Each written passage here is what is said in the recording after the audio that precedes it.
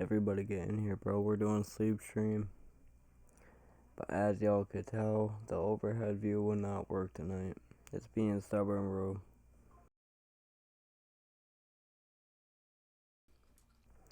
But we're doing sleep stream. So let's get right into it, chat. Everybody get in here. I'll post it on live in a second.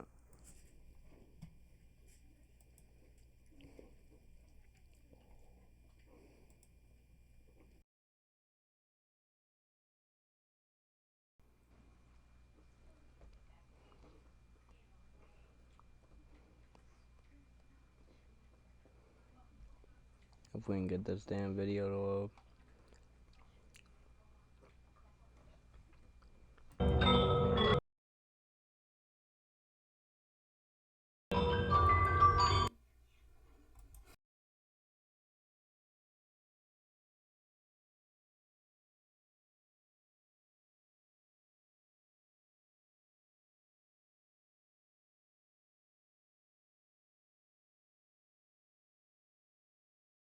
My friend and I both wanted to go. Neither of us were loaded enough to stay at the resort inside the park, but we were able to get rooms in the same cheaper hotel just a few miles away. As tainted as my memory of that weekend is, I clearly recall that everything was festively decorated and covered in snow, a big deal for Florida boys. After a long day of walking through the park and visiting all the attractions, pigging out on various chocolatey culinary concoctions at the chocolate factory, and coercing on our Christmas vacation. However, we still had one more night at the hotel. Our parents had planned this in advance and had gotten a little too drunk to drive all the way home. While our parents were passed out in bed, my friend and I couldn't sleep. Our minds were buzzing. Just yet. We were dueling each other on a mobile game when he messaged me. Yo, I saw a gym on the way up. You want to race on the treadmills? My feet were still sore from all the walking, but it seemed like a good way to blow off some steam. Sure, but just meet me on my floor. That meant I'd have to sneak out and go downstairs, but that wouldn't be hard. My parents were out cold. The only trouble I had was finding where they put the room key so I could get back in unnoticed. It took several tense minutes of I carefully opened the door and slipped out, heading quickly for the elevator. I only got a few steps in before I heard somebody walking behind me. I stopped and turned around, and immediately got stranger danger vibes. There was a man standing. He was half naked. All he had on were the boots, the fake beard, and a stocking cap, along with the most strange pair of stained briefs I've ever seen. Other than that, he carried a flimsy red sack that didn't look very full at all.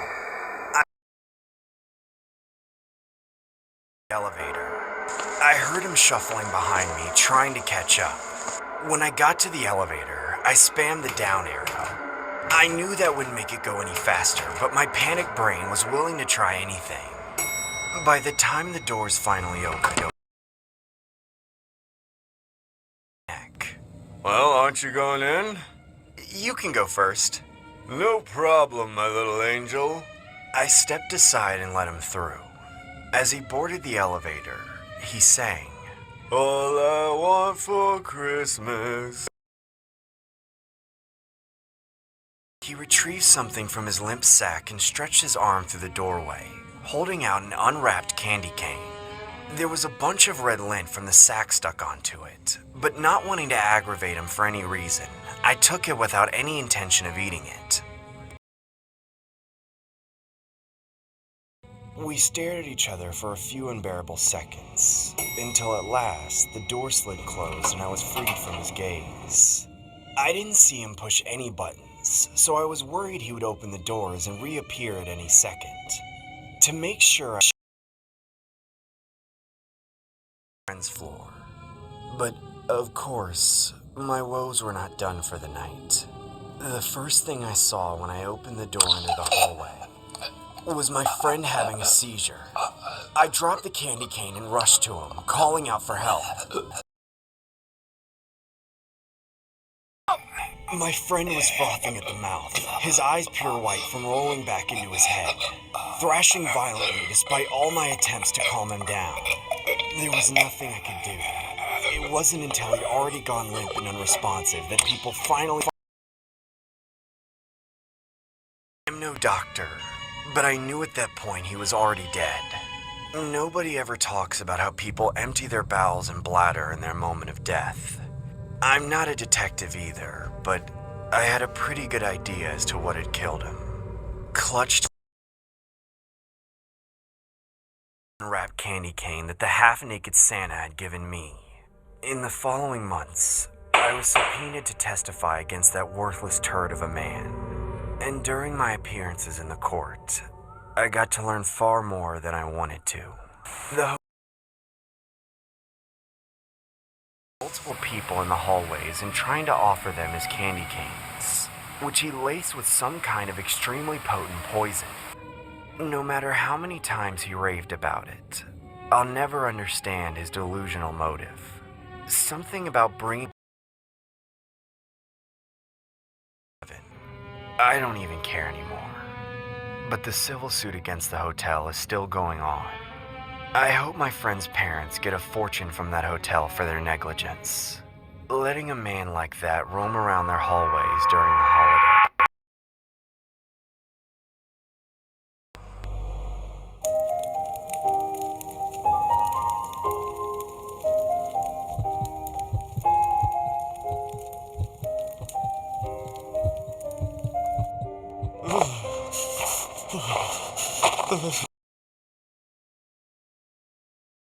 There's so many people here at 9 a.m. It's Wednesday. I know I'm in high school, but don't you people have anything better to do? Don't you have jobs or something? Finally. What in the... Why is everyone right there? Oh no. Is that really Santa Claus? What happened to him? It looks like he hasn't eaten since last year. Alright, I'm next. I can finally make a wish and get out of here. Has he even blinked this whole time? Why does he keep looking at me? Is he okay? It's my turn, and I can't hold up the line. Here I go. Hi, Santa Claus. Oh, hello there, you dashing young man. Come take a seat on old Saint Nick's knee. Did I say knee? I meant my lap. Come closer, boy. I'm hard of hearing. Whoa, hey, ow! What was that? What was what? In your pants, I felt something. Oh, you mean that? What are you talking about? Santa's secret weapon. I keep it on me so when I'm traveling through certain areas, I can use it on guests who make things exciting. Huh? You mean like a knife or something? Never mind that. It won't hurt you. Just... okay. Hurry up now. I don't have all day. I'm sorry, Mr. Santa Claus. We can be quick, I promise. Good, good. Now, what's your name, boy? My name's Keith. And Keith, do you know if you're on the list? I've been good. Have you now? I'll be the judge of that. Now, tell me, what do you wish for Christmas? Well, sir, it's about my girlfriend. Bah! Your girlfriend? That doesn't sound like something a nice boy... I want to have... That is a naughty wish, and it just puts you back on the naughty list. No, please, I take it back. I'll wish for something else. It's too late for that. There's no way that I can give you a present if you're on the... Can't you make an exception? It's not like I wish for something bad. Please, please. Enough! I can make your wish come true, but you have to stop causing a scene, all right? Okay, I'm sorry, Santa. What can I do? Wait a few hours until I climb. It's the one that looks like a magic sleigh, I'll take you to my, workshop. Yes, thank you, Santa. I love you. That's what I like to hear. Now smile for the camera. Santa. Now get in the car already. Can you see where we're going? Of course I can. I live right around the corner. I know a shortcut too. Want to see? What? Whoa! What are you doing? Stop it! Slow down! Are you think I kept my job by driving slow, did you? Just slow down, for the love of God! Please! Fine! But only because we're here. What is wrong with you? What's wrong with me? No. In the world in one night. Just get inside. Hurry up now. I don't want you to get cold. Go on.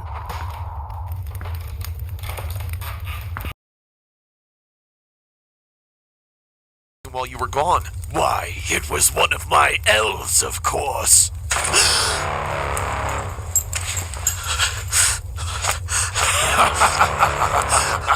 You're so naive. There's no escape for you now. My North Pole.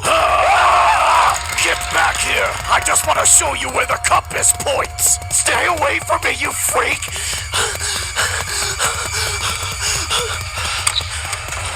There's no way. Stop happening for a long time, so just stop making this harder on yourself. Ho, ho, ho! No, no, no! Yet another tale of terror this year at the known and loved for years, was arrested yesterday on multiple charges alleging rampant abuse of guests who visited the mall during the Christmas season. This story was inspired by a disturbing mall incident that happened in Seattle. A 72-year-old for his crimes after being accused of violating multiple mall guests while on the job. The man's name is Ronald Carroll McDonald. It was alleged that he wanted to be a mall Santa just so he could target younger customers under the radar. Ronald's son sentence. Ronald was seen sobbing as he apologized to his family and to the relatives and friends of his victims in the courtroom. He later stated that he was quote-unquote Satan and not Santa, and that he knows everyone wishes him hell. Ronald accordingly.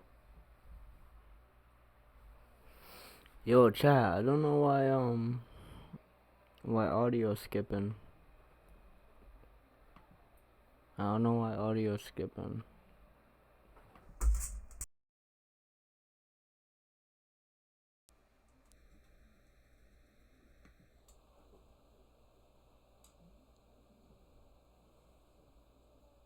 Let me try this, chat. Let me see if this will fix it.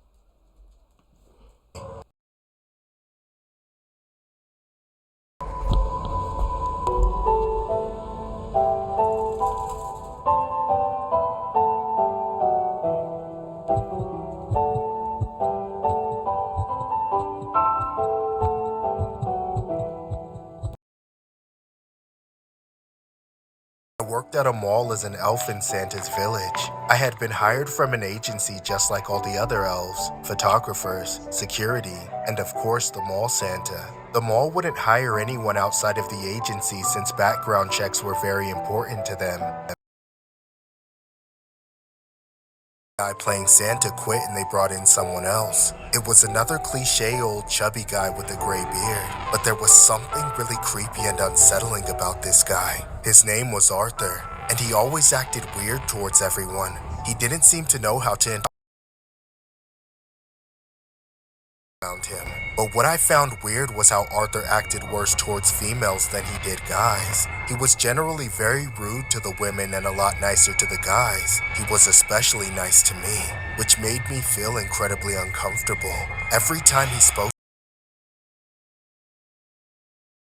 in the creepiest way. Hey, darling, do you like candy canes? No, I don't. If you don't say yes, I'm gonna put you in my naughty list, darling. Stop calling me that. I even noticed he was nicer longer than the girls, and he seemed to give them special attention.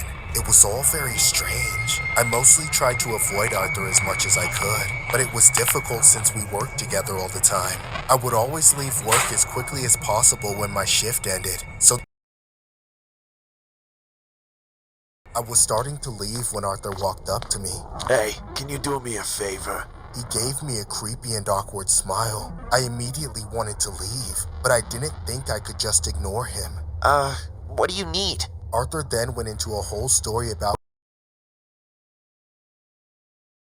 apparently, some kid had pulled his back from sitting in his lap. It all sounded like a lie to me, but I couldn't tell for sure. So, do you think you could drive me home and help me up to my apartment? I didn't want any part of it, and I told him that I couldn't do it.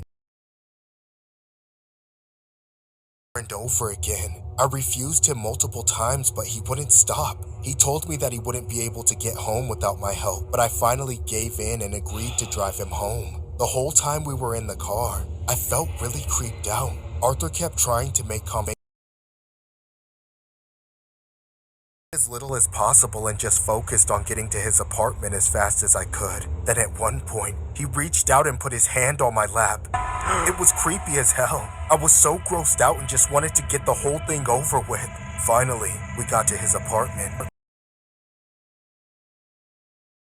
He insisted that he needed my help getting upstairs, so I reluctantly got out of the car and helped him up to his place. We moved really slowly, and Arthur leaned on me the whole time. We eventually made it to his door and I told him that I had to go. Arthur then told me to wait by the door.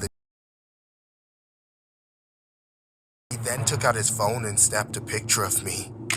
Then he went to his room. I stood there confused and impatiently waited for him. Several minutes passed and Arthur still didn't come back. I began to feel sick to my stomach, and I had a very uneasy feeling that as I started to turn around, Arthur appeared in the doorway out of nowhere. He was half naked, wearing only his underwear and holding a metal rod. He stared at me with a sick smile on his face, then swung the rod at me. I instinctively ducked as Help me! I pushed Arthur to the floor and immediately ran down the hallway towards the elevator as fast as I could. I made it to the elevator and maniacally pushed the button for it to open. As I did, I looked behind me to see Arthur slowly slide out of his door. He started running at me. I entered the elevator and frantically tried to close the door as Arthur got closer and closer. At the last second, the door closed just as Arthur smashed his rod into it. I could hear him slamming it against the door over and over again.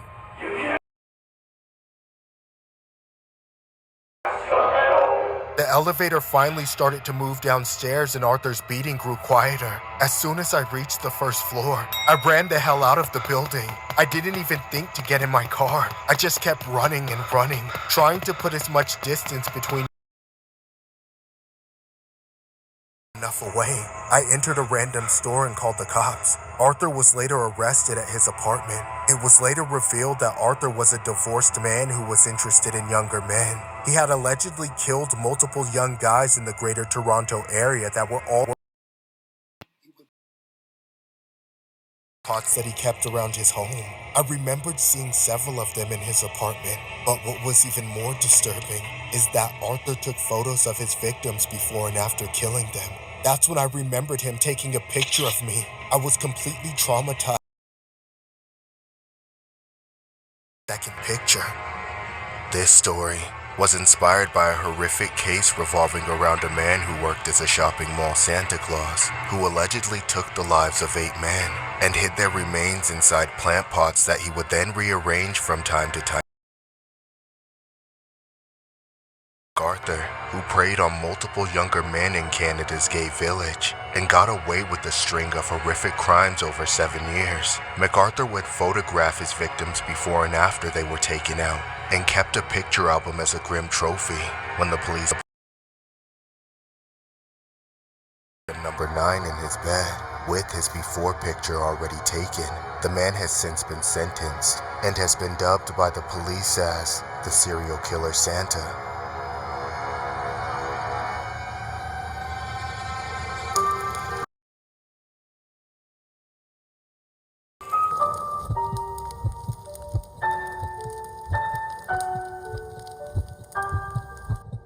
What I'm about to tell you was the most terrifying experience that I have ever lived through. It's something that I will never forget. It happened years. They're the most important people in my life. I would do anything for them. That's what terrified me about that day the most. The thought that something might happen to one of them. My wife used to be friends with this woman named Janet. I got along with her husband okay, but we weren't. Janet and her husband had a son as well, so it was a nice situation. The two kids could play together while the adults talked, and we never had to get a babysitter. One year, Janet invited our family over for Christmas dinner. Unfortunately, her husband had my wife, Janet, and our two sons. I was surprised that Janet would invite us over on a night that her husband worked, but we of course accepted the invitation, so we headed over to Janet's house for dinner that night. It all went well at first. The food was delicious, slightly on edge, but I assumed that it was just the stress of the holiday getting to her. I knew I felt burnt out from all the preparations. Then something strange happened. I heard creaking noises coming from upstairs as we ate.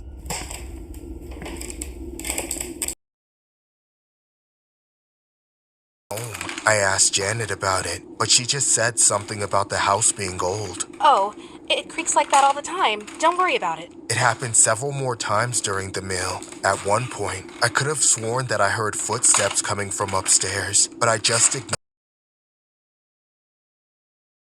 the old house. Eventually, we finished dinner and headed to the living room. The kids went upstairs to play, while my wife Janet and I conversed and had some wine. Another hour went by without any event, and I realized that it was getting to be pretty late. I was just about to ask. The scariest thing happened. I heard screaming coming from upstairs. My wife and I immediately started panicking, but Janet remained strangely calm. Then I realized it was our son. I immediately ran upstairs to see what off for some reason. It was incredibly dark. The screaming had stopped, and I had no idea where it had come from. It was difficult to make out anything in the darkness. Son, where are you? He didn't answer. I really started to panic then. I ran through the door anywhere. Then I saw some light peeking out from under a closed door. I frantically opened the door and barged into the room. And I couldn't believe what I saw. My son was lying on the floor with a large man dressed as Santa hovering over him. My son was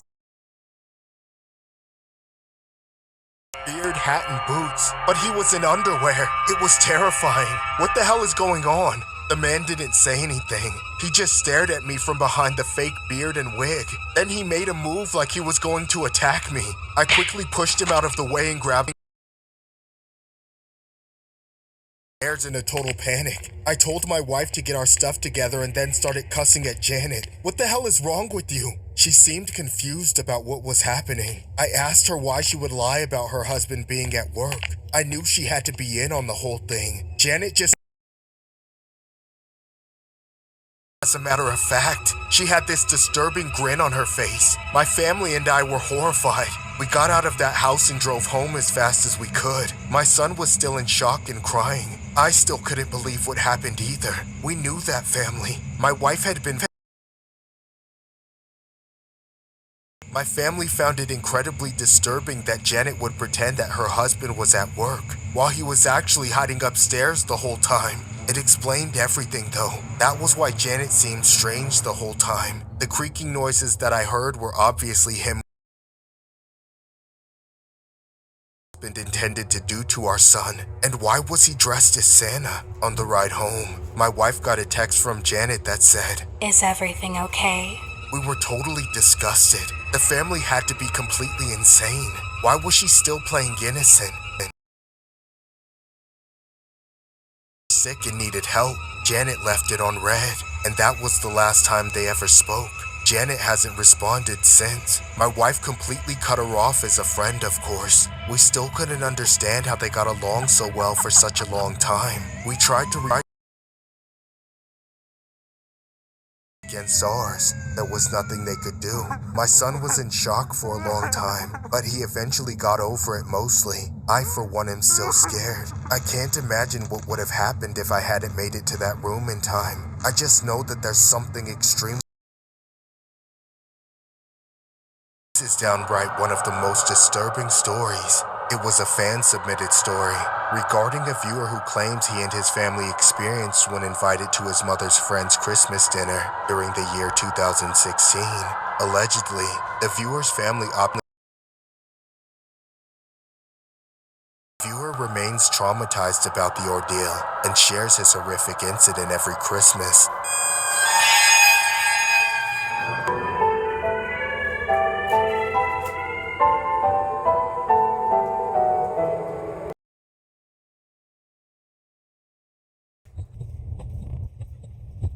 Last Christmas Eve, my parents dragged me out to the mall along with my little sister. Early on in the night, I got bored and knew I wouldn't be able to stand shopping for clothes any longer. I convinced my parents to let me go explore the rest of the mall while they got They only agreed to it if I took my little sister along with me. I agreed and promised that I would call as soon as we were ready to leave and meet up at the Foot Locker. We walked around for a little while, but there was still nothing that piqued my interest. My sister, however, really wanted to see Santa. Not Santa was funny for some reason. Anyways, we got lined up in the center of the mall where they had a bunch of fake North Pole scenery put up around a Christmassy house that was supposed to be Santa's cabin or whatever. Nobody could actually see Santa because you had to go inside the cabin to meet him and get your pictures. Because the line to move. With 20 or 30 people ahead of us, the estimated wait time was almost an hour, but it's where my sister wanted to go, and I didn't have any better idea, so we stuck it out. Unfortunately, after about a half an hour, the soda that I'd had at the food court was hitting my bladder. Me to hold my place in line if she was still waiting when I got back. Then I raced off to the nearest restroom. Just a few minutes later, I was done, and I went back to the Santa setup to see that my sister was no longer in line. I figured she was inside the cabin, but after I saw a few check inside, I tried to tell them what happened, but those heartless helper elves didn't care at all. I pleaded with them to just let me check, saying that I didn't want to take any pictures and just wanted to make sure my sister was okay. But they didn't believe me. They just wrinkled their noses and told me to get in the back of the line. And gave me weird looks while I walked back. I was even more annoyed when I saw that the line had doubled in size since I left it. I was fuming the whole time I waited, mad at myself for leaving the line and cursing out everything in my head. My sister didn't have a cell phone, so she was basically helpless without me. Be in some deep trouble with my parents. So I waited and waited and waited until finally, after a ridiculous amount of time, I got in. As soon as I stepped in, a chill ran down my spine. It was super dark in there, and it smelled kind of funny. To my left, the wrong guy to play the part. He was all scrawny and ghoulish with sunken-in eyes and a patchy beard. The only part of him that was fat was his ginormous beer gut, which was way out of proportion with the rest of him. He was hideous. I couldn't tell if he was trying to do a Christmas or how. Hello? Have you seen a little girl with dark hair about this high? Probably laughed at you instead of asking for presents? Whoa there, kiddo. Aren't you gonna ask for presents? No, I don't care about presents. I'm just looking for my sister. This is the last place she was at. Have you seen her? Santas, you don't have to sit in my lap or anything. You just have to pick one of these 3 presents here. The presents were laying in his lap. A blue one on the left, a green one on the right, and a red one in the middle. I hadn't noticed them before because, well, who wants to look at the crotch? If you let Santa do his job, Santa will help you do yours. You mean you'll help me find my sister? Of course! Well, all right then. Merry Christmas, I guess. That's the spirit. Come here and take your pick. picking the red one? I looked him up and down suspiciously. I wasn't a complete moron. I knew what he might be trying to do, but I wasn't sure. In spite of him, I pointed to the blue one. Wrong! Wrong! Wrong! Wrong! He screamed, picked up the present, and hurled it against the wall. A bunch. Hey, what are you doing? I'm telling you to pick the red one. No, I picked the green one. You just think you're hot stuff, don't you? Well, let me tell you something, you little snaggletooth twink. I eat punks like you for a living. Is that what you... Dude, what are you even saying? Don't play dumb with me. Just pick the red one already. Come on, you want to find your little sister, don't you? Fine, I picked the red one. He took the lid off the box, but I couldn't see closer, and I did so with extreme caution. I peeked my head over and saw that it was full of candy canes, all different shapes, colors, and sizes. Like what you see? Go ahead. Grab the biggest candy cane you can find and eat it. Oh, God. Fished around for a few seconds. I couldn't feel anything that seemed obviously bigger than everything else, until something at the bottom of the box was wrong. Really wrong. I jerked my hand out of the box and jumped back. I was about to curse out the Santa, but when I saw him again, I was speaking like a psychotic inhuman demon. I began to exit the cabin when the psychotic Santa lunged up from his seat, sprinted across the room, and cornered me against the wall. That's when the Santa pressed his demented face against mine and handed over the red box. Sure, you ate the biggest candy cane last. Instinct took over and I broke away at the last second, sprinting through the exit. That's when I found my sister, huddled up against the wall by herself eating a candy cane. I slapped it out of her hand, grabbed her by the arm, and took us back to our What were you doing in there while I was in the bathroom? Nothing. I was just eating a candy cane that Santa gave me while I was waiting for you. I was really freaking out and had to call my parents right away. They raced over to us and I told them everything. They immediately called the cops, and a few minutes later, that sicko was in handcuffs. This is the image of the quote-unquote candy cane Santa. He was a 63-year-old Arkansas native who worked as a mall Santa at a local plaza and was arrested for his heinous crimes. The minimum sentence of his charge was 18 days, or a maximum. I think it's safe to say he'll be sharing candy canes in prison going forward.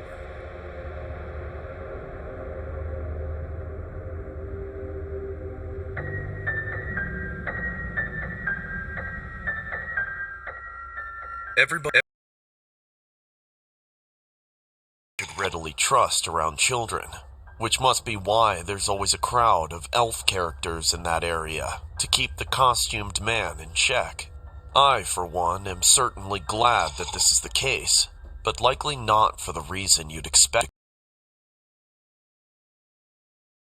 One of these mall Santas. I was much younger at the time, young enough to still be interested in the idea of Santa Claus, but more than old enough to have my doubts about the truth of it. My whole family went out to the community mall for some last-minute Christmas shopping. Right inside the entrance, where Santa Claus was granting wishes and taking pictures along with his team of elves. To my recollection, that was probably the most wholesome and charming Santa Claus charade the mall ever had. All the kids... St. Nicholas. I immediately started begging my parents to let me go see him. Mom, can we go see Santa Claus? Maybe later, honey. The line is too long. We'd be there all day. We should go shopping while we have all our... Later, can we go? Sure, sweetie pie. You've been nice this year. I guess my parents wanted to buy what they could before everything was gone.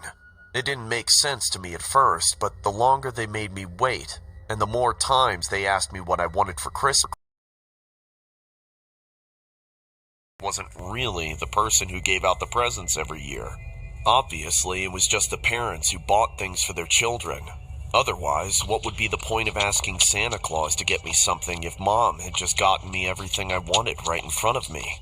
So... I know that every kid has to realize this at some point, but having the magic stripped away so close to Christmas brought on a lot of conflicting emotions for the younger me. But it would only get worse from there. As we were about to leave the mall with our purchases Santa had gotten. Look at that, honey. You could almost walk right up to him. At that point, I didn't even want to talk to him anymore. The glow was all gone. And now it seemed like every one of the few kids that were waiting in line were almost scared. No, at the time. So we all shuffled into the queue so I could get to sit on Santa's lap. But as we got closer and closer, I started to see that the line wasn't the only thing that had changed in the few hours since I'd last seen the staging area. Santa Claus old, warm, and fuzzy-looking grandpa. But now, he didn't even look like the same person anymore.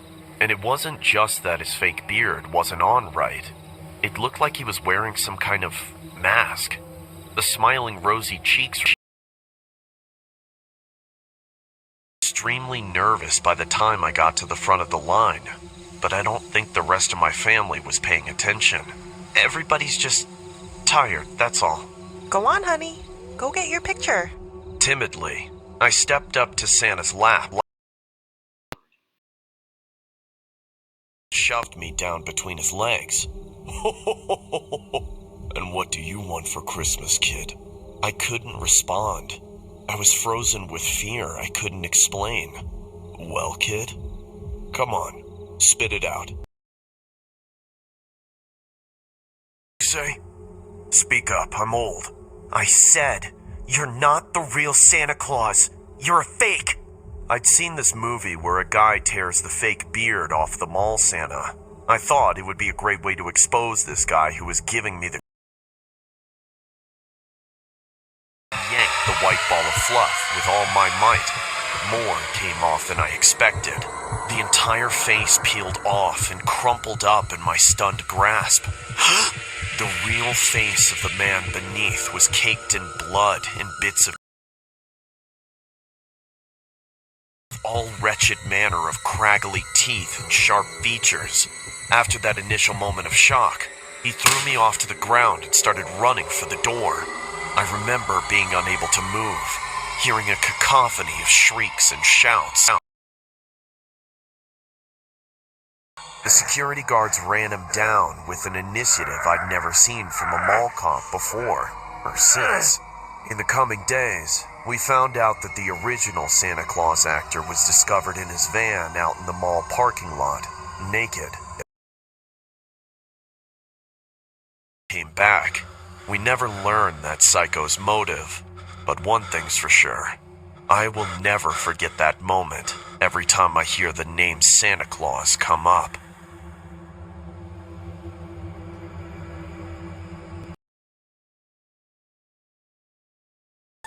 Okay, sir.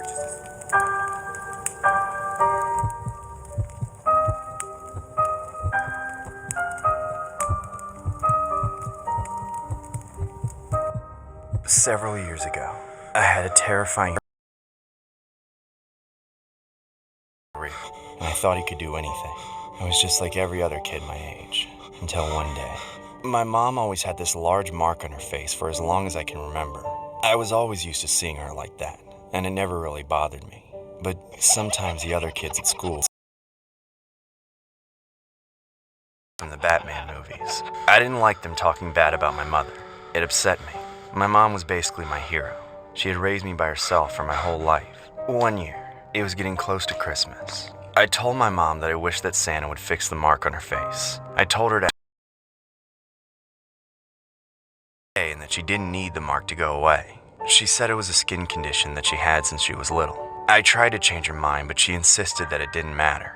I figured that my mom just didn't want to ask for herself, so I decided that I would ask the mall Santa next time I saw him. I believed he was the real Santa. I asked my mom to take me to the mall. I told her that I wanted to see the Christmas decorations. She didn't really want to at first, but I kept begging her until she finally agreed to take me. When we got to the mall, my mom let me go off by myself, and we agreed to meet back at the front at a certain time. long line of kids already there, so I had to wait a while. I watched Santa talk to the other kids while I stood there, but there was something off about him. He looked creepy as shit. I couldn't fully explain why, but he didn't look like a regular Santa. I was a little freaked out, but I told myself that Santa was just having a bad day or something. When I finally reached the front of the line, I immediately went to sit on his lap. That's when I noticed he was looking at me in this creepy way. "What do you want for Christmas, little boy?" I asked him if he could take away the mark on my mom's face. He immediately said that he couldn't. I asked him again and again, but he kept refusing. I didn't understand how Santa could refuse my request. I kept pushing him, thinking he was just testing me or something. Finally, the Santa asking him. Stop asking me that! Just shut up! Shut the hell up before I get security to kick you out of this mall, you spoiled little brat! I was really scared now. I got off his lap and tried walking away, but the scariest, most blood-curdling thing happened to me. He grabbed me by the shoulders and started shaking me around like a rag doll. Stop it, Santa! You're hurting me! I was absolutely terrified. He wouldn't let me go. He just kept holding me there with his hair. I started to cry loudly. I remember the Santa saying over and over again, Shut up! Shut the hell up! That's when the elves were finally able to pull Santa off of me. He just kept glaring at me with the creepiest face ever. The elves tried to ask me if I was and I told her everything that happened. I was completely traumatized. My mom totally freaked out and told me that she was going to have the Santa arrested. She made me go back and point him out to her. I just wanted to go home, but my mom insisted that he wouldn't get away with it. We walked back over and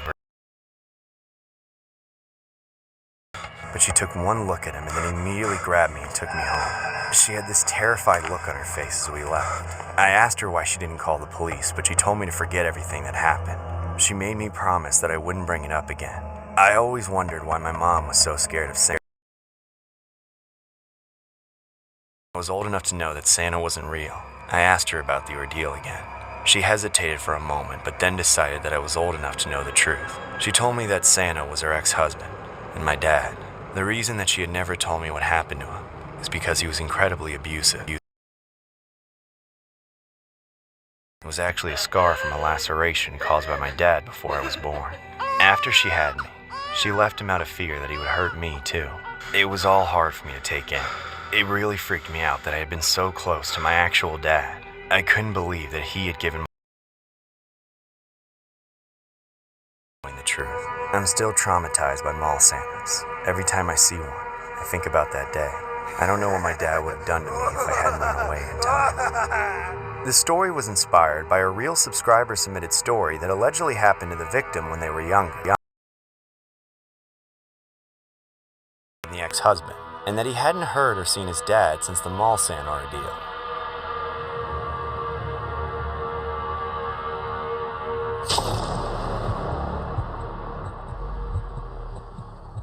This story is from the two-story house since the day I was born. It was quite the dread living in, as the heaters would malfunction during the winter, so we always made sure to have the fireplace on. But what made the house extra terrifying was how close it was to a prison. I've always wondered for a very long time why I pestered my dad about moving out and looking for a better place to stay. But every time I try to persuade him, he would brush me off and tell me how this house had been passed down for generations and had always brought good fortune and prosperity to the family. As an only child, my parents felt it would be appropriate to when they were out. So ever since I was 2, this old nanny was basically my roommate. Her presence made me feel safer and less frightened about the nearby prison. However, I still had the habit of looking out my window, checking out the massive wall topped with barbed wire flowing with electricity. I was still afraid. I mean, who wouldn't be? If you knew your neighbors were some of the most diabolical people ever known to mankind clustered under one roof, wouldn't that make your heart beat a little faster? Knowing this prison had maximum security, I felt a sense of relief that prompted me to close the Home late after playing games at my friend's house a few blocks away, and upon seeing our garage empty, I knew my parents weren't home yet, but it didn't matter. I knew Sabrina would be home to keep me company like she always did, even if we didn't have long conversations. However, when I entered the kitchen I had to go home to rectify an issue involving her close relatives. In her note, she promised that she'd try to come back as soon as possible, and so she reminded me to keep all the doors and windows locked and to hit the sack early. However, without supervision, I instead took the opportunity to play my phone. To call it a night. Then, lying comfortably on the bed with my eyes heavy as sandbags, I heard loud footsteps emanating from downstairs. Half asleep, I jolted. I initially thought the nanny had returned with some heavy bag or something. Not to. But as I descended to the first floor, a cold sensation wrapped around my skin. Then, gazing into the darkness before me, my throat went dry as I called out and said, "Sabrina, is that you?" I waited, but there was no answer, and so I called out to her once more. Sabrina, this isn't funny! I yelled in exasperation. Then, seconds later, I heard one of her trash bins topple over, followed by a low, menacing chuckle. I stood still, and as soon as my body quivered, I had run upstairs and hide. However, I was too scared to move. Moments later, someone began to emerge from the darkness, and as the mysterious person came toward me, revealing their identity under the foyer's dim lights, I instantly recognized it wasn't Sabrina. Instead, wearing an orange t-shirt and pants, he had long, thinning hair, and was disheveled like he hadn't showered in days. He didn't say a word, and that was the most terrifying thing. Not knowing what he planned to do made me panic. Then, all hell broke loose when the large man made direct running up the stairs, locked myself in a room and hid under the bed. It never crossed my mind that I would come face to face with a stranger in my house, but I didn't know where else to go. As I bit my nails in sheer terror, I could hear the man running around my house, smashing into walls and tearing the place down. Soon, I heard the sounds of furniture breaking and glass shattering, and then, that's when all the lights around the house went out. You can't hide from me! I tried to crawl out from under the bed, desperately searching for a phone to call 911, but I couldn't see amidst the darkness. Still, motion downstairs finally ceased, followed by something more terrifying. That's when I hear footsteps coming up the stairs. They were slow but heavy. I knew if I didn't find my phone quickly, I may never see daylight again. So in my frantic attempt to find my phone, I suddenly hit what appeared to breathe. I knew I had stupidly blown my cover. I then heard the creep opening the doors to the other rooms one by one. Mine was at the end of the hallway, so I knew he would eventually inspect this room as well. As soon as I grabbed my phone, I crawled. Hello, this is an emergency. There's a giant stranger.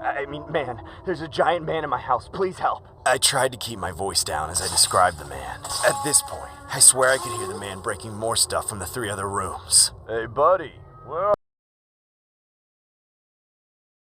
That's when I heard my door creak open.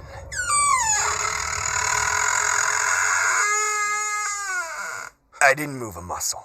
I didn't even breathe. I held my hands across my mouth the entire time. And that's when the most terrifying thing happened. And started slamming me onto it. I broke free from his grasp and was cornered by his enormous stature. That's when I slapped both of my hands on my cheeks and wailed in misery. I legitimately thought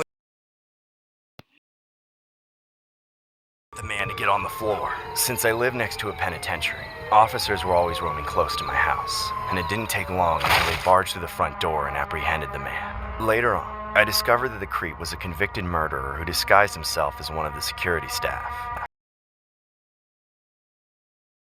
Found out about the incident, they finally decided it was time to move out and find a safer neighborhood to live in.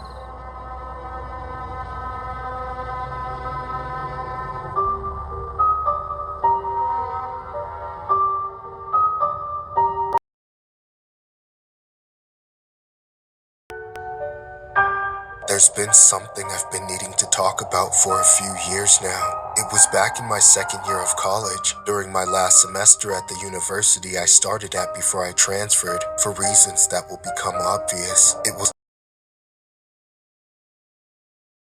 the reason I transferred is because transportation was a huge drag, and it was, but that's not the full reason. The buses were late all the time, and on the cold days when nobody wanted to walk, they were so jam-packed that there wasn't even a space for me to stand by the time I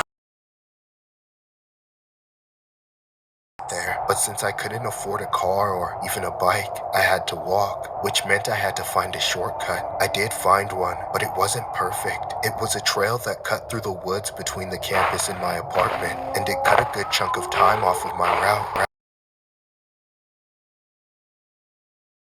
Well, it was abandoned, but it did have an occupant. It was some deranged old hobo guy who took shelter in it when it was cold. There were legends about him at the school. We called him Santa because he apparently only wore an old Santa suit that he must.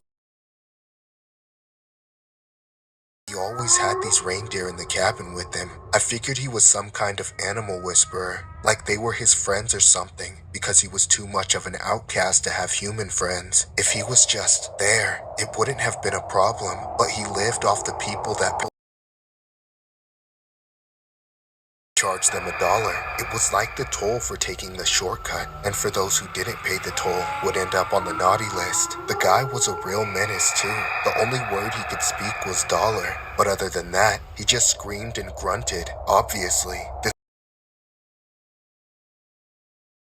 I gave the bus several chances, and it was honestly worse, even for as terrifying as the shortcut was. I put up with it, and always had $2 in my pocket, one for each way. But one day, as I was passing by his house and walking up to it, because I never tried to try a ton of flies coming out of it. The whole thing reeked of crap. I held my breath and knocked on the door with my dollar in my hand. And right away, the freak poked his head out through the gaps in the broken door, glaring at me with the most disturbing crusty old hand and grabbed my wrist, pulling me in closer to him. Dollar, dollar, dollar. I closed my eyes reflexively and he shook my wrist until I let go of the dollar and yanked my hand back. As he reached down to grab it, I ran away shouting and cursing him, with one of my friends. I told him about what happened. He never believed in the dirty Santa legend though, and he seriously thought I was messing with him. I'm being for real, man. There's a dirty hobo dressed like Santa on the shortcut. He's crazy. Dude, you're crazy. As you walked it in the spring, Santa only comes during the winter. Do you hear yourself right now? Talking about Santa Claus like you still believe in him in your 20s. He's scary, man. You better not go down that trail without a couple bucks in your pocket. Or what? He'll put me on the naughty list? Thanks for the warning, chicken shit, but I'm too broke to be scared out of my cash by some dirty hobo in the woods. I really did everything I could try to make him take it seriously, but he wouldn't listen to me. I was just hoping that I was being more scared than I needed to be, and that some of the legends I heard. But my friend was done for the day and went home right after lunch. I waved goodbye to him after I reminded him where the trail was, and I made sure he had $1, but I already knew he would want to keep it for himself. When I was finally free, I walked through the shortcut a little faster. Trail leading right up to the cabin. My hand was shaking, but I walked up to pay my toll anyway, hoping that he had just hunted down some wild game in the forest or something. I knocked on the door and stuck my hand out with $1 clutched in it, averting my eyes until... Anyone home? When there was no answer, I slowly pushed the door open, getting my first good look at the interior of the cabin. I realized then that all those reindeer I'd been seeing weren't actually real alive reindeer, but taxidermy fakes. All like trophies, and then, right next to them, the head of my friend looking right at the door. And that dirty Santa wannabe maniac was just sitting by the fire pit, laughing. His mouth was caked in blood, but he couldn't have... Didn't look back. It was was in the middle of the day when I got home, but I crawled into bed and pulled the sheets over my face and tried to block out the world, suppress the memory of everything that I'd just seen, and forget about the whole thing like it was all just some terrible, awful nightmare. I saw my friend's head decapitated and hung up on the wall like it was a hunting trophy, so I didn't close my eyes. I kept them open all day and all night, trying to not even blink. My neighbors found out I was going insane by the second day of that, and I used it and get transferred. I ended up changing my major completely and taking some courses abroad, just to get as far away from that school as possible. I never wanted to take that trail again. I didn't even want to think about it, but as much as I don't want to do it, I do as a missing person, but I don't even know if they ever found him. I'm not sure what even became of the dirty cabin Santa, or if people still have to pay the toll to walk that trail. Of course, I regret never saying a word about all of this until now, but at least I've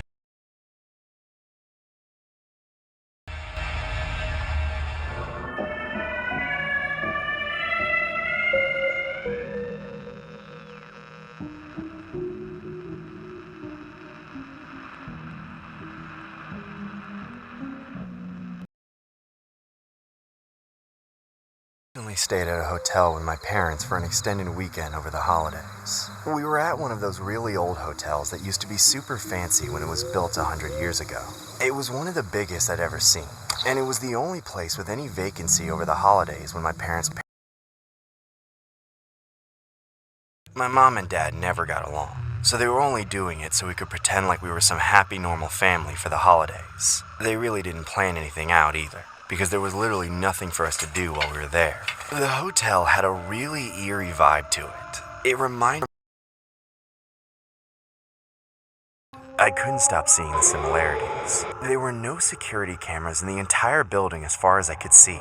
And not to mention, there were so few guests in all those big empty hallways and lobbies that it felt like we were completely alone there. And of course, we got snowed in on the first the whole time we were there. We did everything to avoid each other. My mom essentially never left the hotel room. She cleaned things even though we had housekeeping and lied in bed all day watching TV on the crappy satellite channels until she passed out at 3 a.m. My dad, on the other hand, some kind of old-timey mystery novelist, and would get mad and yell at us if we got in the way of him working. Get out of here! Can't you see I'm busy working? Go back to the room now! He set himself up in the center of the biggest lobby and just typed his life away on that stupid typewriter all day long. For the majority of my stay, bored out of my mind. By the time my mom let the 10th rerun of Titanic play on the TV, I got up and left to do something, even if it was just wandering around. I did a lot of wandering around, actually, but only for the first couple days. In the hallways of that hotel at night. On the third night, I couldn't sleep after my mom went down, so I left the room and tried to find something to look at. It was the middle of the night, and everything was dead quiet. I must have walked a mile through the hallways and not seen or heard a single soul.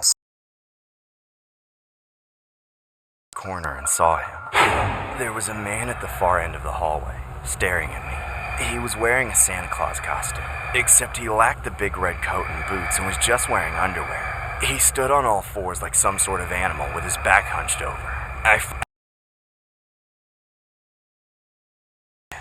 Hey, come here.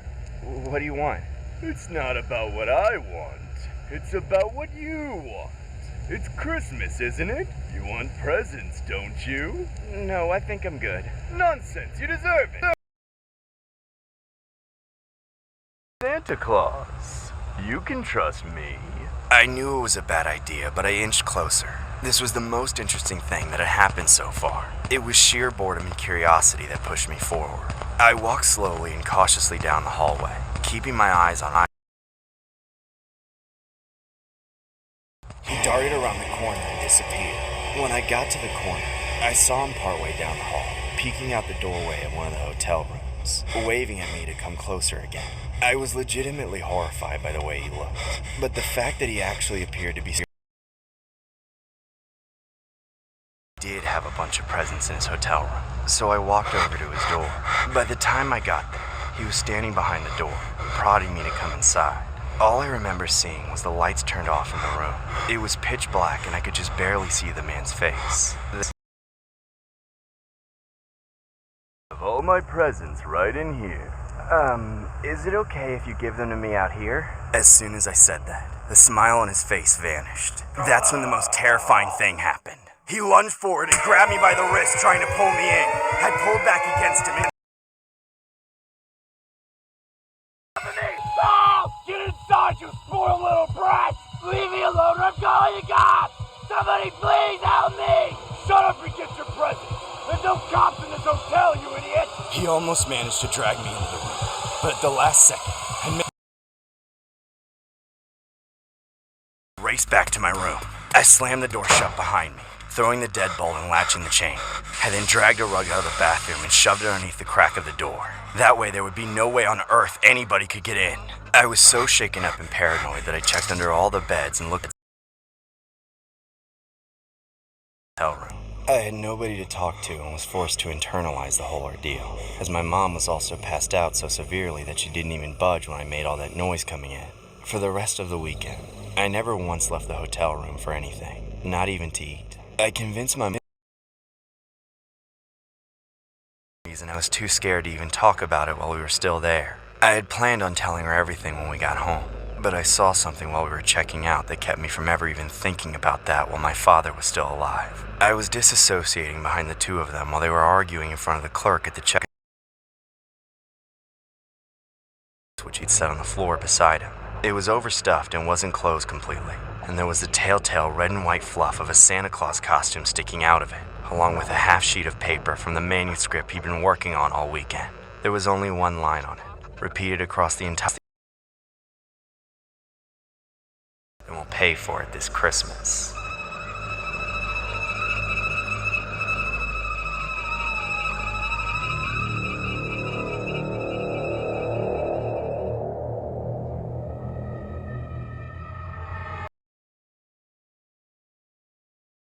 Told from the perspective of a female girl. It happened a few years ago around the Christmas holiday. There was this little girl living in a small house with her parents, and since Christmas Day was approaching quickly, her father began setting up the tree while her was so ecstatic that it was difficult to contain herself. As the little girl's parents continued to decorate the tree, the girl would chew on her nails while twitching her head to the side like some deranged crackhead. The parents would immediately take notice and parents were in the living room, drinking some coffee while watching television. The entire house, including the tree, was completely decorated. That's when the little girl could be seen sprinting down the stairs and towards the Christmas tree, only to be left standing. As the little girl's demeanor, which was once filled with excitement and anticipation, instantly turned to nothing when she saw that under the Christmas tree was merely a carpet with no presents. Unable to contain her disappointment, she asked, "Mom?" Each other and smiled, as if her concerns didn't matter. Then, moments later, her mom crouched, patted her head, and said, "You have to wait till Christmas, dear. Santa only arrives on Christmas Day." The girl then started slamming her fist and bring her into the bedroom. It quickly became quite evident on how desperate the girl was to get her hands on those gifts that she fantasized about daily. On Christmas Eve, her parents suggested that she should prepare some cookies and milk. When she gifts to children that offer him treats. Hence, that's precisely what the girl did. The girl grabbed a batch of cookies and carton of milk and left it on the table accompanied by her mother. The parents figured that they would sneak some presents. Then, in the middle of the night, everyone went to sleep except for that girl. Her zeal and impatience was so overwhelming that she couldn't hit the hay.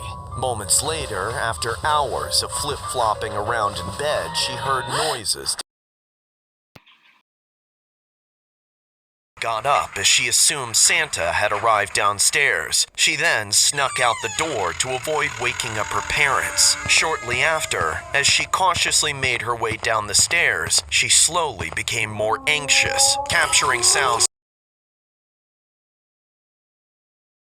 The girl then tiptoed her way down the bottom of the steps and saw the most gut-wrenching sight a kid could ever witness. There she was, greeted by a large, ghoulish-looking Santa. He was facing the carton like a rotten pig. At this point, she wanted to head back upstairs and hide under the bed. However, a combination of fear and curiosity kept her in place. Thus, the girl asked, Santa? Is that... Silent, he put down the carton, slowly turning his head 180 degrees, with a sinister grin revealing sharp teeth and a wet lower lip caused by constant drooling. At first, he just stood there, staring. The creepy man said, "What's the matter?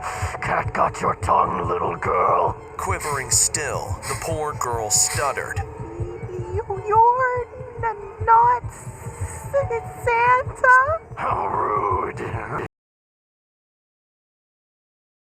Santa, I believe you've been a bad girl. He licked his mouth as he tilted his head to one side and said, "Do you know what happens to bad little girls?" The girl inched back, her eyes wide. "You're on my naughty list," he said, in a pitch much lower than before. So, convinced his intentions were much worse than the girl ever anticipated, she cowered away in fear. Then, without time to think,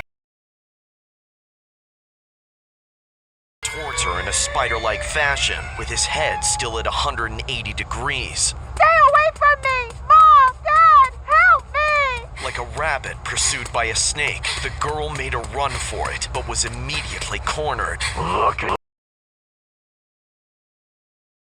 The air, and when she failed to listen, he repeatedly said, Look at me! Look at me! Look at me! Unable to run away, she froze in fear once again.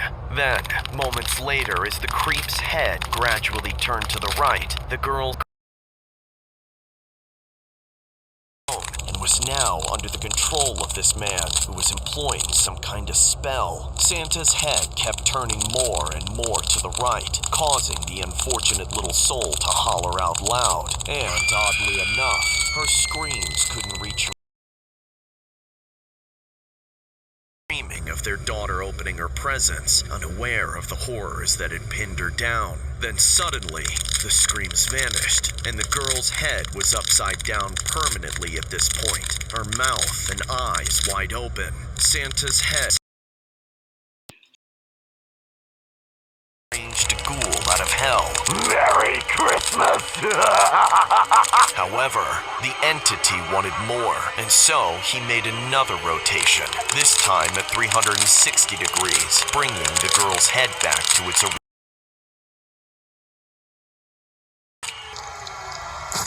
As morning came, both parents were so excited to see their daughter that they knocked on her door, only to receive no response. So, they assumed she was still asleep. However, when they opened the door, they saw that her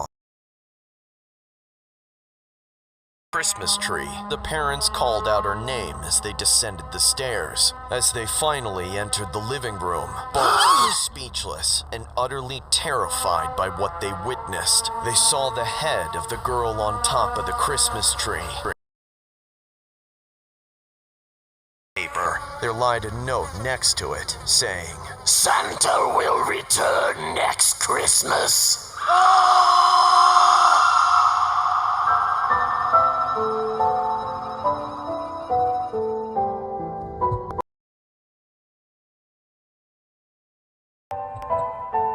This story happened during the Christmas holidays. I'm a father, a husband, and a breadwinner, which entailed me to work overtime more often than not. Of course, it was infuriating, as I wanted to be home with my family rather than trapped in a cube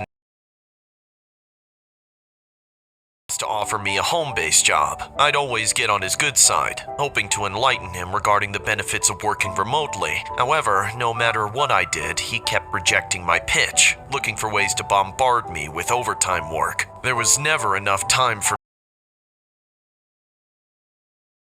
However, with only 3 days off, namely Christmas Eve, Christmas Day, and Boxing Day, it still felt like I needed more time to rejuvenate. So, in the end, it still wasn't much of a vacation for me. When I'd see my boss and all the others from the upper management additional tasks, I'd bite my lower lip in frustration. But every night when I'd arrive home, I'd always find my wife sleeping soundly, exhausted from all the work, house cleaning, and cooking, in addition to taking care of our son. On weekends, whenever I had the chance to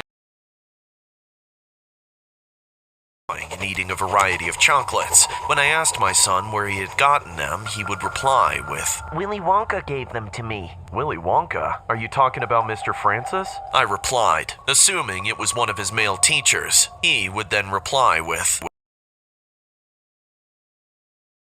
Without a tinge of reluctance, I scolded him, telling him the chocolates were bad for him. As a result, he ran to his mother to complain about how I was being a horrible parent. Through the years, my son and I had grown estranged since I was barely home. I would arrive home to want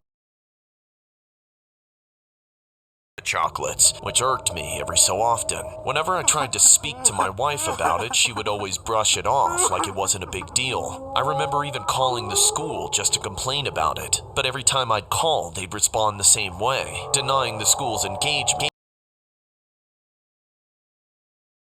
Claimed to have no association with Willy Wonka's products. So one day I waited for my boss to head out of the office so I could sneak out of work, and when the coast was clear, I drove to my son's school, concealing myself amongst the trees near the playground. Where the hell my son was getting these chocolates from. When he eventually left the school, I noticed him walking towards a different direction instead of the way home. This immediately prompted me to follow him. Moments later, I saw him enter an abandoned building by the corner of the street and snuck inside. That's when I noticed standing before me was a chocolate factory towering over me like an edifice that came straight out of a novel. And the more I gazed into the mammoth structure, the more I realized it resembled the one I saw in Willy Wonka. I must be going nuts, I told myself. But despite my doubts, I went deep into the rabbit hole. There were oddly shaped machines and contraptions left and right. Moments later, I saw my son speaking to a man dressed up as Willy Wonka from a distance. Wore the same giant top hat and sleek velvet coat. I couldn't help but wonder what this man's true identity was, and what's his purpose for meeting my son. It would soon become evident as I listened intently to their conversation. So, my dear boy. Such a drag, isn't it? Kinda. This can all be yours if you want, but you must leave school so you can live here full time and have all the chocolates you want. Well, that sounds like fun, but no buts! The only but that matters here.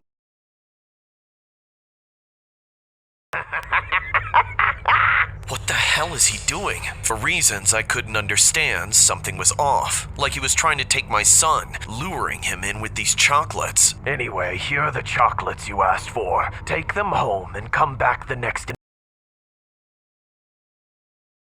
I have a I want you to try. I tackled the creep to the ground and restrained him as I yelled at my son, saying, Don't just stand there, you idiot! Call the cops, now! Out of fear, he did what I instructed him to do, and soon the as I spoke to the investigators, I discovered that the man behind the disguise wasn't a stranger. He was my boss. It became clear why my boss left early for work all this time. He left me in the office to for sweets and give them to my son. But what makes this story all the more disturbing was how my son's drawings that he had been invested in all this time was just drawings of Willy Wonka. All this time knowing that this every time I see chocolate, anywhere I go.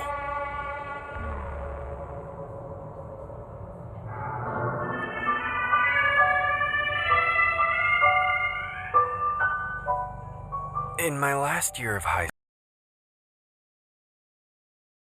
I saved money before I moved to college. I knew they couldn't offer me much once I left, so I didn't really have much choice. But with school still hanging around my neck, I wouldn't get a job that required real work. Instead, I applied for a part-time Santa Claus. I figured it couldn't be any harder than smiling and helping kids up and down from Santa's lap, and ushering away the occasional temper tantrum, of course. I got the job without any trouble, and initially, my hopes were high. The Nicholas himself. He didn't need one of those cheesy fake beards. His genuine facial hair was spot on. Plus, the fluffy suit of red and white looked like it had been tailor-made specifically for him. It was still early in the morning when so I thought I should introduce myself before the day began. Good morning, sir. I'm the new helper elf. Oh, good. Fresh meat. Make a good impression and get me some coffee, dear boy. The way he spoke threw me off. Things you'd expect Santa to say, or in the way Santa would. I glanced around idly to the other elves, meeting their intense stares. One of them looked at me with wide eyes and said, "Get the freaking coffee, dimwit." I didn't even know where the break room was, so I had to pay for a cup out of pocket from a restaurant, which was still opening up. When I got back, the elf that spoke to me before was knelt below Santa's chair, polishing his boots. It was a description. Still, I didn't want to intervene, so I did my best to ignore it as I handed Santa his coffee. See this here, dear boy? This is what happens when you speak out of line. Elves need to respect Santa, and of course his beautiful reindeer. Yes, Santa. Right, I'm sorry, Santa. At that point, I could understand why he was calling us dear boys and girls. He had a strange obsession with reindeer, so I assumed the pun was being said intentionally. I began having serious mall opened up and kids started lining up to meet us. Things got easier. That's when Santa finally got into character, and for the duration of the business hours, he was the jolly man he was supposed to be. Thankfully, my shifts ended before Santa's, so I couple weeks, every day was more or less the same. Every evening, I'd get home depressed, wondering how such a jerk could be Santa Claus. And every morning, I'd return to be slave to his beck and call. Over time, I found a certain urge us around. Always, dear boy, do this, dear girl, do that, like we were his servants, as if we were dear to his heart in any way. One morning, I went in with a scowl on my face from all the pent-up frustration, and that Santa... You're always leaving early and weaseling out of cleaning. Vacuum the stage, because somebody did a lousy job last night. By the time I got back with the vacuum, he had another order for me. You boy, go get me some fresh meat from the food.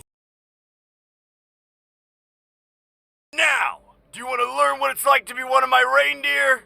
They're not even open yet, old man. Give me a minute. I clammed up, but I'd already let slip enough to piss him off. The other elves stared on in fear. Dear boy, I'm gonna rip your stupid elf ears off. Gods! He lunged at me with sudden speed, but he was caught and held back by the other elves, thrashing and screaming. He eventually caved in and exited the mall. After that, the only thing left was explaining to the public why Santa had a mall full of kids bawling from disappointment was easy compared to dealing with that jerk. We improvised with the picture set up and carried out work for the rest of the day. Unfortunately, things took a sour turn when I got off. I was walking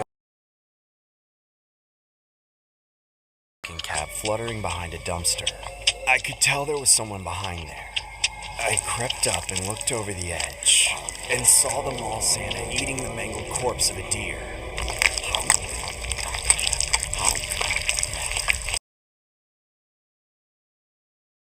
His mouth and said, Dear boy, would you like some venison? What the hell are you doing? What? Can't you see why I call you stupid elves my dear boys and girls now?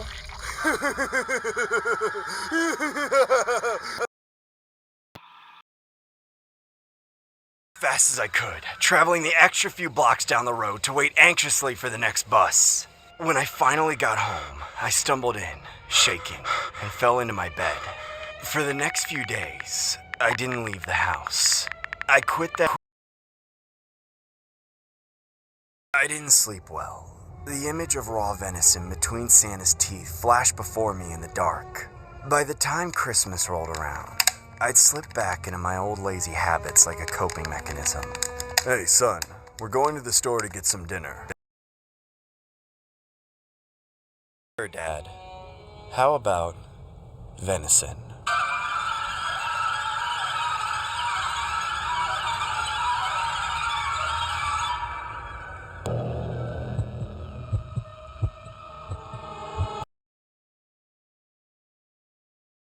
How many years have passed? I can't stop thinking about that night. It was in the early 2000s when I was still a teenager. I was usually home alone for the majority of my life. My mom was never really around. The only memories I have of her is that she was some alcoholic bitch. It's just been me and my dad living in this dingy apartment complex in the downtown region of my city. I personally didn't really like it, as there were a lot of homeless people roaming the streets at night. But since we lived on the top floor, the view of the city was pretty delightful, minus the crackheads. Do whatever I wanted since he left me home alone often. He was always out on a date or working overtime trying to make ends meet, so I would often invite my friends over for sleepovers. Besides that, I was often alone. I had already gotten myself into a good bit of trouble here entirely. A cute boy across the street who I just couldn't stop thinking about. I had him wrapped around my finger before he knew it. Cell phones weren't a super common thing at the time, but I had a telephone by my bed that was wired up to the receiver, and I'd talk on that thing for hours every day. Next door, we lived right across the street from each other and on the same floors in our respective buildings, so by fate, our bedroom windows faced each other. At night, when everyone else was asleep, we stayed up and talked on the phone and looked at each other through the window. We thought it was the most romantic that was even a concept. Of course, all the FaceTime just made me want to be with him even more. It wasn't enough to just see and hear him. I wanted him in my room. With a single parent in the house and no siblings, it didn't take long for me to find an opportunity in which I yourself until tomorrow morning. Okay, whatever. You're not excited for me or anything? You don't care at all that I'm getting back out there? Ew, Dad. Don't talk to your daughter about that. Go make friends at a bar or whatever old men do. Okay, I see. You're busy. I'll leave you alone. That. Anyway, what was that you were saying about me? That you look hot tonight. How can you even tell from all the way over there? That's just how beautiful you are. Do me a favor. If it rains tonight, try not to get wet, because you know sugar melts. Oh, stop it. You know what you should do? What? You should come over. I'm gonna be home alone. My dad's gonna be gone all night. He's going out on some date. We should have ourselves a little date. Really? Are you sure? I'm very sure. It's cold, you know. I need somebody to keep me warm tonight. Night long, just you and me, nobody else around. That sounds good. Really good. Uh-huh. So are you coming over? I will. But I have to wait for my parents to go to sleep so I can sneak out. How long is that gonna take? Just a few. You better stay on the phone with me. Keep me company. Don't worry, I got you. We chatted for the next 2 to 3 hours while gazing at each other through the window. That boy made me wait until 3 o'clock in the morning before he got the courage to walk across the street under the nose of his parents. But before he left his place, he patiently in anticipation as he was getting ready and away from the telephone momentarily, since the phone cord couldn't stretch that long, nor could the phone go on speaker. When he finally finished with his shenanigans and got back on the phone, I started egging him on. It's 3 a.m. Aren't But it might take another hour. I heard my dad in the living room. Are you freaking shitting me? Don't worry, he'll be back in his bedroom in no time. Are you still home alone? Yes, my dad left 3 hours ago. Get over here already. Alright. I'll be over in a sec. His face turned completely pale, and his eyes lit up as if he had just seen a ghost. He was suddenly silent. He dropped the phone on the ground and put his hands up to his cheeks. In an expression of sheer horror, his mouth just about fell on the floor, hanging wide open, seemingly unable to move. What the hell are you looking at? Hello? Why are you looking at me like that? He just wouldn't move. It was like he was frozen. I waved at him frantically and kept yelling at him over the phone, but I was talking to a statue. Is something wrong? Hey, pick up the phone. Tell me what... Answer me. He would just stand there shaking with his hands on his cheeks, shivering like a deranged crackhead that was about to OD. The only thing I could do was watch him slowly open his mouth, more and more and more, like he was something straight out of a cartoon flick. Answer me! You're scaring me! Pick up the phone, you idiots! Come on, talk! Say something! Anything! Finally, his arm moved, shaking as he picked up the phone and put it to his face. With his other arm, he pointed directly at me and said,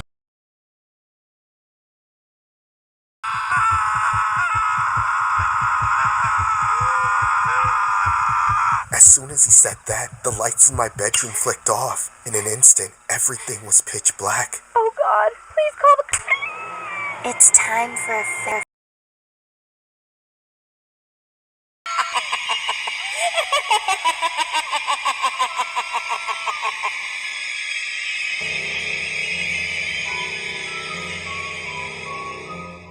Groundhog Day has always been a strange tradition to me, ever since I learned who taught me, and I'll never forget it. But I guess, just like everyone else, I'll never speak on it either, and I'll keep the sham about those timid little mammals alive. That being said, I need to know that I'm not alone in hiding the secrets. For this reason, I'm sharing a key childhood memory to the internet, anonymously, of course. It was Christmas several years ago. I was much younger then and far more ignorant. My family, me, my older brother, and our holiday weekend. They wanted to get away from the noise of the city and retreat to the old-fashioned ways of living. Furnaces and firewood, no connection to the outside world and all that. The rustic essentials. All my brother and I cared about, without one chaperone in sight. On the first evening, while our parents were preparing dinner in the cottage, my brother and I were out playing in the snow, building forts and staging great battles with snowballs. Then, to our surprise, trees, and we stopped. Hey, you guys must be the new visitors. Do you think I could join in? We shrugged and let him over. For the rest of the evening, we teamed up as brothers against the alien invader, pelting him with snowballs from our impenetrable forts. You guys should follow me to this clearing I know of. There's way more open space. Don't worry, I live around here, so it's safe. Nah, man, it's dinner time for us. Maybe next time, dude. Both of you are a bunch of chicken shits. We ignored him and for us, and man, was it delicious. Don't knock firewood smoked ham until you've tried it. That stuff put us right to sleep. The next morning was Christmas Day, and also our last full day at the cottage. We were to leave the following morning inside, opening presents with our parents and doing all sorts of obligatory bonding activities. We were itching to get outside the whole time. Snow just doesn't fall the same in the city as it does out in the wilderness. Finally, when they started on dinner, snowball fight. We built up our defense forts even more, but right as we were about to launch the first attacks, the same kid from yesterday showed up again. You boys gonna hide in your little trenches all day again? Or are you gonna come join me on the battlefield? Nerve in both of us as we were huddled with our faces in the snow. Fine, man. We'll go, but we're gonna destroy you. That's what I like to hear. Wait, let me tell Mom and Dad we're leaving first. Oh, come on. This kid and his harsh words were getting to me. I gave in and joined my brother in his vow to pummel that jerk with snowballs. So, we followed him through the forest for about half a mile until we reached the massive flat cliff. The kid threw first, without warning, so my brother and I teamed up again and did battle for several hours. Not that I liked the kid, but it sure was fun to have a real enemy for a snowball fight. After a long, heartfelt fury of battle, I retreated into the woods for a piss, while my brother congratulated me on a war well won. As soon as the kid returned, he was back at it with the snowballs, except they weren't normal snowballs. They were yellow. He nailed Piss balls! Get got, chumps! I started to cry, but my brother had a different reaction. I saw the rage flare up in his eyes before he ran the kid down and threw him into the snow, grappling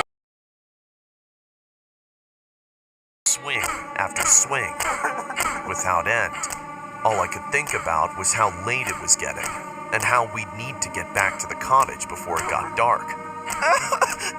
Stop! Stop! I'll call the cops! You'll go to jail! Was unfazed. He continued to beat that poor kid into a bloody pulp. Eventually, there were no more screams. Yet still, my brother maintained his barrage of punches, splattering crimson into the snow surrounding. I've seen my brother do anything like that. When he finally let up, he came to me and put a bloodied hand on my shoulder. Hey, little bro. Help me bury this kid in the snow. What? Hurry up. The situation sent me into autopilot. I helped dig the hole on my hands and knees, still tearing up. And when I caught a look at that poor kid's face, or what was left of it, I nearly vomited. As we covered the body, along with my innocence. The rest of that weekend was unbearably tense. We returned to the cottage in darkness, late for dinner, and got interrogated by our parents. Neither of us said anything about what happened, just a load.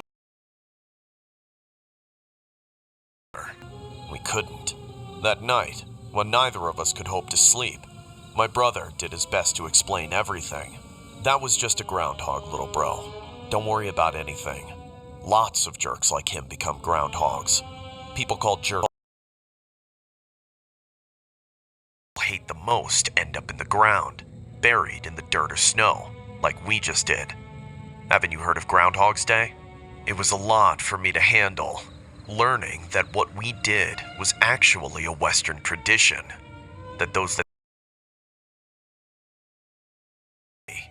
I still find it hard to believe, but you tell me.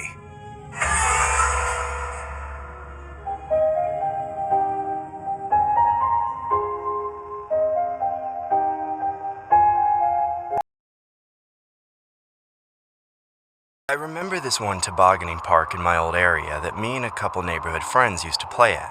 It was Christmas break, and nothing mattered except who won the snowball fight, who made the best snow angel, and who could reach the top speed on their toboggan. It was a blast, and I was having one of the neighborhood kids that we didn't really vibe with as much had come out with us that day. I wanted it to just be me and my best friend. We functioned best as a duo, and this weak third link was getting in the way of things. Not that we hated him, he just kinda sucked at everything. I was, of course. The neighborhood kid was slow in more ways than one. I got to the bottom a full 10 seconds before he did. It was during that brief moment that I spent alone at the bottom of the hill that I saw something really strange. Something that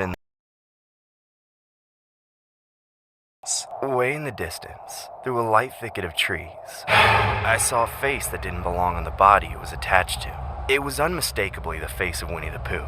It had the classic golden color of Honey and the black beady eyes. But the man I saw with that face, that he looked like a Pooh Bear exactly. He was haggard and filthy and all around just a bone-chilling sight. And of course, the moment I saw him, he saw me too, and he didn't look away. We stared at each other from across the distance for what felt like eternity. Hey, what are you looking at? I think he painted his face to look like Winnie the Pooh. Funny, isn't it? No, man, that's not funny. You gotta stay away from those people. What are you talking about, dude? I've heard stories about creeps who dress up like that. They're bad news. Come on, stop looking at him and let's go up the hill before you attract him up. Than I gave him credit for. But at the time, I had a burning curiosity about what I'd just seen, and it was overriding all common sense. Of course, I didn't mention it again around the neighborhood kid. I noticed he always looked at me funny after that. Instead, I waited for him to leave me in. You bored? Yeah, been feeling weird today. Don't know why. I bet it's because of that stupid third wheel kid. What do you say we come back here around 10 tonight? Have some more fun without him dragging us down. Sure, man. I got you. Low-key? Definitely low-key. I didn't tell him why it off that I wanted to toboggan more. Neither of us had cell phones at the time, but I did, however, carry a flashlight in my pocket. I went early and waited for him on my toboggan at the top of the hill. When he showed up, we rode down one more time, but before he started going back up, I stopped him. See, just leave those here. We'll come back for them later. We won't be long. I led us through the sparse bit of woods and over a small hill. I remembered exactly where I'd seen that creepy Winnie the Pooh wannabe standing. When we got there, it started to snow again, and my friend wanted to turn back. What? Come on, man, don't wuss out. I saw a well nearby, nestled a little deeper into the woods. It was dark and creepy. It probably hadn't seen any use since colonial times, and at this point it was barely more than a cobblestone ring. The moonlight was shining directly down into it. That's gotta be about 10 feet. Let's climb into it. Let's what? Are you crazy? I didn't bother arguing with him. I knew that if I went, he would follow me just because he didn't want to be alone out there. You're gonna get me into so much trouble, man. Wait for me. See? 10 feet. There was a long horizontal section under the well before it went down any further. After about 100 feet, we came across a sharp turn. It was tall enough for us to walk through. We slowed up, peeked our heads around the corner, and there they were in the opening. Dozens of sloppy tattoo of Winnie the Pooh plastered across their faces. They were tangled up with each other and muttering some sort of chant. We were both in shock, but my friend couldn't keep it together. Blood and honey, blood and honey.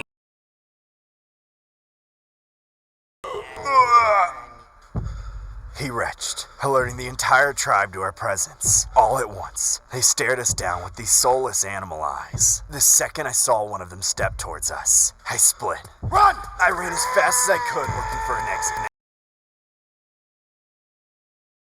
Way back and scrambled out of the well. I fell into the snow topside and waited for my friend to come out, but he never did. I waited for several minutes and called his name 100 times, but there was no response. I knew before long that one of those freaks had gotten him. That's the moment when I'm completely alone out there with nobody to help me, but also nobody to know what went down. Shaking and sick to my stomach, I stumbled back to our toboggans, which were already halfway covered in the snowfall. I finished the job of burying his toboggan and took mine home, where I pretended I never told anyone what happened since. I was too scared of going to jail. My best friend has been a missing person for so many years now. I've tried to go back to that park to make myself feel normal, but it's ruined now. Every time I go in the winter, I swear I see my friend's face. Just like them.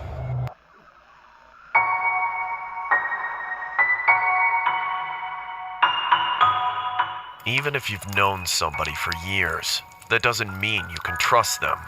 It's almost impossible to tell when someone will betray you.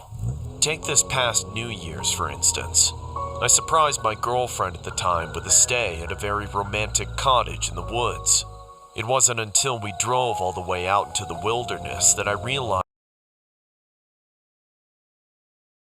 But my girlfriend, Cindy, seemed quite pleased with it. As I was taking in the luggage, I noticed a snowman in front of the house. I didn't think much of it then. I thought it was a fitting decoration, with the classic top hat and carrot nose. Right into the cozy digs and made dinner. We had planned for this whole retreat to be relaxing and romantic, but that entire meal was consumed in silence. A tense atmosphere hung over us, though I couldn't quite put my finger on it. To me with the sudden urge to test out the plumbing in the cottage toilet. There was no cell service out where we were, so I got bored just sitting there. That's when I noticed that there was a curtained window in the bathroom, simply out of curiosity. There was the snowman, staring right at me. I closed the curtain and jumped to my feet, frantically pulling up my pants. That sight sent a jolt through me that cut my business short, no doubt about it. What's up? I threw open the door and peered out into the frigid sunset snow. The snowman was still there, right where it was when we got there. It hadn't moved an inch. John, close the door. It's cold. Room, yanking back the curtain. Nothing. I swear whoever's watching me is asking to get it. I stammered back into the main room in a heated state when I finally remembered the whole purpose of the trip. There's nobody watching. And me. Later that night, we both laid out in bed, exhausted. Cindy had done her best to distract me from the snowman problem, but even after she'd been asleep for a couple of hours, I couldn't relax. That tense feeling picking up, whistling through the trees and around the walls of the house. In all that noise, another sound invaded any remaining semblance of peace. A soft tapping on glass from a window somewhere in the building. It grew to the sound like a fist banging on the pane, about to burst through. I shot up out of bed so fast I almost woke Cindy. Following the sound to the living room, I could hear the ever-loudening banging coming from the window. Afraid, but about to pull back the curtain, and that's when the whole window exploded under the pressure and cut up my face with a shower of glass shards. The howling wind rushed in from the broken window, blowing back the snowman again, piercing me with his soulless button eyes. Didn't I tell you not to screw with me? Huh? Now look what I gotta do. I know you're not just a snowman, you peeping punk! The fury didn't subside with the snowman's destruction. I felt I was catching on to whatever was happening, and I was going to stop it. I stomped out barefoot, looking for the footprints of a prankster or a peeping Tom or fresh, undisturbed powder. Frustrated, I hobbled back inside on nearly frozen feet to wash the blood and glass from my face and maybe start up the fireplace, and thought. First thing I saw in the bathroom was that rotten snow freak staring right through the window. Didn't I just destroy you? Are my fists not good enough? Fine, I got something else for you. I'd seen it earlier. The rustic axe mounted above the fireplace. I plucked it from its resting place and took it in both hands, ready to go back outside and finish the job. But once I opened the door, I heard myself thinking with reason. Prince, somebody's playing a game with me. This snowman is just a pawn. Yes, just a pawn. There can only be one culprit. Yes, only one person it could be. Oh, Cindy! I walked back into the bedroom and stood over the sleepy Cindy, who was just starting to stir. She looked up at me with confused eyes, like she didn't know. Huh? John? What are you... Hey! To her pretty chest with a surge of relief, putting my weary mind at ease. But her screaming was messing up my moment of zen, so I yanked it out of her ribcage and plunged it back until she finally shut up and stopped that horrible gurgling sound. Then, I thought, might as well be as thorough with you as I was with the snowman. So, I made sure to... I'm not stupid! I don't like games! You shouldn't put me on edge! After a while, there wasn't much left of silly little Cindy. That, and the bed was started thinking about earlier, and really got relaxing through the rest of my vacation.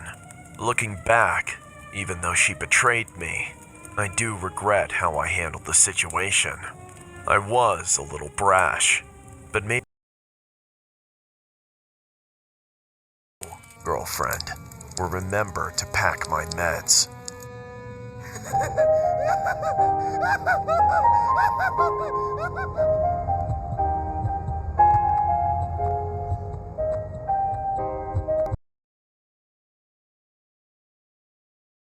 I always looked forward to the holiday. I enjoyed all the decorations and exchanging gifts with family and friends. But ever since I moved out of my parents' place, there was a problem. I moved to a small home in a quiet area. Everyone in the neighborhood was named Mel, who just so happened to be my next door neighbor. She made living in the neighborhood rather difficult. I could often hear her from my house. She would always scream and yell things like she was talking to someone, but she lived alone. I thought at first that she could just be on the phone. Times, she'd be outside in the backyard or on her front porch, chattering away to herself. It wasn't anything normal either. She sounded like a deranged psycho. Sometimes, she would be so loud that it was even hard for me to sleep. She could go on for out of nowhere, she would just go quiet. It was kind of creepy. I never knew what set her off. What was even weirder was that she would sometimes claw and scratch at my door like a dog. Then she would groan bizarrely and make a lot of other weird noises. It was her until she eventually left. My friends told me that I should just call the cops, but I didn't want to do that. I felt pretty bad for Mel. She obviously had some sort of mental disability, and I was sympathetic because I had family members with the same issues. I also felt bad because she sad. At first, I started to get used to her. Then things began to get even more disturbing. Mel became completely obsessed with me. I don't even know how it happened, but she practically began stalking me. She would wait outside so that she could talk to when I came back. Sometimes she would stay outside my door for hours at a time, like she was hoping that I would let her in. It made me really uncomfortable, but I didn't know what to do about it. At first, she was more shy, but then she started telling me that she was in love with me. I tried to tell her that I didn't feel the same way, but she didn't seem to care. I tried to avoid her as much as I could, but it was difficult with her living right next door. This went on for a while. Over the years, I continually tried to give Mel signs that I wasn't interested. She gave me gifts for every holiday despite me never getting her anything. Valentine's Day, Christmas, my birthday, it was all the same. I didn't want to accept any of them, but I didn't want to be rude. It was all way too awkward. I really didn't. If I told her. I never actually opened any of the gifts though. I just threw them in a closet. I didn't want to find out what kind of gifts Mel had picked out. I basically hated being at home due to Mel. She was always so unpredictable. I never felt like I could have anyone who knew what to expect when I came home from work. It was a bad situation, but it eventually got even worse. On Christmas Eve, the night just before Christmas, I was sleeping peacefully in my room when something woke me up. It was around 3 a.m. when I realized this was really disturbing since it was so late. Mel had never come to my door in the middle of the night before. She had to be having another episode. I didn't want to call the cops on her, but I was annoyed as hell. It was way too late to put up with her shit. I went downstairs. Right there. She looked creepy as hell. It freaked me out. Mel then offered me some Christmas gifts, holding them out in each hand. She had a raunchy calendar in one hand and a pair of shoes in the other. I got even more annoyed then and told her that I didn't want her presents. Morning! Mel stared at me in disbelief for a second, and then she got really upset and tossed the gifts in my face. She then ran back to her house, crying hysterically. I felt bad, but I was fed up with her guilt-tripping me all the time, even if she was disabled. Quickly, but as I walked towards the stairs, I suddenly saw Mel crawling in through my kitchen window.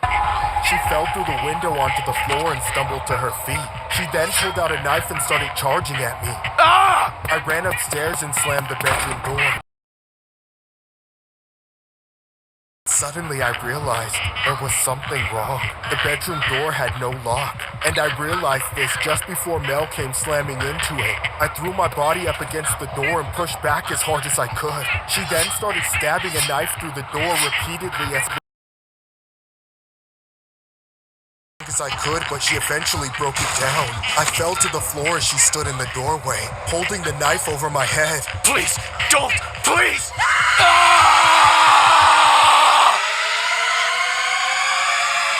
On December 20th, Young was jailed for life after being found guilty of the murder of her neighbor on Christmas Day. The victim's name was Alan Williamson. Melissa claimed that she allegedly saw a bright light and heard voices in her head before she flipped and did what she did. The motive for the woman Christmas present of a pair of unisex trainers and a copy of the Sun's newspaper's 2014 calendar. Melissa has mentioned that if Alan had accepted the gifts from her, she would not have attacked him.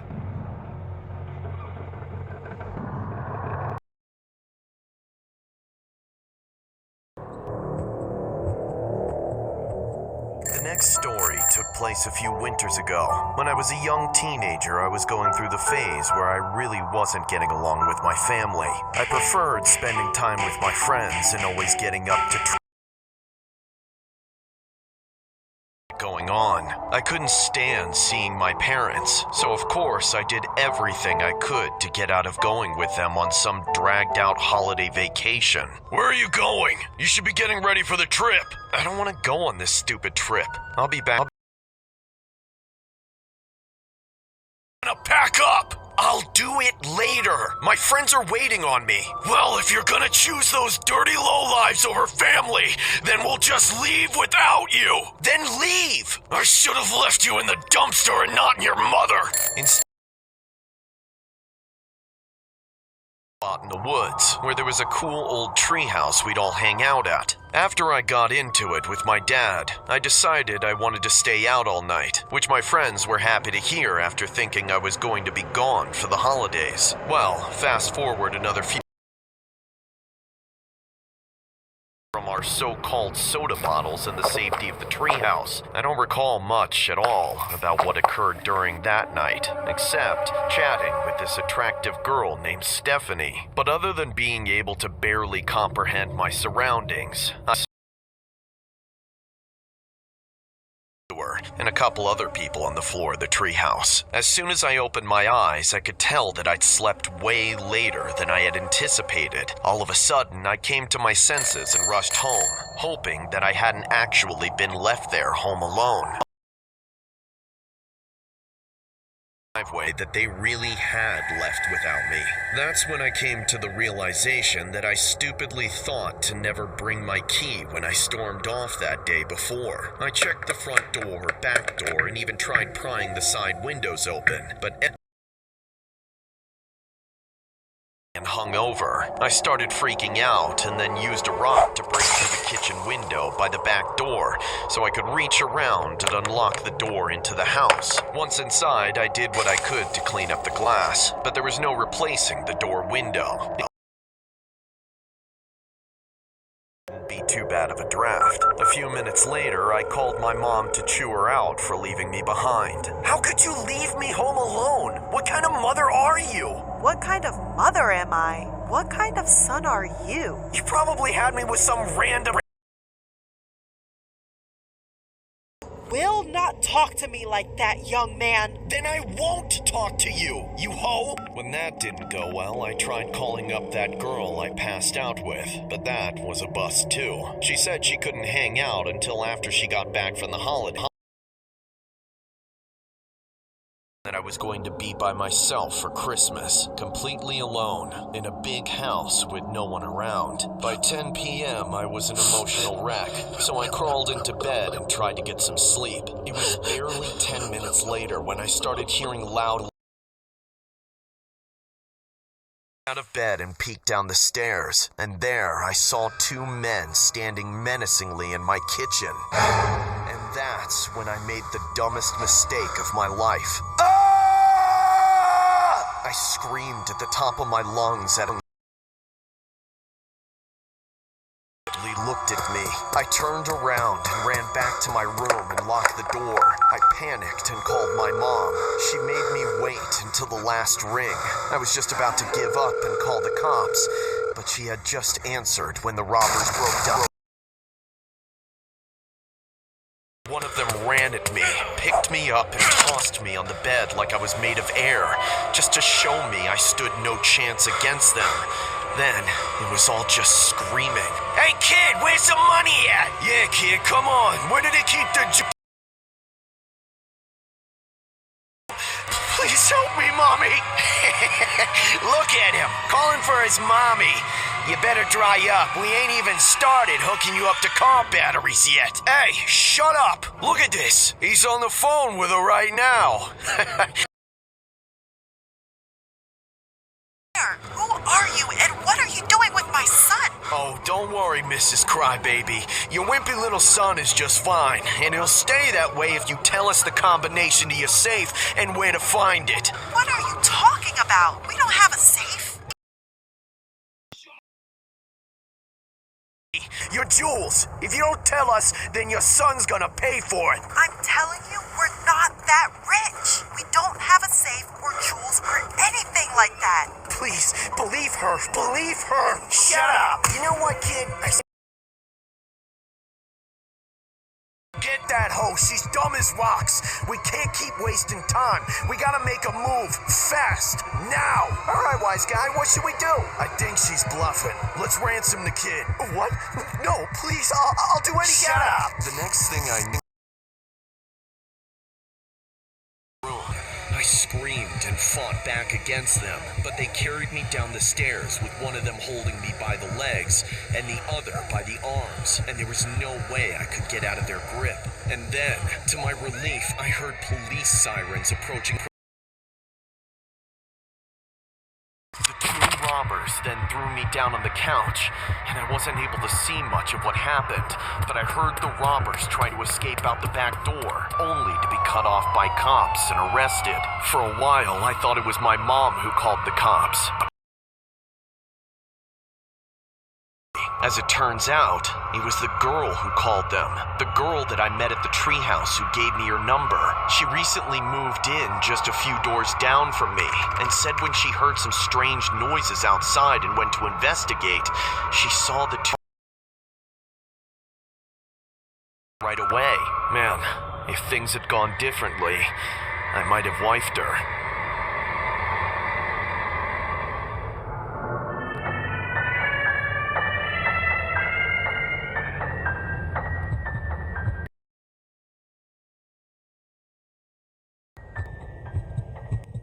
Everyone has stories about how crazy their relatives are, but I think mine might be one of the worst. It happened when I was younger, still in my early teens. I think about it sometimes, and it still scares me to this day. It happened around Christmas holidays. It wouldn't just be for one day either. Friends and relatives would be in and out of the house for the entire month of December. It made it pretty hectic, but I enjoyed it. I liked seeing everyone. But there was this one woman that I had never been fond of. She was my mom's friend. My mom treated her like family and invited her over for the holidays just like everyone else. The problem was she was a little crazy. She had never been that nice to me. She would always pick on me because I was the youngest in the family. She would always make me the butt end of every joke and treated me like I was a little kid who did. I figured I couldn't like all of my mom's friends. Then, over the years, it got a lot worse. She started to lose her mind and began to act completely psycho, like she had a mental condition. That's when her treatment of me went from annoying to scary. It was like she had a thing for me or something. Different somehow. There was another level to it that made me feel uneasy. She would always single me out in the conversation and say the strangest things, too. I would catch her staring at me from across the room. She didn't even try to look away when I caught her doing it. It was really creepy. I started to miss the earlier days of her picking on me. At least then it wasn't so creepy and strange. I felt so uncomfortable around her. But my mom kept inviting her over and spending time with her. I didn't understand it because she would yell at my mom all the time. One second they would be having a normal conversation. She would lash out at my mom over the phone too. I told my mom to forget about her, but my mom said we have to have sympathy because she was most likely bipolar. I didn't get it. I just wanted the woman to be out of our lives. But she continued to mess with me out of everyone else. She would always act. I would dread the holidays because I knew she would be coming over. She basically ruined every party or event she was invited to.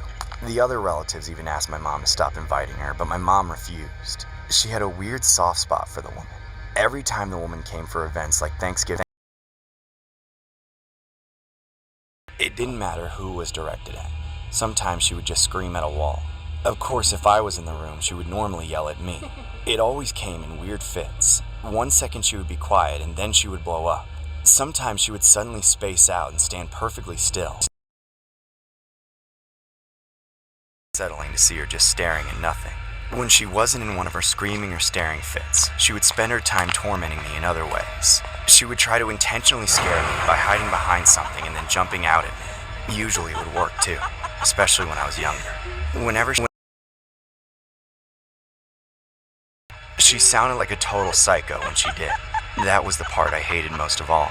Her laugh sent chills down my spine. So that's what I had to look forward to around the holidays. But then one particular year, it reached a whole new level. Whenever my family hosted Christmas, they liked and then would go around and take turns opening stuff. It was always really fun. That particular year, though, the woman got me a present. Everyone was handing out their gifts and enjoying themselves when suddenly, the woman walked over to me, smiling widely and holding a present. She never got any. I had no idea what it could be, but I was very uncomfortable to think that she had gotten me something. The box was pretty big too, and it felt heavy. She stared at me eagerly and urged me to open it. I reluctantly set it down and started tearing off the paper. Then I opened the lid. Perfect thing I had ever laid eyes on. There was a dead dog inside the box. She gave me a dead dog as a gift. She immediately started laughing with that same psychotic laugh while everyone else screamed. It was terrifying. She just continued to laugh more and more, sending chills down my spine. Since that day, my parents have banned her from coming to any family events. We're all completely scarred from the ordeal. from the woman every now and then.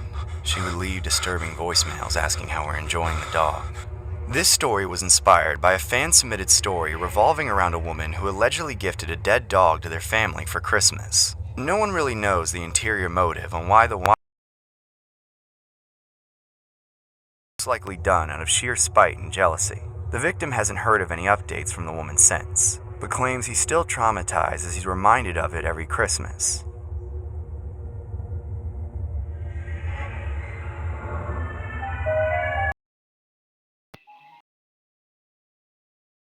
Santa Claus is a fat, phony fraud. I know it. You know it. Everybody knows it. The big difference between you and me is that I had the guts to go and prove it. All these non-player characters in society masquerade this narrative that's been fed to them. That some obese man breaks into their house every year and gives them useless junk. Any logical person with his legendary power would just rob the whole world blind. It's absolutely shameful that parents indoctrinate their children and face our existential threats. We're too caught up in fairy tales like Santa Claus. But I'm here to put an end to this, once and for all. Just this last year, I have eyewitness indisputable proof that there is no man or being Santa Claus. Unspoken society of Santa Claus imposters. I've been trying to catch my local agent of the conspiracy for years, camping out on the living room couch every Christmas Eve, but every night passing out from the boredom, or maybe the chemtrails. Time he slipped away, my curiosity burned hotter. 365 days is a lot of time, but that's how long I had to wait every time I screwed up. So, I learned to be prepared. To finally catch him, I trekked out into them before bedtime. That would keep me awake, but I knew it wouldn't be enough proof just to see him. I think I had a pretty ingenious solution to this problem with a quick purchase on the dark web a few weeks prior. Every night before Christmas, Hey, son, don't forget to set out some milk and cookies for Santa. It's the eldest child's duty to Christmas. Yes, Father. And this year, I made sure to set everything out after everyone else had already gone to bed, to make sure milk and cookies, you can have the best there is around. It's the perfect bait for the glutton. By 11 o'clock, I was positioned on the couch next to the fireplace with my eyes closed, faking sleep. After what felt like hours of waiting in a deep meditative state, I finally heard him making his way into the house like a bull in a china closet. But when I opened my eyes, he wasn't standing at the hearth. He was already at the Christmas tree, down on one. Or should I say, ho ho ho! What are you doing up so late? Who are you and how did you get in my house? Why, I'm Santa Claus, young man, and I came in through the chimney. How else would I get in? You're the St. Nicholas. Presents you and your little brother wished for. Well then, my apologies. Just don't forget your milk and cookies, Santa. Oh, thank you, kiddo. That's very sweet of you. As he waddled over to the end table with the midnight snack, I didn't take my eyes off him for a moment. The way he crammed those sugar bombs into his gullet with all the crumbs falling into his tangled mess of a beard, and the downright wasteful speed with which he chugged the entire tall glass of milk. Disgusting. After he finished his diabetic binge, back to the tree to set out the rest of the presents, and started on his way out through the fireplace. I guess I'd better be going by now. Lots of other houses to...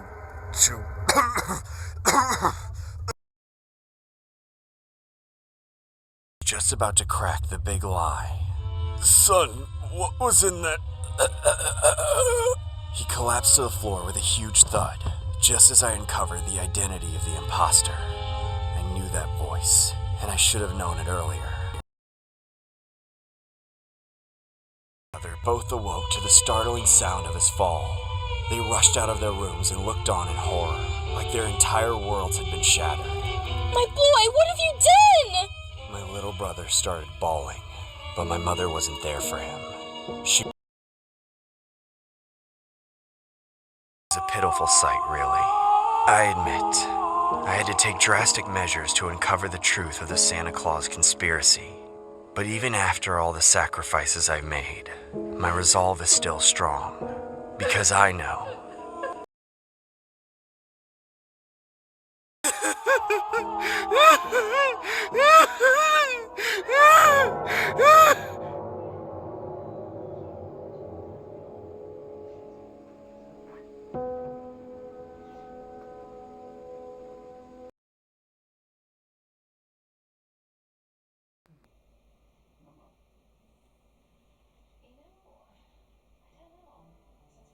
I'd like to start off by saying that Christmas is my all-time favorite holiday. However, every year, I remember what happened to my family on Christmas time. That year we went to my cousin's house to celebrate Christmas. It was a very fun night, and we enjoyed each other's company. We decided to stay at my cousin's house for the night and leave early the next day. We settled down in the guest bedroom and soon fell asleep. I woke up at 4 a.m., hearing noises coming from downstairs. Against my better judgment, I decided to go check it out. As quietly as I could, I crept down the stairs and looked through the wooden railings into the living room. I saw a figure that appeared to be draped. I went back upstairs and woke up my dad. "Hey, Dad, Santa came back. He's downstairs." After my dad became fully awake, he seemed alarmed by what I said. We went downstairs to find I might have just had a bad dream, and we went back to bed. The next morning, when everyone woke up and was getting ready to eat breakfast, my uncle went down to the basement to grab some drinks. When he noticed that one of the basement windows was initial shock, my dad and uncle checked the whole house to see if anything was missing or damaged. After they were done searching, they rejoined us in the kitchen. But before they could say anything, a loud crash came. My dad and uncle immediately ran upstairs to check it out. A shouting match followed. We all ran outside and the police were called. When the cops arrived, the officers quickly ran inside the house.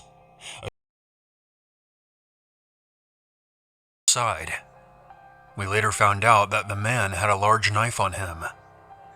The officer stated that it wasn't just my cousin's house that was broken into. There were multiple reports of break-ins up and down the block. Before I end this story, be entirely unrelated to this break-in. Apparently they have been dealing with attempted kidnappings of young children at the local mall, with perpetrators dressed as Santa. This story happened in 2016. Finishing up college. That Christmas, my dad was only 350 miles or so away from me, 2 states away, as opposed to being over 2,000 miles away in my home state. So my mom flew in, and I drove in with my dog, so we could spend Christmas together. Great. It was my first time living away from home, so it was nice to be with my parents again. However, the day before Christmas Eve, my mom found out that my dad was having an affair. And that kind of threw a wrench into things. Into Christmas Eve. I got fed up quick, but I had driven there, so all I had to do was go in my car and drive back home. My parents were upset when they saw me repacking my car. It was now 7 a.m. on Christmas Eve. On the road, then be in the middle of this drama. There was a lot of snow, but the weather had slowed down for the past few days, so I knew that the roads would be clear, and my car had 4-wheel drive. So I set off, and spent the first hour of my I filled up my car before I left because I knew that the drive from my dad's apartment to my college town would be exactly 1 tank of gas. So whenever I needed to refill again, it would be in a familiar area. About 2 hours in, accidents in my car. That's when I pulled in to a deserted rest stop to do just that. I hooked him up to his harness and made sure that I had my keys, phone, and my flashlight. I was cleaning up after him when noises, the sound that dogs make when they see something, and he began kicking up snow with his hind legs. Now is probably a good time to inform you that I don't have a big scary dog. He's a barely 10-pound Yorkie. Exactly help him look more intimidating. He may not be a guard dog, but he is a good motion sensor alarm. I looked up to see what he had been barking at, expecting it to be an animal, but it wasn't.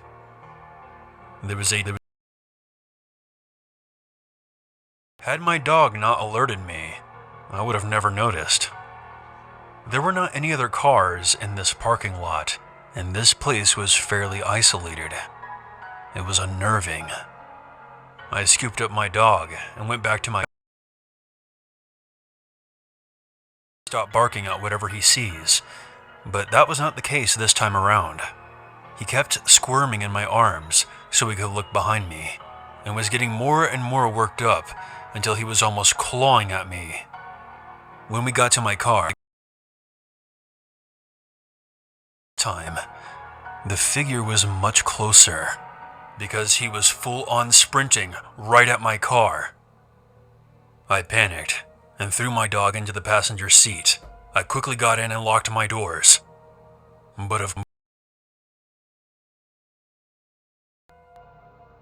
had never had this problem before, but the engine was not wanting to turn over. My dog was now in the back seat scratching at the windows and was going insane, barking and growling. The man reached my car with layers of slightly torn jackets, some dirty jeans, with shaggy hair and a beard. He went from his sprint to a slow jog once he got into the parking lot. When he approached my car, he slammed his hands against the driver window, but very monotone. Sorry, no. I'm about to call a tow truck though. If you need a ride, you can get one from him. I knew that I looked and sounded scared, and the man started pounding on my window again with both and needing a ride into the city, and that it was Christmas Eve. But at this point, I had stopped paying attention to him and was just focusing on trying to get my dog to calm down. He was still losing his mind in the back seat, still barking, growling, and scratching at the window. This way towards anybody. While he's not very fond of strangers or new people, he's always been the type to basically ignore strangers or any of their attempts to get his attention. So for him to be going crazy like this was a massive red flag. And I told the man that if he was cold, he could wait in the restroom for the tow truck to arrive. He motioned for me to roll down my window, and I shook my head no. I finally just put my hands over my dog's mouth, shushing him, and told them to, and then tried to open my door. Thankfully, it wouldn't budge, but it made my dog squirm out of my hands and went full-on ballistic again. I pulled out my phone to dial 911, and the second he realized what I was doing, he stepped. Him leaving made my dog instantly lay down and relax. I explained to the dispatch what was going on. The lady was very nice, and she sent a police officer to the rest stop and agreed to stay on the phone with me until he arrived. The man came in. Panic again, but when he came close enough, I assumed that he could still hear me on the phone with the dispatch, and that made him run off in the direction he had originally come from. It took 15 minutes for the officer to find me. When we talked, Christmas Eve, So I ended up deciding to call my parents to tell them that my car had broken down. My dad had a big pickup truck and was able to borrow a trailer from his coworker. The officer allowed my dog to sit in his cruiser for a while, but ultimately the man had vanished. My parents arrived around 2 hours later, and the officer helped my dad load the car up onto the trailer. I didn't plan on telling my parents anything more than my car had just broken down. Both of my parents then felt awful about everything, and they decided not to fight anymore, or at least in front of me. My dad was able to fix my car, but I think the entire situation really scared both him and my mom, because Christmas, they told me to consider it a late Christmas gift and an early graduation present, and my mom insisted on driving home with me when the holidays were over, and flying out of my city instead. I never received any updates from the police. Hopefully he's learned his lesson about harassing people at rest stops. On Christmas Eve in 1989, I was traveling through Mexico City in my boyfriend's car. He was driving and I was navigating. And most of the traffic was moving at a snail's pace, taking care not to hit the dense pockets of people walking up and down the street. We were in a hurry though, so my boyfriend turned off one of the main roads and we cut down a side street to avoid the congestion. We realized we didn't have a clue where we were. I opened the map while my boyfriend put the car in park and lit up a cigarette. I was tracing our route on the map to backtrack us when something struck our car hard on the front side right next to me. I caught the car. I cried out in shock while my boyfriend stuffed his cigarette in the ashtray and stepped out of the car. This is where the experience became strange. I've never shared this before with anyone other than my closest friends and family who I trust. The figure who struck us stand up awkwardly, holding his head and limp across the street. My boyfriend completely ignored him and bent down to look at the front of the car. I rolled down my window and called out, "Hey!" to the man as he limped away. "Don't get out." I called back, "What? Why?" And my boyfriend stood back up and I noticed blood on his pants from where he had knelt down. "He's dead," my boyfriend said, and he rubbed his face. "What? No." Point in the direction the man had looked away in, but he was gone. I got out of the car and stood up. I saw enough to understand what my boyfriend meant. The man we had struck had flipped off the windshield and caught his head in a storm drain. His different compound fractures in his legs where he had struck our car with his bike. The bike itself was lying on its side by my feet, the front wheel bent sideways and the back wheel still spinning. I was in shock and kept jerking my head back and forth down the. It didn't make sense. They were wearing the exact same clothes. How many people did we hit? I asked my boyfriend. He looked at me like I had hit my head. "Only one," he replied. Then he started waving his arms to front. Stared at the ground, feeling like I was going to be sick. I wasn't crazy. I hadn't seen a ghost because I had seen the shadow of the man cast on the stone wall behind him as he stood up and limped away. But there he was. The exact same man who had stood up. Police blocked off the area, examined the bike and our cracked windshield, and determined the guy had been speeding down the hill on his bike and struck us without applying the brakes. They asked me what I saw, and the best that I could do was stammer that it happened so fast. I thought we had hit 2 people. My boyfriend's house, but I was still in such a state of shock that I couldn't even touch the dinner that had been prepared for us. People have since asked if the man who stood up was bloody or if I could see the whites of his eyes. Honestly, I don't recall seeing either. Hand to his head and limped away. He didn't react to my boyfriend stepping out of the car. I don't know if I believe in ghosts or life after death, but if that's the case, this man was physically reacting to the impact that had killed him, seeming not to have noticed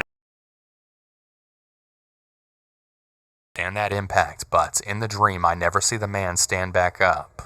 I see a bright flash of light and then nothing. No details of the man himself after the hit. I never even found out the man's name. It was the worst.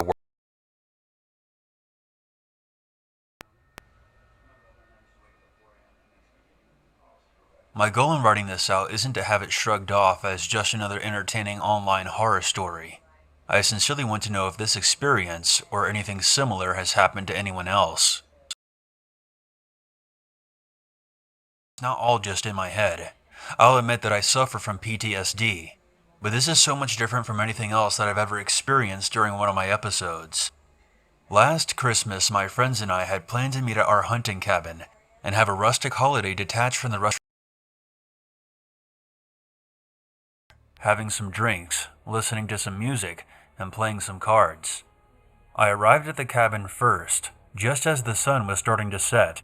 The cabin was set alone on the top of a rocky slope overlooking the highway, so I turned on all the lights into the icebox to chill. It had snowed the night before, so after I warmed up the cabin, I went outside and shoveled some openings by the driveway for the cars to park in. The entire time I was outside, I had that feeling that I wasn't alone. It was on the property. I shook it off as paranoia. Unless they were here for the cabin, there was no reason to be this far up the hill. There was nothing else around except for trees and power lines. I went back inside and noticed a couple of missed calls on my cell phone,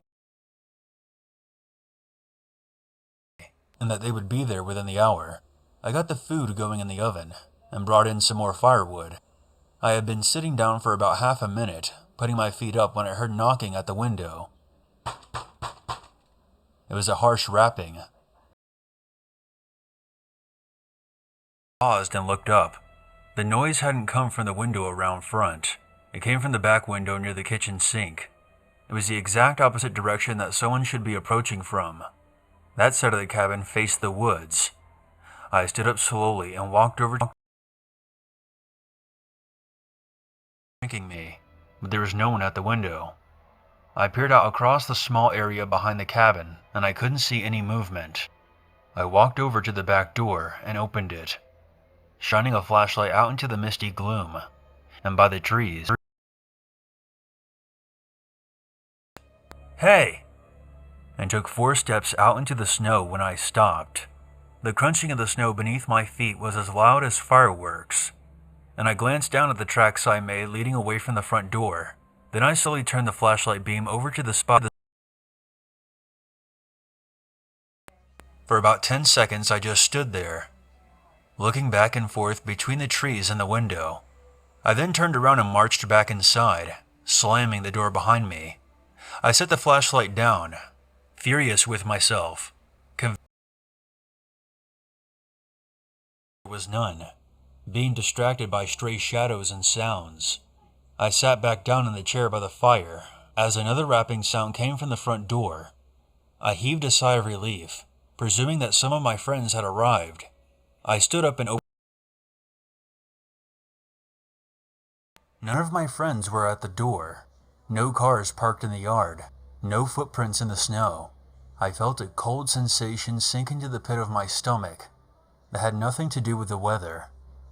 Someone was out there, taunting attention away from the other side of the house. I was suddenly convinced that someone was trying to break in. I grabbed my sidearm from my bag and picked up the flashlight again, and I searched both bedrooms, the bathroom, and the small closet where the water heater was kept.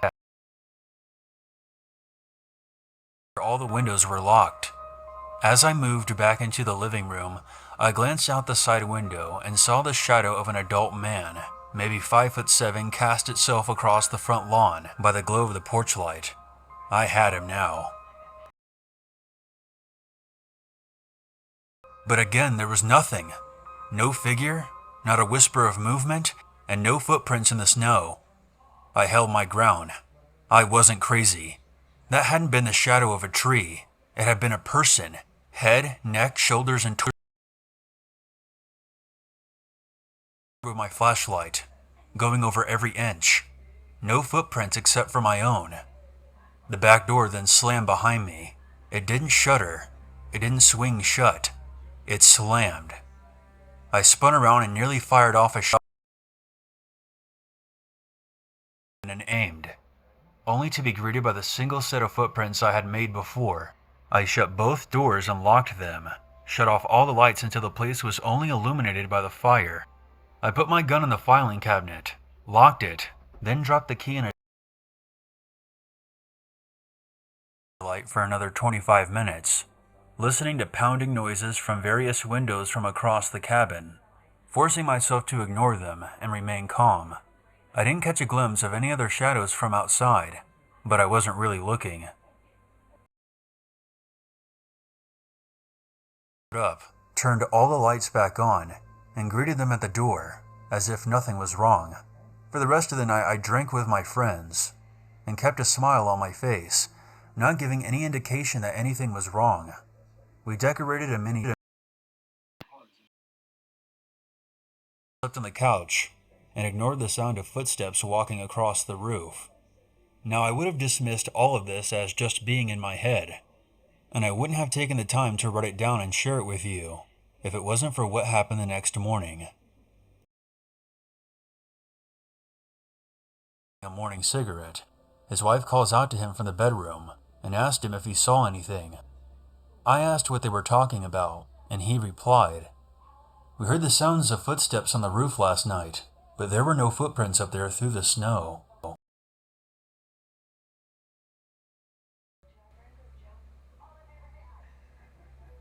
The best story my grandfather ever told me happened back when he was 18 years old on Christmas Eve in 1959. He was lying on his couch with a broken leg, which was perched on the arm of listening to the radio and watching the snow fall outside as he used the poker to adjust the wood in the fire. It was about 8 p.m. and he was alone in the house. His family lived on a farm in the middle of nowhere in Kansas, and his father and brothers were across the property. He doesn't recall where his mother was. He was reading something in the newspaper about President Eisenhower when there came a furious pounding at the door. An enraged voice screamed from the other side of the door that Owen, my great-grandfather, was going to.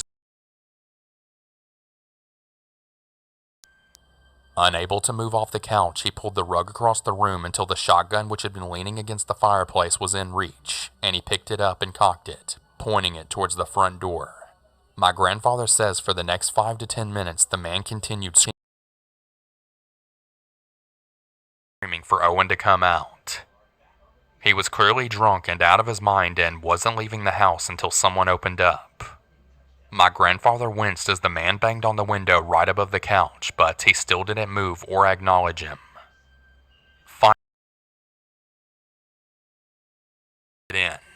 My grandfather said that he felt the blast of cold air and the stench of tobacco and whiskey as the man stomped through the dark hallway and walked right into the living room. He was a tall, lanky guy with brown teeth and an uneven gray beard, like he had only shaved part of his and he was barefoot, which was crazy as it was snowing outside. For about 10 seconds, the guy didn't even notice my grandfather, but was glancing around the room quickly, his eyes darting back and forth like a rat, until his eyes fell upon the couch. And he froze like a deer in the headlights. My grandfather cocked the hammer back on one of the barrels. He had him dead to rights, and the intruder knew it. My grandfather snapped. The man took a step back, looking more enraged than afraid. Grandfather yelled. The guy turned around, walked into the kitchen, and dug through the pantry until he found a pint of whiskey. He even turned around and looked back into the living room just to make sure the shotgun was still up. He threw back the whiskey, dropped the bottle in the sink, and when I said Merry Christmas, Once the guy was outside, my grandfather heard him knock over the pile of firewood by the steps. After another minute, he smelled smoke and realized the guy had set fire to the pile, likely intending to burn the house down. Barely able to hold it straight on his bad leg, and peered outside. The guy was gone, but there was so much snow around the fire and so much icy wind assaulting it that the fire was already nearly out. When Owen and the others got back and saw the charred marks on the front stairs, Owen flew into a rage, took the shotgun, and followed the guy's tracks out across the fields with a lantern. He didn't come back until Christmas morning when the family was all gathered in the kitchen for breakfast. Owen tossed the gun down and hissed that the fucking thing hadn't even been loaded. Oh yes, and that was it. He never got my great-grandfather Owen to report exactly what happened or even know how he knew the man. My grandfather said that he never saw the stranger ever again. I asked him if he thought Owen had... When I asked, but how did he do it with no ammo in the gun? My grandfather looked back at me and said, "There's dozens of ways to kill a man with your hands."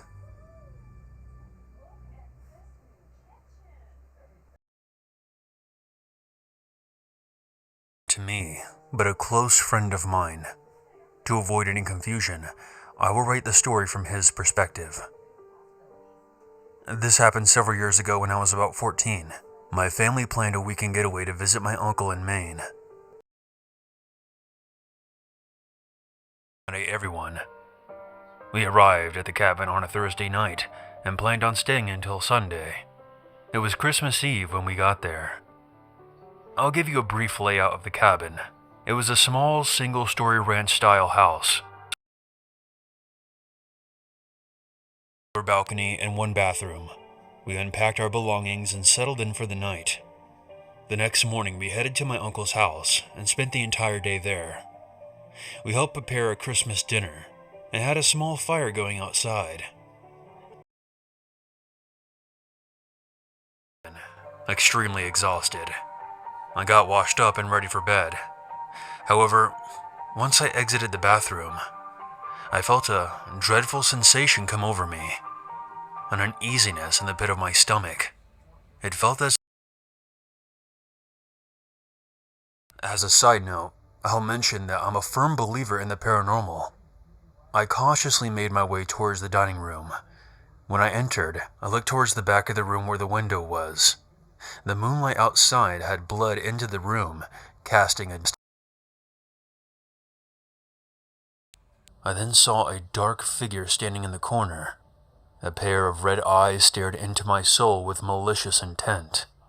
My next actions are inexplicable. I still have trouble understanding what happened to me when I go back to that night. Whoever was hiding in the dining room. I still can't explain it. I should have been mortified, but it was almost like my brain went into autopilot. I eventually woke up at exactly 2:17 a.m. to the sound of heavy... One of my parents grabbing a drink, but the footsteps were slow and deliberate, getting louder and louder as they approached my bedroom. My worst fears came true when I heard my bedroom door slowly creak open. I ducked under the covers. Prayers fell on deaf ears as I felt something sit at the end of my bed. There then came a low, menacing growl.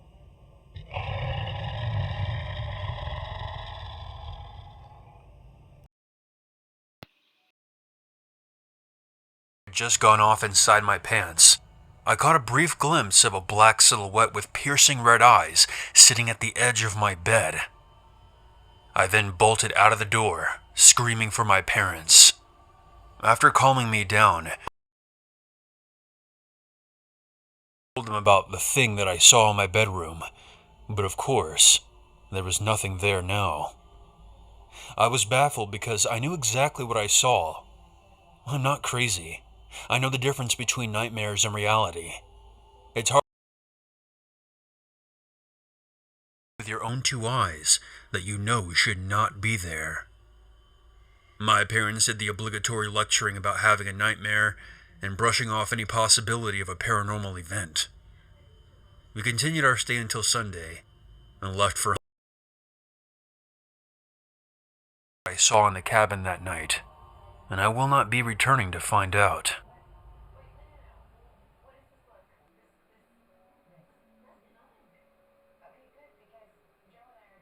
A few Christmases ago, I was driving my kids back. They moved out to this big old house once my dad sold his business. One of those offers he couldn't refuse type things that meant he could retire like 10 years earlier than expected. The house is amazing, but the only problem is that it's in the middle of nowhere. 20 minutes drive away. It's also one heck of a drive to and from the place, one that involves traversing some pretty secluded stretches of motorway. So like I said, it's maybe only a week before Christmas. It's the 16th or 17th of December, and my wee lad is still 5 years old, a true Santa believer, while my daughter had only just turned 9, so they're starting to cotton on that something isn't quite right about the whole thing, but they still sort of want to believe, if that makes any sense. So when they see a hand like Santa's Grotto 9 miles, they start going ballistic in the back seat, demanding I take them to see Santa. At first, I straight up refuse. It was a long enough drive without pulling into some lay-by to spend the better part of an hour. But the pair of them throw an absolute fit, to the point where I decided I would get far more peace if I just capitulated and let them spend a few minutes indulging their childish imaginations. Like I said, my eldest was just on the cusp of figuring out that take their presents out of the car boot before stashing them under the Christmas tree. And every time I imagined her getting older, getting wiser, figuring things out, becoming a young adult, it had me choking up like nobody's business. So I suppose I just wanted to. Besides, once she'd figured out the truth, it was only a matter of time before she spilled the beans to my youngest. And that was a day I most definitely wasn't looking forward to. So after a few more signs like Santa's Grotto 3 miles, I finally see the turnoff. It takes me down this long, dark dirt track that at first I thought might have been the wrong turnoff. But lo and behold, after about 5 minutes or so, I see another one of those janky hand-painted signs for Santa's Grotto. The kids are just about ready to burst in 10 minutes, and they're to be on their best behavior, leaving when I tell them to leave, lest Santa see what bad little children they are. The threat of coal in their stockings was more than enough to have them promising to be good. Anyway, I expected a quaint little window, but the place was barely even decorated and looked completely deserted. It was little more than Portakabin with a few caravans parked around it.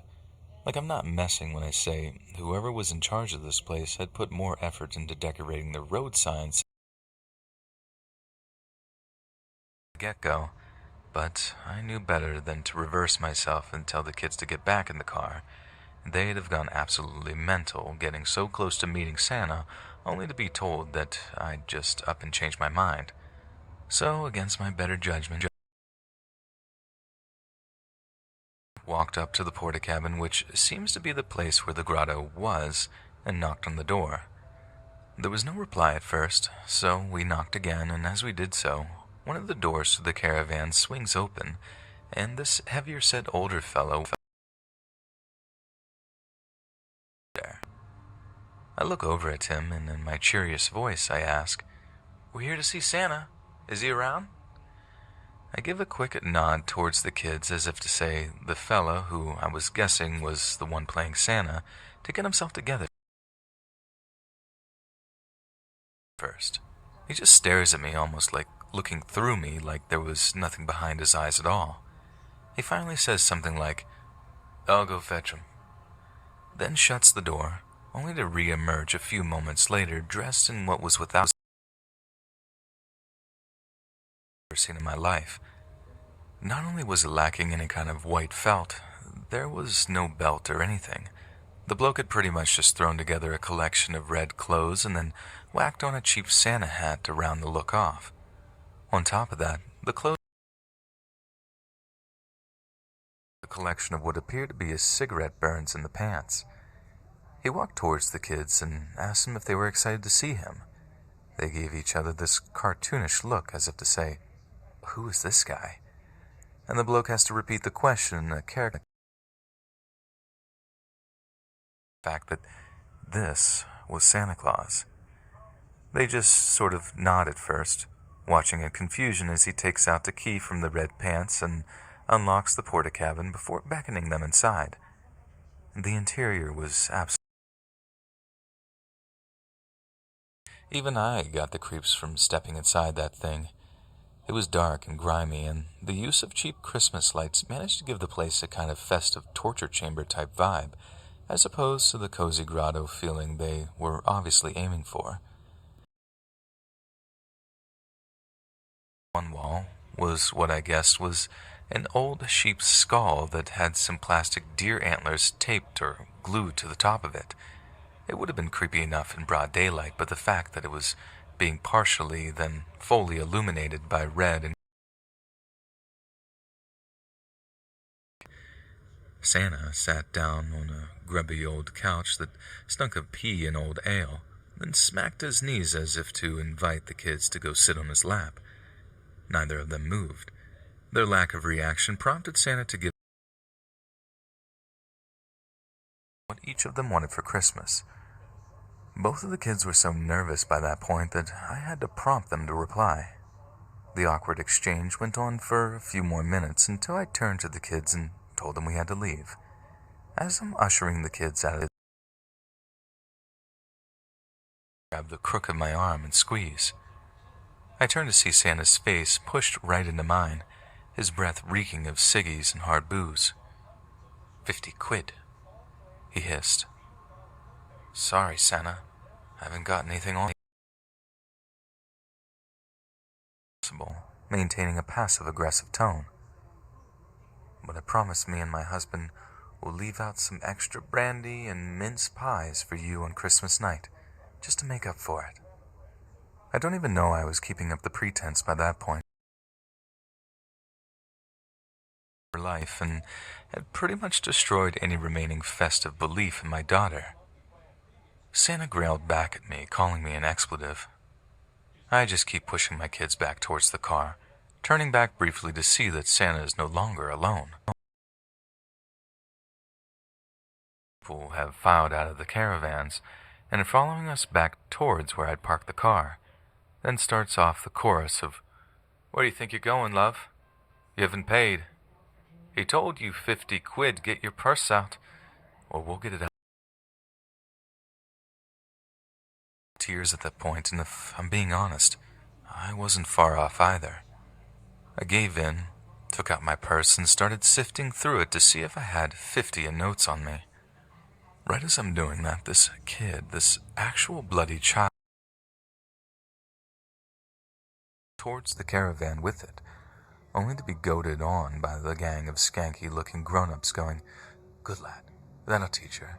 She needs to learn some generosity. It is Christmas, after all." I didn't do a bloody thing. Well, the damage control from that bit of horribleness was a lot of work. I'm pretty sure it was the singular event that broke my eldest kid's belief, and we had to reassure my youngest over and over that he was just a bad man pretending to be Santa, and that the real done. But honestly, I think it's me that belongs on the naughty list for putting my kids in that position in the first place, and for putting myself in the most terrifying Christmas-related event I'd ever gone through. Far, far scarier than...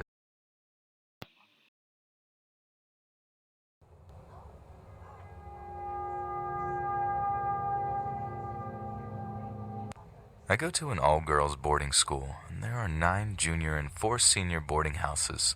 The junior houses are for girls between 11 to 16. At the beginning of September 2016, I moved out of my junior house into my new senior house, which, for the sake of not bringing my school into this, we'll call Robinson. Robinson was different from the other houses in that you only stayed for a year, but that you stayed in rooms like other senior boarding houses, and I chose to share with my best friend Georgia. For various reasons, I ended up going back to school 2 days early with only a handful of other girls. I get told to go to my room, and I discover that it's in the basement of the... The minute I was in the room, I felt something was off. Like really, really off.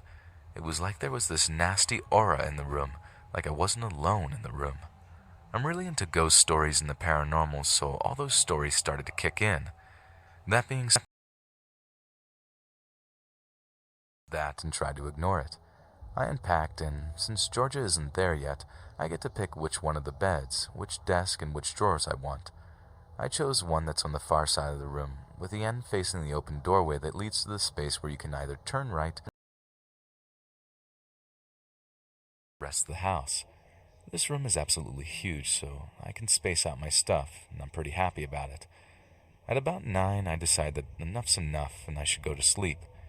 I turn the main lights out and get into bed and try to go to sleep and pull the duvet over my head. I'm absolutely terrified. That feeling that something's in the room is amplified 1,000 times, and it's made worse by the fact that I can hear things, shuffling in the dark, soft scratching on the carpet, and creaks of people sitting on wood. I'm absolutely sure. I'm so terrified that I have to psych myself up to even change position, sure that something will jump onto me.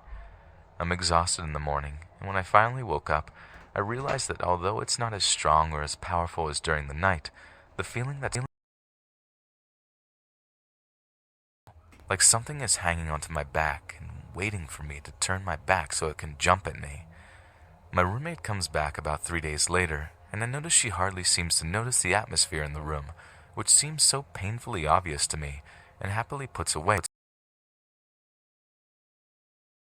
It was honestly terrifying. I couldn't study in silence. I had to have music on so that I could attempt to block out this feeling, and I always left my phone on with YouTube videos playing when I had to go to the toilet, just to make me feel like if I came back out into the room, I wouldn't. It sounds really stupid, but it was the only way I could reassure myself. The feeling that I was being watched was always most clearer at night. It's probably because I was on my own and didn't have anything else to do but try and go to sleep. But whatever reason, it genuinely scared me.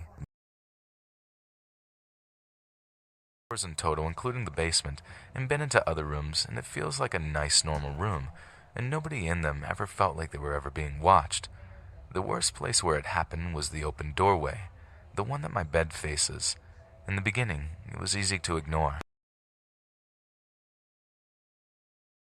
But as time went on, it got worse and worse. At the worst, it felt as though a grown man was standing in the doorway, barring the way, staring at my bed, and it was as though I could physically feel the presence there. It was so strong. One night, I have a habit of bringing up one leg to my chest for a bit and then bringing it back down. That night, I brought my leg up, felt the presence, brushed it off, and began to lower my leg back down. As I did, to my absolute horror, I felt somebody had suddenly sat on it, and I felt what felt like a hand resting on top of my foot. Straight away, I brought my legs to my chest and curled up like that for the rest of the night. I was really on edge from that, so for the next few weeks I made sure to check the doorway. About 3 weeks later, Georgia and I are talking about a play we both like, and since our beds are on the opposite sides of the room, I sometimes couldn't make out what she was saying. Anyways, Georgia makes some point, and I couldn't hear what she said, so I turned over from my bed. I lift my head, and I see a dark shadow above her desk of drawers, floating above the books she has on top of it. We had the curtains open, so a shriek of light from a street lamp was shining through the window into our room, since our windows open out. It was in the shape of a head and shoulders, with the head facing the window, all in pitch dark shadow, so I couldn't make out any features but what seemed to be a prominent Roman nose. I freaked out, yanked the duvet over my head, and faced the wall. It really set me off, and since then I got really wary of something actually being in the room, and there are 2 other incidences that occurred and convinced it for me that something was in the room. The first was when I was under my desk, looking for some socks to wear to dinner for my jumper, and glanced to see where it was. And as I did, I got a glimpse of a light blue woolen peacoat standing directly behind me, just above my shoulder, so close that I saw the way the light glinted in the buttons, and I could only make out just that these fast as I could, and I saw that the coat, and presumably the wearer, had vanished. I didn't even hesitate and just legged it out of the place, and refused to go back in for another hour until I knew that my roommate was back in the house. The worst incident was also I was asleep when suddenly I became aware of the fact that I was asleep and lying in bed. I suppose it's what you could call a lucid dream, but I'm not sure as it's never actually happened to me before. I didn't have enough time to focus on it because next thing I knew, feeling that something was by my head, and I felt a presence standing by my head, leaning over me, so solid that it felt like another human being was right there, even through the fog of my sleeping mind. I didn't have enough time to realize what was happening until I felt a hand in the bit just under my ears and start to stroke it, and I swear to Christ and back again that a voice began to make a noise in my ear, like a weird moaning sound, or like someone was sobbing with their mouth closed, muffling the sounds of sobs. I wasn't sure if it wasn't a dream, so I twisted myself away from it and screamed out loud, "Georgia! Georgia!" Georgia bolted up and looked around as I tore my covers off and looked around my area. She looked really confused, as though she hadn't seen anything. I noticed that my wall calendar that was pinned up to my notice board above my head had been ripped off the wall and was lying on the floor by my bed, despite the fact that it was definitely pinned up securely the night before. It never got as bad as that again. The feeling of being watched slowly, and the small sounds I would have heard in the night started to stop as well. And when I came back from the Christmas holidays in January, it was barely here. The presents had all but vanished, and it felt like the rest of the dorm rooms in Robinson. Over Christmas, I decided to explain what was going on. I found out that Robinson has been a hotel before my boarding school had purchased it, which is why the rooms were so big and why they still had ensuite bathrooms, and you could actually still see the old wallpaper that had been painted over in some of the rooms. Espionage during the Cold War, and is still to this day has strong links to British espionage, and this hotel was very close to places where this would have definitely occurred. The coat I saw matches exactly the kind of coats worn by the Navy during the 1960s. The detailed workings of the British government during the 60s is kind of difficult. I like to think that maybe it's the ghosts of someone who lost their life in my room when it was still a hotel during the Cold War, and they're still stuck here, waiting until they can pack it.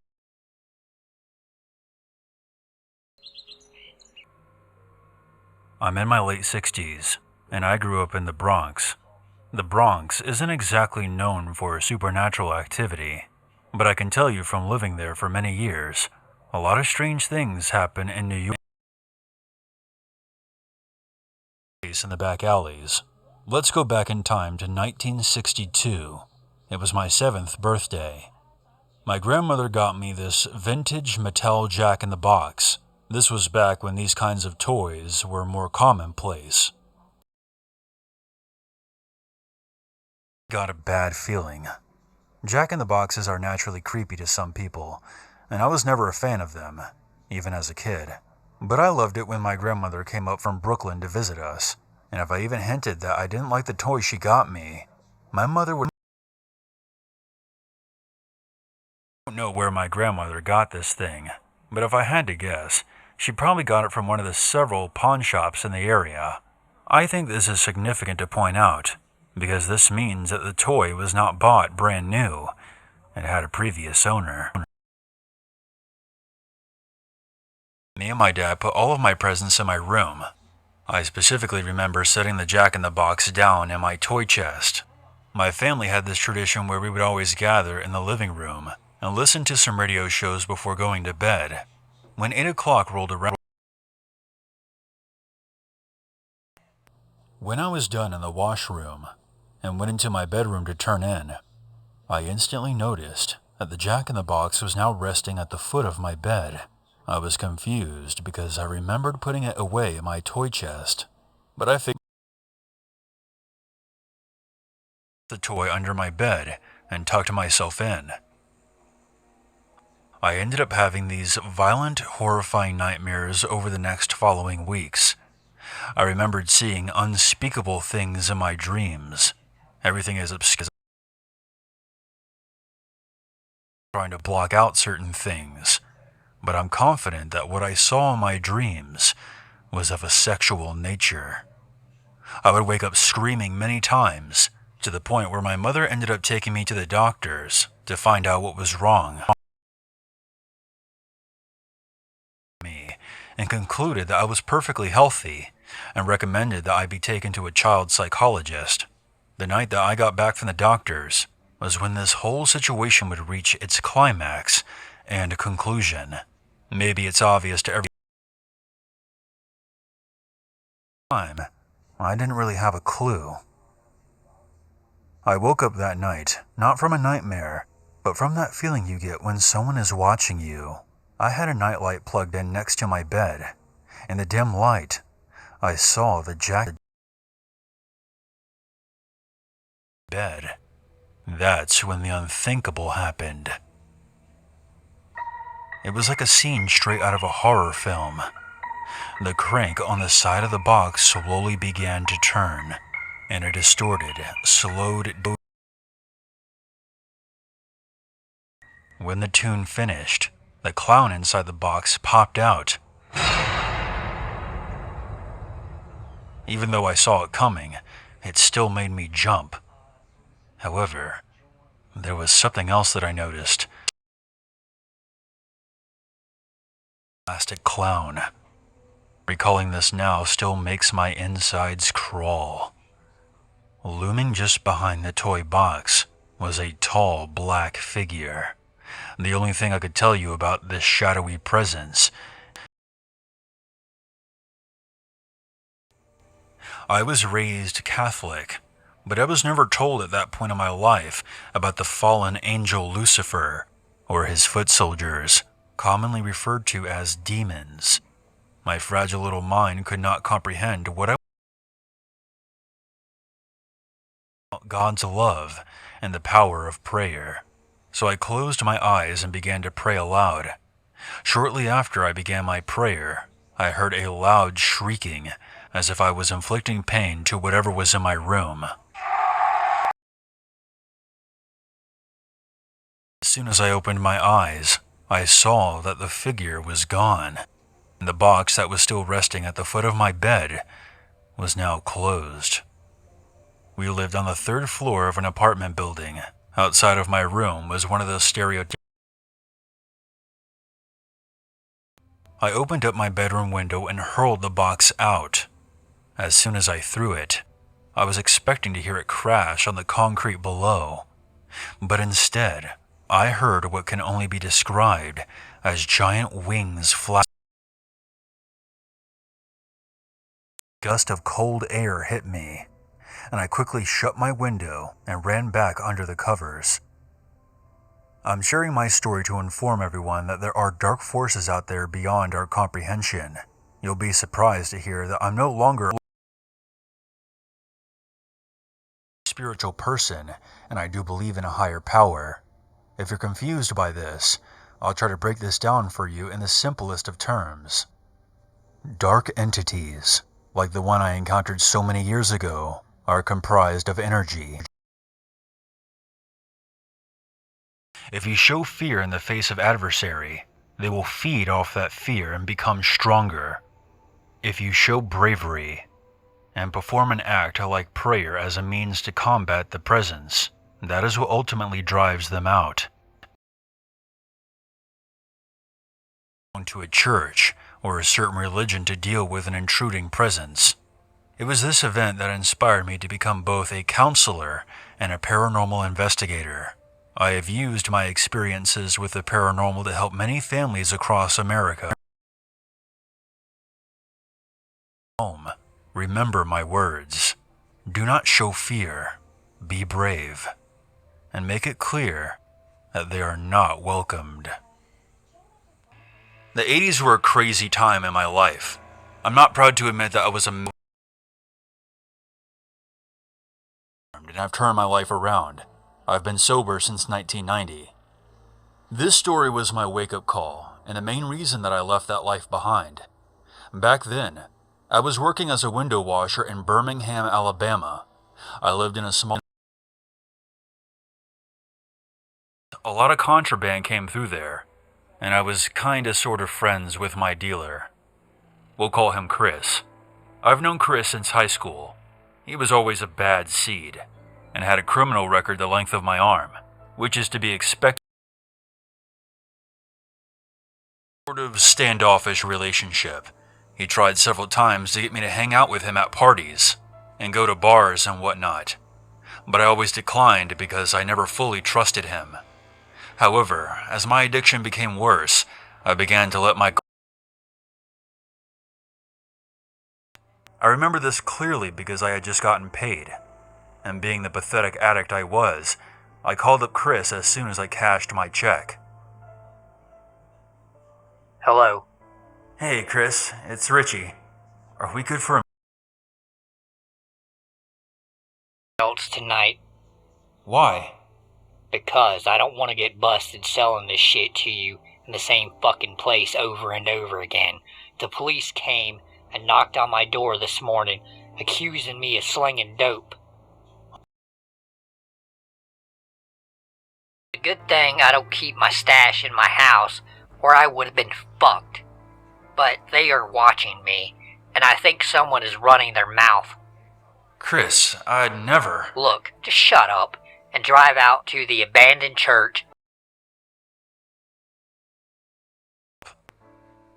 The church Chris referred to is located roughly 30 minutes outside the city, towards Coburg. I had only been there once back in high school when a mutual friend of ours had a keg party there. I thought he was overly paranoid. His rules since he was the one with the supply. I made the drive out there and was sitting in my truck outside the abandoned church, which was nothing but a heap of charred remains barely standing. That party I mentioned took place in 1981, so this was before cell phones, so I pretty much just sat there and listened to the radio while I waited for Chris to show up. I looked at the clock on my dashboard and saw that almost an hour had gone by since I arrived, and there was still no sign of Chris. It was making me feel uneasy. This church was off of a back road near Interstate 22, which was practically in the middle of nowhere. There were no streetlights or anything out there. It was when I was thinking about how if anyone was outside, the only to feel like a sitting duck. I tried starting up my truck to get out of there, but my dumbass had nearly drained the battery by sitting there with my radio on. As I tried turning the engine over, I got the feeling that eyes were watching me. Up, and a wave of dread overcame me as my headlights illuminated a horrifying sight. Standing in front of my truck were 3 figures. The first thing that my mind was able to register was a pair of antlers on top of a deer head. And standing in front of my truck. But as I looked closer, I saw the figures were standing upright, and I came to the horrifying realization that what I was looking at were 3 men dressed in deer skins. I didn't know who these deer skin wearing freaks were, but I didn't want to stick around to find out. As the sound of the engine failing to start rang out, I watched in terror as the three figures began to move closer. Come on! Foot on the gas pedal while continuing to try and start my truck. With each attempt, the headlights flickered, and as the figures slowly closed in, I could see that the middle one was holding a shotgun. I closed my eyes and began to pray for God. Pedal. Suddenly I heard the sound of the engine roaring to life. I didn't have time to be relieved, as I quickly threw the vehicle into reverse and hauled ass. I looked up to see the deer people were much closer than they had. What scared me was the shotgun pointed directly at me. Not a second later, I heard a gunshot, and I felt a hard thud as one of my headlights was blown out. I did not stop the truck as I quickly backed out to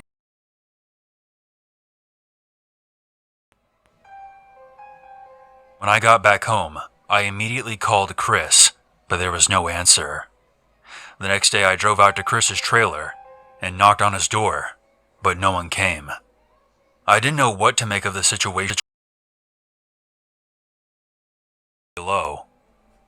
Chris was found 2 weeks later on the side of a road about 15 miles away from that abandoned church. He had been bludgeoned to death.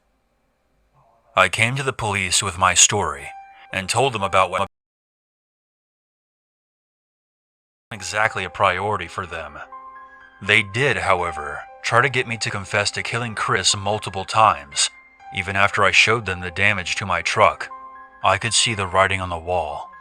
The police were too lazy to investigate the case to support their bullshit theory. They harassed me with parking tickets and stakeouts until I finally moved away a year later. I still have no idea who those deer people were, but I'm convinced that they were the ones who killed Chris. And they ambushed him. To this day, I'm grateful to be alive. The moral of the story is that you should stay away from drugs.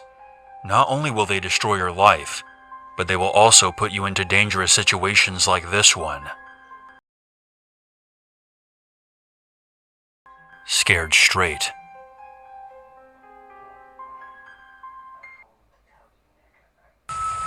I've always gone out shopping on Black Friday for many years now. But 2 years ago was by far the scariest experience I decided to go buy a new TV. I was planning on going to Target for a big sale they were having on electronics, and they were opening at 6 p.m. on Thanksgiving night. I was at my parents' place, and they had over quite a few of our family members from my mom's side of the with everyone. Then I left their house to Target to go buy a giant TV. I arrived at Target about 20 minutes before they opened. I saw that there was already a decent-sized line of people waiting to get inside. It wasn't too long though, and I figured I got out of my car and went to the back of the line, and as I did, I saw a few other people get in line behind me. I waited in line for the remaining minutes until I saw the doors to Target being unlocked. I watched as people started to go inside. I made a beeline for the electronics department. The store was really crowded, and it was hard to get through everyone, but I was able to make it there in a few minutes without running into anyone or anything like that. I got to the TVs to see a few people had already gone. I walked quickly over to them, and just as I did, I saw another person grab one to reveal that there was just one more left behind it. I quickly reached out and got the last one. I was so happy to actually have it in my hands, because it would sell out. Probably 2 or 3 seconds after I had gained full control of it, someone came from my right side and grabbed the TV that I had in my arms. It started to come out of my hands until I grabbed it and pulled it back. At that point, I turned and saw a man wearing a blue coat and a slight beard. He was looking at me, and as we made eye contact, he said that I had his TV. I said sorry to the man, but I had gotten the last one.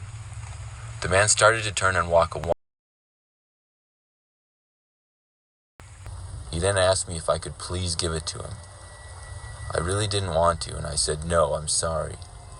He then told me how he would have got to the TV sooner, but somebody had gotten in his way. Then he added he thought he had got to the TV before me as well.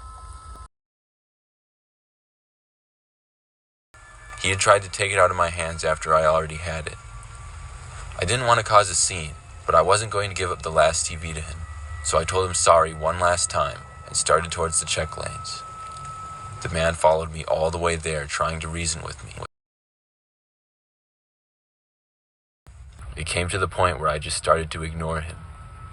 I finally got to the check lane, and he cursed at me and walked away. I checked out and walked my TV to my car in the parking lot and loaded it up. But as I was putting my TV in my car, this time I got a bad feeling. It was a different environment out in the parking lot where there were less people around. I hurried up as fast as I could and then shut the door. The man was standing there from about 20 feet away, flipping me off. I ignored him, and I actually felt kind of bad for the guy because I knew how great of a deal I was getting on the TV, but I also knew I didn't owe it to him to give him the last one. I started up my car and began to drive away. I drove back to my house to drop off the TV, as well as my parents' house. As I turned onto my street, I noticed a car turn behind me. Then, as I was pulling into my driveway, I saw the car stop in front of my driveway. I got a terrible feeling. The car then started to honk. Then he sped away in his car. I was glad he was gone, but I was a little concerned that he now knew where I lived. The man seemed to be a little crazy to get so worked up over a TV. I brought my TV in the house. Then I locked it until about 10 p.m., then drove back to my place. When I got there, I just felt suspicious. I was worried the guy had tried to break into my house or something when I was gone, but I figured I was just being paranoid. I looked around for my car at my place door. But as I made it to about 10 feet from my door, I noticed something. I had a couple of pillars in front of my house, and behind the side of the right pillar, I saw what appeared to be an arm. I knew who it had to be. I quickly stopped in my tracks, but said, "Forgot my phone," to myself. I was hoping this would work. Then I turned around and started walking back to my car calmly. The man seemed to buy it, and I wanted badly to run to my car, but I decided the man moving at all. But when I reached about 10 feet from my car, I couldn't take it anymore. I broke into a sprint and ran the rest of the way. As I had reached my car, I heard the man now running after me. I got inside quickly and drove away as fast as I could. Like a rock. I drove back to my parents' place and told them everything. There was a decent-sized dent in the side of my car. I stayed there for the night and we called the police as well.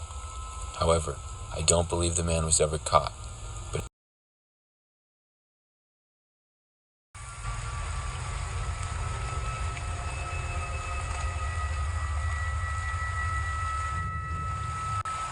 this happened on Black Friday about 5 years ago.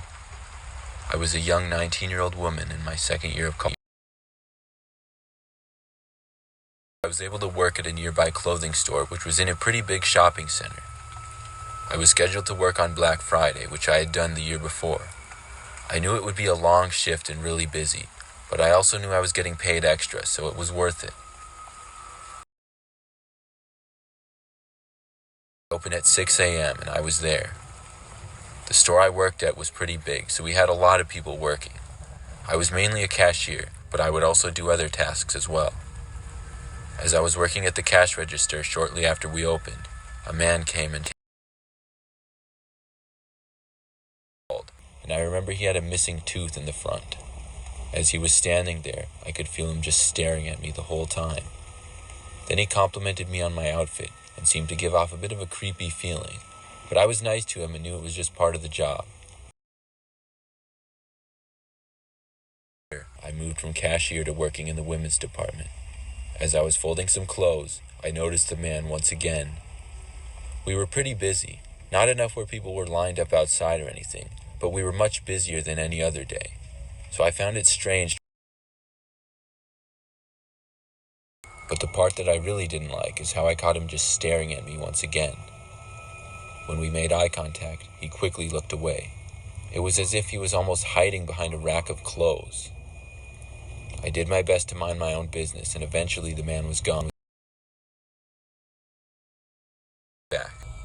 I was still folding clothes and in the same area, but this time the man actually approached me. He asked me what I was doing after work. I didn't really give him an answer, I just said I don't know. He then asked if I would go with him.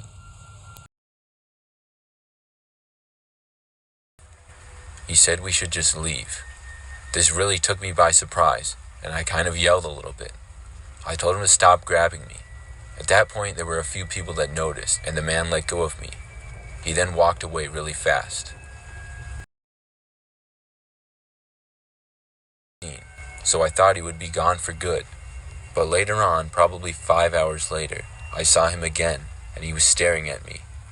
I was sure by now that the man was stalking me or something, and I was kind of concerned he would follow me when I left. I was getting...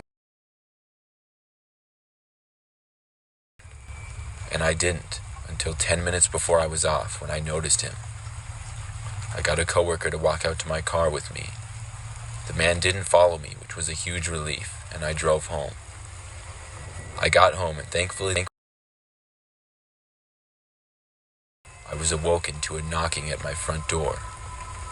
I lived with my parents at the time, but I knew it wasn't them or my younger brother because they were all asleep. I laid there confused at first, until I remembered the man who had been stalking me at the store. Then I get up or even look out the window. Thankfully, I heard the sound of my brother leaving his bedroom. He said out loud he wondered who was knocking on the door at this hour as he walked. It was 2 a.m., and I guess my brother had still been up, most likely playing the door, and at that point, I left my room to go over and join him in seeing who was there. As I did, my brother said to me there was nobody there. He then opened the door and stepped out. He looked around and picked up something off the ground, and then came back inside. Envelope. He opened it up and pulled out 2 Polaroid pictures. One of them was of my bedroom window, and the other was of the store that I worked at. When I realized this, I just about had a heart attack. He's the one who left the envelope.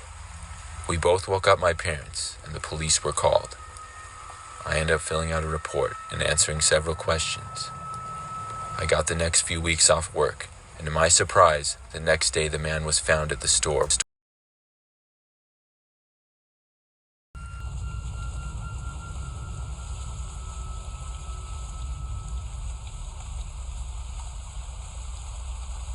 On Black Friday of 2016, I went to Walmart to see the deals that they had. There were like a TV, but a few small things and some Christmas gifts for people. I went there at about midnight, and the store was pretty busy. It was really weird to see a store that crowded at midnight. I looked around, but it was tough to get around the store. Back by the doors to the back room. They had a little window in them, and I randomly was just looking through it to the back rooms. As I did, I noticed someone walking into the back, but they were not a Walmart worker. They wore a ski mask or something. There was a worker standing nearby, so I decided to let him know. I told him there was a guy in the back wearing a ski mask. He looked surprised and then asked me to show him where he was. I pointed in the window, and he opened the door. It got a lot quieter back there, as there were finally no crowds. I looked in the direction that the man went, and I explained that he was walking that way. Just as I took a few steps in that direction, I felt someone grab me from behind and Then I felt someone else grab my legs, and next thing I knew, I was being picked up by at least 2 people. They carried me a little ways, and then dropped me into what felt like one of those big garbage cans on wheels. I fell onto a bag of garbage. They started pushing me and told me to shut up. I wondered how this was going on with no employees seeing this. I couldn't see much, but I saw that we were passing by an open door leading to outside. I don't know what got into me, but at that moment, the side, causing the garbage can that I was in to tip over. I fell out of it and got up and began running. I felt the men right on my heels, and once I made it out the door, I took a left for the front end of the store. We were at the side where there was no. And once I made it back to the front, the men stopped chasing me. I ran straight to my car and drove all the way home. Once there, I called the police. I know I should have called them sooner, but my mind was racing, and I was just desperate to get back home where I felt safe.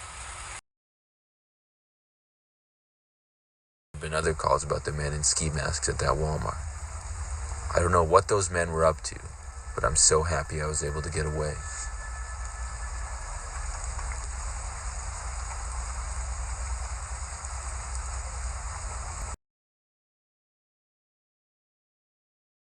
This was on Black Friday 4 years ago. It was in the middle of all the crowded Black Friday shopping going on. I had gone to Best Buy to look at computers. I was intending on buying a new laptop and possibly a desktop computer as well. It was going on sale there that day, so I got there a couple of hours early and waited in line.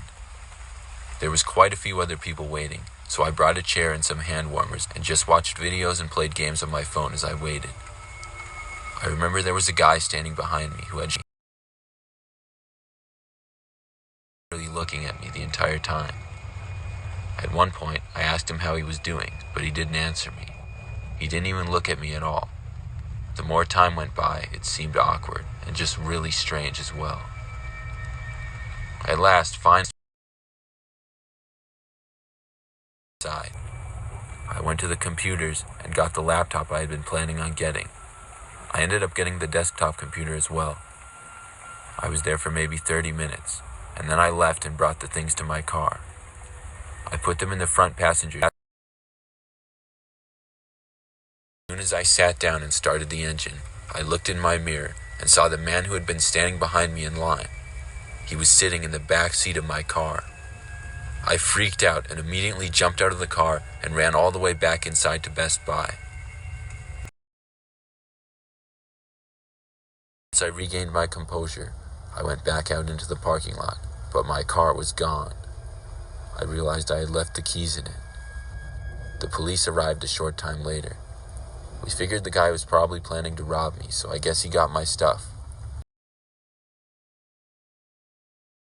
The next day, I got a call saying my car had been found abandoned about 10 miles away, and both of my computers were still inside.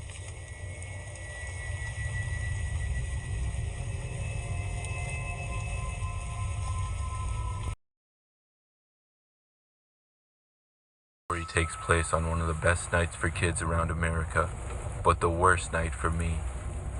It was Christmas Eve of 2019. For a little backstory, 3 or 4 months before this event took place, I broke up with my girlfriend. What that caused me to break up with her was she stole over $900 from me. I caught her, and all she said before she left is, "This isn't over." Fast forward 3 months to Christmas Eve. Since we live in Texas and have a house, he goes there to celebrate. However, this year, I couldn't make it because I had to work. I was 17 years old and had just got a job at my local supermarket, and I had to work all day of Christmas. I stayed home, but I had no problem.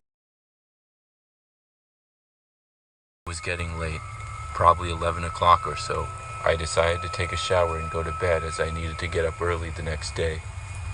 As I started to shower, I heard a strange noise from the garage, sort of like a metallic banging.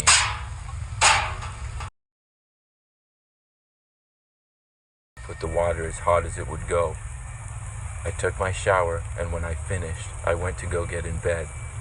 As I did, I heard the noise again. Although this time it was on the other side of the yard. I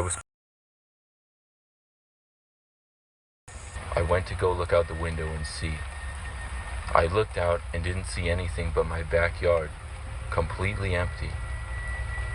I completely disregarded it because my backyard is pretty flat and empty, and it has nowhere for someone to hide. It was fairly large, and it has a blind spot to the left where there's a corner. Somebody could easily hide there, but I was tired and I didn't think about that at all. As I walked off, I heard a bang again, but this time on the window of my person dressed in all black standing at my window. It made me jump. However, I wasn't too scared as I'm a fairly large dude and a high school football player. This all changed when the person at the window reached for his pocket for what I assume was a gun.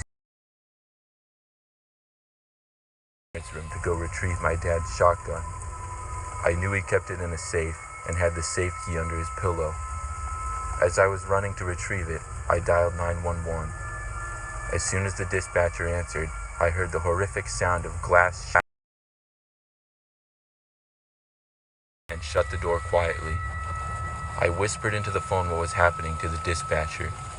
She said to stay on the line as the county sheriff was en route, but it would take about 5 minutes or so.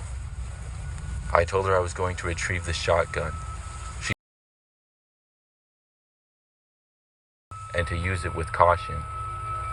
I quickly realized my dad took the gun with him to the hill country because they were going to a gun range. I informed the dispatcher that the gun was gone. She said to make sure to stay on the line. For a moment, everything was... My house got spooked when they realized someone was home.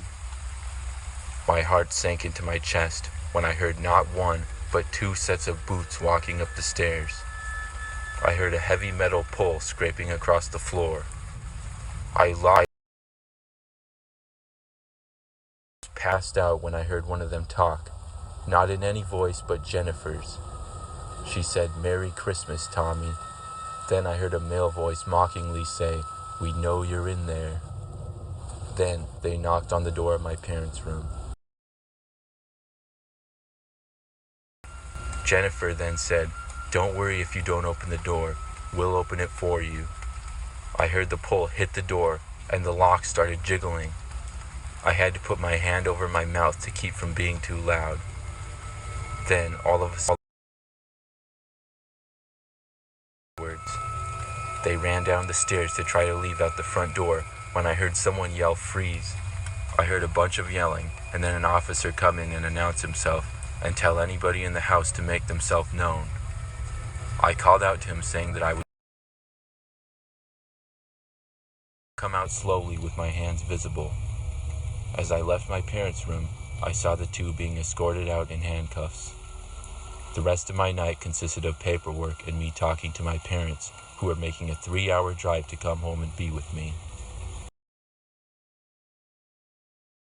I'm grateful that I reacted the way that I did. Had I not, I may not be here right now.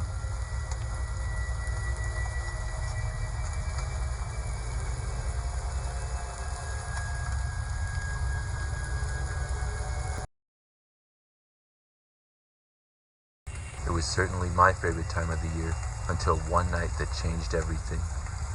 And that one night changed my life forever.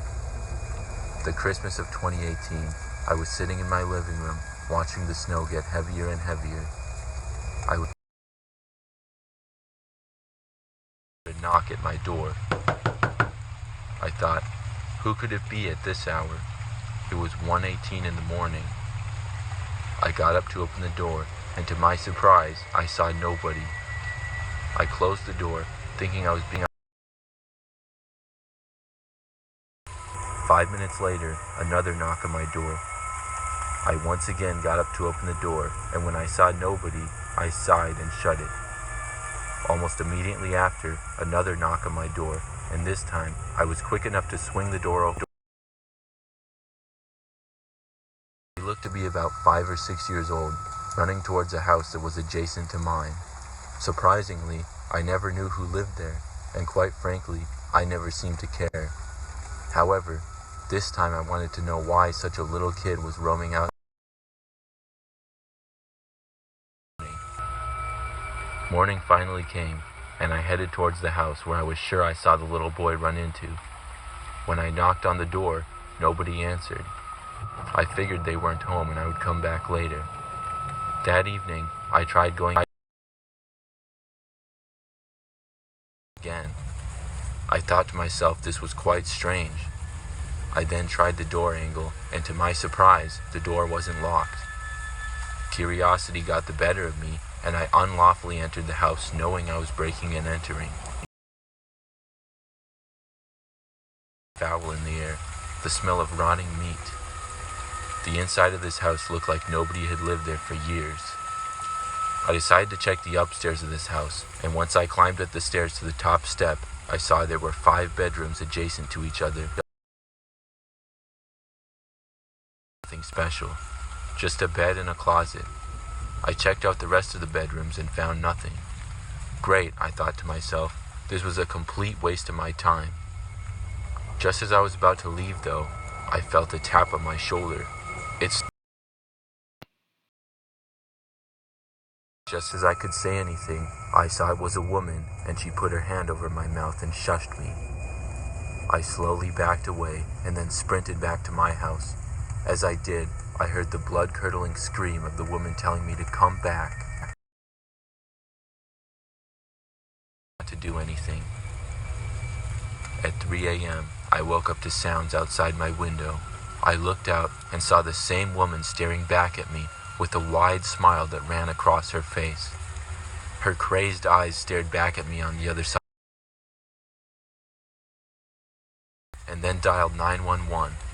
Cops were at my location within minutes. I had told them what happened, and they went to the house across the street. They searched it and found nothing. They told me there were no signs of anyone there since the horrifying murder. I was shocked. I hadn't heard of anything happening at all in that house, as it was an ongoing investigation. The cops were not able to give me the information I so desperately wanted to know. The next day, I did some research, and what 31st, a mother and her son were brutally murdered inside that very house. December 31st, I linked everything together and stared at myself in the mirror in pure horror. The events that took place to this day have changed me forever. I had to get therapy for the rest of the year. I would wake up at late hours of the night to see the woman's crazed smile staring back at me, and I would scream in pure horror. It's been a year since this traumatizing experience, and I'm still recovering.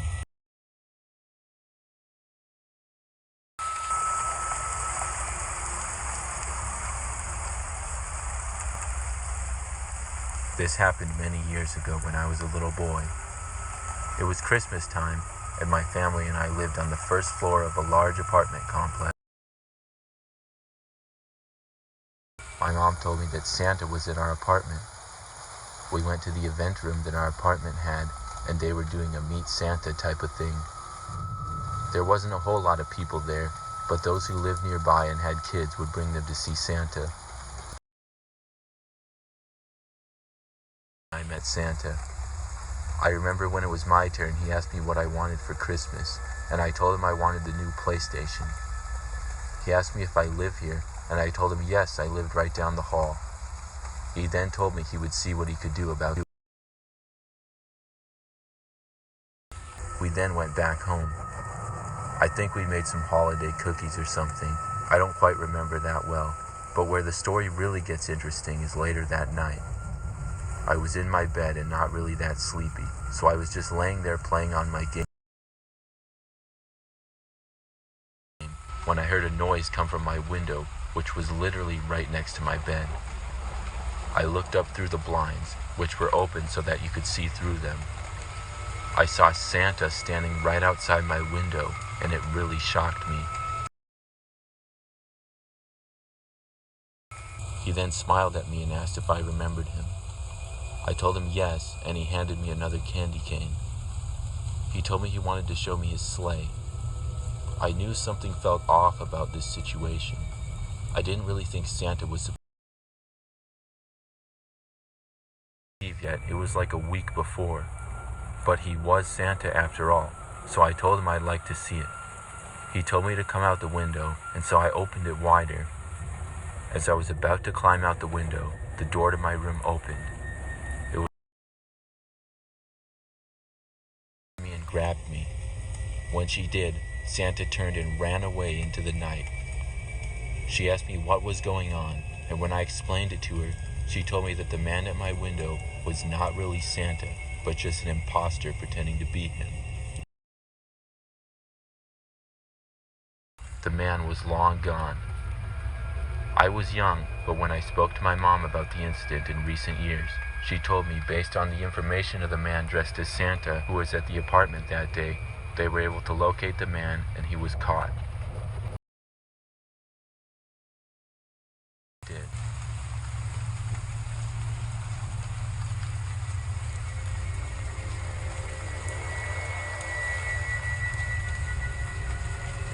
I've worked as a mall Santa for the past few Christmases now. I'm a teen, I definitely have the figure for it. And once I have the beard and the wig and hat combo going, there's basically no telling the difference between me and a 60-year-old dude. Mall Santa work can be tough for a few different reasons. Number one, depending on which mall you manage to get employed by. Number two, the kids can be little monsters, and their parents can be just as terrible on occasion too. But the reason I'm actually considering skipping the entire thing this year and having something of a bug things happening from time to time. I mean, the kind of things that keep you up at night, even after a long, exhausting shift. However, the worst thing that's ever happened to me as a mall Santa was actually nothing to do with kids. You'll see why after I tell the story. So every year, usually when the malls are quietest during weekday mornings, we get specially organized visits from special needs kids or adults with learning disabilities who are bussed in from the surrounding areas. Pretty much every It can be one of the most rewarding parts of the job, and that the adults with learning difficulties are often even more excited about the prospect of meeting Santa than some of the kids are. Literally, the only downside is that some of them are so heavy that my thighs hurt. Other than that, it's honestly one of the best parts of the job. Last year, I'm in the middle of one of the special sessions when I get this girl coming up and sitting on my lap. I say girl, but she was legitimately a grown woman, looking like the age of about 9 or 10, all smiles and giggles, way shy about meeting Santa again. It was cute as all get out, but the interaction was not so cute, and turned that way pretty fast. So like I said, she's all giggles and spiel, asking her name, how old she is, if she's excited for Christmas and all that stuff. Then, when it comes to asking her what she wants me to bring her on Christmas Eve, she starts thinking about it, smiling at first before she suddenly gets sick. Asking her if she's okay, what the problem is, and she's like shaking her head, acting like she doesn't want to tell me anything. I take the time and explaining that no matter what she asks for, I'll try my very, very best to bring it to her, no matter how big or small. Little girls and boys what they ask for on Christmas. She takes a moment. Then the exchange goes a little something like this. You mean it, Santa? You can get me anything I want for Christmas? Anything. Anything you want. Okay, well. And at this point, she lowers her voice to a whisper and leans into my ear. I want my boyfriend to stop hitting me. Can you make that happen? I was sort of what she was going to ask. That would most definitely not have topped the list. I remember just nodding at first, trying to find the words, then being like, "I'll make that happen for you, sure. No problem."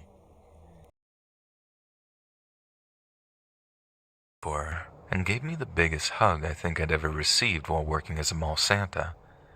I had to put on a huge smile, and of all the times I've had to fake being jolly and merry, that time with her was the hardest. But I just felt numb. I tried my best to get through the rest of the session without bursting into tears. I remember all these thoughts rushing through my head, terrifying ideas of institutional abuse. She said boyfriend, and that made it extra creepy. Like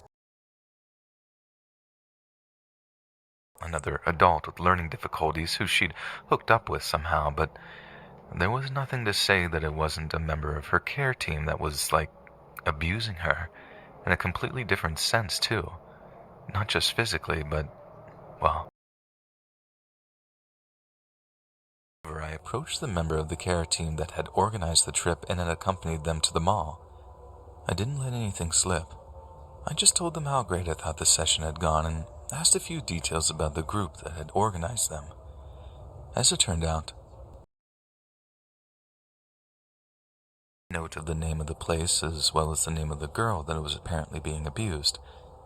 That night, I couldn't sleep. I just kept picturing some evil monster abusing that poor girl, taking advantage of their position to put some poor special needs the word of it to anyone. And here's where stuff starts getting even more intense. Now, I could have just called 911 with the info I had at hand, registered a general complaint, and then heard nothing back about it. But a buddy of mine had a cousin who beat cop either. They were a detective. It took some convincing, but I convinced my buddy to pass along their cell phone numbers so I could get in touch with the dude personally. It took a little while, but I managed to get through to the guy. He sounded pretty skeptical and given me his number, but once I explained what the issue was, his tone changed completely. Now, I didn't find this out until way later from my friend, but his cousin had a special needs daughter who was probably going to have to either live with them for the rest of their life or have some measure of independence.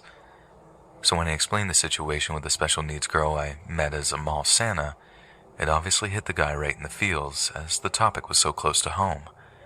The detective tells me that he'll look into it, thanks me, and he says yes, and we hang up. And that was the last I heard of it for like a month.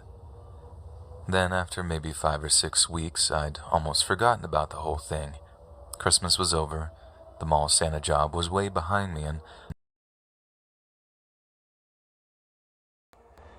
then I get a call from a number that seems vaguely familiar, although I wasn't quite sure why. Turns out it was my buddy's detective cousin, who reminded me of the tip that I'd given him about the care company. Of course I remembered, but by that time, how wrong I was. The detective thanks me for the information, and although he told me he couldn't say too much, he told me to keep an eye out on local media outlets. The next thing I know, it's all over the local papers that there's been a misconduct. Picked up a copy and read the story, only to find out that it's the very same one I had reported.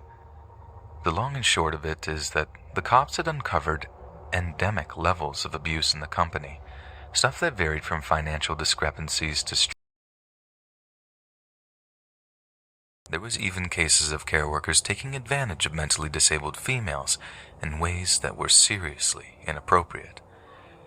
There were numerous arrests, with some of the sleazier and violent criminals looking like they were going to get years in prison for how society. It made me sick to my stomach to read about how some people could bring themselves to do something like that. But it was stopped, and I felt incredible that I'd actually managed to be a part of the chain of events that brought the whole thing crashing down.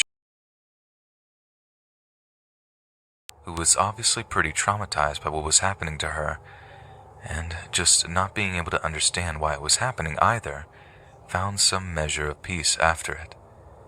And in a way, Santa did kind of bring her exactly what she wanted. Ladies and gentlemen, is a thought that never fails to make me tear up.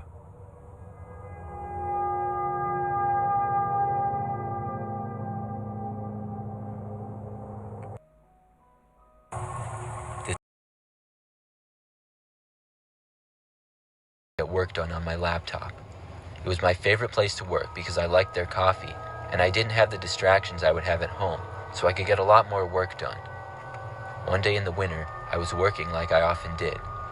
It was nighttime, probably about 7:30, so it was pretty calm, and not really anybody else was there other than me at the time. I sat in my favorite spot, which was in the back corner of the table with this one soft chair that they had. I had to go to the bathroom, so I got up and walked over to it, which was only about 10 feet away, maybe a minute or two, and then came back out and returned to my laptop. I went back to work until I realized something. There was a portable USB stick that was in my computer. I knew it wasn't mine, and it hadn't been there before. I took it out and looked around the coffee. I got up and walked around, and then went to the counter and brought the USB with me. I asked someone working there if they had seen anyone go to my computer and handed them the USB drive. I was told they hadn't seen anyone, but they took the USB to hold on to. I had been sitting in was obscured from the vision of whoever was working it. I went back and got my laptop and then left. I was hoping that whatever that was a joke, and they didn't mess up my computer in any way. When I got home, I looked on my computer again.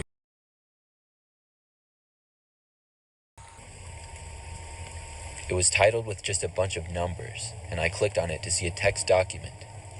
When I opened it up, a message read, "Hello, I know everything about you, where you live, who you are, and what you're doing." Could this be true? Did the USB stick on my computer somehow reveal all of my information? I was terrified. As I was on my computer, suddenly something popped up on my screen. It was a video of myself on my webcam in a window. Or what I did, it just stayed there on my screen. It was the creepiest thing ever, so I slammed my laptop shut. I didn't use it again for a long time after that, and ended up taking it to a professional to have it cleared and reset. Looking back at it, I'm afraid whoever did that to me knew where I lived.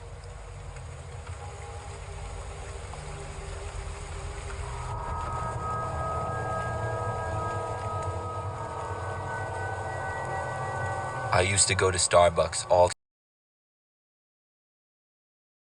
and stop at Starbucks for coffee on my way to work. I would order online every time as I left my house and then pick it up on my way. I got it so often that some of the employees started to recognize me, and I would be friendly with a few of them. Sadly though, one day I realized another Starbucks that was also on my way to work. I made the choice to switch locations to see if it would be faster, and it was in fact quite a bit faster every single day, and it saved me some time. After I would say about a couple of weeks of going to the new location, it wasn't a big deal, but I would just have to order at the drive-thru at the Starbucks. When I got there, the voice on the other end of the speaker of the drive-thru said hi to me and called me by my name. This surprised me, because I had only been to that location 3 or 4 times at that point, and it wasn't a voice as it was a man's voice, and all the people I knew from the previous location were females. I pulled up to the next window after I ordered, and a man with a headset came to the window. I paid, and he handed me my coffee and smiled. He once again said my name and told me to have a nice. Rather tall, and had sort of long dark hair with a slight beard. I have to say I had never seen him before, but beyond that, I really didn't think anything of it. It wasn't until every single time that I would go to Starbucks after that, he would be working and would always be the one to hand me my order.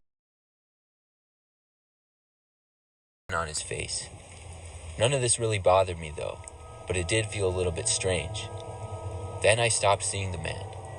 There were different people every time when I got my coffee in the morning, and I didn't really notice the fact that I wasn't seeing this strange guy anymore. Back to my car, when suddenly I saw the man again. He was in the parking lot, and he approached me as I was getting into my car. I didn't really recognize him at first. It took me a few seconds. He said hi to me and smiled and asked me how I was doing. I said fine in a confused tone. Last night was. Then he winked at me like the past times and walked away. I stood there next to my car in shock. I had in fact been watching a movie the previous night, but I had no idea how he knew about it. I was really from being slightly weird to completely creepy. I had no idea who this guy was other than the fact that he worked at the Starbucks and was creepy. I decided to go back inside the Starbucks and ask another employee who he was. I first looked around the parking lot, but the man was gone. But nothing too crazy. I went to the counter and asked who the man was with longer brown hair, a slight beard, and pretty tall. I was told in response that it sounded a lot like a guy named Jonathan, who had worked there but had been fired for inappropriate behavior around the work. But had moved to that location shortly before getting fired. I briefly told my story. I was told by several people that they thought he seemed creepy and had apparently followed one of his coworkers home one night. It gave me the chills as I realized this Jonathan guy most likely a movie. So many thoughts started to race through my head, such as how did he know where I lived, and had he followed me home or been to my house before? I had to go to work at that point, so I left, but throughout the day I texted with several of my friends about what had happened. Come over and keep me company. I got home and shortly after heard the sound of Lisa pulling up. I was so relieved because I really didn't want to be alone in my house that night after what had happened. But then I received a text from Lisa saying that she would be there in about 15 minutes. Slowly down the street outside my window. I lived in a quiet neighborhood and there wasn't a whole lot of cars that went down the street, so I sort of noticed when they did. It was a black car and the windows were tinted. It parked across the street, but slightly past my house. Guy. I watched the car from my window, hoping to see anybody get out of the car that wasn't Jonathan from Starbucks. But nobody was getting out. Then my phone started to vibrate and ring in my left hand as I held the living room curtain open with my right. The curtain and looked at who was calling me. It was a number that I didn't recognize. I decided to answer it. The voice on the other end was the familiar voice of Jonathan. I heard him ask me why I was watching him and told me to come outside. I freaked out at this. He then hung up on me, and I opened the curtain slightly to see his car pulling away. I then called the police, and they said they would be on their way. They arrived a short time later along with Lisa. I gave them as much information as I could on Jonathan, and I stayed at least told that Jonathan had been found, and I would no longer have to worry about him anymore. He had worked at the first Starbucks I had been to almost every day, and apparently asked to transfer when he realized I had gone to another one. I just wonder how long he knew where I lived, or how many times he had been to my house.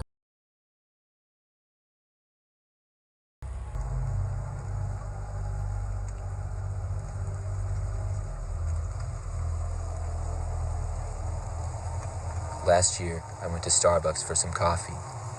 I don't get Starbucks all that often, but I do from time to time. But had to drive about an hour home, so I went for some coffee. It wasn't all that busy there, but there were a few other cars in the drive-thru ahead of me. I pulled in and waited. Eventually it was my turn, and I ordered. When I got to the window to pay, I wasn't asked if I wanted to keep it going and pay for the next person, but was just handed my coffee. I was pretty happy about it until I drove away and noticed that within the little cardboard thing that goes around the cup, there was a piece of paper rolled up into a note. But Once I got home almost an hour later, I read it. It was a small piece of paper which gave details about me and my family, such as names, addresses, and phone numbers.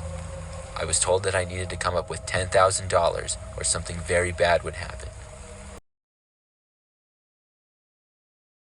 I had never been to that Starbucks location before and didn't even remember what car had been in front of me to pay for my drink or anything like that. But I was terrified, so I went straight to the police. When I did, I was told they would investigate, and they told me a short time later that they'd... I did worry about it, and I never did consider giving whoever it was the money. I didn't even know how to contact them. It's been a while since that happened now, and I guess maybe it was a joke or something, but I still don't know how to explain any of that. Like how the person got my information, or why they...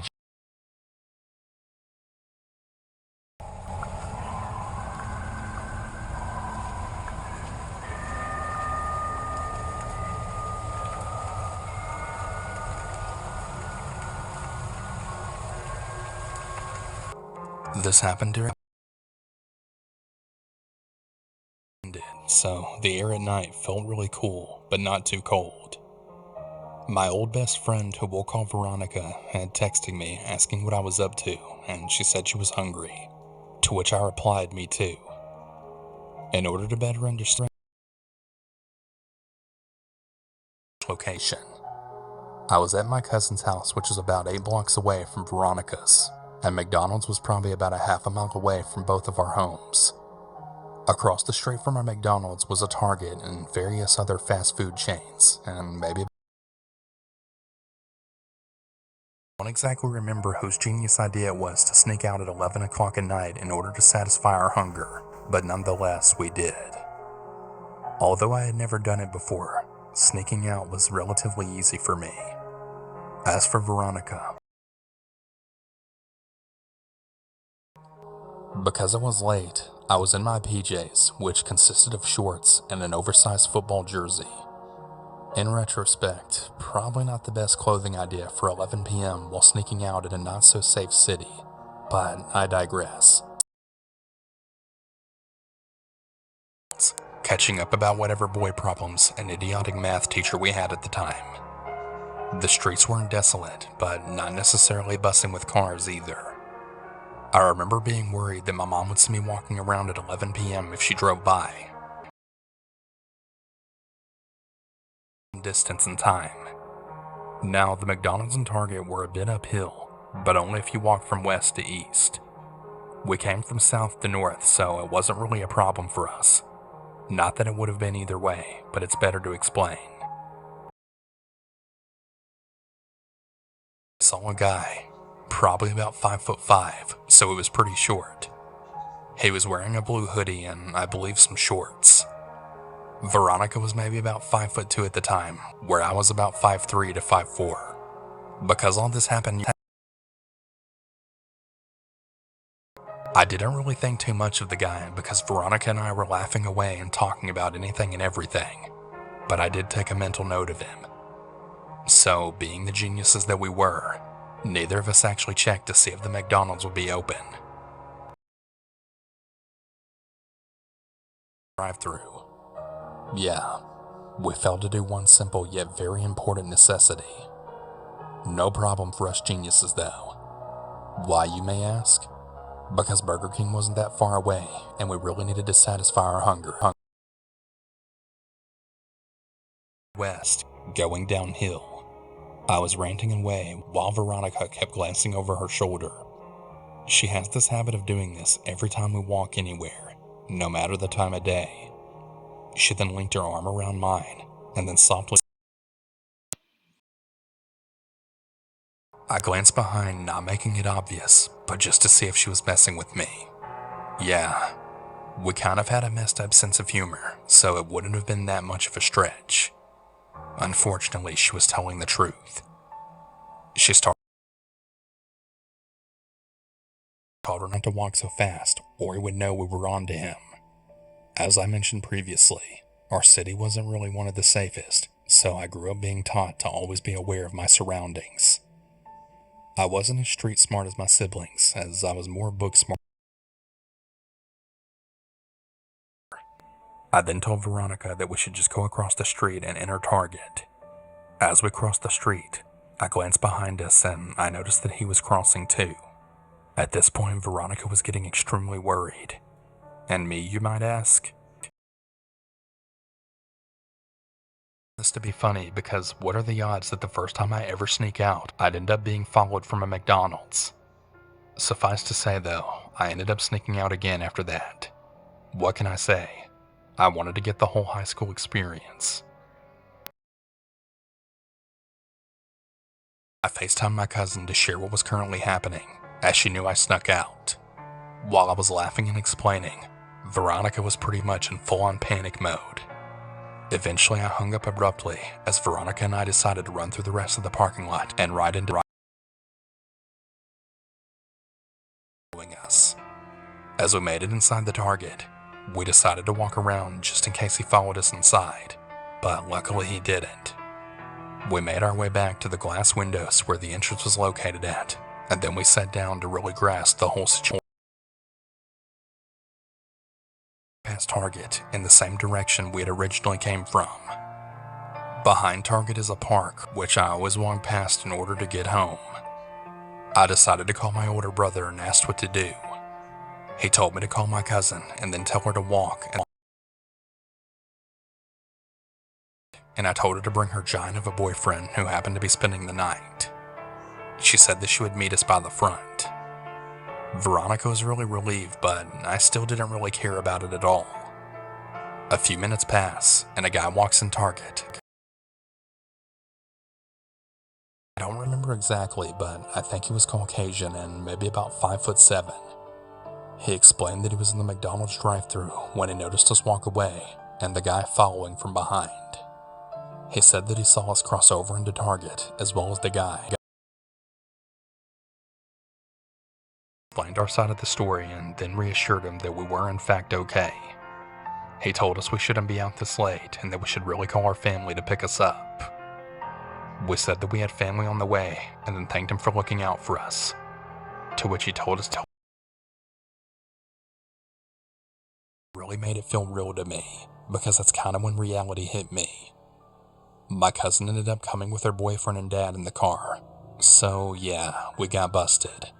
But I didn't get in trouble because, well, they were my cousins, and that was kind of a goodie too. I would have been really mad at my cousins for not noticing I snuck out under their supervision. Veronica came to my cousin's house with me, where we just talked about what happened. I even FaceTimed one of our senior friends and told him about it too.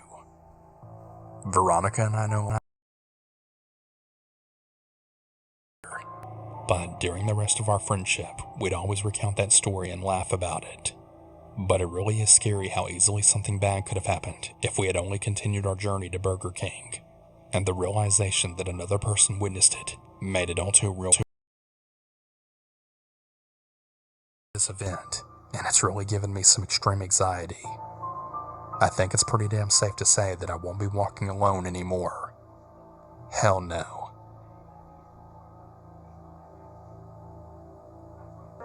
For some bags, friends Ashley and Sarah, my parents and little brother and I all went to Toronto for my birthday. We rented a hotel for the night, went swimming and went to the mall, and it was all really fun. But now, on to the story. The night after we came to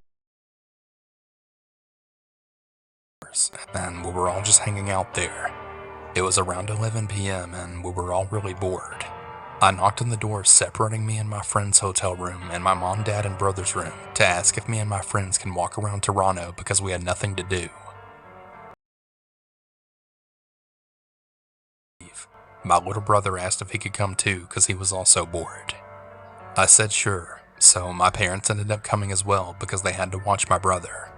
So now we're all on the streets of Toronto, my parents and brother a few meters ahead of us, while me and my I had started to get hungry, so I had told my parents we wanted to get food. We continue walking until we find some two-story building with a whole bunch of restaurants and fast food places in it. It was pretty big, and in the center there was a big escalator to get to the second floor. few people that were on the first floor looked pretty sketchy. We don't see any fast food places on the first floor, so we go up the escalator to the second floor to see what's up there. My parents go to McDonald's and they sit at a table pretty far away from us. My friends, while me and Ashley went to the ice cream place to get something there. As we were waiting, we had seen this group of 3 guys sitting at a table that was pretty close to the ice cream place. I noticed them looking at us and whispering to each other before 2 of them came up behind us to wait in line for ice cream. And I didn't really think much of it. That is, until one of them started talking to Ashley. One of the guys randomly tapped her on the shoulder, then said, "Hey, I've never been to this place before. What kind of ice cream flavor do you suggest me to get?" No.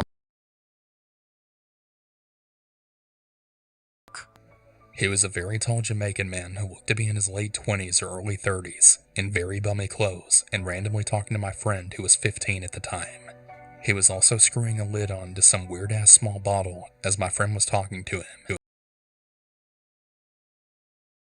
She didn't really think much of it, and she was just being nice to him and talking to him. And then the other guy that was with him came up to me. I had already got really weird vibes from his friend, so I didn't want to talk to him. The guy who came up to me was also a very tall Jamaican.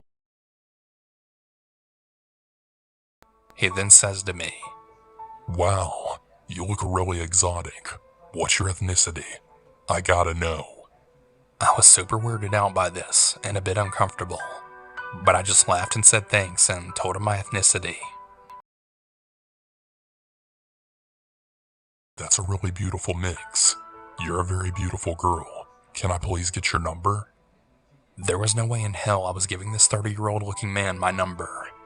I told him right away no, but he just kept begging for it, saying he just wants to text me and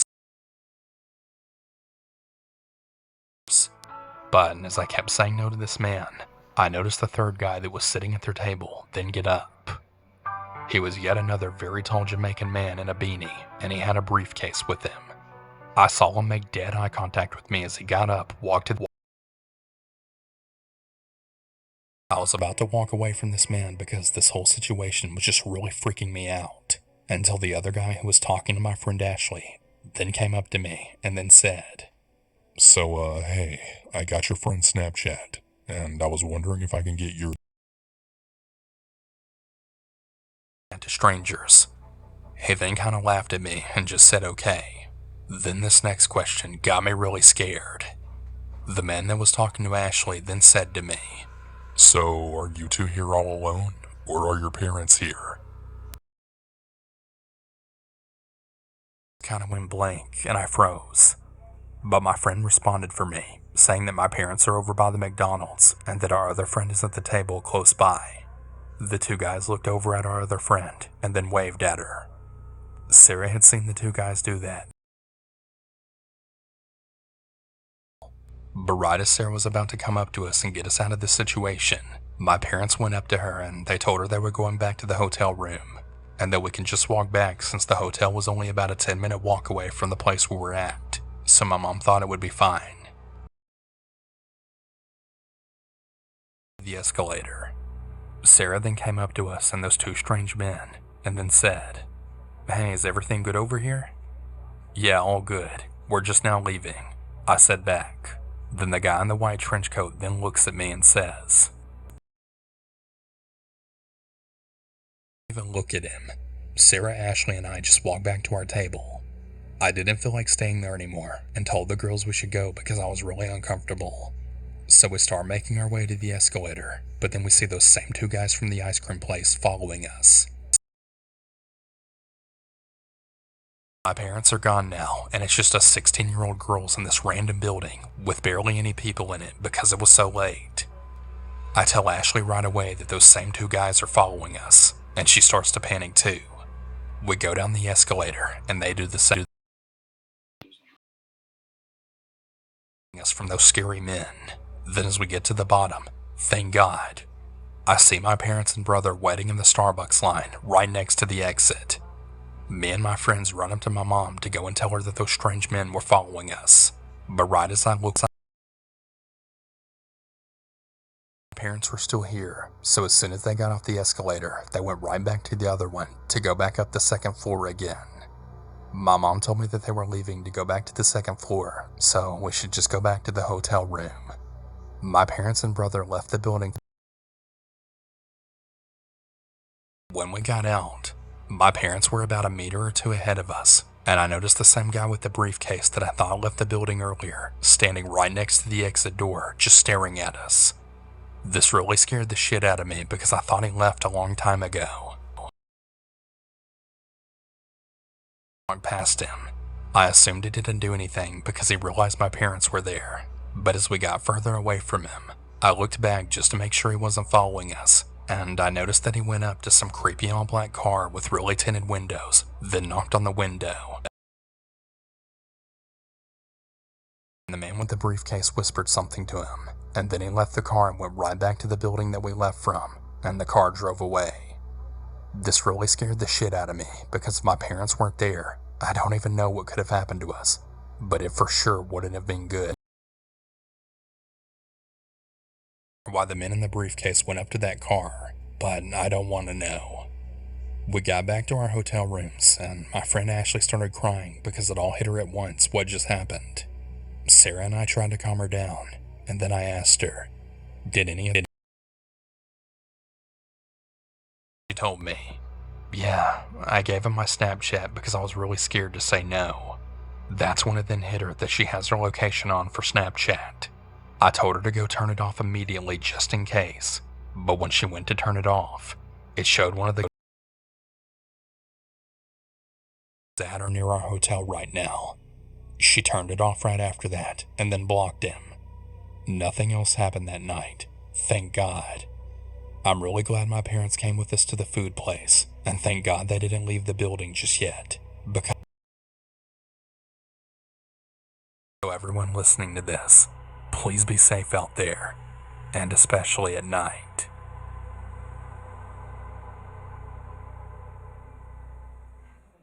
This happened about a month ago. I'm doing much better now. Night shifts, as the dark alone gives me the creeps. I've applied for many jobs because I'm the legal age for working, as I'm in high school. I'm in desperate need of money, and I need to help my family out as well, so it's 5 jobs accepted me, so I decided to do a trial at my first job that was pretty quick enough to accept, which happened to be McDonald's. I need to say that the staff and the manager were all very nice, and my friend also works there. The downfall working there was probably the customers, which my friend agreed. But anyway, I didn't really know what to pick for the shifts, or even if I wanted the job, so I asked for a practice shift. My manager happily agreed. Shift. I chose the night, which was a very bad decision, but hey, I needed to see what it was like working there anyway, so this will be easy since it's night, right? Well, I was terribly wrong. Drove me there. I'll be honest, the McDonald's was rather sketchy. When I say sketchy, I mean there's so many alcoholics and druggies around, and upon arrival it just didn't feel right. During but my friend kept reassuring me that all will be fine. She dropped me off at the bus stop, which was 5 minutes from my workplace, and said that she would pick me up at 12 a.m. It was around 10 p.m., so my practice shift lasts for about 2 at the same spot that she dropped me off at. As she sped off, I merely watched as her car shrunk into the distance. After I saw it was gone, I started walking towards McDonald's, but while walking, I began to hear footsteps behind me. Was a normal thing. The person was probably just walking to their car or McDonald's or even the shops, but I had a really bad feeling. I felt like I was almost being watched, and I stopped for a second. The footsteps stopped with mine, just eyeing me off. I got really weirded out as he just smiled at me and then breathed very heavily. He was taller than me and he looked rather stronger and bigger than me as well. He was around what looked to be a few meters away. There was only about 3 people working, my manager and my male friend. It was about 10:30 p.m. and I had already had a share of drunken rude people filling the orders up, or even tried hitting on me. But he quickly left. He helped me out with most things, and I felt rather safe with him. He was actually an acquaintance of mine, but we soon grew to be best friends. After I was done taking some drunk guy's order, my friend pulled me aside and asked if I knew the guy outside. And at first, I thought he was just joking around. That is, until he pointed at the right window. My mouth went dry, and my face completely dropped. It was the same creepy guy that was following me before work. But I didn't tell him that. He laughed a bit and said that it was no big deal. He shrugged it off and we went back into the kitchen. It hit 11 p.m. No more customers were present and the same guy would not stop staring at me. At that point, I kind of just held my... I could just feel his beady eyes run up and down my body. It was gross. It made me feel dirty. He's been there ever since the start of my shift and has been there for about 30 minutes, making it 10:30 now. Him to not come in. In the middle of my thoughts, I heard something. My heart absolutely stopped as I then heard the sound of the door being opened. The creepy guy slowly walked towards my counter, eyeing my whole body until he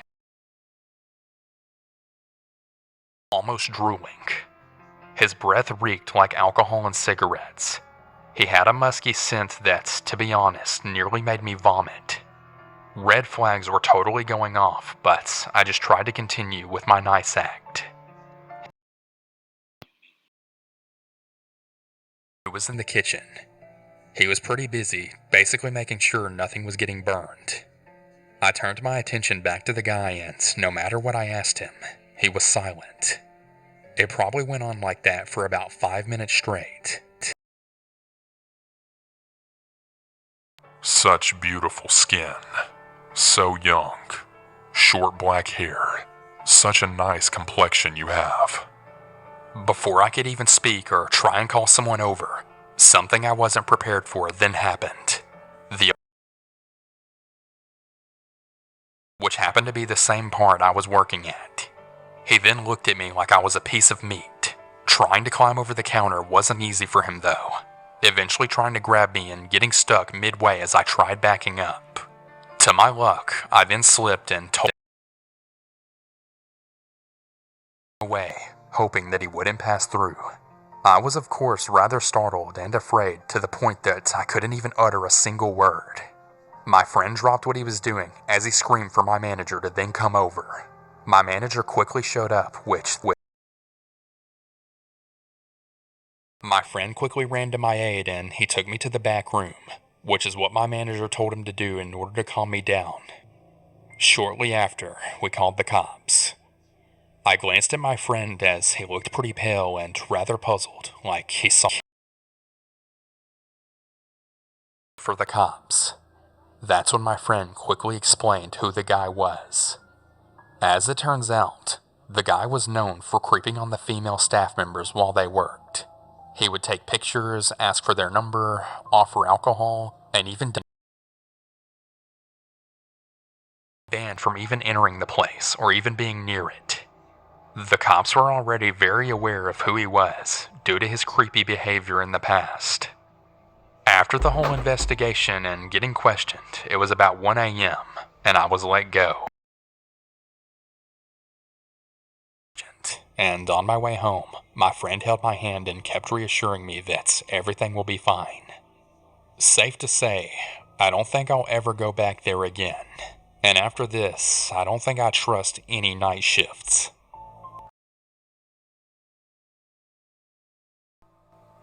So, to that creepy old guy who's hopefully in jail, please stay away from me.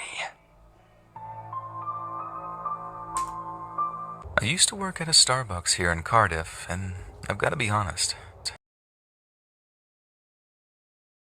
Brilliant. The other staff were nice and looked out for each other, so for a minimum-ish wage job, it was about as good as it gets. The only bad shifts to work were the first halves of Monday and Tuesday mornings, as the pre-work rush meant people were off to me wrong.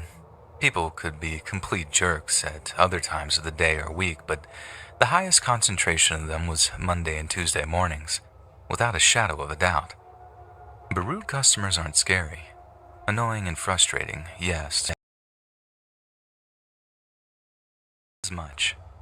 Which is why this particular incident has stayed with me for so long, and I always seem to use it as my personal point of reference for how terrible human beings can be to each other.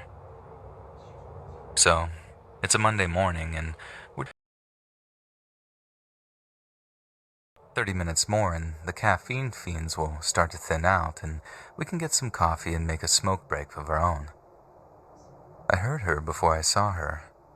Like, she was only just trying to get a handle on what had been pure harpy screech. Phone, ranting away and not looking where she was going as she tries to find the back of the queue. In doing so, she cuts off this other bloke who politely informs her that she's queue jumping.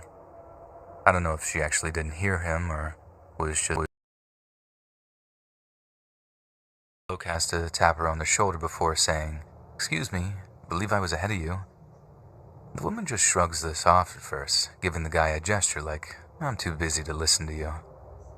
I remember the look of anger on the guy's face as she gently but firmly grabbed before taking her place. I'm a bit torn about the whole thing. Like, yeah, it was righteous, but laying hands on someone, I feel like there could have been a better way to resolve the issue. But it wasn't like the guy had picked her up and thrown her, and due to the size difference,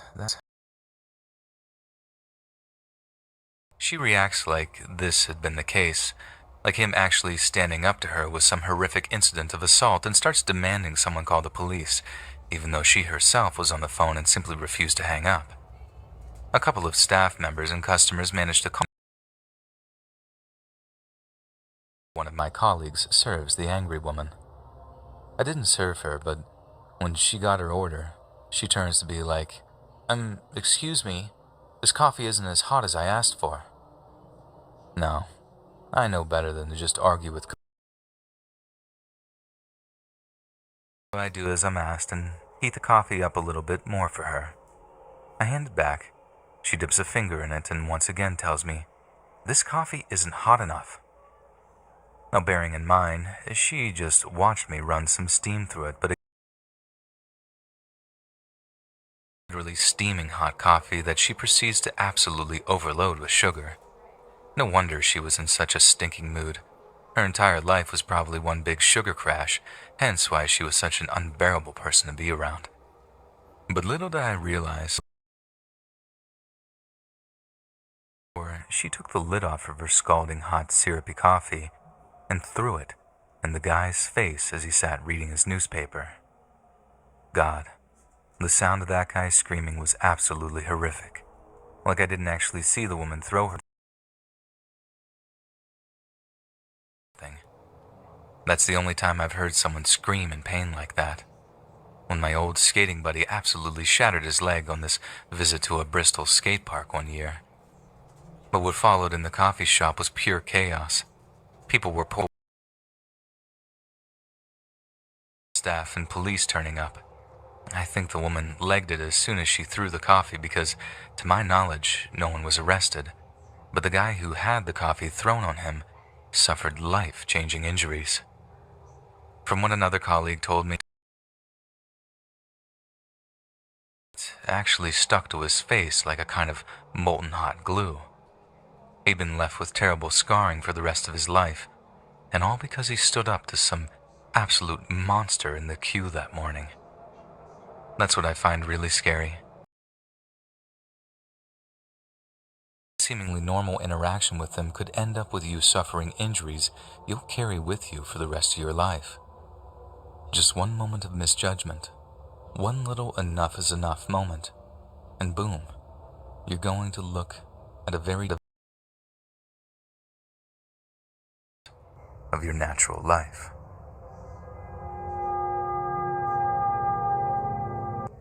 This was a while back. My husband decided to surprise me with a Valentine's Day suite to a secluded treehouse resort in the Upper Ozarks. A getaway for just the two of us with no distractions. I knew he was probably going to try to get frisky as well, 'cause, hey, it's Valentine's. So I wore something revealing and teased the whole drive up there. Unfortunately for us, you could see the way it was shown online. Instead of the sprawling multi-tiered bungalow that spanned the tops of cedars, we basically got a rickety house on stilts. James was furious, and I was upset too, but we had already paid the deposit. This is a lot of money down the drain. Needless to say, it made the start of our getaway a bit of a downer. Then as we got into the small room, I noticed that it was beginning to storm. Should we worry about this place falling down or something? I asked. I didn't. Our building collapsing because of a gentle breeze. Every time we walked, the whole thing kind of shook. We should probably stay close to the door just in case, he suggested. Even though things were pretty bad, I still wanted to try and get the best of our time together. Really be with him, too. Let's get into the hot tub, I suggested. James didn't object and got the water running, but it seemed like it took forever for it to get hot, and then it only stayed hot for a few minutes. It was... Let's just go get a bottle of wine, he suggested instead. I didn't feel like arguing, a bit more frustrated now that everything was turning into a disaster, so he ran out to the car in the pouring rain and brought back a bottle of Chardonnay and a corkscrew bottle of... I teased him. He went to the kitchen cabinet and got out 2 wine glasses, pouring us some before offering a toast to making better memories. As we started to drink it, I had this weird vibe, or I guess a premonition, so to speak. He bit the glass and the wine shards would disperse into his mouth and cut him. A few seconds later, that was exactly what happened. He was taking another sip from his glass when this thing abruptly shattered in his mouth and he started to choke. I panicked and moved to hit his back, hoping he would choke it up. Then I asked if he wanted me to call 911. He shook at his head negatively and kept struggling to vomit up the blood. Silently, he gestured to help him into the bathroom. I stood there, holding up as shards of glass fell into the toilet. After that little ordeal, we cuddled up in bed and really didn't say much to each other. Honestly, I was starting to think this treehouse was haunted or something. Some food and called around local places to see who would deliver. By this point, the storm had gotten so bad every time the wind shifted our whole cliff house and it felt like it was actually shaking. It was frightening, but I was trying to find the positive in the... After that choking incident. Looks like we'll have to do pizza, James announced after calling 15 places, and you could tell his voice was really hoarse from that experience. It certainly wasn't as bad as it could be, I suppose. And could probably eat anything. It sounds great, I lied. And the driver claimed it would be there in 40 minutes, so we grabbed a shower while we waited. For a moment, it was nice to just forget about all the bad stuff that we had gone through. I was the one that answered the door. Not sure why I didn't bother to get dressed. I didn't see it as important, I guess. He was a younger guy, probably in his mid-20s, and likely hadn't really been around women the way he was ogling me. And I wasn't even really... How much? I said when he seemed to forget why I had even come there. He stammered off the total price and gave us the pizza. My wallet's in the car. 1 second, James said, running toward her vehicle. The pizza guy followed. Corner my eye when I saw something strange happen. It looked like the driver had possibly hit James on the back of the head with something. And I later found out it was a tire iron because it had caused my husband to fall unconscious in less than a few seconds. I knew what was happening, but I still couldn't believe it. This young kid marched back up to me as I stood there, transfixed and paralyzed, holding the pizza box. He had a knife in his hand that looked like it could easily slit my throat, and I climbed on the mattress as he instructed and did my best not to cry. I was sure this kid was about to have his way with me. He demanded I use the bed sheets to tie up my hands and legs, and I was blubbering like a baby, telling him where my... "Don't call the cops, I swear," I told him. I didn't want him to hurt me, and it honestly felt like if I had said one wrong thing, this kid was going to snap. This definitely felt like a crime of opportunity. He was nervous and skittish, and was the bonds in my hands. I made sure that my feet were loose enough that I could still fight in case he had any other ideas. Then he took my wallet back to his car and returned with his smartphone. He started to video me. I don't know if it was for his own... really say anything unless prompted. A few times he spit on me. Finally he decided that he'd had his fun and left before my husband finally came to. I sat there tied up on the bed for a good 30 minutes before James came stumbling. Just happened. We called the cops immediately, but would you believe they didn't even bother to send anyone that night? Instead, we basically got no sleep because I was sure that Psycho would come back. I attended to James's wounds and did my best not to think about it. With no money, James insisted that it was going to be alright, but I was having a really hard time seeing the positive to any of this. In the AM, the cops finally came by the resort and wrote down everything we had told them, and we both did our best. It really helped me to realize that I have a terrible memory because, for the life of me, I could only remember 2 or 3 things about this kid. He was white, he wore a baseball cap, and he had a southern accent, not exactly helpful. But the officers promised that they would stay there another day and night without any protection. I know it's crazy to think that this psychopath might come back, but I told James that I didn't want to risk it. I don't care about the deposit. I just want to go home. And he agreed. He had already paid to his PayPal so we could afford some gas. On the way back home, I was busy calling and canceling credit cards and trying my best to forget about the whole thing. James instead insisted that we both go take self-defense courses, which I was not totally against. As scared as me that day. A few months later, after a lot of back-and-forth hassle with the company, we did actually get most of our money back. They admitted in their email that it wasn't the first time their customers had reported suspicious activity on the property. Next time we... It's crazy how we kind of laugh about it now all these years later, but dear God, if things had gone differently, I'm honestly not even sure I'd be here today.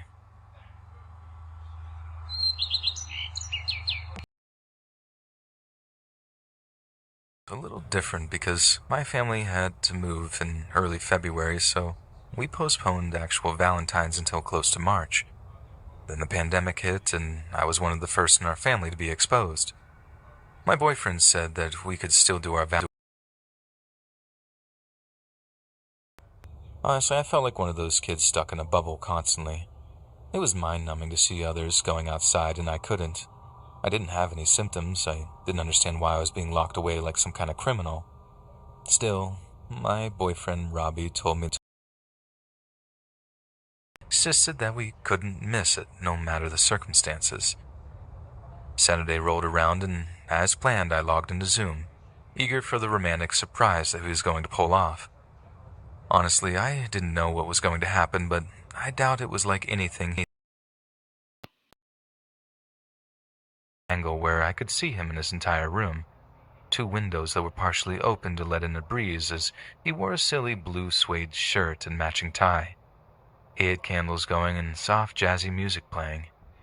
It was cheesy, so I couldn't help. He teased. "Oh, so sexy," I told him, trying not to roll my eyes.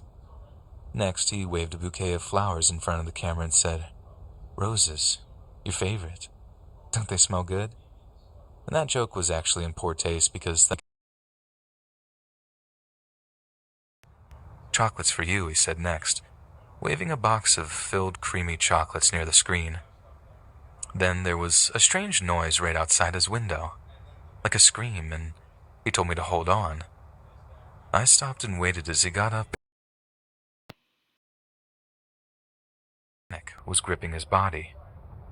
He ran past the camera and I heard him go down a flight of stairs. Next thing I knew, I heard more shouting from his open window. He sounded like he was having an argument with someone. Admittedly, my mind was frantically hoping he would get back inside. It actually took him almost half an hour to do so, and I nearly called the cops myself. When he got back on camera, I wished that I had. Robbie had a bloody nose and a black eye, and I immediately "Oh, my car," he told me. I'm really sorry, I gotta go," he said. I didn't hear from him until the next day, and the cops found his car parked not far from where I live. According to them, the thief had put it. I suspected that maybe they intended to rob me next. The cops said they found traces of gunpowder residue in the car as though they had been carrying a recently discharged weapon. Robbie confirmed that they had shot at him when he tried to stop. I didn't even hear the pop go off. I'm not sure why at the last second they decided to just abandon the car, but Robbie admitted to me a month later that he thinks he knew why they stole it in the first place. "I got you a promise ring."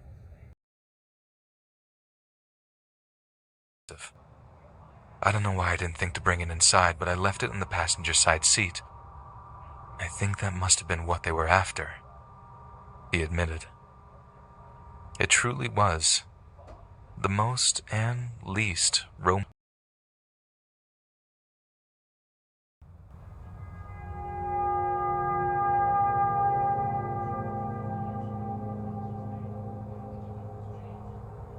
It was a week before Valentine's Day, and junior high school was running along slowly as usual. We were beginning. Our school's locker had those little vent slits in the door, and every year in between second and third period, the school would give everyone an extra half hour to slide those lame Valentine's cards into people's lockers. I never actually participated in handing out cards. Everyone else. That's because people often gave candy bars. I'm talking full-size candy bars, and I didn't want to miss out on that aspect of it. So, before the big day, I sat quietly at my first period desk, and I created the most happy day did come. I waited to see which fish I would catch, and by fish I meant secret crushes who had some chocolate to give.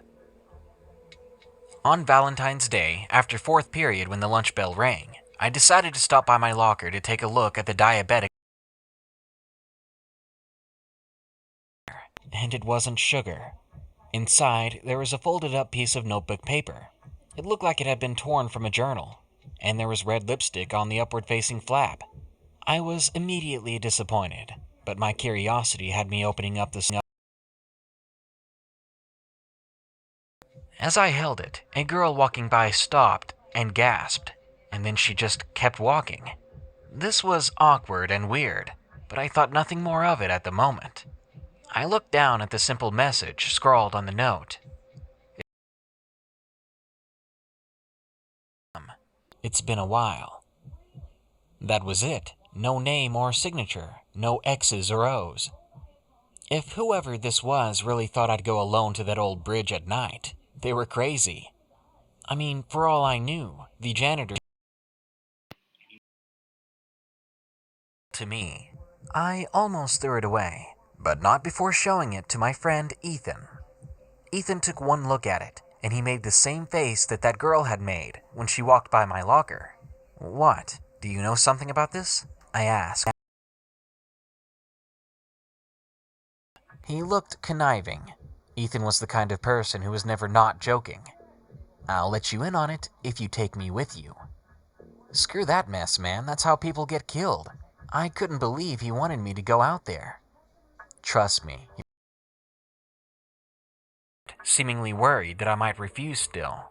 I'll even bring my dad's gun. Dude, we have to go. And when I get shoved into a pedophile's van, I remained adamant. He thought it over for a moment, and finally he rolled his eyes and replied, "And pay you. I'm that sure about this. I gotta see something." By now my curiosity was overflowing, so I gave in. Fine, I looked straight at him, but I swear to God, if this is a present.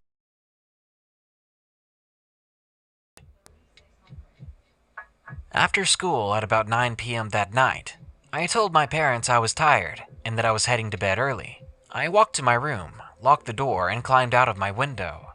I made my way over to Ethan's house. His place was Low Water Bridge.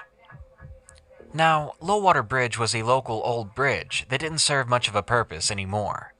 Back in the day, it carried people over a deep creek. But now, there was literally no water under it. It had dried up. Even deep stream. Hence the name Low Water Bridge. Besides, no one ever even drove over the thing. Everyone was so afraid that the bridge would collapse, even if they walked on it.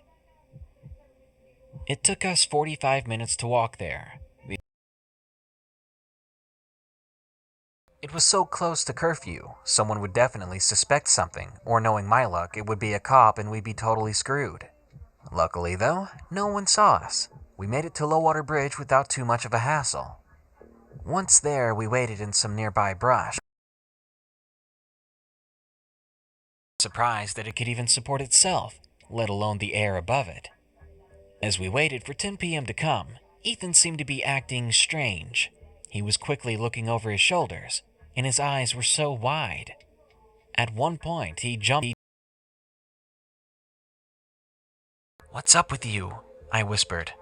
It's nothing, man. Just keep your eyes on the bridge." He sounded so anxious. Soon enough, it was 10. I stood up, stretching my tired legs after squatting for 10 minutes straight. Before I walked over, "You will be watching me the whole time, right?" "Yes, dude, I promise." He was so serious now, not like he was at school. I actually believed him. Now I was beginning to get nervous. I started walking around me in case there was any funny business. But it was quiet, unnaturally quiet. In between the slight crunches of gravel underfoot, all I could hear was my own breathing. Eventually, I came to the edge of the bridge.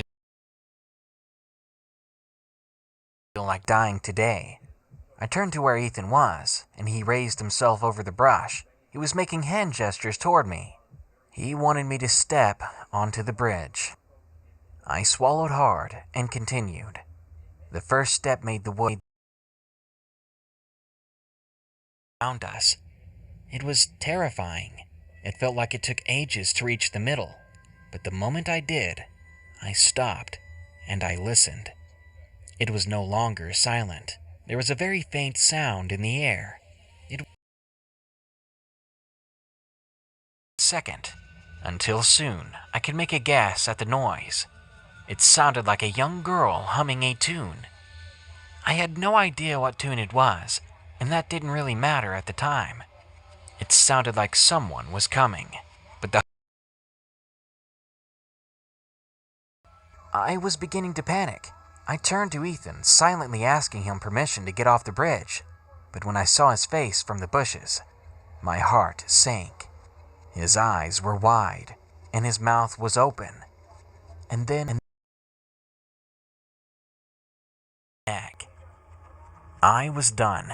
I ran from that spot, not even stopping to grab Ethan, but thankfully he ran as soon as I did.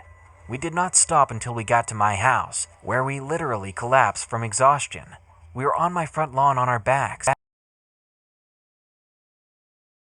When we could finally speak, I asked him, "What the heck was that? Who was behind me? Did I almost get kidnapped?"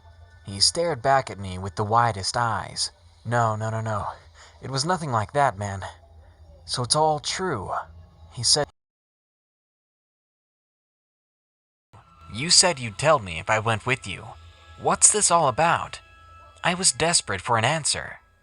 Then he explained it to me. Apparently, it was a local urban legend. Every year, someone would get a note in their locker on Valentine's message to go to the low water bridge later that night. No one ever did it though, so a lot of people believed it was just a prank and they would throw the note away. The story goes, it all started in the 1980s when a certain girl attended our school. She was a troubled girl who was bullied by her peers. On a cold February 14th, she jumped over Low Water Bridge, which at that time had deep flowing waters beneath it, and she drowned. Ever since then, every Valentine's Day note with a request and a red lipstick stain. Personally, I'm not sure if I even believe that story. I don't know how I didn't hear it the other 2 years I'd been there. I mean, it could have all been a prank that was never revealed to me. But what I can't explain, though, was the sound of Ethan's face of sheer terror. After all, I had never seen Ethan so serious before in my life. This started when I was in middle school. I was 12 at the time, so having a Valentine, I liked this boy. We'll call him Kenneth. And honestly, I thought he liked me back. Every day of that February after lunch, there were little notes that someone put in my locker. I thought it was weird because his locker was far from mine, but I was a daydreamer that he would leave notes for me. The day before Valentine's, a kid that was very skinny and was wearing a black hood with a Lions logo stood in front of my locker, blocking me from it. "Hi," he said, shivering. "Would you like to go on a date?" See how awkward it would be if we were on a date, and we didn't know what to talk about. "Sorry, I have plans," I said, and I walked away. It was really weird. Later, I was walking home, and I stopped to get something from Target. I was looking at some... He had this hood, with a Lions logo on it. I left with the candy bar, and I started to make my way home. I called my mom to tell her that I was going to be late. There was a shortcut that was an abandoned train station. I would only take it when I was going to be late. And I don't know why, but after what I saw at the store, I freaked out, and I ran the rest of the way home. When I finally got home, I got out my phone and I saw a text. It was from an unknown number. There were pictures of me running and me walking around. And she simply said it was probably friends. Friends or not, that's simply creepy. The next day I showed my friends the number. They looked at the number and said, That's the weird kid's number. I know because he gave it to me and I never texted him. This really... But when I do, I'll glare at him, and I try to keep my distance. And number 6, The Break-In, submitted by Ralph. I will need to tell you a bit of background information. I am 6 feet tall, 16 years old, and I live in a very small country named Latvia. Probably some of you know it. I have shared this story only with close friends, other family members, and my parents.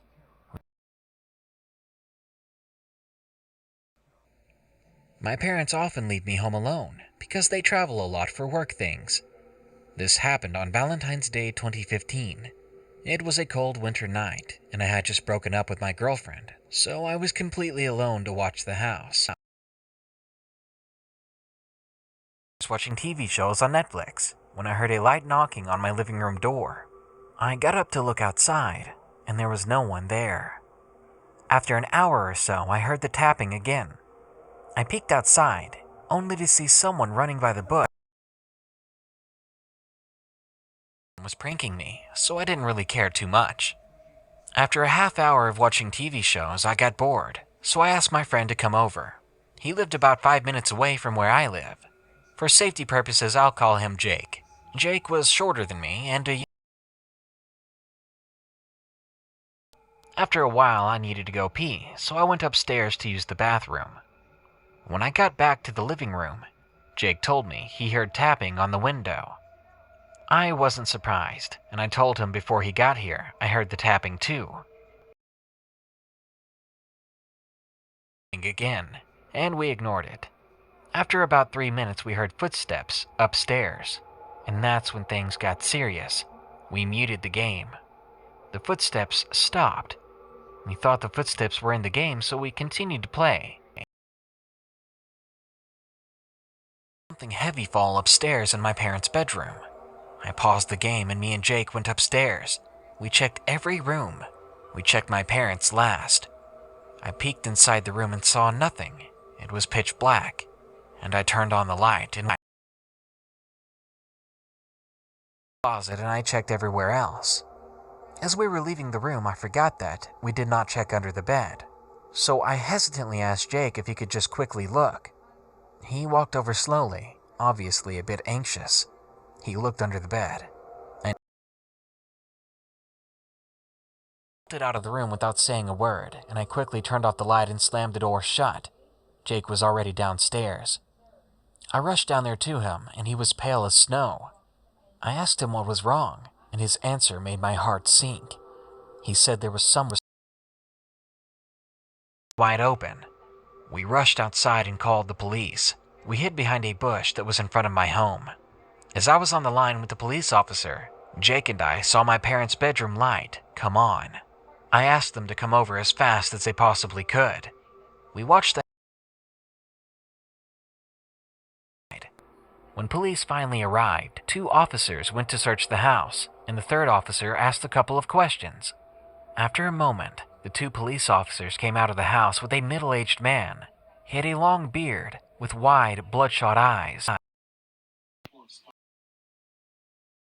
Why Jake looked so pale. One of the police officers told us that the man had a knife hidden in one of his pockets. He had broken in by an unlocked bedroom window, but how on earth did he get up to the 2nd floor? I have no idea. The police called. Nothing like that has happened since that day, but I still get goosebumps thinking about and writing this, because it sounds like, even if I didn't invite Jake over, I still wouldn't have spent Valentine's Day alone. It was around Valentine's Day, and I'd spend the week leading up to it just dreading it. Stalking my ex on Instagram and generally just felt pretty terrible about myself. We'd split up a few months earlier, and she kept the flat we'd lived in, seeing as she did most of the out. It was a simple but painful arrangement. I ended up finding a flat for myself way out, on pretty much the outskirts of the city. I don't know if you've ever been to London, but flat prices are stupidly high, and if you want anywhere that's more remotely central. So the Valentine's Day season came around, and one weekend I was feeling fairly sorry for myself, working my way through a bottle of Prosecco I should have really been sharing when I made the decision. I changed and tried to see if I could get a Valentine's date lined up. Half the time you matched with someone and they'd reveal that they were on the other side of London to you, and your attempt to organize a drink would fall through. It's too far, or you'd hear all the time. So I'm not the most attractive guy. I think I'm honest enough with myself to say that, and I have a pretty good gauge of when someone I've matched with seems too hot to be real. Usually my hunches confirm when they send me a message average. Anyway, I meet Becca, who seems lovely, and very much in my league, and who lives actually not too far from me. We agree to go for a drink at the Crown the day before Valentine's Day, so as not to have the awkward expectation for anyone who lives near my overground stop, and I'm pretty excited to be honest. She seems pretty funny. Maybe not wife material, but we get along, and for a while the thought of my ex off on her own Valentine's Day seems a lot less unpleasant.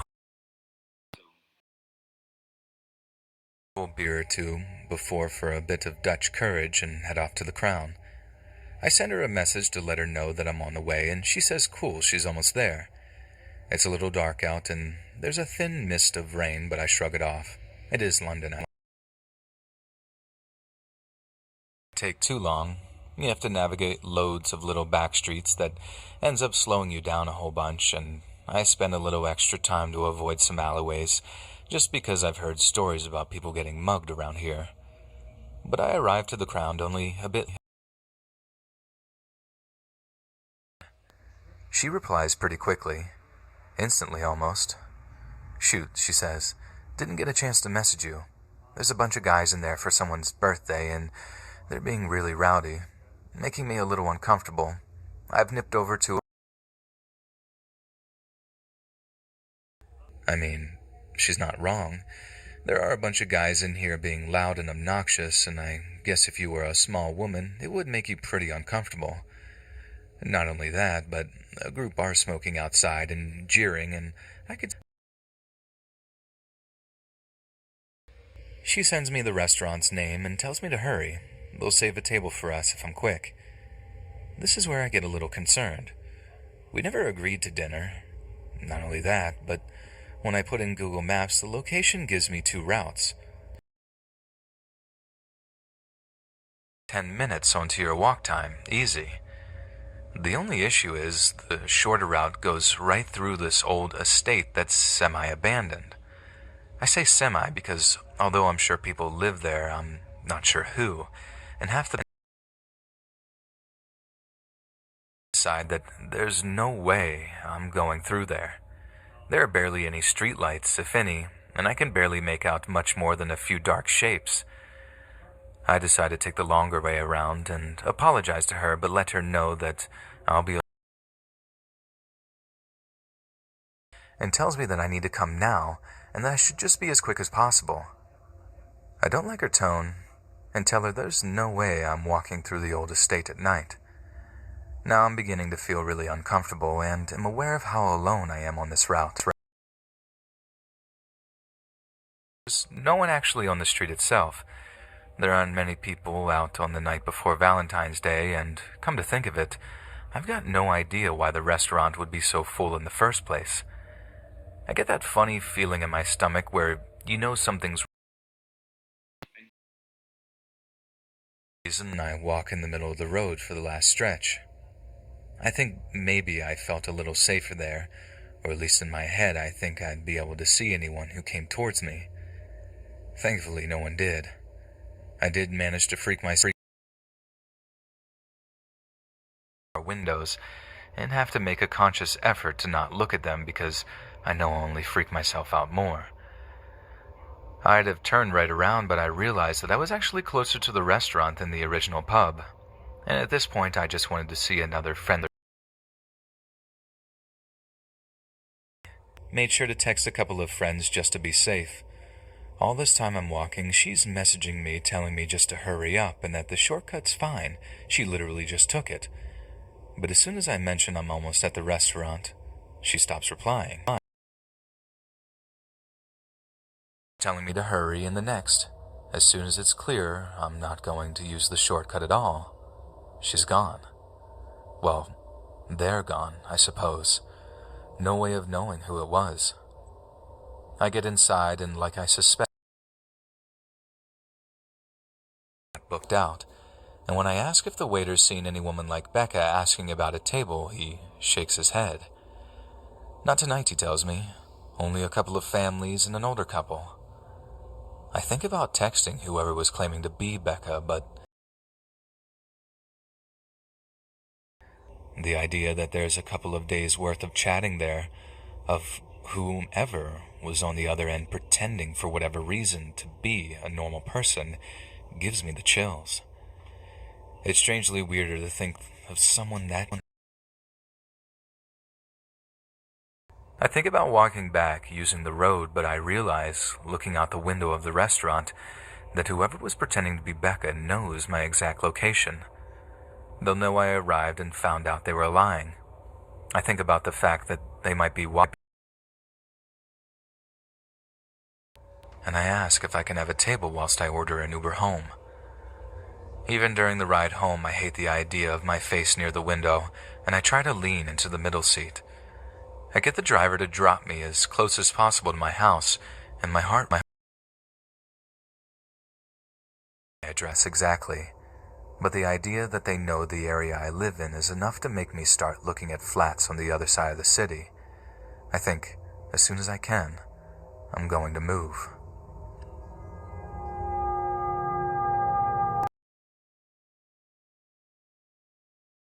For Domino's. For me, it was a pretty easy job to just drive around town delivering pizzas, plus I made some pretty good tips. I lived in the city, so I would never have to drive all that far. This was also my main way of earning extra money during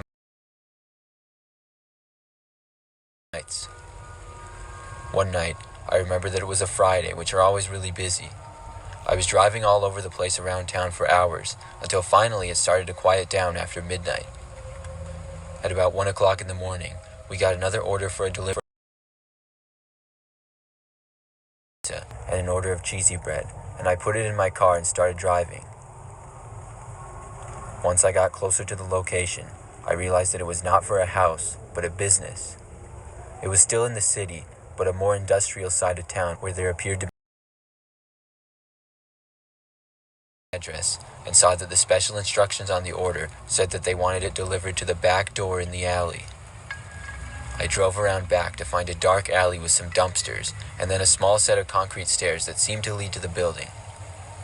I drove around back to stairs that led to a back door of the building. I'm not going to lie, it was a creepy scene with no other cars or people there, in a back alley in the middle of the night.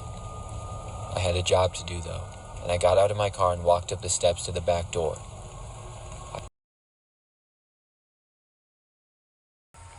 It was extremely quiet, and nobody else seemed to be around at all.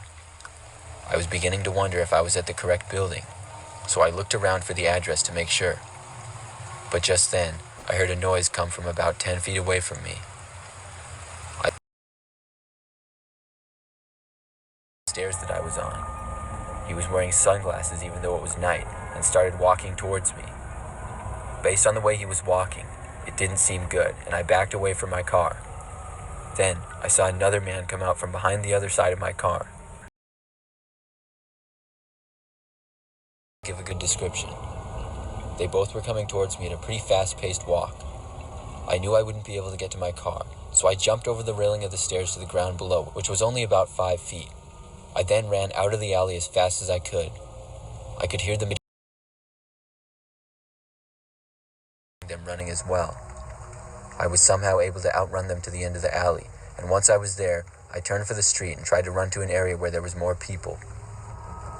I panicked and ran into the middle of the road, where a car was coming and started honking at me. I got out.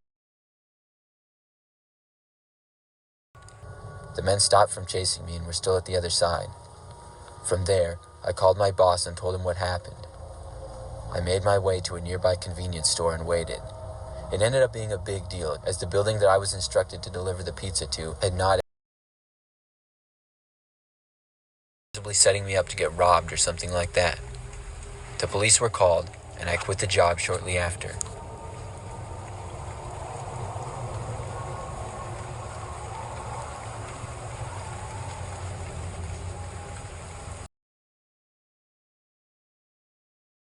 It was a Friday night, and I was hanging out with my girlfriend at her place, and we were trying to decide what movie we were going to watch. We ordered Domino's, some pasta and a pepperoni pizza, and I offered to go pick it up. There was a Domino's roughly 5 minutes away.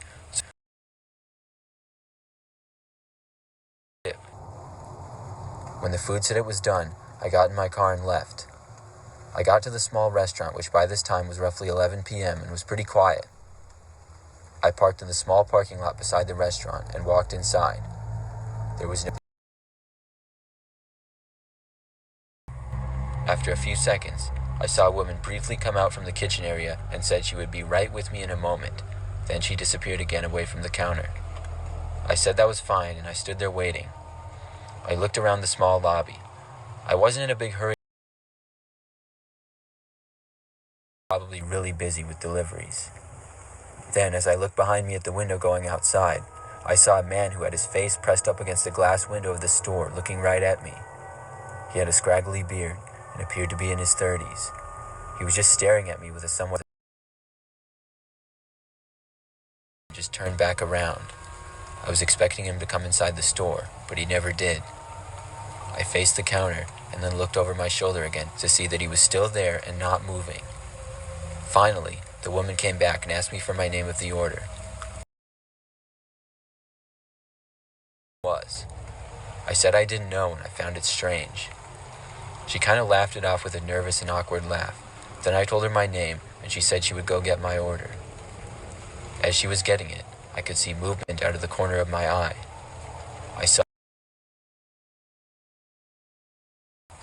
I figured he was just some crazy guy and I was glad that he was gone.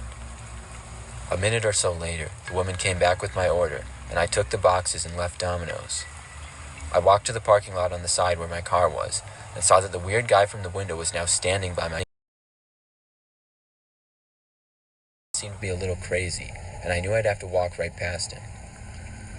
I was also concerned with him being right next to my car. I slowly walked over, and the man looked at me and smiled as I did.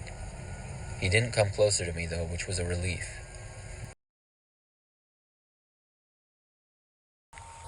I said goodnight to the man and drove away. He just stood there smiling at me. I began driving the 5-minute or so drive back home, but as I pulled onto a busier road less than a mile later, my car suddenly didn't feel right. The front wheel of the road and got out. I walked over and looked to see that all the lug nuts on my right front wheel were loosened almost all the way, and the wheel of the car was starting to come off. I couldn't believe it. I immediately thought back to the man. I was kind of more out in the middle. I got up my phone and quickly called my girlfriend. I got back inside my car then and waited for her. Luckily, she could come and pick me up with her car, and she arrived just a couple of short minutes later, and we went over to get a wrench. We were gone for a while. The window was smashed. At that point, we called the police. They came out to the area and we told them the whole story. I believe that man I saw was trying to hurt me, and he returned to my car and smashed the window after he realized I was gone. I'm grateful that I...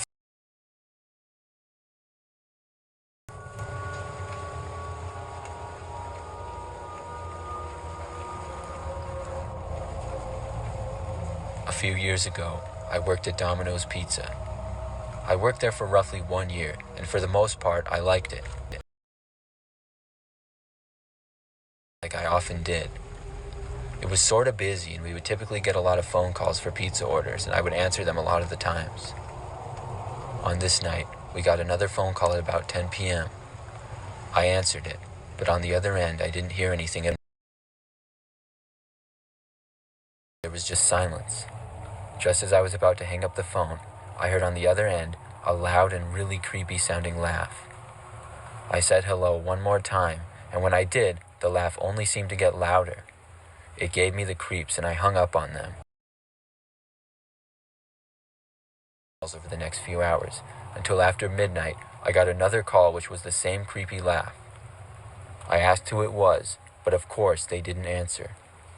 This time, I kept them on for a little bit longer, but all they would do is laugh. That night. Over the next few days, though, it started happening more often. It happened about 5 times, and I told my coworkers about it. They hadn't experienced anything like it, and it would only seem to happen when I answered the phone. Kept happening. The person on the other end of the phone was usually laughing, but sometimes there would be a whisper which I couldn't make out what they were saying. Then they started just doing other random things like not talking at all or hanging up right away. I figured it was just a stupid prank, but I couldn't help. One night, when I was at home, I received a call, and when I answered it, I heard that same creepy laughing. I had no idea how they got my number, because it had only happened at work. I asked who it was once again, but all I heard was the same old language. I didn't make it out at all. Eventually, they hung up on me. I was really creeped out now, and didn't know what to do. I was home by myself, so that made me worry even more. I ended up calling my best friend and telling her all about it. The next night, I got the last call that I ever received from that person. It was more hysterical laughing, and it got louder and louder, until finally, there was a scream at the other end of the phone, and they hung up. This time, I was the most creeped out. She spent the next few nights at my place. However, that was the last call that I ever got from the number, and they never called me again at work or at home. I sometimes wonder who it was and why they were calling me.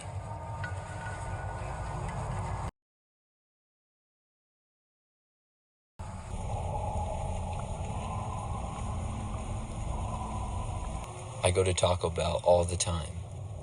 Most of the time that I go, it's during the late nights. I'm a senior in college, and I'm always busy with work and school.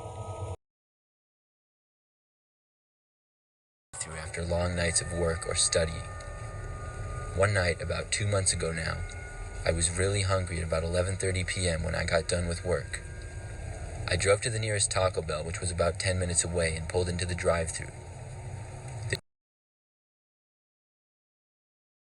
The week, but it recently had been closing early on some nights because they had been short in employees. As I pulled into the drive-thru without really thinking, I noticed nobody else was in the drive-thru and the lights to the restaurant seemed to be off. I knew they closed the lobby of the restaurant early on. I drove to the speaker and rolled down my window. I didn't hear anybody on the other side, and there was a few seconds of silence. I said, "Hey, are you guys still open?" and waited for a response. Several seconds more went by, and still there and I started to roll up my window when I heard something from the other end. There was a man's voice speaking, but I couldn't understand anything that he said. It sounded like when you have your mouth way too close to the phone, and you can't understand any of the words. I asked him. This time I decided to just drive away and go somewhere else. I pulled slowly through the rest of the drive-thru. As I got to the first drive-thru window, I could see that there was nobody there and the lights inside were off. Then I saw the second window, and the lights were off. As I passed by the window, I watched him quickly duck down as if he didn't want me to notice him. It was strange, but another thing struck me as being even more weird. The man was wearing what appeared to be a clown mask covering his entire head.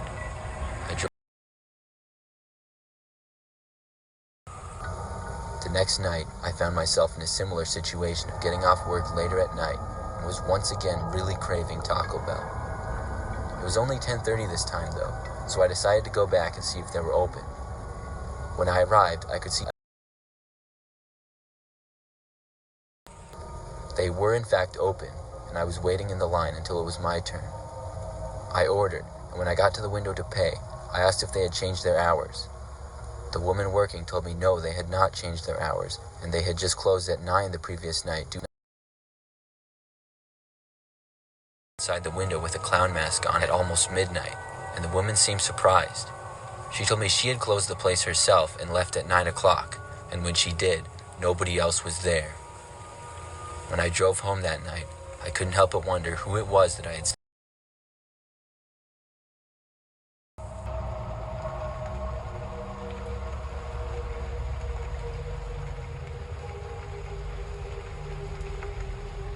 I used to work at Taco Bell in the past.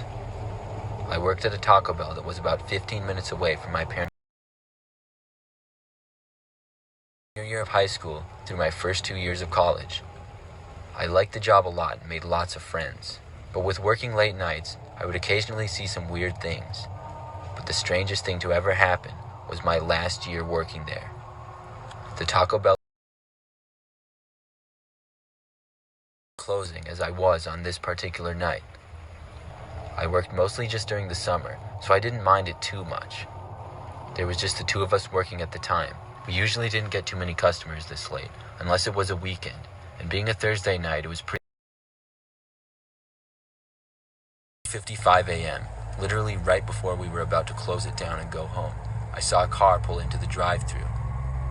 As we were still open for 5 more minutes technically, I decided to not tell them that we were closed and take one last order. I spoke to the driver, and asked for a while, but there was none. As I looked at the camera at the car, it appeared to still have the window rolled up. I waited a little while longer, and was starting to get really annoyed because I wanted to go home, and now I had to wait for this person to order. Finally, nobody inside the car at all. The driver's seat was just empty.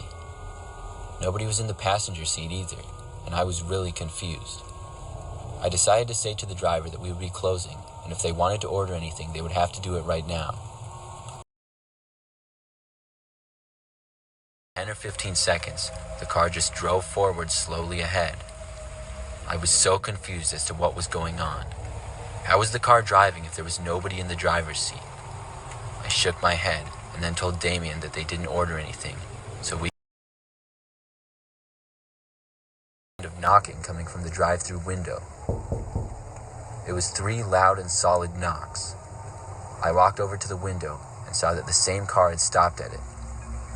I opened up the window and looked out, but saw that there was nobody in the car once again.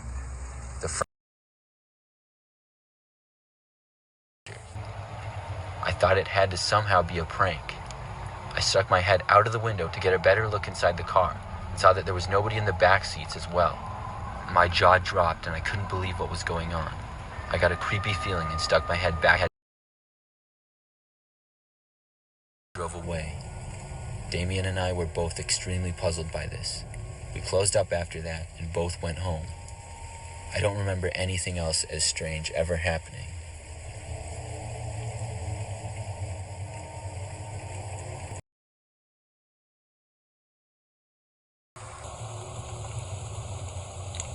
This story happened about 5 years ago. I was on a road trip with my friend Anna. We had been driving all day, and late at night we both got really hungry. By this time it was nearly midnight, so as I drove, we were kind of in the middle of nowhere and unfamiliar with the area. As we drove on the freeway, it was pretty much just fields on both sides. Anna was saying that her phone was really slow and she wasn't really getting a signal out here. We kept on driving for about 20 more minutes. We pulled off the exit and quickly saw that the only places that seemed to be open were a gas station and a little Taco Bell. There were several other buildings in the small town, but all of their lights were off. We first stopped for some gas, and then to place our order, and as I was beginning to talk, I heard what sounded like a scream coming in the background. It sounded like someone was screaming help, but it abruptly got cut off. After a few seconds of silence, a man's voice came back on to say that they were closed. We had a strange feeling about it, so we decided to go inside the restaurant. We went to the door and saw that according to their hours, they were still open. When we tried the door, it was unlocked, but nobody seemed to be inside. The place was very quiet. Someone talking from the back, but I couldn't see them. Finally, a man walked to the front of the counter and told me that they were closed. He wasn't wearing a Taco Bell uniform though, and didn't seem friendly at all. I mentioned that the hours on the door said they were still open. He started to walk away when I mentioned the screaming I had heard and asked if everything was all right. The man paused for a second and then smiled a little and stated that it was just another employee joking around. He then asked us to leave. As we turned to walk back out, I could clearly hear someone screaming for help. The man then shouted at us to get out in a very loud and angry voice. We both ran out, but as soon as we had gotten outside, we decided to call the police. I just wasn't believing that those screams were. We waited in our car in the parking lot for a couple of minutes until the police showed up.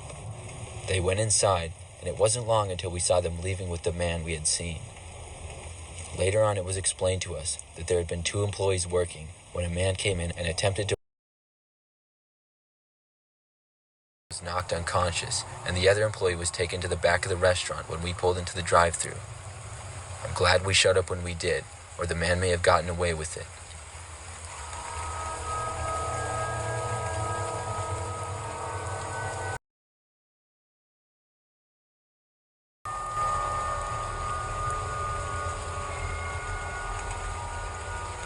I'm a 20-something guy living in the middle of Tennessee. Before this bizarre experience, I'd been going to college full-time to be a paralegal. Falling down the stairs. She was 52 at the time, and my dad had passed a long time ago, so it was on me to take care of her. We didn't really have anyone else. I was forced to make myself a part-time student. Medical bills. At the time, thanks to my late dad, I had a fairly new car, and I figured it'd be fun and easy to deliver pizza. I loved to drive. Where I lived, there was a lot of scenery, and sometimes, as you can probably guess, it was easy to get the job. I just applied at a few local places and called each of them the next day. Before I knew it, I was delivering pizzas wearing a Domino's hat. Delivering pizza wasn't hard, but delivering can be insanely stressful. You've got to get there at a reasonable time. You keep hoping that the order was made correctly, because you can't just send it back to the kitchen when you're miles away from the restaurant. And last but not least, isn't a prank or a complete jerk. I can't tell you how many jerks I've delivered to. Jerks who didn't want to pay because I wasn't able to give them one more pack of Parmesan cheese. Well, there came a day when I had to recognize. The place was about 10 miles away from the restaurant, in an area we all infamously called the Boondocks. It was an area that I'd personally never been to, but when I saw it on my drive, I would describe it as a country 5 minutes on the road. And I'm not trying to be rude. These places looked beat up, old, and ransacked. It was honestly hard to believe that people still lived in those places. I was fully expecting at any moment my car to stop me and try to sell me meth. Needless to say, it was a bit of a creepy place. Given that it was getting dark out fast, I was ready to get the delivery over with. I arrived at the... Luckily, this house was far cleaner than all the ones previous. It was a small white home with a short paved driveway and a seemingly untouched screen door in the front. The yard was well kept and clean, and also there were no cars in the driveway, but I still assumed someone was home to pick up the order. I got out hesitantly and I grabbed the pizza. The carrier was still hot enough to burn my skin if I held it in one spot for too long. One complaint we got, that our pizzas were too cold or not hot enough when we dropped them off. So that was one thing I didn't have to worry about. With some flimsy confidence, I began to walk up to the screen door. When I through the front window, and that's when I saw the silhouette of someone looking out at me. someone standing there, watching me walk up to their door. Good, I thought. This will be quick.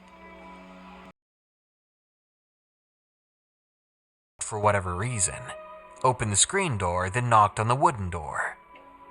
With the first knock, the door slid open. The door hadn't been closed at all, so when I knocked, it opened further. But a single light knock, because the door in a matter of seconds was wide open. I could now see inside. I could see the faint lighting from what appeared to be 2 dim lamps in the living room. I could also see a small, maybe silent, flat blue screen. For several seconds, I didn't realize that I was holding my breath. I could feel goosebumps coming up on my forearms. What in the world was going on here? Hello? To get anyone's attention, though. So instead, without stepping through the doorway, I knocked on the open door, hoping to let someone know that I was here. I waited for at least 2 minutes, but I didn't in the house. No sign that anyone lived there. I stood there, frozen and silent, trying to listen.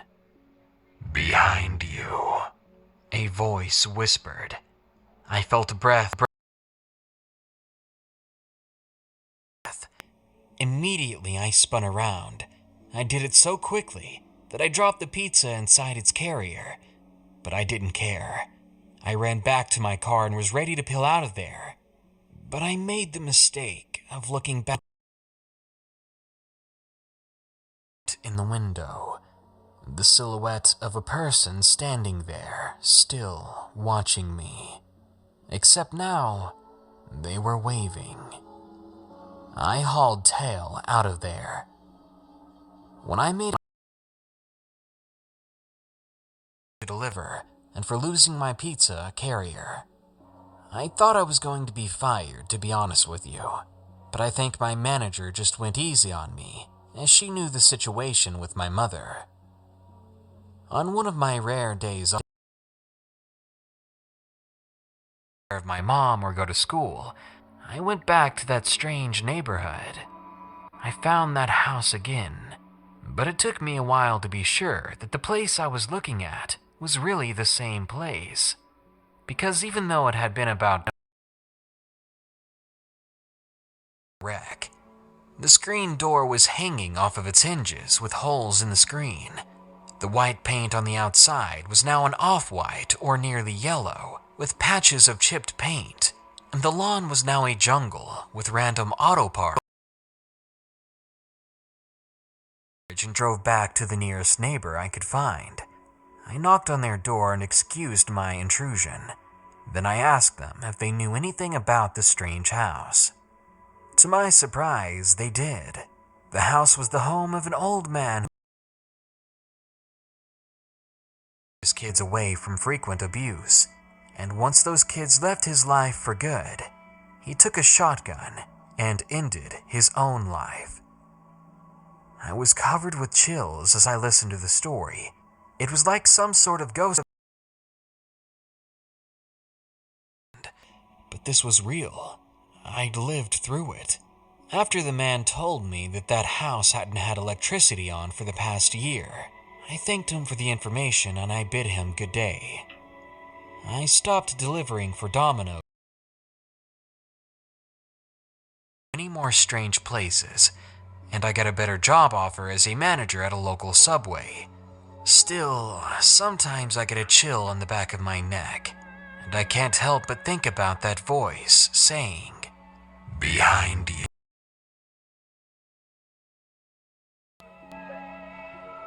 My name is Kenneth. I'm 22 years old, and this story happened a couple of months ago. I had just gotten a job working nights at an Amazon warehouse near where I live. On my shifts, there weren't that many of us. It would just be me on my own doing my work. When the security guard who worked there introduced himself. His name was Vincent. He was a large man, slightly overweight. in his late 30s. He was friendly at first when we started talking, mostly small talk and interests we both have. He asked if I wanted, as we both had that day off. I agreed as I didn't have any plans and I don't go out too often. That Friday in the evening, me and Vincent met up at a bar near where we work. Everything went okay. We had some drinks, talked about sports and previous jobs we worked. That's when Vincent started acting weird. We bought our tickets and headed to the theater. I needed to use the bathroom, so I went.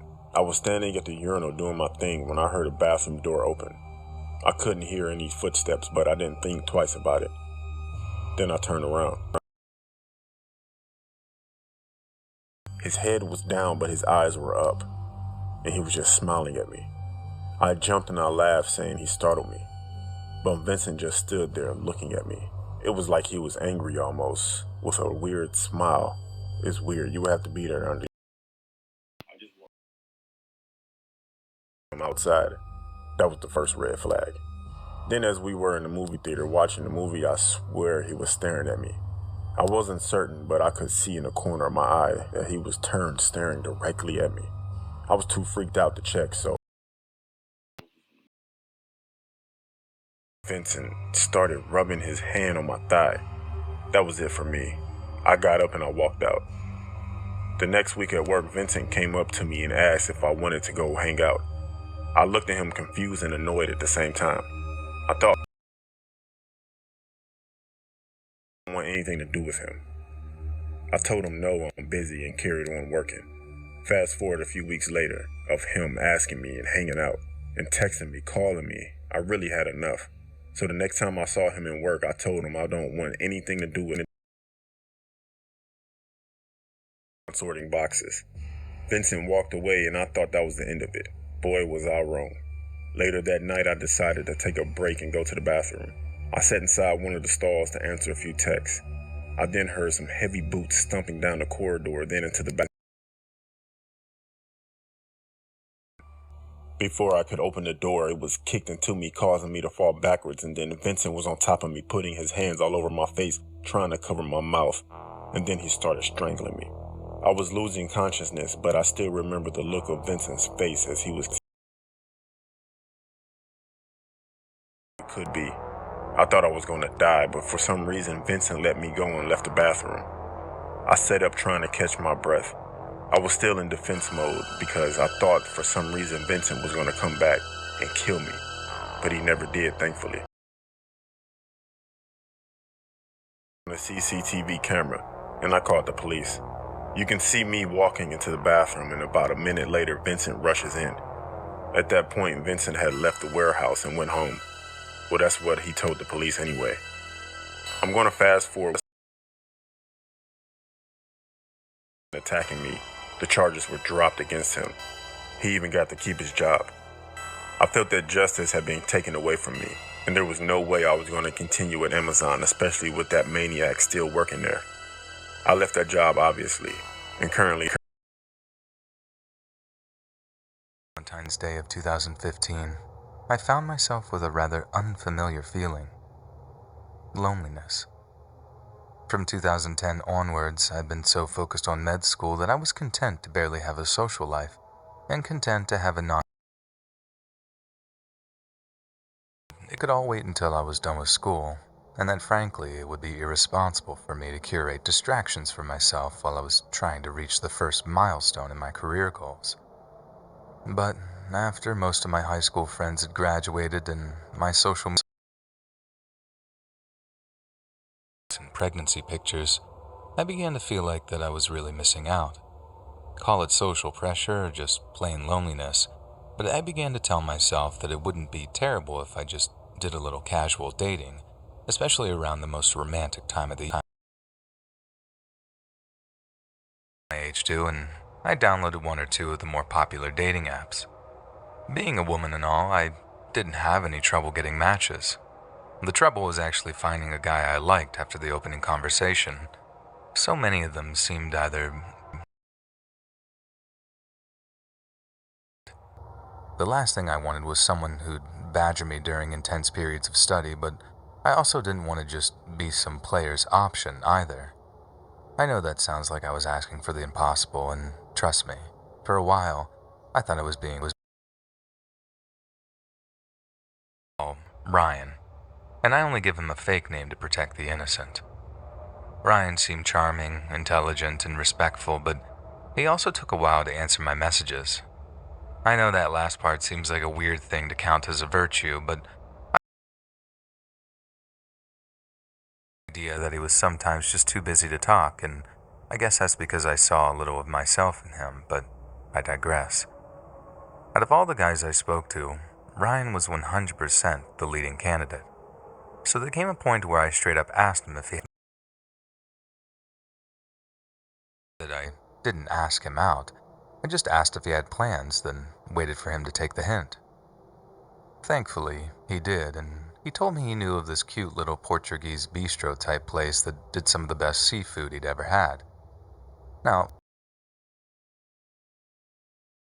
surname ever, but I'm actually a quarter Portuguese, so I basically jumped on the offer and got super excited for the date.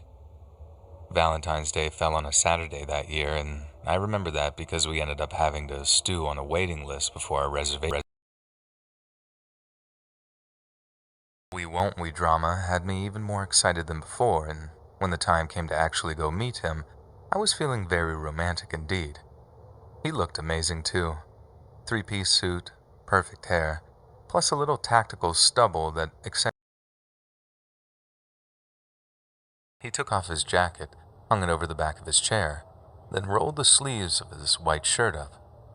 My God, I thought I was going to explode with desire right then and there. We talked, picked out some appetizers, and for about 45 minutes, I saw two people walk into the bistro that looked very, very out of place. Ryan had his back to the door, so he didn't see them walk in, but I did. And right away, their state trooper uniform stuck out like a sore thumb. A bear hat with a super shiny tie clip thing, but as much as they initially grabbed my attention, I didn't want to be rude and interrupt Ryan in the middle of an anecdote. He definitely noticed me looking over his shoulder, but they were nothing but momentary glances. Out of my peripheral vision, I see the cops being greeted by the restaurant's maitre d'. Then, I see the maitre d' pointing in our general direction. But again, nothing to be too concerned about. But then, the two cops started. That's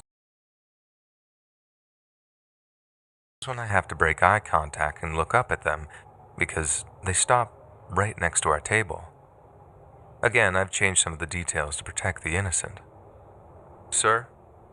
one of them said. Ryan looked up before the cop continued. Central Street? Ryan responded in the affirmative, then asked if there was a problem. My heart and mind are both racing by this point, and in those few split seconds, I figured something terrible had happened to someone Ryan knew. That I never, ever would have guessed what the cop said next. Not in a million years. Then, as almost everyone in the restaurant is looking at us, wait and kitchen staff included, one of the cops says, "Ryan." Enter girl's name here. You have the right to remain silent. Anything you say can be used against you in a court of law, etc., etc., etc. And I think my jaw must have been touching the tablecloth as I felt my dead. Almost everyone in the bistro was looking at Ryan as the cops walked him out in cuffs. Then suddenly, once he was in the back of the cop car, they all started looking at me. I can safely say without a shadow of doubt that this was the single worst moment for me. Everyone's eyes on me, coupled with the embarrassment of having my date arrested while assuming everyone was thinking, what kind of girl goes out with a murder suspect? Is she dumb? Is she in on it? It was just awful. Had killed some poor girl. Was I his next intended victim? Did I just avoid being murdered by a matter of minutes, hours, days, or weeks? Was he looking at me with those big warm brown eyes while thinking, she's... because he couldn't wait to hurt me? I barely remember walking out of the bistro, and the next day when I returned to pick my car up, I had to ask the maitre d' if I had walked out without paying. Turns out I hadn't actually paid. The food and drink we'd consumed was on the house. It's a little acts of kindness like this which slowly restored my faith in humanity because, believe it, it had been badly shaken by the events of that Valentine's evening. I only really remember ugly sobbing into the phone while she asked me, "Are you okay? What happened, honey?" over and over again. Once I was finally able to get the words out, she told me not to drive home in such a state and to take a cab, and she was right. Definitely in no fit state to drive. I suppose at that point I should just cut to the chase and tell you all what you want to know. And yes, Ryan was convicted of murdering the girl whose name I've chosen to omit. I was actually kind of hoping it was all dumb or naive to have gone on a date with an actual murderer. But nope. As the months went on, it progressed from an arrest to a trial to a full-on murder conviction. Ryan had gone on a date with some sweet, unsuspecting girl in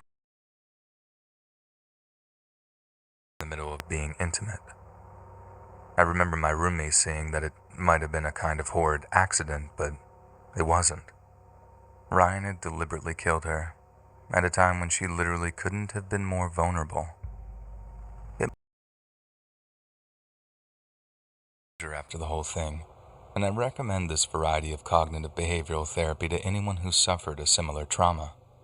I wrote Ryan a letter, or more accurately, I wrote a letter to a prisoner number and addressed it to the correctional facility he was being held.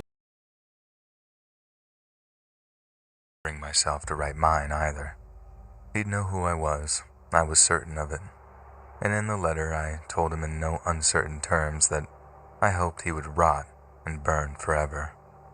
I told him a bunch of other things too, but those aren't...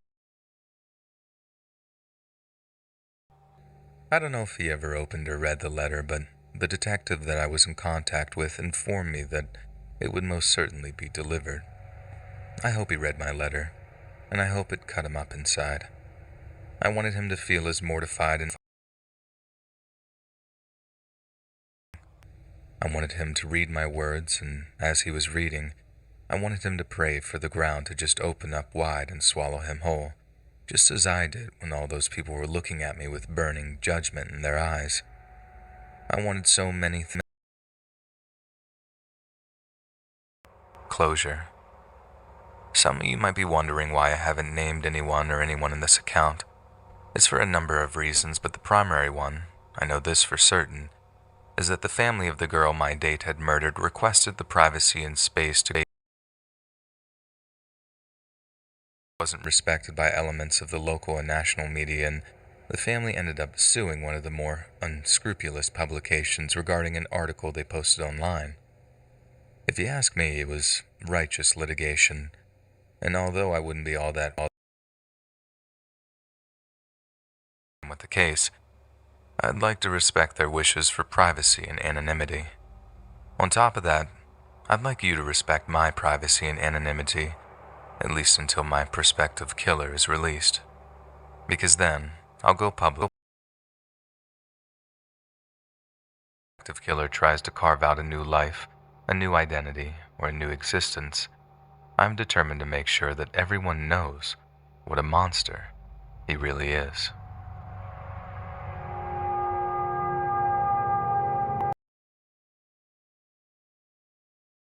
Still in high school, I used to work as a waiter at this super fancy restaurant on the corner of the Common. I worked there for 2 Valentine's days, and I've never understood why people didn't want to work them. Not the first year, anyway. Tips, they were awesome. It was real easy just to make a swap so I could get all those Valentine's tips. So, this guy comes in, good-looking dude, but his girl was like Rihanna level hot. It was all eyes on her all night long. There was okay, maybe not a fist fight, but I personally witnessed 2 games of rock, paper, scissors, and they were low-key intense. Anyway, the night goes on. We're working steadily, and the tips are just mounting up hour by hour. The dude was insisting she have dessert, the most expensive entree, stuff like that. And the whole time we're just like, yes, dude, boost that percentage, boost it. It wasn't my table, so I couldn't keep track of the exact amount he dropped on her, but based on the pricing. But as they're wrapping up, I'm just waiting to see what kind of cut I'd be getting. When out of nowhere, a solo girl walks into the main dining area. She's not wearing anything fancy. She's looking like she'd actually been crying and before honing in on the dude and his Rihanna twin. You know when you just know something messed up is about to happen, and you can just feel the tension rising in the room before it suddenly explodes? I think everyone in the main dining room picked up on and started screaming in her face. I remember watching our bartender, this big tattooed dude called Harley, walking over to her, getting ready to separate them or whatever. But before he got there, the crazy girl grabs one of the wine to the Rihanna girl's face. Harley goes from 0 to 100 trying to get over to stop it. This place was super fancy, so it didn't have security or anything hanging around anywhere. In fact, we barely had any trouble at all. So when the situation exploded, Harley was slowed down by all these people trying to get out of the dining room while he was trying to get in. Then, in the meantime, the girl is just going ham on Rihanna with this broken wine glass. Before I actually come out of shock in time to act on it, she into her face too. Then get this. Instead of actually helping his date, the guy actually just bailed out of the booth and ran out of the restaurant along with the rest of the customers. Total scumbag move, man, and something I'll never forget. And the rest of the waiting staff had basically body slammed the crazy girl away from Rihanna, while she herself had slumped down under the table to get away from the attack. The cops eventually showed up, took the crazy girl away, and once the scene was I hadn't seen her at any point after the attack, not until the EMTs actually started treating her. And honestly, I couldn't even recognize her face. All around her eyes and nose, it just looked like ripped up red and gums and teeth and stuff. It was one of the most horrific, upsetting things I'd ever seen. And every single Valentine's Day since, I'm reminded of that poor girl and the horrific injuries she suffered at the hands of that psycho.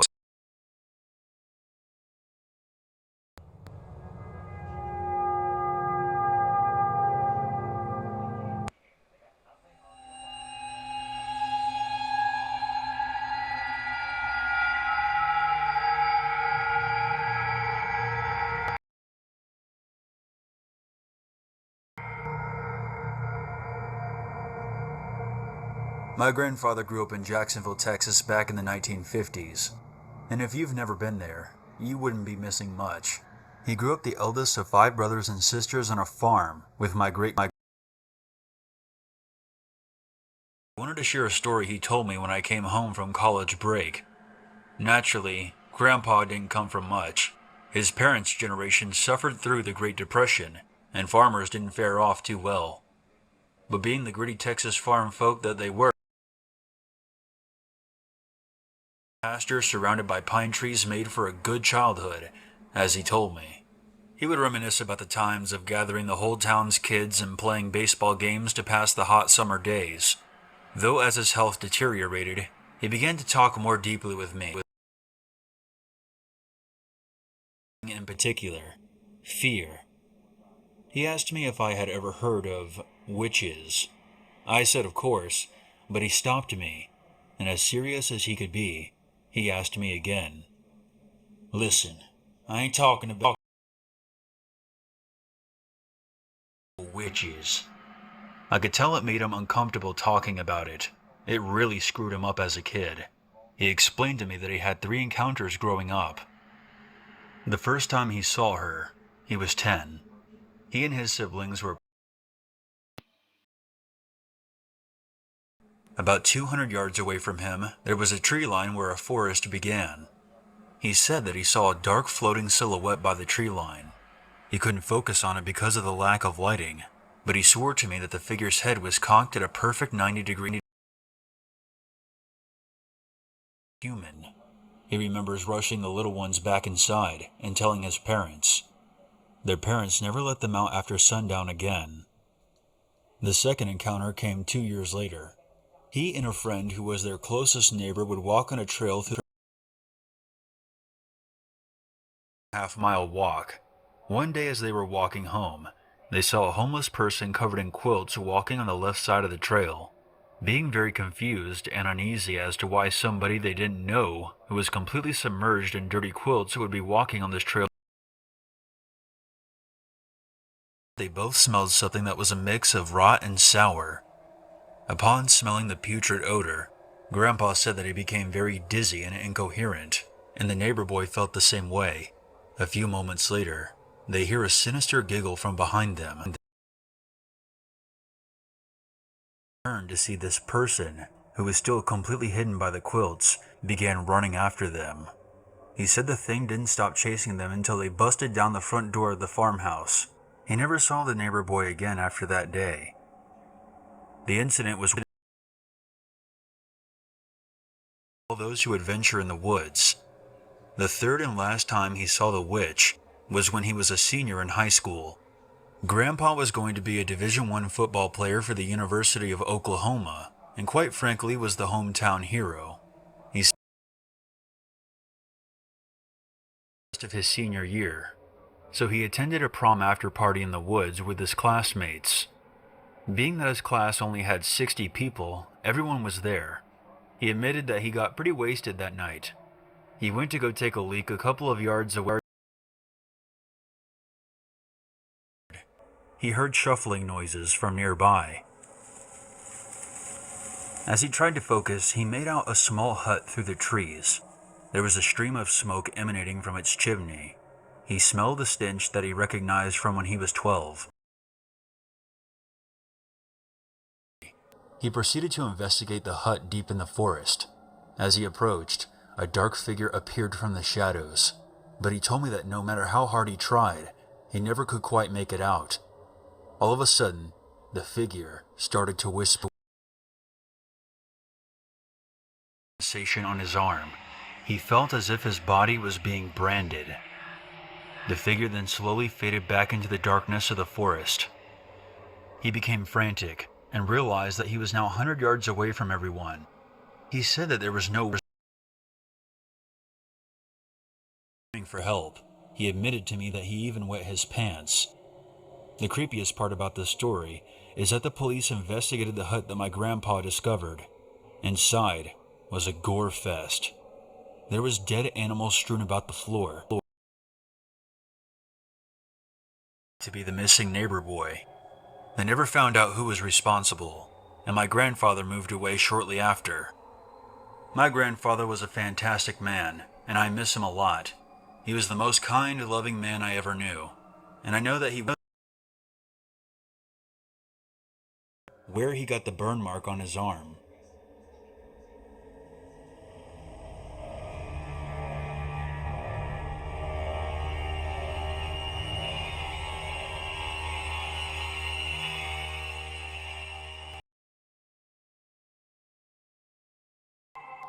Some backstory before I begin. I work for a conservation corps based out of Austin, Texas. We do a lot of environmentally based projects, such as trail maintenance, wildfire fighting, invasive species removal, etc. For Texas, doing invasive species removal on Nature Conservancy property. We were clearing any and all species that were not longleaf, shortleaf, or loblolly pine trees. The property was about 60 acres, so we were flying through this project.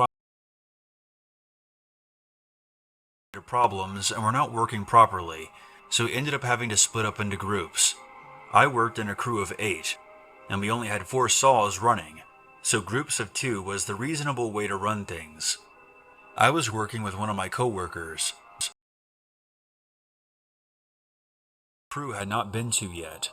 Our job was to cut a trail about a mile into the property and proceed to make our way around the 60 acres. We began to saw our way in at around 7:45 a.m. We had to hike in our fuel, bar oil for the chain. Each carried a hatchet in case we needed an extra wedge or for any other reason, as well as flagging to mark the trail. At around 9, we had reached our halfway point and decided to take a short break. I shut off the chainsaw, took my chaps off, and drank some tree, and Joe did the same. We began shooting the shit. Nothing unusual. Just some stupid banter to get through the day.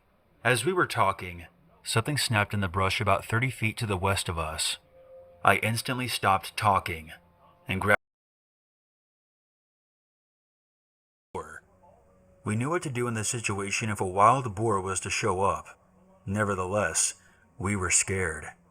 We slowly walked over to the brush, and as we approached, another snap came from our south, about 30 feet in the distance. Get nervous. We had no plan if 2 boar were to show up.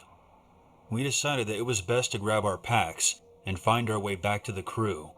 They would understand us ceasing work for 2 boar. As we slowly made our way back to our packs, had nowhere to go. My first thought was to grab the chainsaw and turn it on. I revved up the engine, but it promptly died. Great. Another saw down. In simple terms, we were screwed.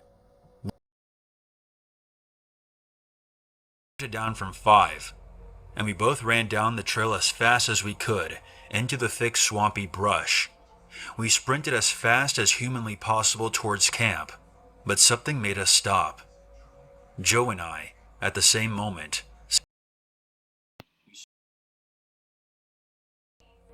Joe began to look around frantically, and as he did, I felt a cold breeze wisp down my back. A deep voice whispered something into my ear, but before I could even comprehend the words, I took my hatchet and swung. In terror, it struck something hard. As I turned my head to see what creature had just met its doom, I heard Joe gasp. As my head swiveled, behind me was a tree. This may sound normal, but we had clearly. The chances of us missing a 2-foot wide, 60-foot tall tree were 0. Realizing that this was only a tree, I looked back at Joe, ready to laugh, but as soon as I turned around, Joe was gone. I chuckled, and I began to freak out. I began frantically searching the surrounding area, but Joe seemed to have vanished into nothing. After another 10 minutes of searching, I decided that he may have been so scared that he ran back to camp. Everything was completely normal. Everything but the fact that Joe wasn't there. I told everyone that Joe had gone missing after we had a run-in with some boar. We all spread out. We looked for Joe for an hour before deciding to call the authorities. Parties to find Joe. After about 10 minutes of searching, he was found. Joe sat on a tree stump, pale as the moon, staring off into space. I called out to him, but when he looked at me, I noticed a branch sticking out of Joe's gut. I sprinted over to him as he fainted and caught him before he hit the ground. The police rushed Joe to the nearest hospital. Before we left, I noticed something odd. Joe had been sitting on a stump, no longer standing, and my hatchet was sitting in the dirt, covered in blood. My stomach dropped, and I immediately walked with my crew back to camp, leaving my hatchet behind. He packed up our campsite and left Jasper that night. Shortly after, an article surfaced in the news of a Nature Conservancy surveyor who disappeared in the same forest. They found him a week later impaled next to a tree stump. I can only assume it was the same stump that we found Joe. I experienced this back when I was 14. Now I am 23 years old. Back then I lived on the outskirts of a small town in Montana. Behind my home there was a forest.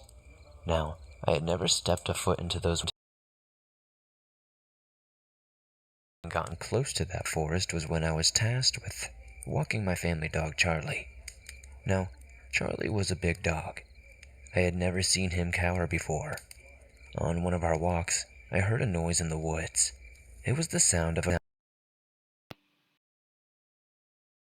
Took walks with Charlie. I would keep hearing these noises. One thing to mention, though, is that whenever I took Charlie out during the day, nothing would happen.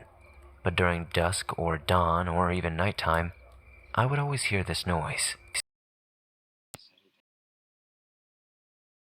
Because it was my 14th birthday.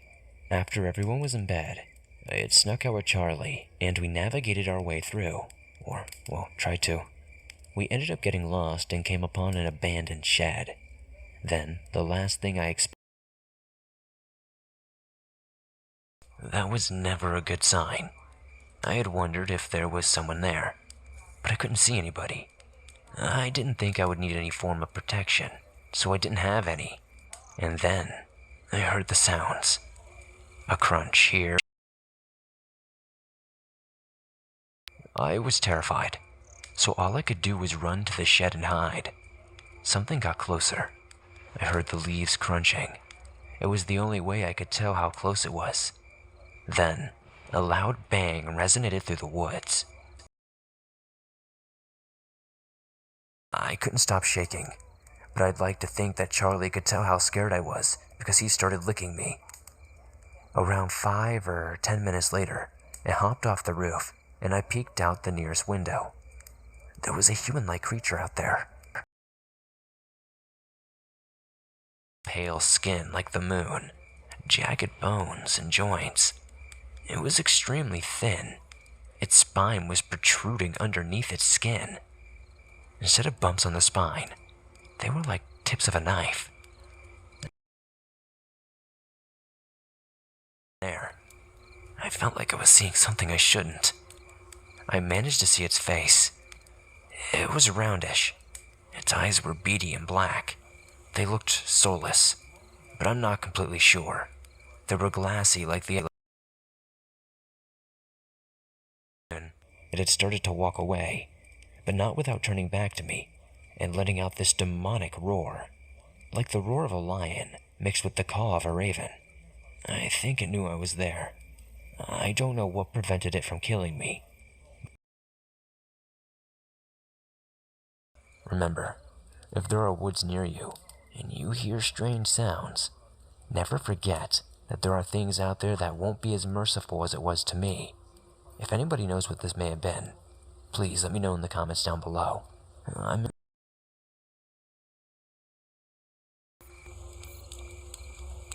It all started on the 7th of February. The small independent coffee shop I was working at had decided to throw up a few decorations for Valentine's Day. So myself and a few colleagues had spent pretty much our entire shift putting up our Blackboard menu and other romantically themed stuff. It was a fun way to spend a shift, but as I clocked out and began the short walk back to my flat, I began to feel a slight pang of loneliness, knowing I'd be single and alone on the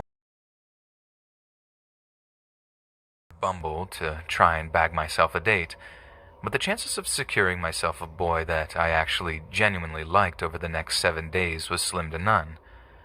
So I resigned myself to another Valentine's on my own. But when I got home, it brought a little smile to my face. A secret admirer, like something right out of a cheap romance paperback, might not be every girl's cup of tea.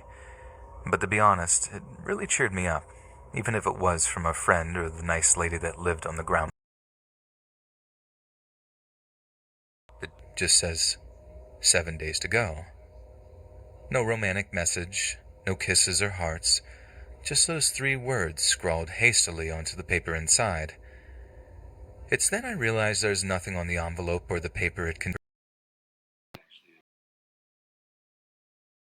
No address, nothing. I started to feel a tad silly, like, what if it wasn't meant for me at all? What if someone had sent their little Valentine's card to the wrong person? I told myself I was just being silly, but kept my evening. I honestly think I'd forgotten the whole thing by the next morning when I got up and set off to work again. But when I got home, there was a stark reminder that this was no mistake. Arriving back at my flat, I checked my mail. Not only that, but a small brown paper package was stuffed inside too. Again, I have to admit to being kind of excited about the whole thing. There definitely hadn't been a mistake of address or anything. I mean, the person must have had to. I really did have a secret admirer, and that Valentine's was about to become something out of a fairy tale. But as soon as I opened the package, I knew something wasn't quite right. Inside was a small brown teddy bear. Only it wasn't newly bought. Obviously, a long and grubby existence. To be frank, it was filthy. The thing looked like it hadn't been washed in years, decades even. The fur was all grimy and matted together, and one of its glasses was missing.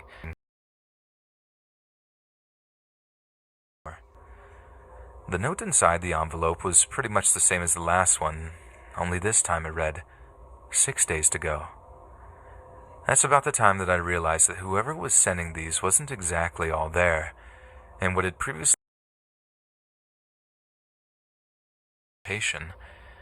and the more I let my mind dwell on it, the more and more frightened I became. This wasn't going to be some dream romance. In fact, it was more likely to be the polar opposite. I told a friend in work about the whole thing. They told me I obviously had a stalker, that even if this person was doing this stuff out of affection, it was still crossing a number of personal boundaries, and I should consider contacting the police. But to tell them exactly what? That I had details, then I'd found them in my mailbox. Alright, it wasn't exactly the dream romantic gestures that I think all girls kind of crave, but at the same time, why cause someone the distress of calling the cops on them? That felt kind of cruel. In my apartment, I didn't feel so apprehensive about contacting them. I arrived home again that evening to find exactly what I expected in my mailbox. Another note, this time reading, yep, you guessed it. Apartment, grabbed a piece of notepaper and a Sharpie, and wrote out something along the lines of, "Whoever is leaving stuff in my mailbox, please stop." It was sweet at first, but now it's kind of creepy. No more, or I call the police. I needed to make it clear that I really didn't appreciate their unwanted attention. I taped the note to the front entrance of my apartment building before I went to bed, hoping whoever it was would get the message and leave me alone. So, an hour before bed every night without fail. I'm almost sort of a clean freak. I keep my bathroom pretty much spotless. So as I finish getting washed, something small catches my eye. Something that might not even gain the attention. A flash of color in what is an otherwise pristine white bathroom. On the window's ledge was a tiny, glassy dome shape, just sat there on its own. I approached curiously, peering down at it. Out of the bathroom to call the cops. It was a small, glass eye, a minuscule amount of fabric woven into the back of it. I recognized it almost instantly as the missing eye from the teddy bear that I'd found in my mailbox. Two things about my prospective Valentine. As I said, I get a shower every evening before bed. I like hot showers, the steamier the better, so naturally the bathroom windows spends a lot of time ajar to let out the moisture. I had known my evening routine. They had obviously been watching me for long enough to work out the exact place to put something so that I'd see it. But it was their method that really creeped me out. The way they used the small Teddy's eye to tell me in so many words. The note out I'd written for one that simply read, "The police have been contacted. Leave me alone." And leave me alone they did. But the whole thing had a pretty serious effect on my psyche for a long time afterwards. Someone walking past my flat, wondering if it was them. If one day one of them would look over and smile. And I just know they'd not given up just yet.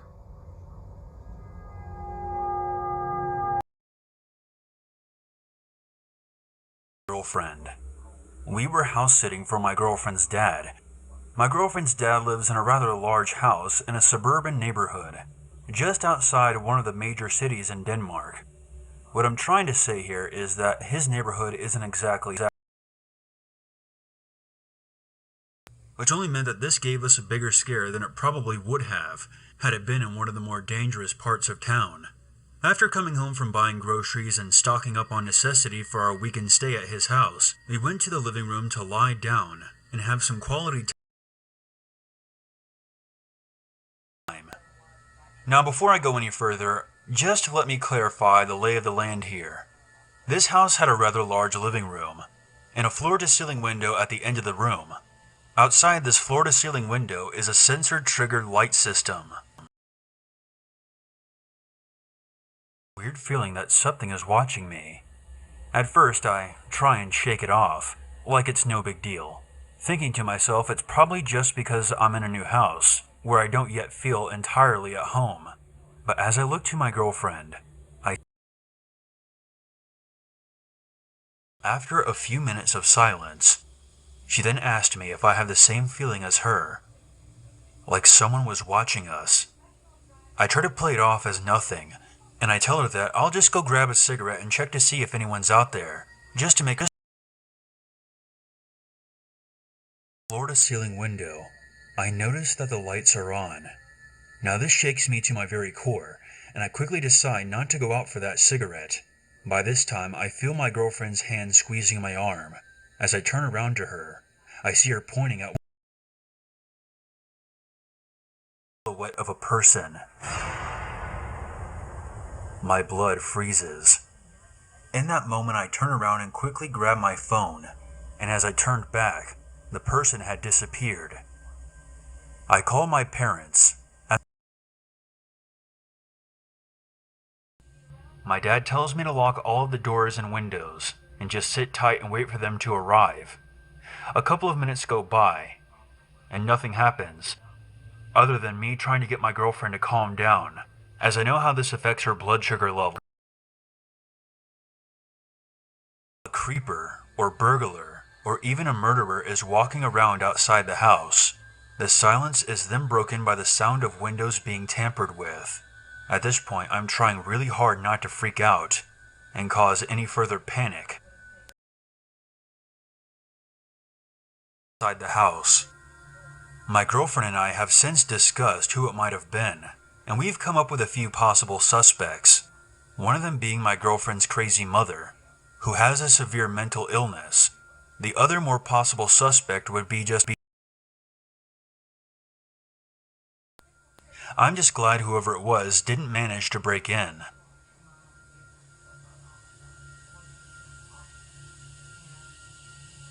This past August, I picked up a lot of side jobs house sitting while working at a ranch. Very nice, and it paid well. This past November, I was house sitting for a family and watching their Labrador retriever named Maggie while they were on vacation. They lived in a very nice neighborhood on the outskirts of a small town. The house was on the far end of the neighborhood, and thick trees behind the trees. I accidentally went down the road the first time, and tried to find the house, but there wasn't much down there. Just an abandoned house with lots of deer in the front yard, and a small run-down ranch house. The first night, everything... I had this weird feeling a few hours before I went to bed, but I wrote it off as spending too much time reading creepy stories on Reddit. I made sure all the doors were locked, blinds were closed, and I went to bed just after midnight. But as I found, Maggie usually sleeps with me, but that night she just followed me up the stairs and to the bedroom, and then just sulked back downstairs. At 2:26 a.m., Maggie woke me up by standing next to the bed and whining. I didn't have to go to the bathroom. I rolled over and hoped that she would stop, but she didn't. I gave in soon enough, and as I climbed out of bed, I realized that the house was freezing cold. I followed Maggie downstairs to the kitchen. You can't open any of them from the inside or outside without a key. Not to mention this was a very heavy door, not the kind that just gets blown open by the wind. The only thing that eased my mind was that Maggie didn't seem ready to kill an intruder, and she'll usually at least... I was too scared to do anything more. Nothing seemed out of place. The owners often left credit and debit cards, as well as wads of cash lying on the counters, and it was all there. If anyone was going to steal something, it was right next to... I tried to brush it off as just forgetting to lock the door. I made sure it was locked this time and went back to bed. Maggie still didn't want to sleep with me, and went back downstairs. Less than an hour later, she woke me up again. This time, more cautiously than I had before. The back door was open again. This time, the key that had been sitting on the kitchen counter was in the lock. Someone had been in the house with me. The police were called. They looked all around the house in place, so I was really worried about the intentions of whoever broke in. The family was shocked that something like that happened, and have since moved to a large farm 20 minutes away, and now have video surveillance.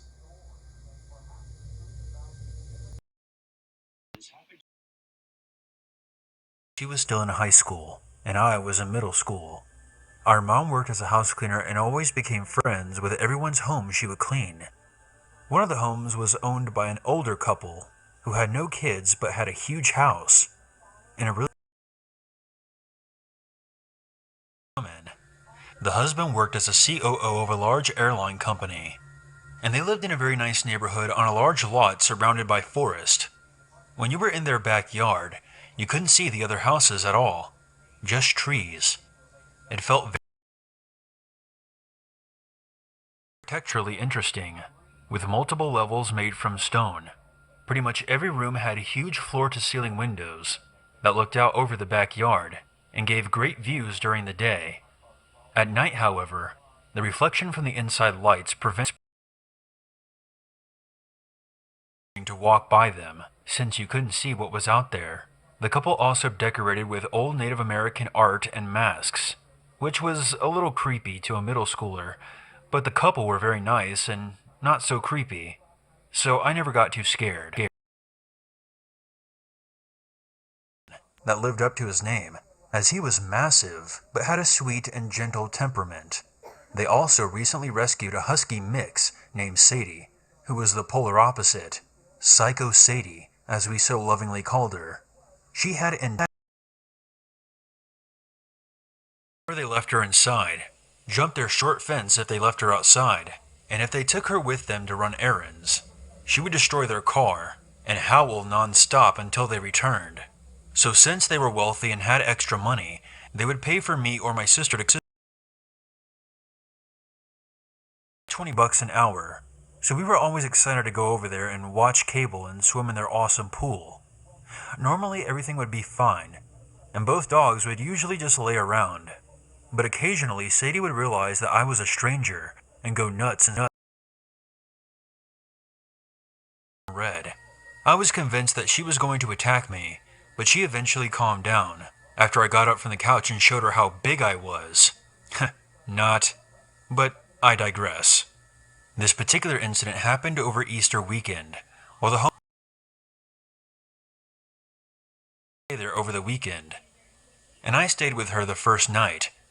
Because it was a big house and kind of scary to stay there all alone, we stayed up late watching movies and eating junk food. The next day we swam in their pool and hung out, but for some reason, because what happened that night scarred my sister for life. It all started when my sister was working out on their treadmill. Their workout room was on the bottom floor of their home, which was a walkout basement. Just outside the room was a huge sliding glass. She had the TV on in their workout room. As she was running and watching TV, she thought she heard the house alarm beep like it did whenever the door was opened. She stopped the treadmill and went to look around and saw that the sliding glass door was opened. Now this door was so she was instantly freaked. However, the dogs were just lying there in the workout room, and she figured that they would have gotten up to investigate if someone had come inside. And because Sadie was a bit crazy and hated strangers, she thought that she might have accidentally left the door. Could have come from the TV or the treadmill. She closed and locked the door and went back to working out. A couple of minutes later, she had the distinct feeling of someone watching her. She looked around, but no one was there. She finished her workout, but couldn't go to bed, as she was becoming a little creeped out and just wanted to forget about it. She went around and made sure all the doors were locked. The owners didn't give her the alarm code, so she couldn't set it. She took a shower and locked herself in the guest bedroom, and eventually fell asleep. A couple hours later, she awoke with both dogs growling at the door of the room. Now, it was fairly normal for a psycho Sadie to growl and bark for no reason, but Samson had never barked or shown any signs of aggression, so to convince herself that the dogs had just heard an animal and that it was nothing. But then she heard the dreadful door alarm beep. She called my dad in a panic, crying and screaming, and he told her to hang up and call the police. My dad made the 15-minute drive in just under 5 minutes. When she opened the bedroom door to let my dad inside the house, the dogs took off running and barking through the house and downstairs to the basement. My sister ran screaming all the way through the house to the front door to let,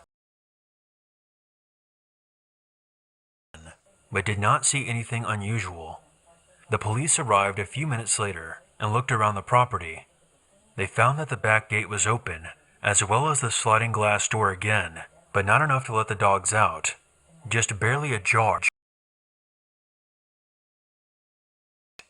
They said it looked like someone had entered the home through the sliding glass door, because the lock was tampered with, but they determined that whoever it was hadn't stolen or disturbed anything. When my dad asked why someone would break in and not do anything, especially with the dogs earlier that month, that the husband received a death threat because of a decision that he made at his job that put a lot of people out of work. They had gone to the police about it, but didn't bother to tell my sister to keep an eye out for anything suspicious. Needless to say, we never months because the husband lost his job, and if you ask me, he deserved it.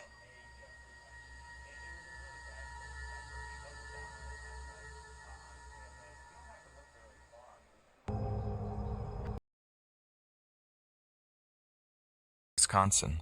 Not by reference, but for a job. We are moving when I get a better one. I was on my way to my employer's house. He runs the company out of his basement until we get a new office space. I was being tailgated bad by a ratty blue car and a white bald guy. So if I can't see your headlights, that means you're a mere few inches off my butt, and you will get me tapping my brakes. This guy did. He honked at me, Whatever. I flipped him off and slowed down to 5 miles under the speed limit. There wasn't any. He had chances to pass me on the country road, but didn't.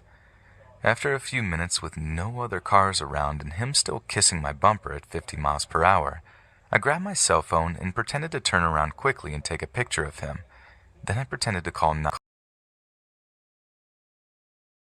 around, and this guy was getting creepy. I came to my turn, but decided to see if this guy would follow me. I turned left, and he followed.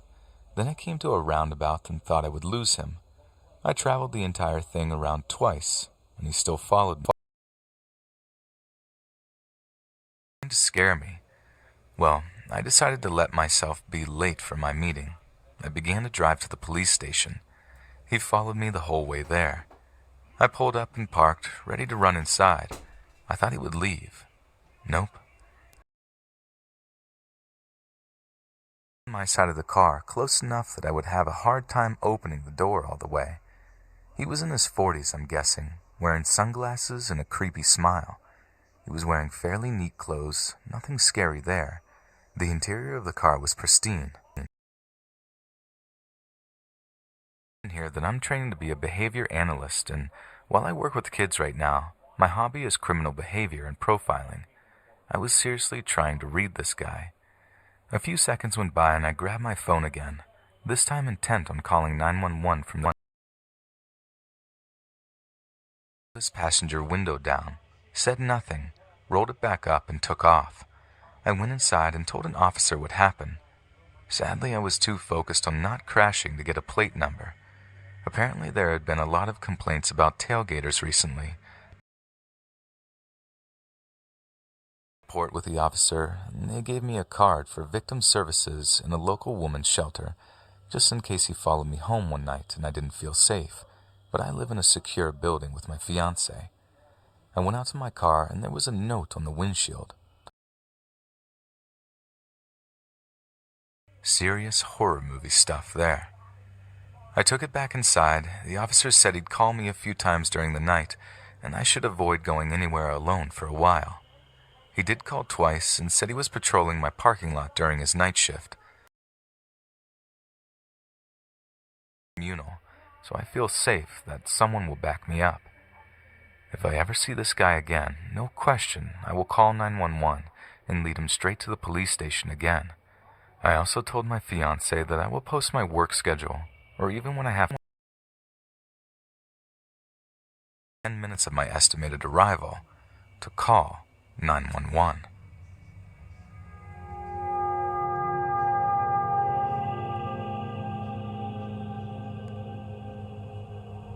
This happened like 16 years ago. Boy Scout troop, but with both boys and girls. As are all in Spain, scouting here is actually a quite liberal thing. One of the most important activities during the summer camp is what we called the raid, basically going out of the camp to adventurously trek for a beautiful mountain range called the Pyrenees in the northeast of Spain. 3 days walking, 2 nights sleeping out of the camp. My raid group consisted of 15 boys and girls, all between the ages of 12 and 14 years old. We took food with us, water, and pretty much anything necessary to survive for a couple of days, so no adults were coming with us. And that doesn't happen anymore. Our plans for the first day were to climb a mountain that was just under 10,000 feet high and sleep by a glacial lake nearly on top of it. Quite steep, so at about 1800 we decided we were going to not reach the lake at a prudent time. We found a nice place to build a shelter, did it, and then cooked some dinner. We were in the middle of a beautiful mountain, about 6 miles from the nearest road. We couldn't have been happier. We still had nearly 2 hours until sunset when we finished our meal, so we thought it was a good idea to send a smaller group to clean dishes and refill water to a spring we had seen while walking. I volunteered to go, and 3 other friends joined. Towards the fountain. Night came while we were on our way back to the shelter. We could hear the rest of the group singing and having fun in the distance. Suddenly one of my friends stopped and pointed at something just by the side of our trail. This wasn't here on our way down. I'm sure of it. Torn into pieces. We went from being happy and relaxed to being mildly scared in just a second and rushed all the way to where the rest of our friends were. We told them about our creepy finding right away. We were just kids, so fear escalated quite fast. Two of the older guys, they were 14 years old, thought it would be a good idea to go and take a look around to try to calm us down. Although being without them was even scarier, we also appreciated it. They went away with a light torch, a knife, and a whistle, so we were seated inside the shelter, which was nothing more than a couple of tarps held by sticks near a big boulder, silent and scared. I remember hearing quite a lot of sobbing around me. I was thinking I didn't want to die there. One of the girls suggested that we could sit. We might not hear the whistles, but we did anyway, although not very loud. We were like that for about 10 to 20 minutes. The whistle interrupted our song. We heard it clearly. Two whistles coming towards us at a really fast pace. I remember. Luckily, it was our friends. They arrived nervous and exhausted from the run. They said they stumbled upon a long standing stick with lots of blood all over it, more than what our nerves could stand. Most of us started crying. Some prayed too. They told us to confront him. In case things go bad, we'll run somewhere else so he can't find you, one said. We asked them to stay, but nobody was able to move a finger to actually stop them from leaving. There was no more singing, only weeping and barely audible prayers. I just didn't want to. After a while, we heard some noises, followed by the voices of our friends. They came back at a calm pace, with relief in their faces. It was all just a misunderstanding, one explained. It's just a park ranger. We found him and he explained to us that he was just walking around just from a rabbit he had hunted for dinner. It was quite a relief, and we relaxed. Someone even spoke about taking out our sleeping bags and going to sleep, and that sounded wonderful. But it wasn't long until one of the older guys said he was a bit suspicious. Nor a badge or anything that could identify him as a ranger, answered another. And who walks kilometers away from the closest road, late at night, to hunt rabbits? Are there even rabbits in this altitude? Terror came back in a second. They were right there and freaking threaten him, one of the older guys said. We asked them to stay with us again and got the same results. Once they were gone, someone said that maybe he had followed them and now knew exactly where we were. We all shivered in panic. Nobody cried and nobody prayed. I remember I only had one thought in my mind. I'd rather kill than get killed in this terrible place. We waited seated, silent, and ready to fight for our lives. We all had our knives out and ready. We heard screams of terror. From the sound, it was obvious there were more than two people coming at us. I hadn't been more scared in my life. I hope I could say goodbye to my mom, my dad, and my sister. My knife was ready to stab whoever came close to me. Followed by two men. They came just at the front of the opening of the shelter and stopped. The two men chasing them did the same, and we could see their faces. They were our camp leaders, who had been following us all the time, but hiding, and the four started laughing the entire time.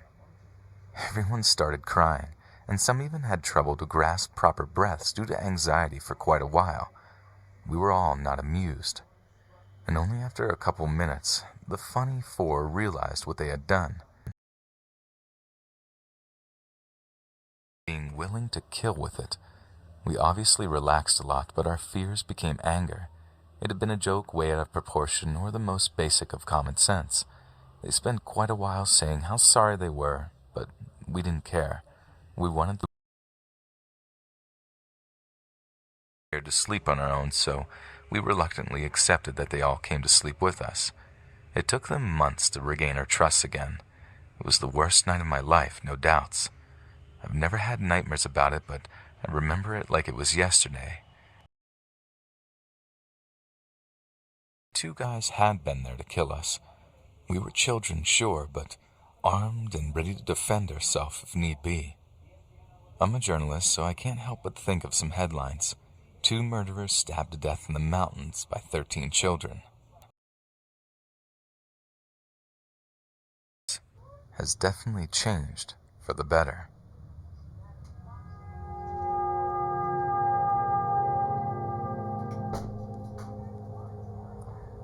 When I was in my early 20s, I had a friend with a psychotic alcoholic coastal town. Now and again we would go together to visit him and stay the night. My relationship with him was creepy in itself, but that isn't the subject now. One night, when we were visiting, my friend and her dad had a drunken blow-up and kicked us out of the house. And didn't have a car. My friend's dad lived about 4 kilometers out of town, a huddle of 2 or 3 shops by way of a dirt road. We started walking down the dirt road to the town where there was a telephone booth.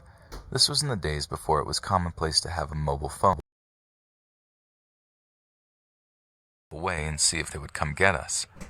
The whole way to town, my friend was drunkenly moaning and crying about her broken relationship with her father, and she didn't let up by the time we got to the phone booth. We sat on a bench next to the phone while I woke my parents up. Shortly after this, a van appeared and parked just behind the bench we were sitting on, maybe 5 meters away. There were 2 young men in the front seats, and they were looking at us. If that didn't make me nervous enough, the van door slid open, and I saw there were a number of young too. The place we were sitting was deserted. There were no houses nearby, just more road. No people, nowhere to run, no one driving by. It was a crappy little nowhere town. I stood up so I could see them better and kept my eyes. What I saw was that they were looking back at us. They were talking among themselves, quietly at first. Then they started talking more and more loudly. It became evident that they were deliberately talking loud enough for us to hear. They were talking about pulling and kill us. I can't remember the exact words, but that was the gist of it. My whole body was not shaking, but quaking with terror. I couldn't take my eyes off the men. I remember the face of one of them so clearly. I could me with no expression, looking at me with dead eyes, looking at me like I was a thing. At this time, my drunk friend hadn't stopped sobbing to herself. Whether she knew the van was there at all, I couldn't say. I knew I had to tell her about the move. I couldn't speak. That was when the most incredible thing happened. My friend's father, who has never apologized to anyone in his life, appeared, drunk, in his car.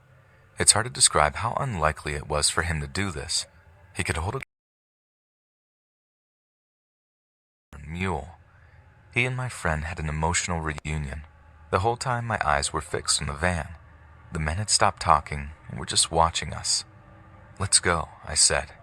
We got in the car and started heading for my friend's dad's house. The van started Dad about the men, but he said, "I'll just slow down and they can pass." They slowed to a crawl behind us, and then they began to shout out of the windows, screaming threats. They followed us all the way down the dirt road, and then all the way down the driveway, and we sat in the car waiting to see what would happen. All of my friend's dad's neighbors were holiday homes, and nobody was in that night. We knew that if the group of men decided to get out of the van and carry out those threats, we would get no help. After a very My parents came in a panic to the house when they couldn't find us at the shops. My friend's dad hid in shame, and I went back to my family's house. I've been asked if I went to the police, but I can't remember. I don't think I did. It was a messed up time in my life. I'm a very fearful person now, and very overprotective of my kids, and I don't want to change because I'd rather be like this than accidentally trust one of the millions of psychos out there.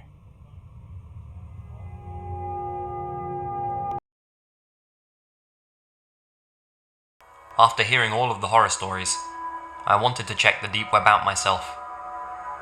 In a way, I kind of expected nothing other than scam sites for assassins, people requesting CP, and some underground markets. However, I worried about getting in trouble with the authorities rather than having my mind bleached for the near future. Even after 2 to 3 hours of procrastination, nothing prepared me for what I saw. It was during the middle of the day when I began my search. Rather a wiki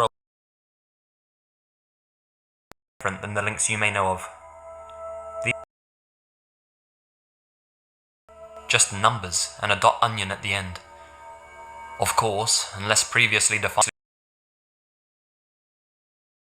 It was boring at first.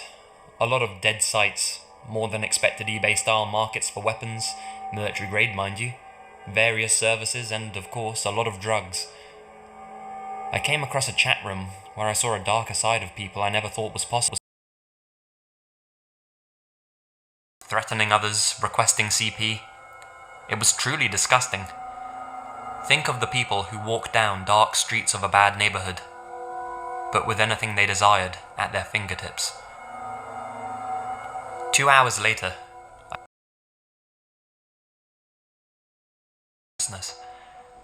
a cult site perhaps, with little info other than an email address and some religious mumbo-jumbo.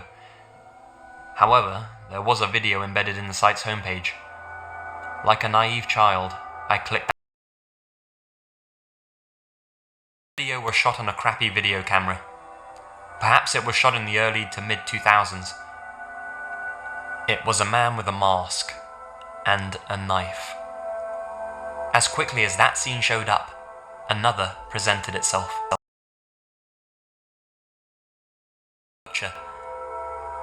It was then and there I realized the body was bipedal and without fur. It was a human being. He was cutting the legs at the buttocks level. A new scene shows the man with the mask, followed by a picture of a church with a weird symbol. This was a cult recruiting website. It was followed by more bodies being cut up and hung in ways more gruesome than you may expect. And I stayed away from it for quite some time. This was my first and last visit to the deep web. I have never contemplated going back since. Number 3. This was back before very basic HTML and JavaScript. Hardly anyone used CSS. Only discussion boards and some banking sites had anything approaching mature front-end, back-end combinations. This is a real deep web story. I was browsing random blogs, GeoCity sites and the like, just going from link to link. Eventually I came upon an odd page. It appeared to be random thoughts from different people, but for the time, an odd page. It appeared to be random thoughts from different people, but for the time it was very well designed. The messages seemed to be cryptic in nature, like several people trying to pass secret notes. I started with various IP addresses. I gathered all the IPs in a text file and began enumerating. Some were routers with banner messages I could telnet to, almost all at universities. The default, but I didn't poke around. A few of the IPs were web servers with little to nothing on them, mostly APAC on Linux or some BSD, at least one IIS server I can recall. I finally found files and TIFF images with a few smaller subdirectories containing the same. NS Lookup returned no reverse records for the IP. A visual route traced it as far as Colorado. The HTML files appeared to be records. The images were of faxes, apparently of both military and medical nature. As I browsed from a subdirectory back to the parent, at the top was a new HTML file named something like 1-. The timestamp was from right that minute. I opened it, and in plain text was the message, "We see you." No quotes, all lowercase. About 15 seconds later. I didn't have a great childhood. I'm not one to complain about it. My parents did the best they could, but we ended up living in some pretty terrible places with not so nice families. And then right around the time I started secondary school, the kids Yeah, they were like 11 or 12 and they were smoking. Not just taking performative puffs on sticks either, I mean full-on smoking like troopers. And being the divvy that I am, I joined them on more than one occasion, and they basically taught me to smoke out. One time, we all go out to the pillbox and this kid gives us all a ciggy from the pack he'd stolen from his mom. I thought he was being a bit generous, but I wasn't one to complain. I just didn't think I could finish off a whole cigarette on my own, since just a few drags on one. But I figured, a few tokes, I can peg it out, smoke the rest of it later.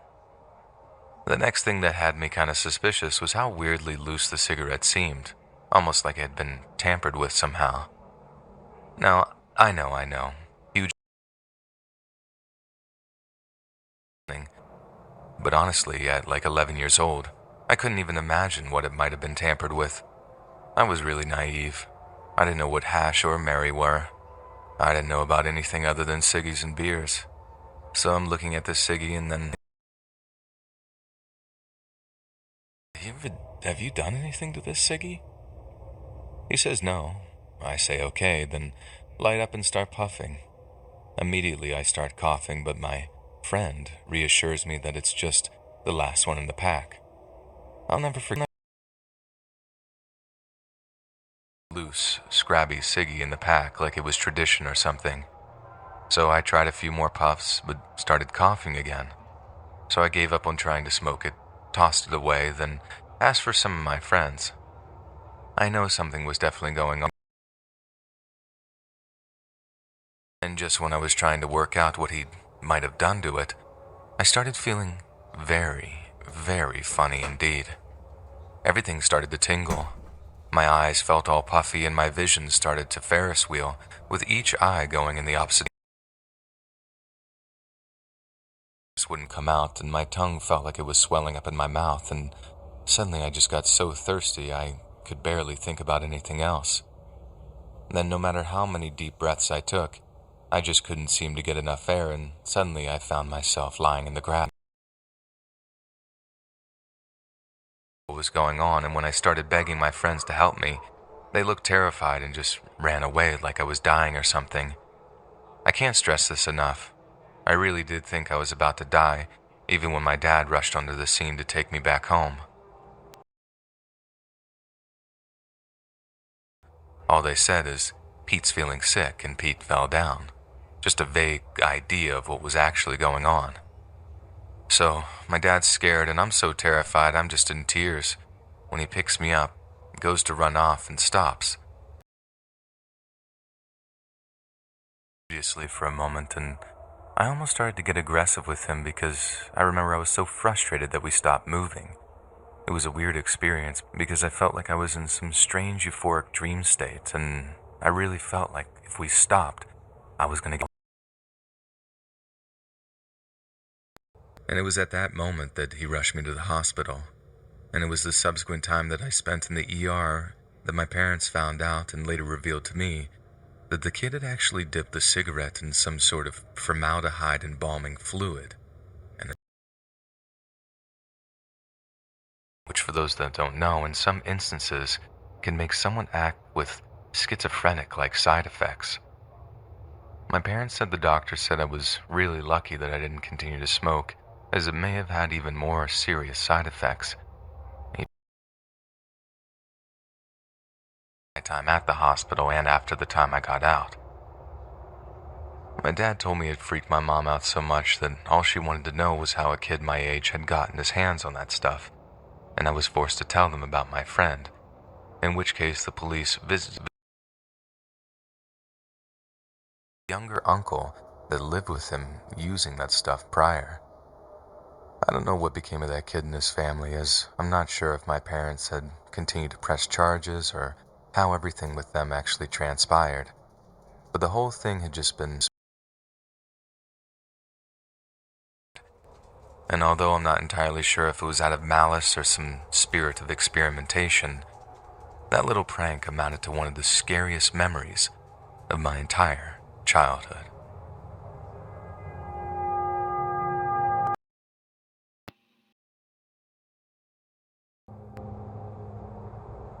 I grew up in the super middle class area of my hometown, all townhouses and nice restaurants, but it bordered some really rough neighborhoods. All thanks to the school zoning, a lot of my high school friends school and on weekends. We had our little group of friends, but we were familiar and friendly with a few of the other crews that were into some considerably naughtier things than us. For example, there was this guy, Mike, and although we didn't hang out much, I saw them in the streets. But like I said, we rarely hung out with them because, for fun, they liked to steal cars. It might sound crazy when I say it wasn't malicious, but it's kind of true. Mike and his crew would, steal a car before the owner even knew it was gone. I remember one time hearing about how they felt so guilty about stealing one lady's car that they parked it up where they found it, but not before they topped off the gas tank to replace what they burned.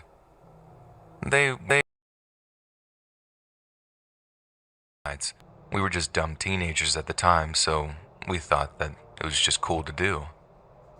Anyways, it's summer break after our freshman year of high school, and me and my boys are just wandering around, acting like fools, but otherwise keeping out of trouble. Tricked some old gas station attendant into selling him a pack of Marlboro, so we were headed down to this piece of scrubland we knew about to smoke up. About 5 minutes away, we started smelling smoke from somewhere, but whose apartment is on fire? But we keep walking, seeing nowhere on fire, so we just get more and more curious as to where the fire's coming from. Then, we see two of Mike's boys just tearing it across some yards, sprinting. Although they look over, they don't stop. They don't look happy to see us like they usually would. They just keep running. So immediately we're like, oh God, what hood rat stuff have they been up to? And it wasn't long before we put two and two together and figured out. Then right as we get to the desolate plot of land we'd been planning on going to, we see it. Just this ball of flames under a brick wall. Then when we get closer, we realize the fireball is actually a burning car. Doing anything like that before. It was always illegal but relatively harmless fun. Why set a car on fire when they could have just returned it like they normally did? You think they crashed it? I remember someone asking, but no one could be sure. We just followed by the cops. I remember we thought about running, but how it was pointless. It'd just make us look guilty. Eventually, when the fire was out, the cops walked over and we just front as best we can, tell them we don't know anything about the car or We were lying. I suppose you just get good at picking up on them when you hear so many, because he just acted like we were withholding information, telling us that we'd be in a lot of trouble if we were protecting the guilty party. And we just shrug it off. It wasn't like it was the first time.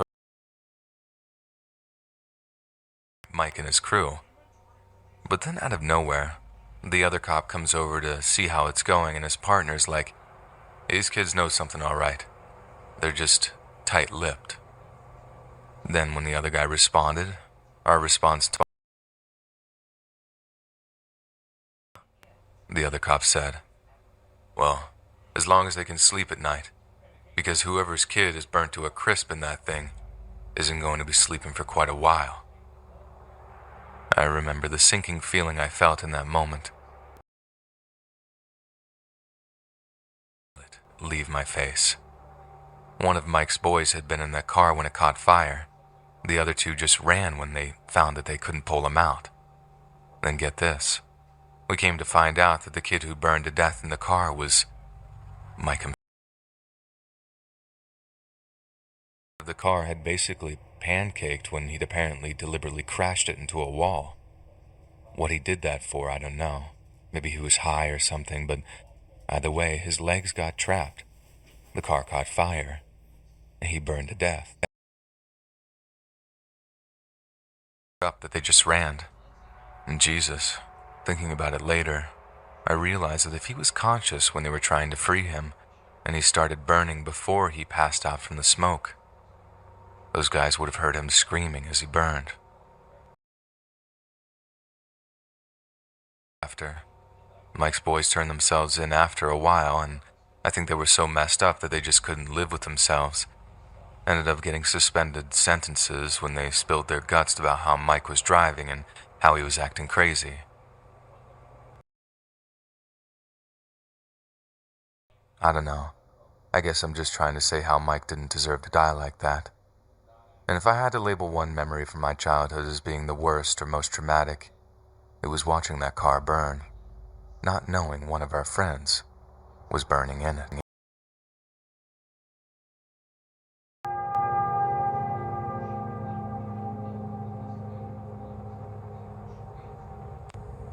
September 2010. My boyfriend Dave, his best friend Tony, and my best friend Liz and I were all coming back to our hometown for our final. We had a fantastic time, staying in my uncle's apartment, partying, and exploring such a big city.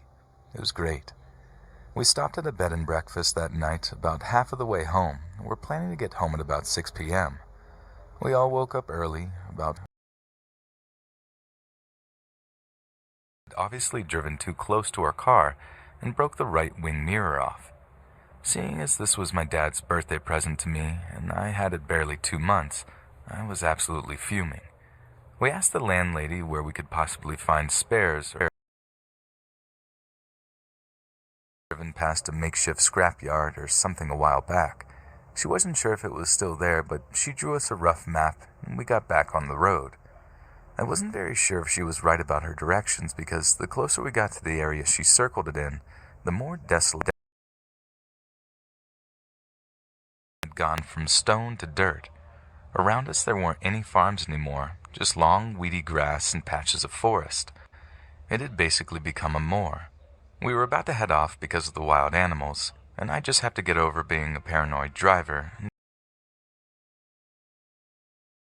Pointed out in front to a handwritten sign directing us 2 miles down the road to Cafe and Car Spares. We drove down into a little cove surrounded by forest and all got out, except for my friend Liz, who was asleep in the back seat. There was a tiny caravan and a hill of metal and bits of cars. As to be expected, we were the only visitors parked up in front. The sun was up, but no lights or people were around. I guess they were still sleeping. It was still about 6 anyway. We all walked up a mirror, or any sort of mirror that could do for the time being, until I could get it repaired. Tony picked up what could only be at least a decade-old mirror and suggested we just take it and go. But me, being stupid and sincere, insisted I have to go give them some money and waited. A big, hard-faced man answered the door, and at first looked angry and tired, then smiled at me a two-toothed smile. He leered at me for a few seconds, then, seeing the boys approach, asked us what we wanted.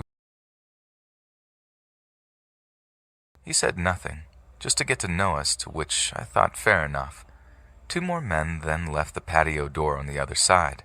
They turned and smiled, both skinheads with teeth like meth addicts, and came over. They stank. He gave them the... introduced himself as Ian, sat us down on the patio chairs, and offered us some sandwiches. I politely declined, but he insisted we must be hungry, and told me to come in, that women are best at making sandwiches. I declined again, finding him a little... Dave more sternly reinforced that I said I don't want to come in. Ian muttered something and then came and sat on the chairs with us. It became awkward very quickly as he started asking questions. It started off innocently, like asking us how old we were, where we were. He asked if I had a boyfriend, to which Dave answered, and then started asking us both what we liked to do to each other. Private stuff like that, to which we didn't answer. We sat in silence until we heard Liz scream. When we turned around, I saw a window grasping Liz's leg. The other was looking around nervously behind the car. We got up immediately and sprinted off the patio, Tony running after the guys, but they both headed into the forest. Liz was hysterical. She'd woken up her leg. I can't even imagine how terrifying that must have felt. I got into the back seat with her and consoled her while Dave came around the other side to get in and told us some nails were on the floor. We looked over, and there were about 12 of them arranged. I couldn't really think why at the time, but now I wonder where they got all those car parts. We decided it was enough. We didn't want to spend any more time there, mirror or no mirror, and were ready to go when Tony was the last to get in the car. He closed emerged from the house with something long in his hands, running towards us. My vision adjusted when he got a bit closer, and then I realized he was holding a rifle, a hunting rifle. At that point, I actually burst into tears. The car started to go, and we got up to about 90, forgetting the dirt roads and just driving over whatever until that scrapyard was out of sight. We didn't stop looking behind us until we were safely on the motorway getting home.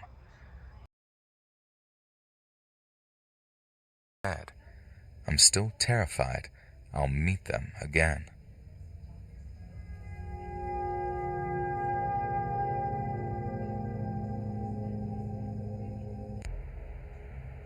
When I was 19, I worked for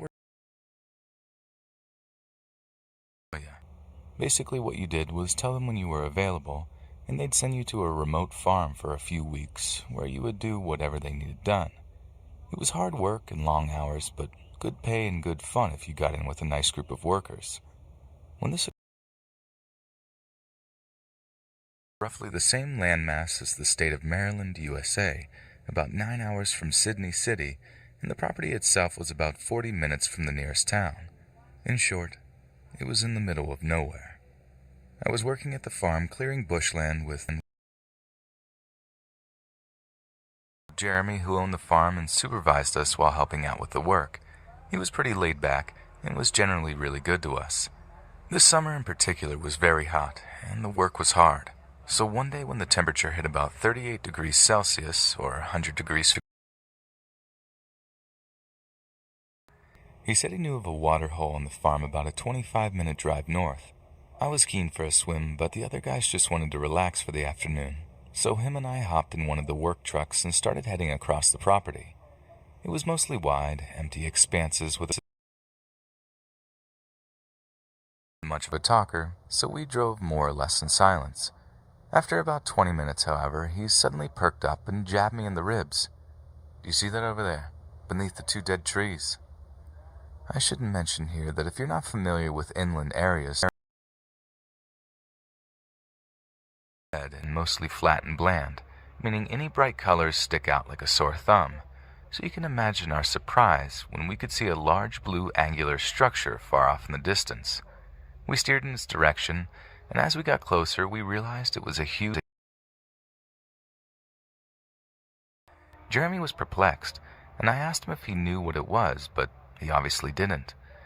He said he hadn't seen it when he drove through the same area about 5 weeks before, and he wanted to go and see what it was. Initially, we pulled to a stop about 100 meters away from it.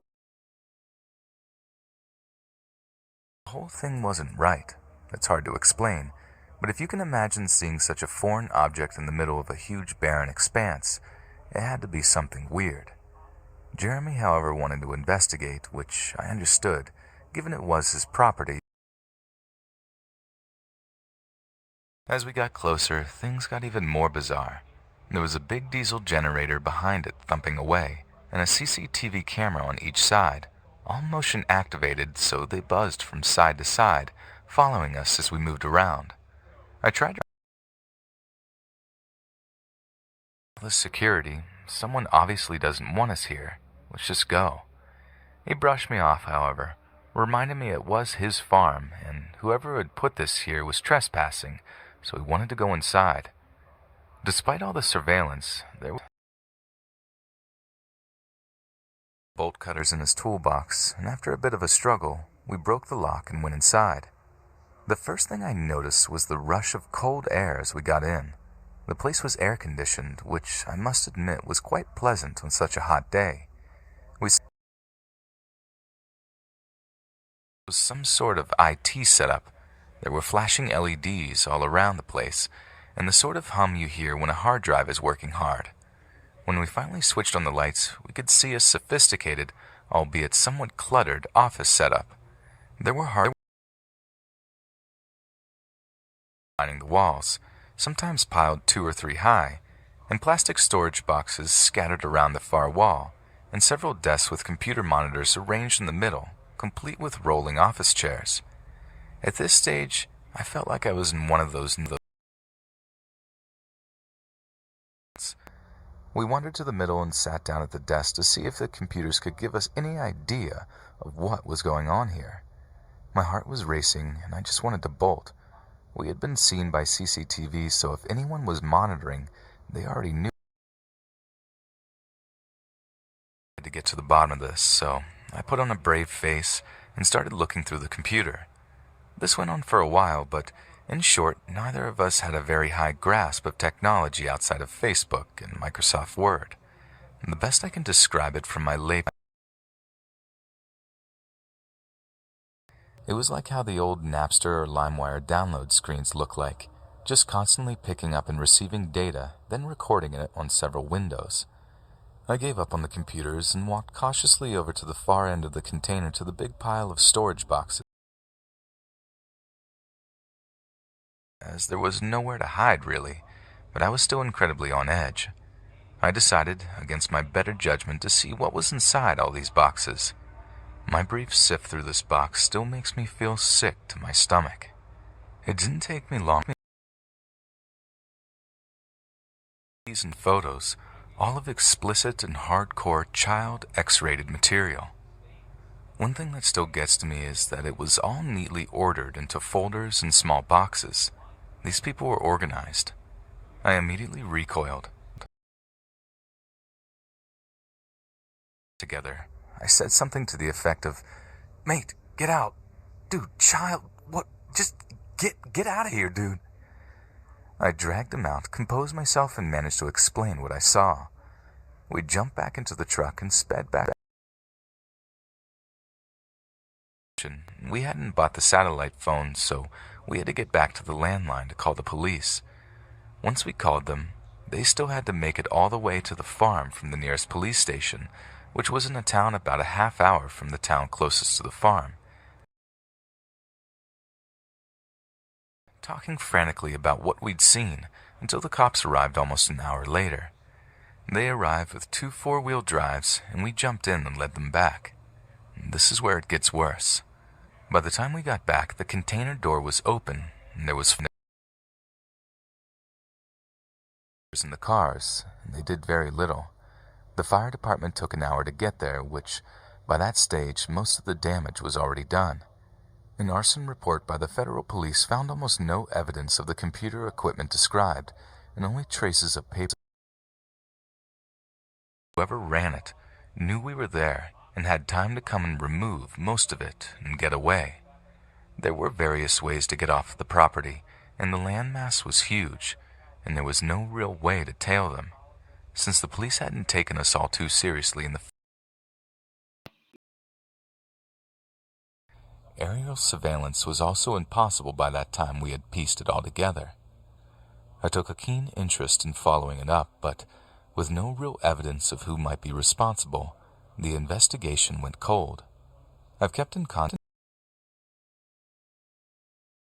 the farm, as it's too expensive to move. I'll never forget what I saw in those boxes.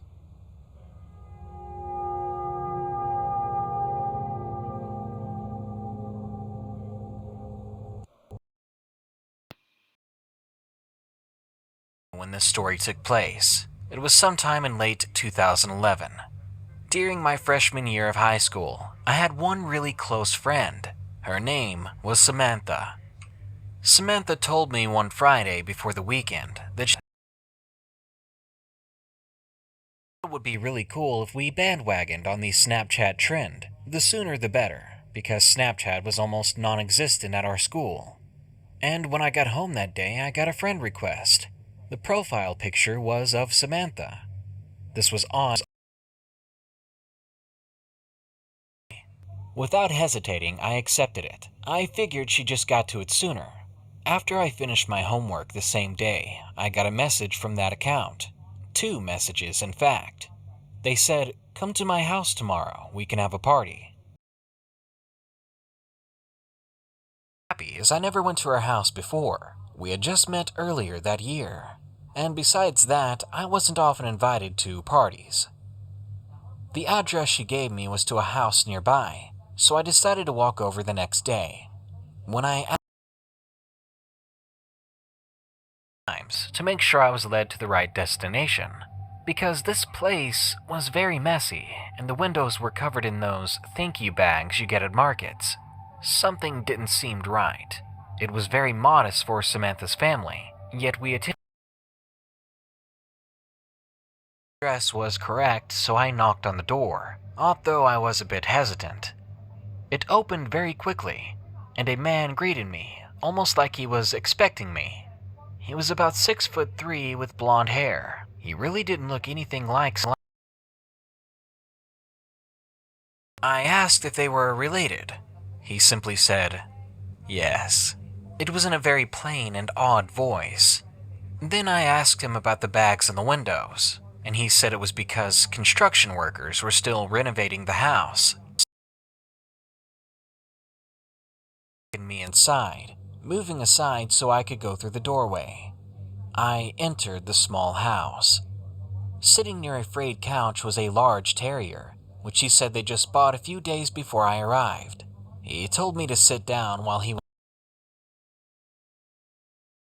The moment I grabbed it, it vibrated with a message. It was a notification from Snapchat. It was Samantha. It said, "Here is my Snapchat." And I thought things couldn't get weirder. She'd already sent me a request. So immediately, as confused as I was, I messaged her back. "Your house is so weird. Where are you?" I said. "House?" she asked. "I have an apartment." My heart sank in my chest. Surely she thought. "That's not funny," I messaged back. "Your dad's home. Where are you?" She didn't answer for a few seconds. Finally, after what felt like an eternity, I got an answer. An answer that confirmed everything. "My mom's been single for a while. I'm waiting for you by the door. Where are you?" I lower my phone, eyes wide and breathing funny. What do I do? Did I really just walk into a stranger's house? A strange whispering from another room. The man stepped out of the room with 2 other men. One was holding a thick black bag with his hands. Fully assuming the worst, I sprinted out of the house as fast as I could. Behind me. Eventually, they faded away. I didn't stop running until I got back home. until I was inside the house with the doors locked. Once I finally got a breather, my chest never burned so bad before. My mom and dad looked worried when they breaths I tried to tell them. They got the gist of it, and they called the police. When the police got there, they were gone. That house had been abandoned. There should have been no one living there. 3 weeks. I thought nothing of it at first, but then a few days later I got a bus to the gym since I couldn't be bothered to walk. It's 4 miles away, so it's alright to take the bus. Sitting at the front with my headphones in, listening to music to make the journey that left my phone when I noticed I had a Snapchat from Adder Green. It was only on for a few seconds, but the Snapchat was a picture of me sitting on the bus. No text, just me. It was taken from a few seats behind and shown the back. I knew it was me, and I felt my stomach drop. I bombarded them with Snapchats. They were opening my Snapchats, but not responding. They got more aggressive because I was getting more and more pissed off. For example, just reply. You get the drift. After about a week, I got nothing, so gave up and thought one of my friends was being a dick. Then Snapchat number 2. Didn't screenshot this one either. I know I'm a moron, but I was drunk. And this time someone Snapchatted to me a photo of myself at the bar. They were literally standing right next to me at the bar. I opened it the next morning and felt sick. Again, it was only for a few seconds. My friends were next to them fucking with me. About 30 minutes ago, I got another Snapchat. This time I was ready and sober enough to take a screenshot. I've been indoors all day. I was curious what it was.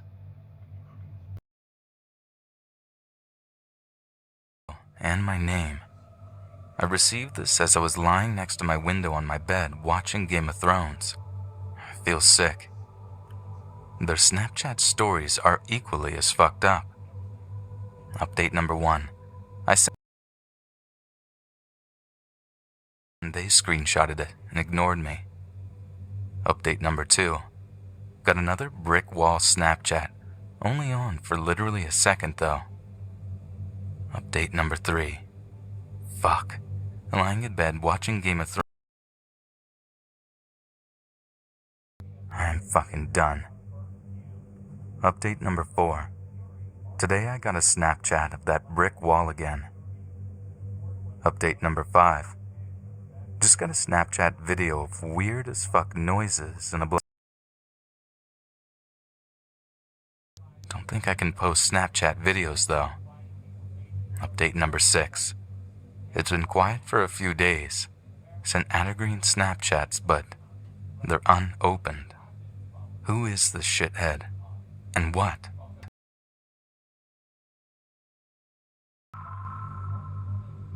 This happened last year when I was 14.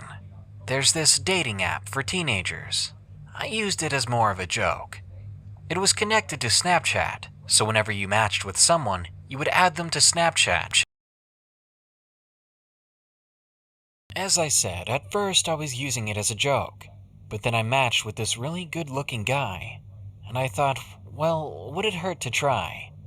So I accepted his request to be my friend on Snapchat. I sent a shy hi to 2 hours to respond, and the only thing he sent was a blank black picture. I didn't think too much of it, and I continued on with my day. But the next day I get a message from him, a picture of a very familiar thing.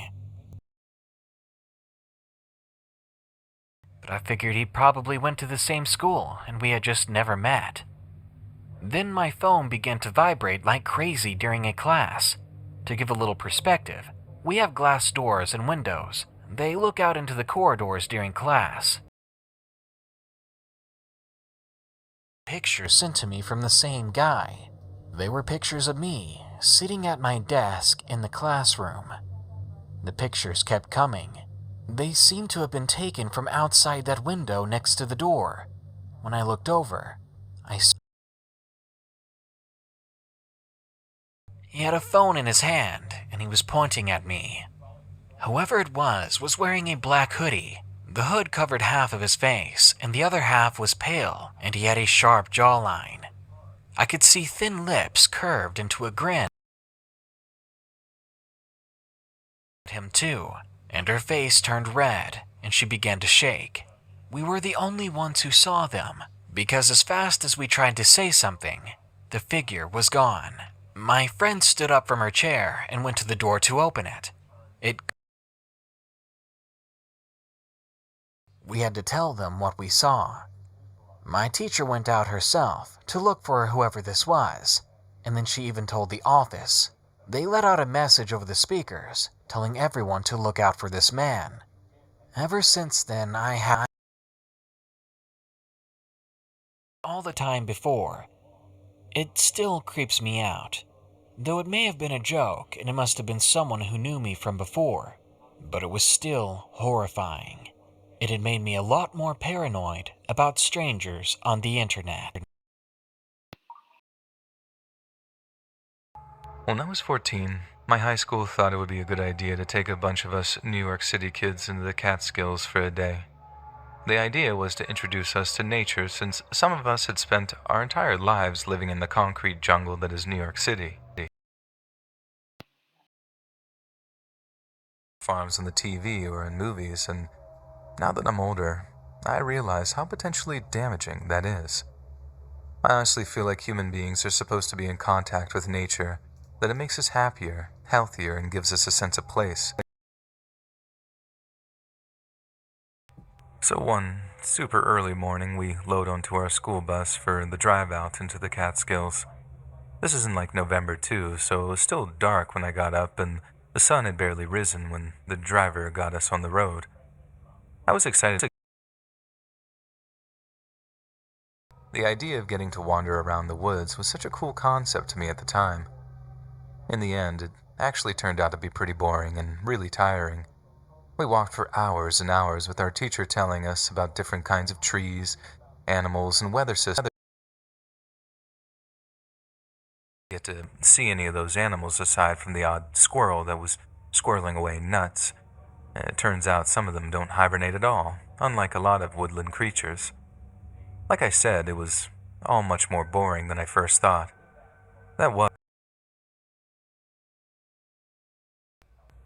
It was carved in really deep, obviously with some kind of knife or something, right through the bark and into the wood. I'd never seen anything like it before, and it wasn't like I wasn't a smart kid. I used to read about different religions and occult stuff quite a bit. To describe it, it looked like a rough figure 8, but with like dots and lines carved around it in certain places, so that it kind of looked like an octopus, only not at all at the same time. I know that makes a thing because I probably still have the pictures with me to link people to. Out of curiosity, I call my teacher over and ask her if she recognized it. She gives the thing pretty much the same look as I figured I had, just having no idea. She's never seen anything like it before. But that in all likelihood it's something a hunter carved into the trees so they wouldn't get lost. I'd not really heard of anyone doing that before, but I kind of figured she knew best, so I dropped the whole thing and just followed the group as ended up walking right to the edge of a cliff face near a mountain. It was this huge wall of rock that just seemed to rise up out of the earth, covered in moss and stuff. Our teacher starts pointing at the rock and telling us how we can tell how old it is. But few of us were really listening. I only really started paying attention myself as we walked along the cliff face, and I saw something familiar on it. Something big, too. It was the same symbol we'd seen carved into the tree, only like I said. Again, I showed our teacher, only this time, she didn't seem so calmly curious, and she seemed as freaked out as I did. Not only that, but the entire class saw it this time, but with it being the first time seeing it, they weren't nearly. I asked the teacher quietly who might carve something like that into the rock, who might have the time or the skills or the equipment. She just told me she didn't know, but not to mention the ones that we'd seen carved into the trees. Plural. Than it should have. I'd only seen the one carved into the tree, but she'd obviously seen a lot more than I had. I just found myself hoping we'd be heading back soon. It was early afternoon by that time, and I wondered just how scary the woods would be after dark. Not long after eating lunch. A little while into our walk, one kid stops the teacher and tells her he needs to go to the bathroom. It wasn't an ideal situation by any means, but with the kid being a dude, it was pretty easy to remedy. Teacher just tells him to go. A few minutes later, we hear him tearing through the bushes back towards us, panting as he ran. He emerges with this terrified look in his eyes, like I've never seen anyone so scared before, not in real life. The teacher out. He just keeps breathing real fast, in and out, like rocking back and forth on the spot like he was losing his mind. The teacher is telling him to breathe, calm down and focus, and tell us what he saw. What he said was a man, a real old man, or not so old. He had white hair and a beard, and he didn't have any clothes on, but he was covered in like tattoos. Oh my God.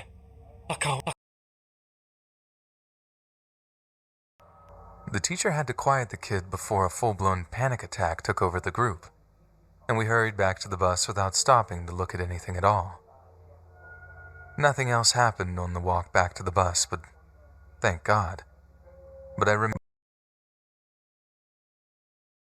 he went to the bathroom, and I foolishly asked. He told me exactly the same thing, only went into a little more detail about the tattoos and stuff. I asked him if he remembered what they looked like. Pen closed his eyes for a moment so he could really recall. Then he drew something rough that I couldn't quite make out at first, but when he showed it, it was clear. It was a bunch of dots and lines, with a clear...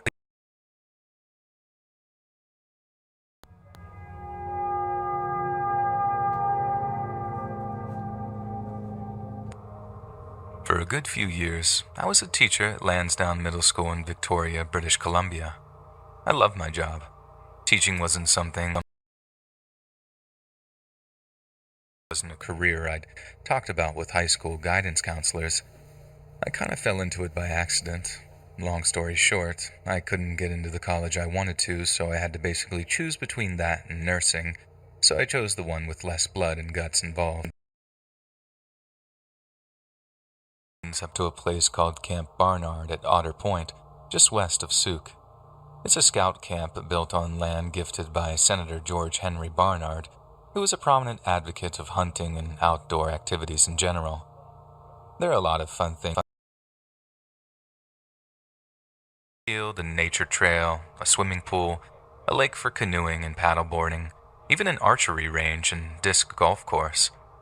The kids absolutely adore heading up there for a few days, and there's always a palpable feeling of excitement every year in the run-up. I didn't look forward to it too.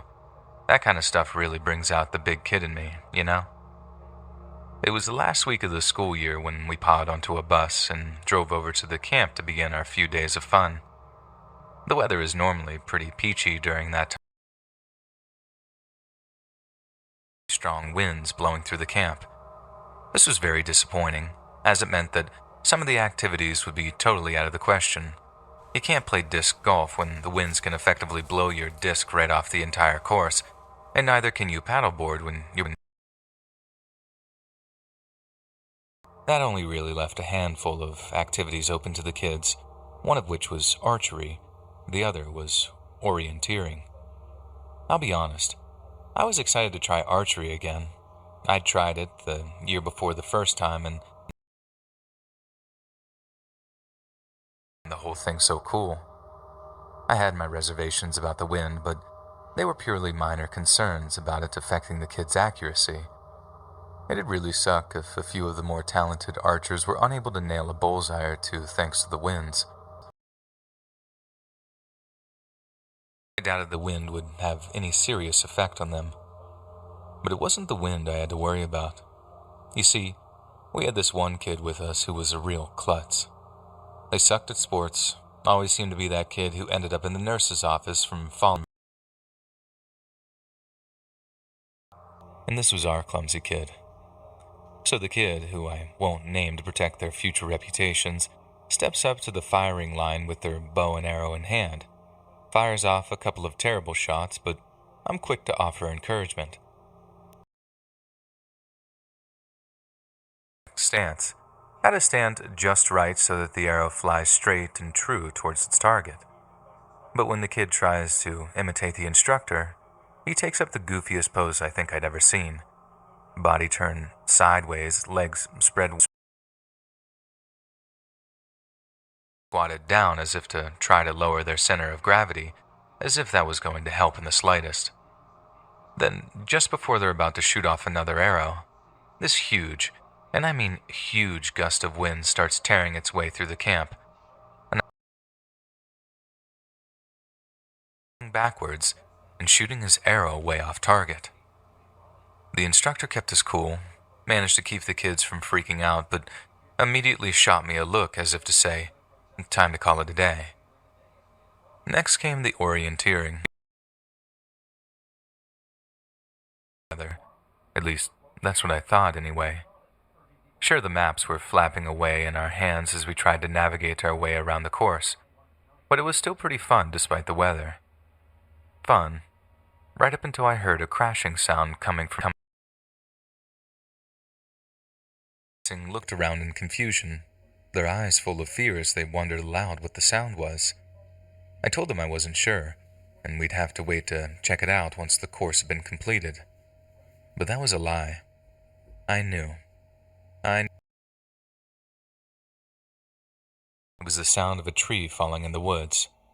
It's frankly unmistakable, a deep, wrenching sound, then the clacking of the lumber hitting other upright trees before the final crash as it hits the dirt. I had this horrible feeling in my gut. Exercise in small groups, each overseen by a member of the camp or teaching staff, and it was probably the worst moment of my life so far to realize that my worst fears had come true. I saw a kid bounding over the rise from his terrified face. I called after him, trying to get him to tell me what had just happened, and he didn't say anything. He just sprinted back towards camp as fast as his little legs could carry him. I tried to keep the kids from worrying too much. I know something was horribly wrong, just as clearly as I did. So, after a few more minutes of trying to control the situation, I just walked us all back to camp to try to get them settled in their bunks. I'll just cut to the chase at this point.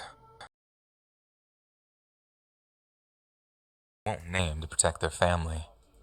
And, believe it or not, he was dead just moments later from massive chest trauma and asphyxiation. The school district's critical incident response team was deployed on the Wednesday afternoon to with the yearly graduation ceremony that was only a week away. It was completely ruined for a lot of families, and even those that attended felt a sense of pervading sorrow and loss. And as for me, I've never really gotten over the fact that the innocent children. I took advantage of the free counseling services provided by the school district, but they just didn't seem to help. I found myself looking at kids, wondering what completely random accident would take their lives before they even adults.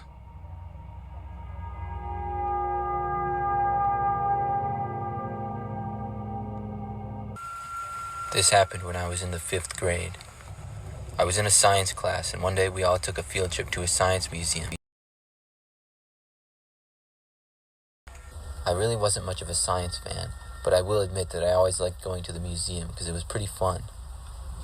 We left school and drove down to the museum, which was about 30 minutes away.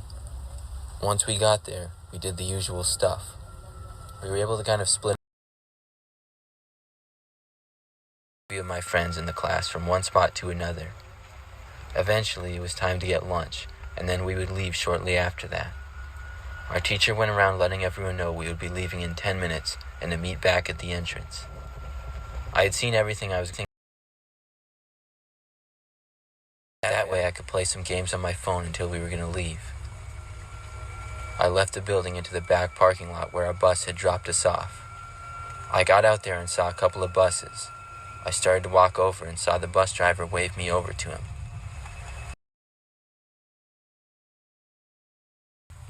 He told me there would be no phones on the way back. I was pretty upset to hear this, and I didn't understand why, but I gave him my phone and then sat down. The bus driver then started the engine. I looked out the window and tried to think of why we weren't allowed to have our but I found this a little bit unreasonable. Just then, I felt the bus start to move. I looked and saw the driver was driving out of the parking lot and down to the street. I called out that the rest of the class was still inside, but he ignored me. And go back, but he just turned around and yelled at me to shut up. The bus was driving down the street and headed for the freeway. All I could do was look out the window and wonder what exactly was going on. I wished that I hadn't gone to the bus by myself and went back with the rest.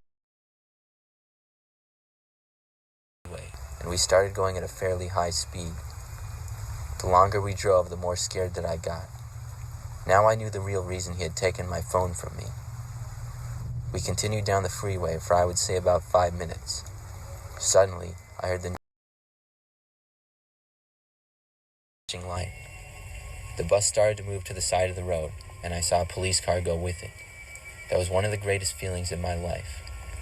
The bus driver then opened the door and took off running into the field beside the road. I saw several police officers run after him to get me back to safety, and the bus driver was caught a short time later.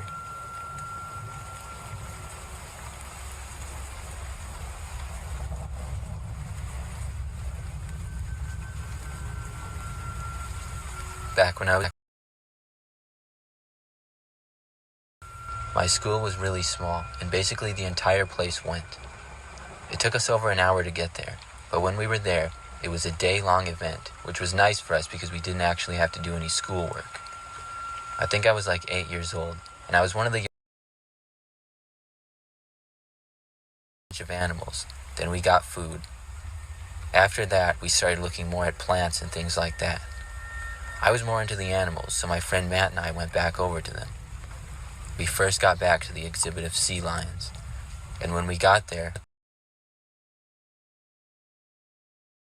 of course we said yes, because as an 8-year-old kid, it seemed like something super fun to do. He told us to follow him and then led us into a doorway and down a dark and quiet hall. It was really weird to be in the back of an exhibit, but it got me really in and into a storage type of room that was even darker. He said this is where they kept the food. He told us to wait there for a second and left the room. Then we saw the door shut and heard it lock. We immediately knew something was wrong.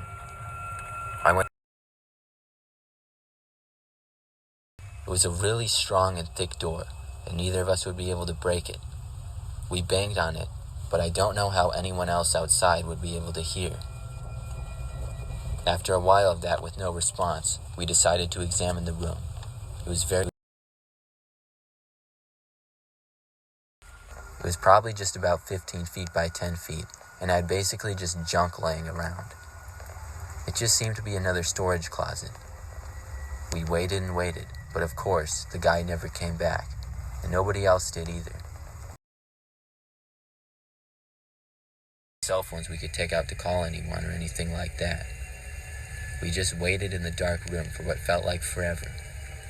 Occasionally we would yell or bang on the door, but nothing would ever happen. We did this for literally hours.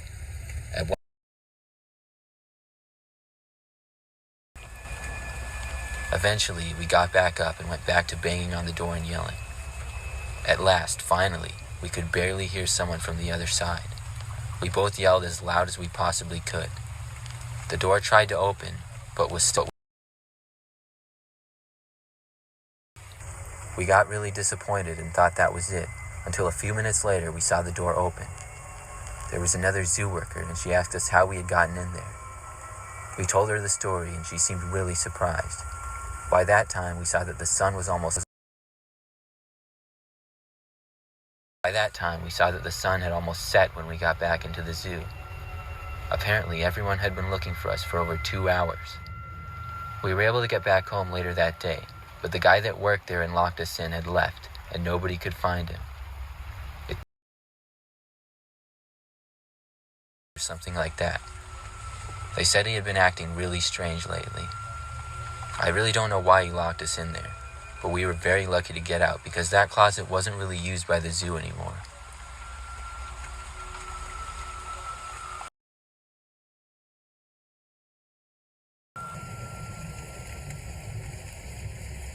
This story happened many years ago when I was a boy.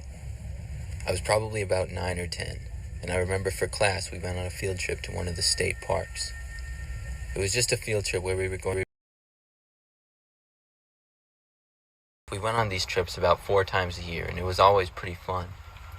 On this day, we went to a park that had a bunch of hills and different types of trees.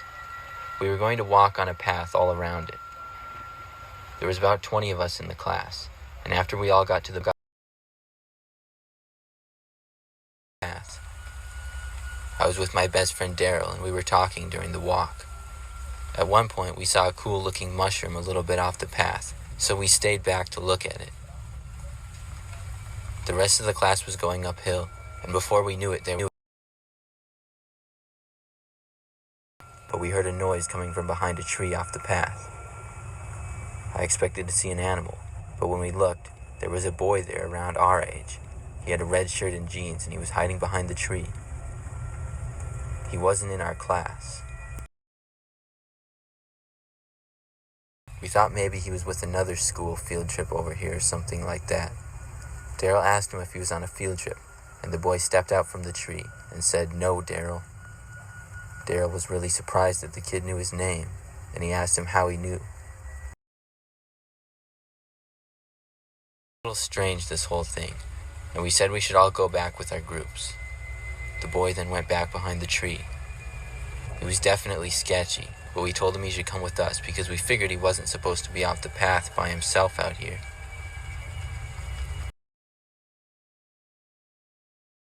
To him. But when we got behind the tree, the boy wasn't there. It was as if he just vanished into thin air and was gone.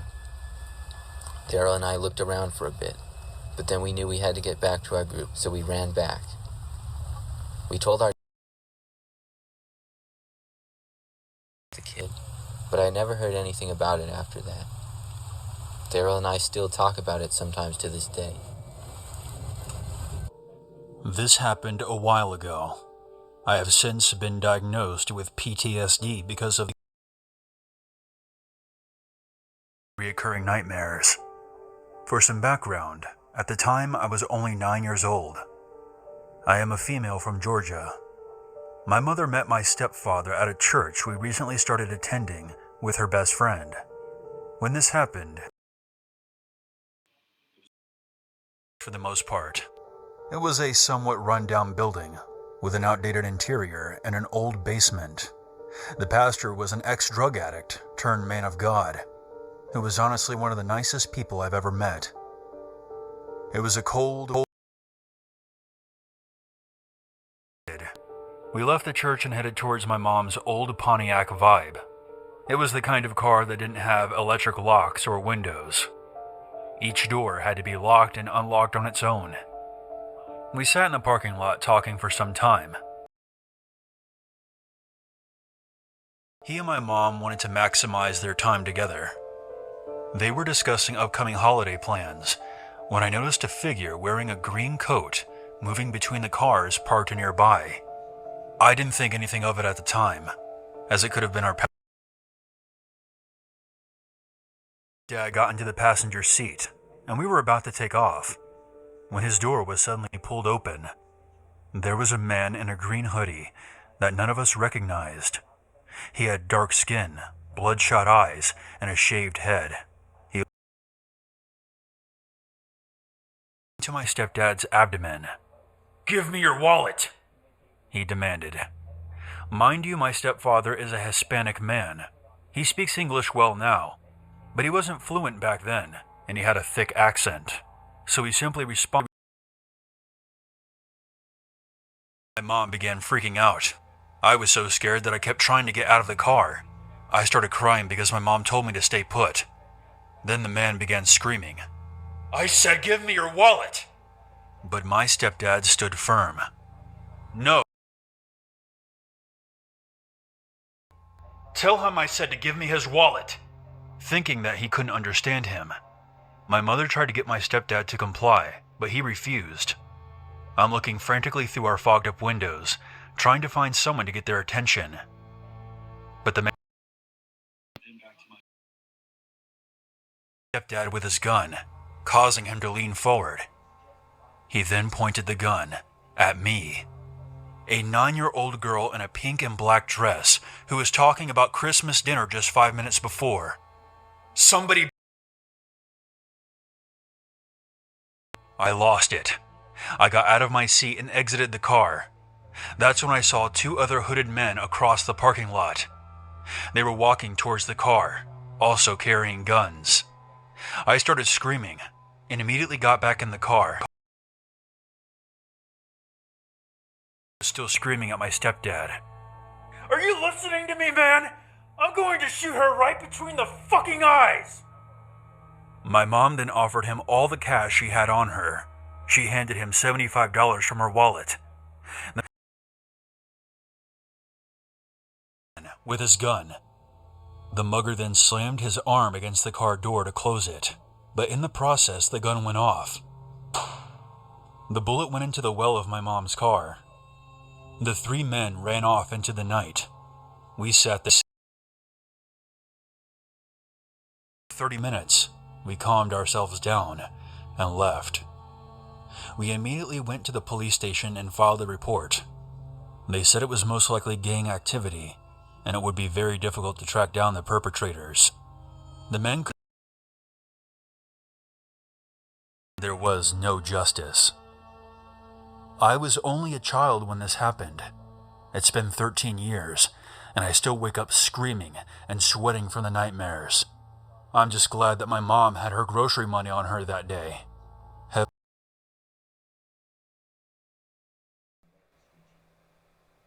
So for context, I'm a 22-year-old male, and I live in a large city in the Midwest. Now, I drive for Lyft while putting myself through trade school. I also drive for other similar companies. Many horror stories from those as well, but I'll tell those another time. It was Christmas Eve 2020. I was out driving for Lyft for a few hours before heading to my mom's with my new baby and wife. Nothing really special going on. I get a ride request. It happened to be a pickup from this kinda lower income apartment complex. No big deal.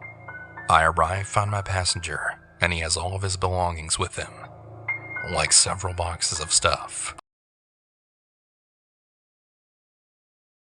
So it's not really too big. We get all of his stuff loaded up, barely, and we're on our way. Now during the ride, the guy was crying and saying that his girlfriend was cheating on him, and he had apparently walked in on them earlier that night. So I was taking him to a hotel. Now in my city, we happen to have a street that is pretty well known for having vices. Hookers, drugs, gangs, weapons, and shady motels. You know. He asked me to wait for him to check in and get his key. No problem, man, I say. I'll confess, I break the rules a little when it comes to Lyft. I have a gun hidden in a concealed holster, secured to the underside of my driver's seat for protection. Contract apps.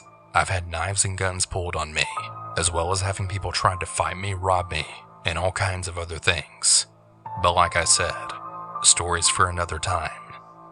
This motel was on that street that I had mentioned before.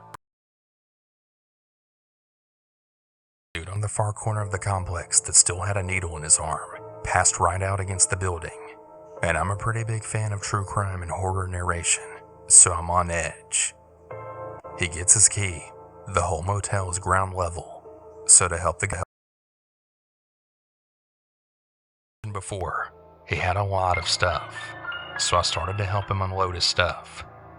While on my second trip getting stuff, I saw a guy come out of a room just south of my car, then followed by two ladies. They came up to the room, then opened it. That's when I then saw the guy raise a fucking shotgun right out of his long coat and then storm into the room. The two ladies followed him, then slamming the door behind them. Following, I heard a lot of yelling and shouting. Out of nowhere, my passenger came up behind me. "I can take this, man.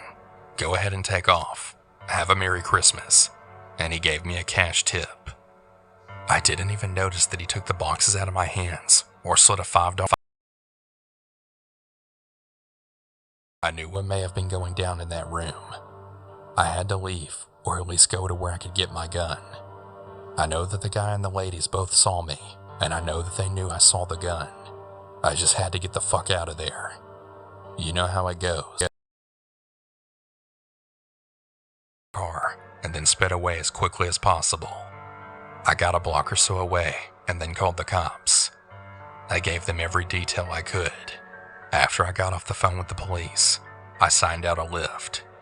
I hadn't made much money.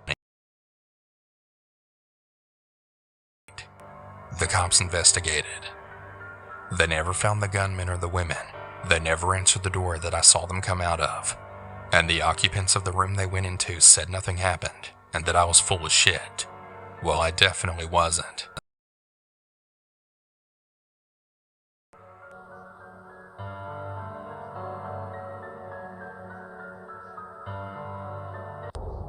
I remember walking out of Walmart with a cart full of gardening supplies a few years back.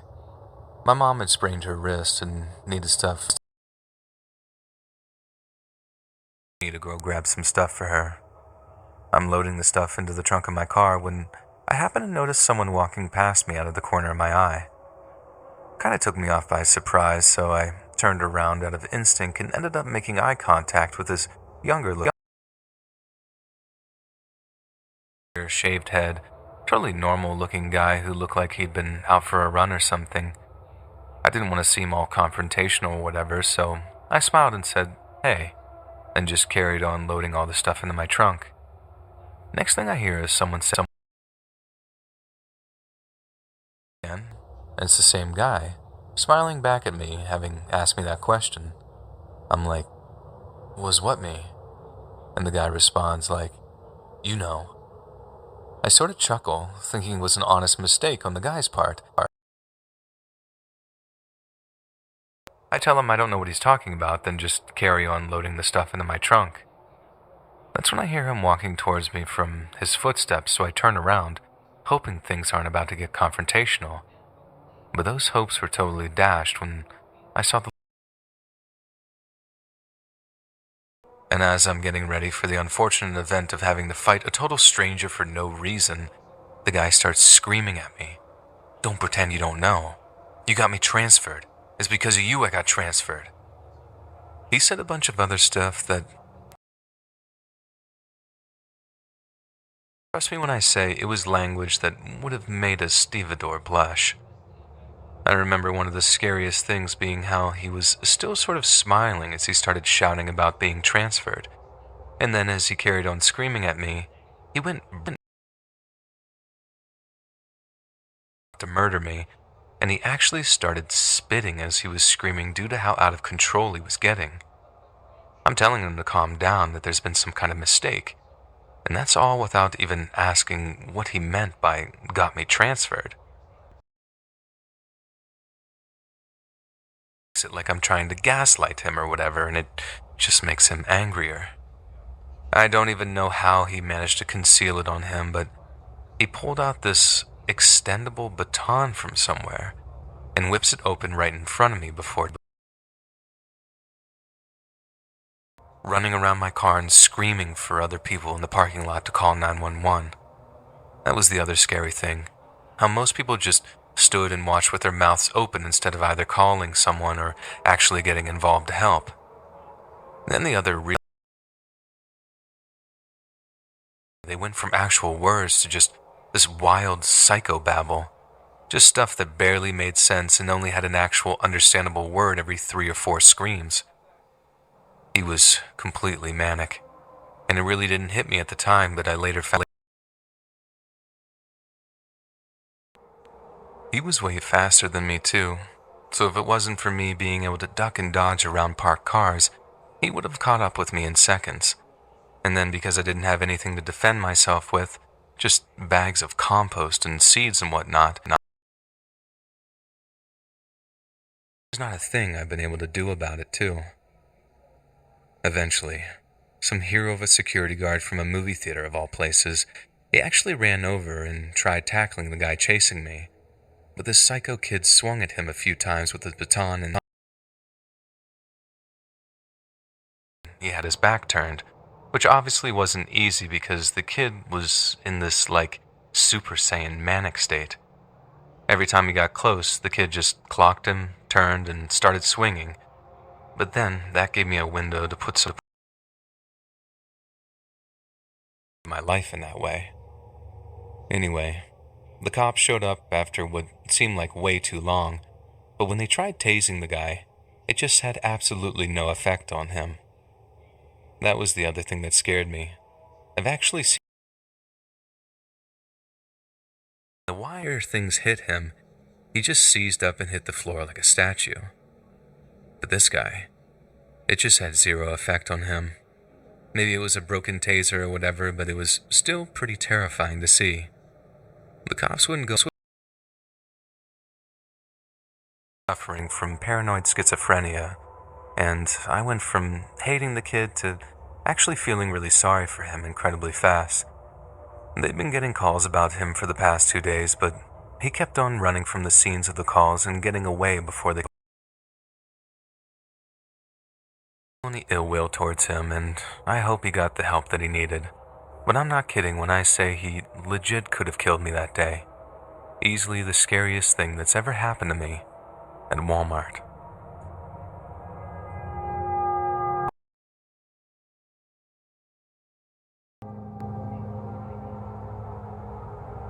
Last January, I was working as an associate at the Walmart over in Lake Charles. I was working second shift, so that's 1 p.m. to 10 p.m., and it was about 7 p.m. when people started to notice some noticed it first and was actually getting ready to have someone call the cops. But the whole thing seemed to die down, and then, from what I heard, things sort of just chilled out. I asked a coworker if anything juicy had happened, and she said no. One of the groups had walked into the store. They weren't being loud or obnoxious or anything, not at first anyway.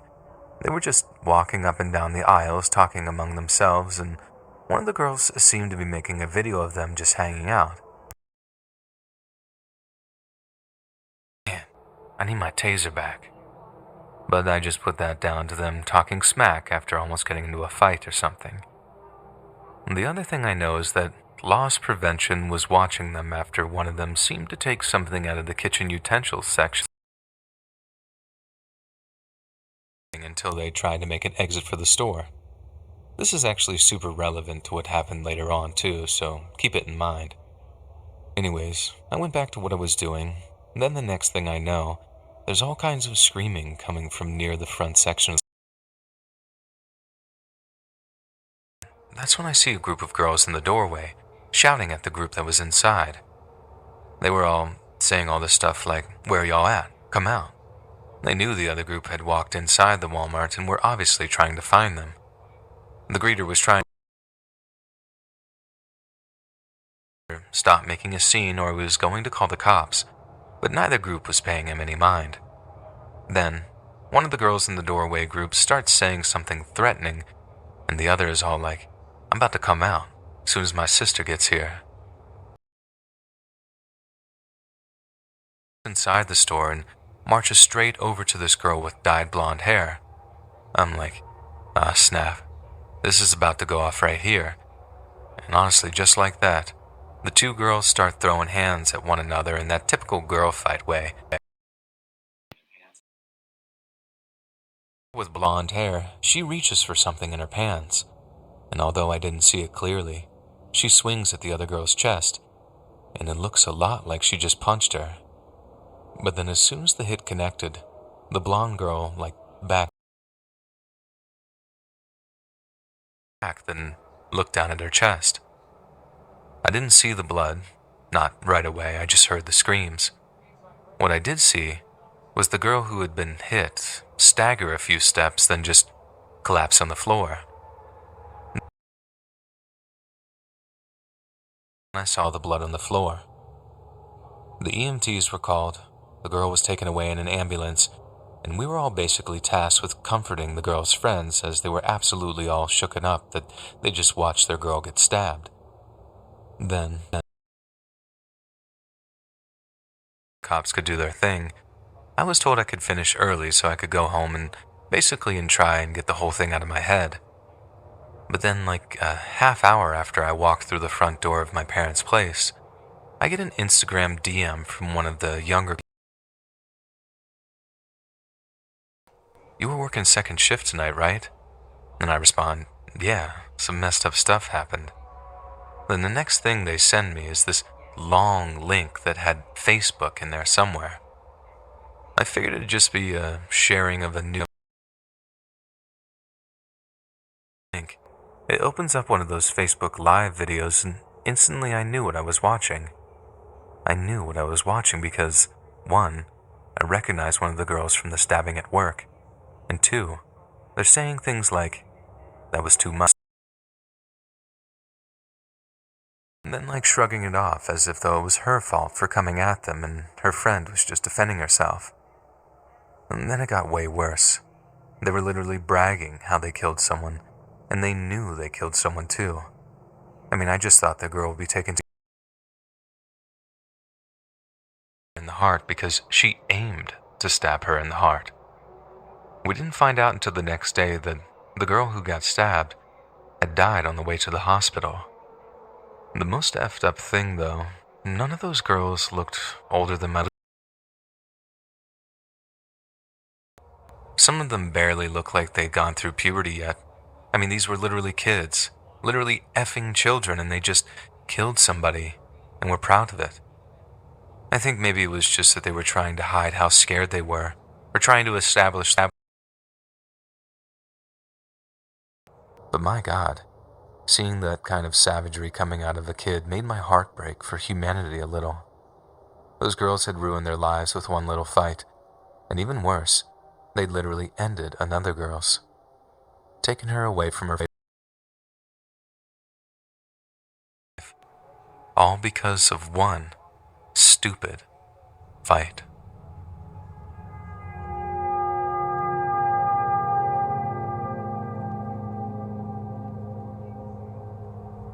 I used to work the late after finishing at 1 in the morning. I'd walk to the exact same bus stop to call an Uber. Now, this whole story would never have happened if my dumb self didn't just get picked up from work. But I always like having a smoke as soon as I finished, and kindly to me smoking right outside of the Walmart. It was the arrested and fired kind of smoke, so I used to walk to the bus stop. Anyway, this one night I'm sitting there, smoking away, and the Uber is maybe only 3 or 4 minutes the distance walking towards the bus stop. I immediately started getting bad vibes. Getting bad vibes from people when I was smoking up was hardly anything out of the ordinary, but I still figured that I'd keep an eye on him as he walked past, just in case he tried by a few feet, and then he stops and leans against the bus stand like he's waiting for the bus with me. Now, I know well that there's no bus coming, so why is he just standing like he's waiting for one? That's when the bad vibe definitely acting weird. The only question was if they had any bad intentions for me. I'm getting more and more nervous watching the little blip on my phone screen getting closer and closer, and as much as I'm trying not to make eye contact with the guy, I can me up or something. I'm feeling pretty thankful by the time my Uber rounds a corner and I start to see its headlights. But as it pulls up, I actually think that maybe my paranoia might be starting to get the better of me, and maybe it's just me being the judge. Then literally, as I open the door to the Uber, the guy says, "You lucky kid." I look back, and he has this grin on his face that literally made my skin crawl. That's when I realized he did actually have. Whether or not he planned on robbing me or just beating me up or whatever it was, I just know it wasn't good, and I thank Christ that my Uber showed up when it did.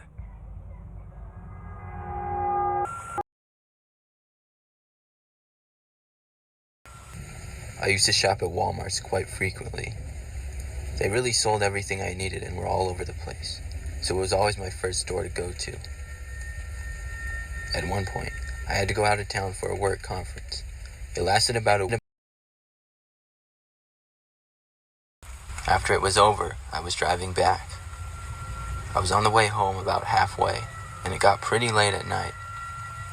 I was prepared to drive through the night, but my car got low on gas, so I stopped at the next exit and filled it up. It was closed. This town was really small and didn't seem to have much, but they did have a Walmart that was across the street. This Walmart was one of the strangest ones I had ever seen. It just wasn't the typical kind of Walmart building that they usually are. Or as if it had taken over a building of a previous store that had been there. The parking lot was quiet, only a couple of cars, so I looked it up on Google Maps, and it said sure enough it was open. This seemed kind of surprising to me because it was around midnight. As I slowly walked in, I didn't really know what I was looking for, but I guess just some type of food. As I walked around inside, I didn't notice anybody else. The inside of the Walmart looked for the most part like a regular Walmart. Inside and arranged differently than most of the ones I had been in. Still, not a big deal though, and I tried to find something I could snack on. As I walked around, I didn't see anybody else in the store at all. It seemed a little bit odd to not even see a worker before. I had made it to the back aisle and was looking around when I heard the noise of someone walking. They entered the aisle from the far side from where I was in, and I noticed it was someone wearing one of those horse face masks that covers a person's whole head. I chuckled. I guess it was some guy pranking people late at night. He stood there looking at me. Then he walked away. I told him it was very funny. I finally found a couple of things and picked them up. Then I headed to the front of by, also wearing a horse mask. I thought maybe it had to be the guy's friend and they were both in on the joke. I once again smiled and kept walking. I used the self-checkout and paid for my things, all while not seeing a single employee. Emerged from behind one of the check lanes. They were both wearing horse masks as well. By that time I got a rush of fear run through my body. I didn't know what was going on, but it didn't really seem like a joke to me anymore. I looked back and saw the other two people. I tried to not let them see the fear that I had. I calmly got my receipt and walked away and out the doors. I walked all the way back to my car, hoping that I wouldn't hear the footsteps of anyone leaving behind me.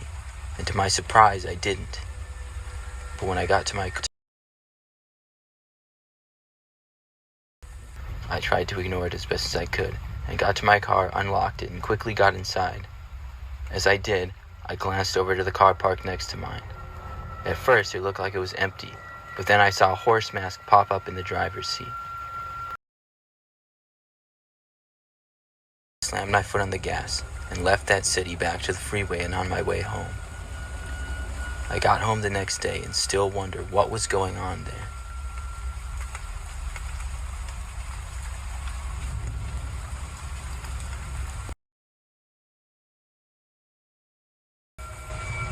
Last summer, I worked at a Walmart, mostly stocking shelves late at night. It was pretty easy and was really the first real job that I had.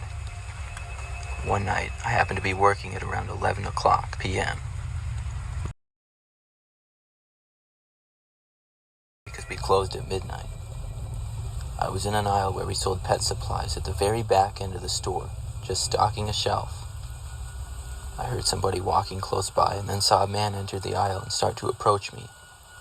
I really didn't like when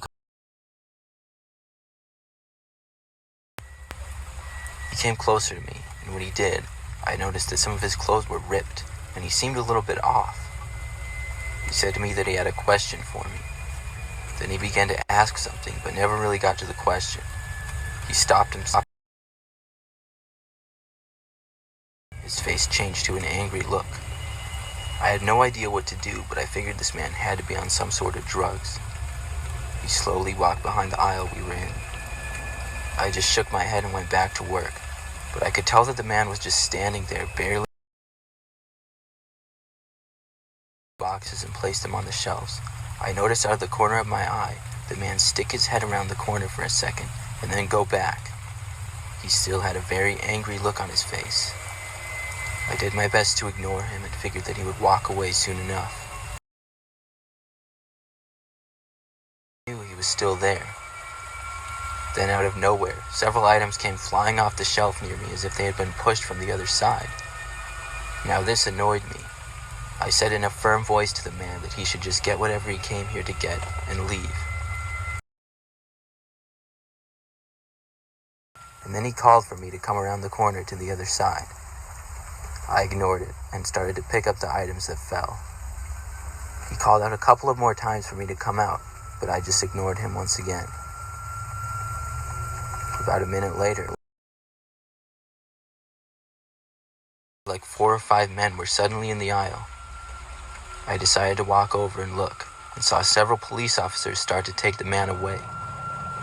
One of the officers walked over to me, and I asked him what happened. He told me that that man had assaulted someone, random attack, and then fled. He was found at the Walmart. It seemed like he was going for me next.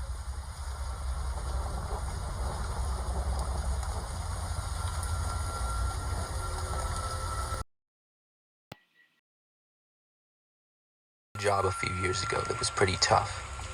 I worked some insanely long days and got home very late at night sometimes. One night I was working late and I left work so sleepy that I could barely stay awake. I began driving before falling asleep. I pulled into the next exit where there was a 24-hour Walmart that I knew of. It was sometime after 2 in the morning when I got there. My goal was to just walk around a little bit to wake up, and maybe buy an energy drink or something with caffeine. I began to walk around. I only saw a few customers at the front end of the store with some employees, but other than that it seemed almost completely empty. I was walking around the back end of the store for a little bit, slowly starting to feel more awake, when I noticed someone walking behind me. Comfortable. I stopped and looked behind me. There was a man that was no more than 5 feet away. He stopped as well and stared at me with a blank look on his face for a second. He was about 6 feet tall, wearing a brown suit jacket with a brown turtleneck. I continued to walk around the store, but it wasn't long until the man was back again. This time, as soon as he got close, I turned to him and said, "Can I help you?" He once again just changed directions and walked away. I decided to got an energy drink and checked out. I was feeling more awake now though, and also a little bit creeped out by the man. I left the store and walked back to my car. Something about the way the man was staring at me just kind of gave me the creeps. Home without any problems. If that were the full story, it would be bad enough, but sadly it's not. I drove home, and of course when I got there, I fell asleep immediately. But I woke up about an hour or two later to the sound of a truck engine running very low to the street. I saw a truck sitting on the street in front of my window. In the front seat was the same man staring at me. He still had that blank look on his face. Almost right away after I looked at him, he screeched his tires and sped away. He wanted from me, but I never did see him again. Anyone who's ever worked a night shift job will tell you that it eventually gets old. I remember being really excited about starting my first night shift job. SpongeBob with the hash-slinging slasher or something. It was nothing like that at all. In fact, it got plain old repetitive after a while. I'm a male nurse and I had been working in a hospital nearby. It was a long commute and extremely hospital, which was about a year, I decided to apply for another job, one that was a little less stressful and disorganized than the hospital. I got a job at a child psychiatric unit. Working with children with mental illnesses seemed like a cool job. The hospital left me with this feeling of trying to save people who were going to die anyway. But with these kids, I could make a real difference that might turn their life around or find a way to let them cope with whatever is wrong with them. I was all around excited about it. The pay was... The only problem was that the only shift available was the night shift. The hiring manager told me that there might be a day shift position available within a couple of months, and I would be the first one to get consideration if it opened. But that was about it. So there... with that is that they were all asleep for the most part. The only time I got to do anything was when one of them woke up or started misbehaving. This very quickly became the most boring job I had ever worked in my life. About a month went by. It was a night like any other.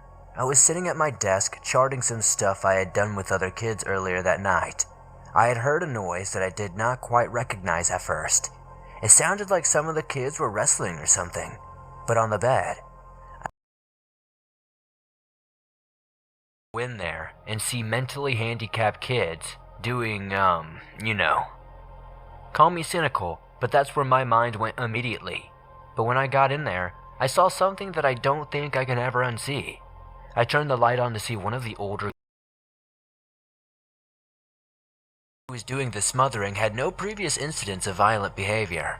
I didn't personally know these kids well enough because I didn't work during the day, but I knew their cases well enough that the kid doing the smothering had bipolar disorder. It was severe, but he had never had a violent... But I immediately pulled him off the other kid, and then he started fighting me. He reached around his own head and punched me in the nose at a weird angle. This kid had to have been 11 or 12 years old, and I honestly was surprised at how much force he had behind his punch. Adrenaline kicked in after that, and I was able to restrain him without a problem. I called for a nurse from another unit in the building to come over and help me. I felt like this took forever, but was probably only just a few minutes.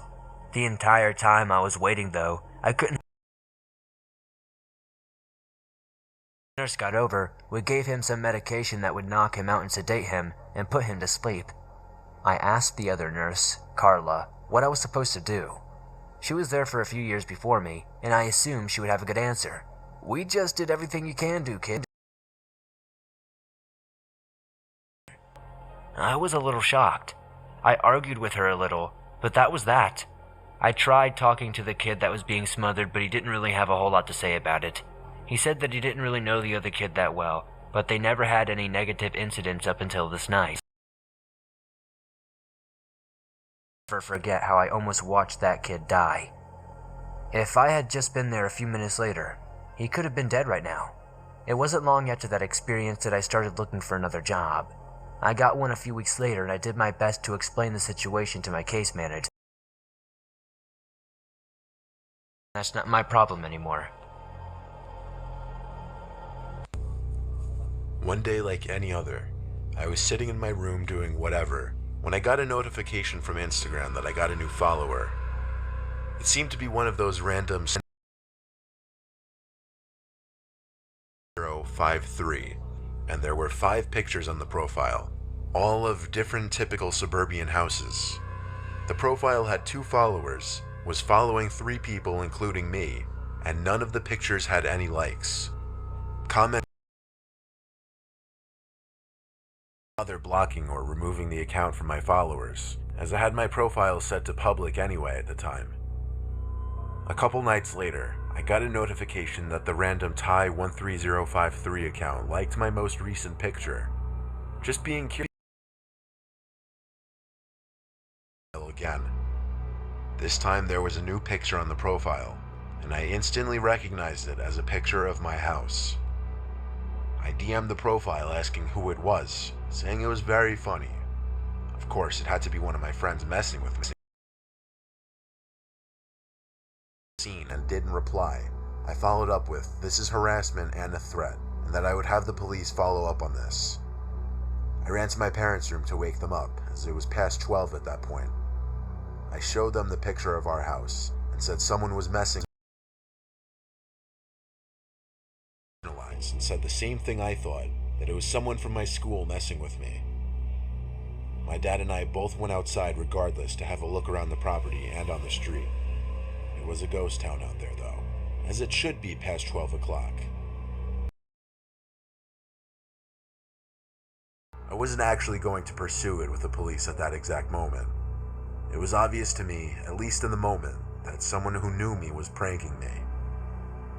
I stayed up for a few more hours, and around the time I was about to go to bed, I got a DM from the another image of my house. It was on the side this time. As I had the chat opened, he sent another, this time a picture of my window, with the glare from the TV in my room visible in the picture. I didn't dare get up and look out the window. Look out your window.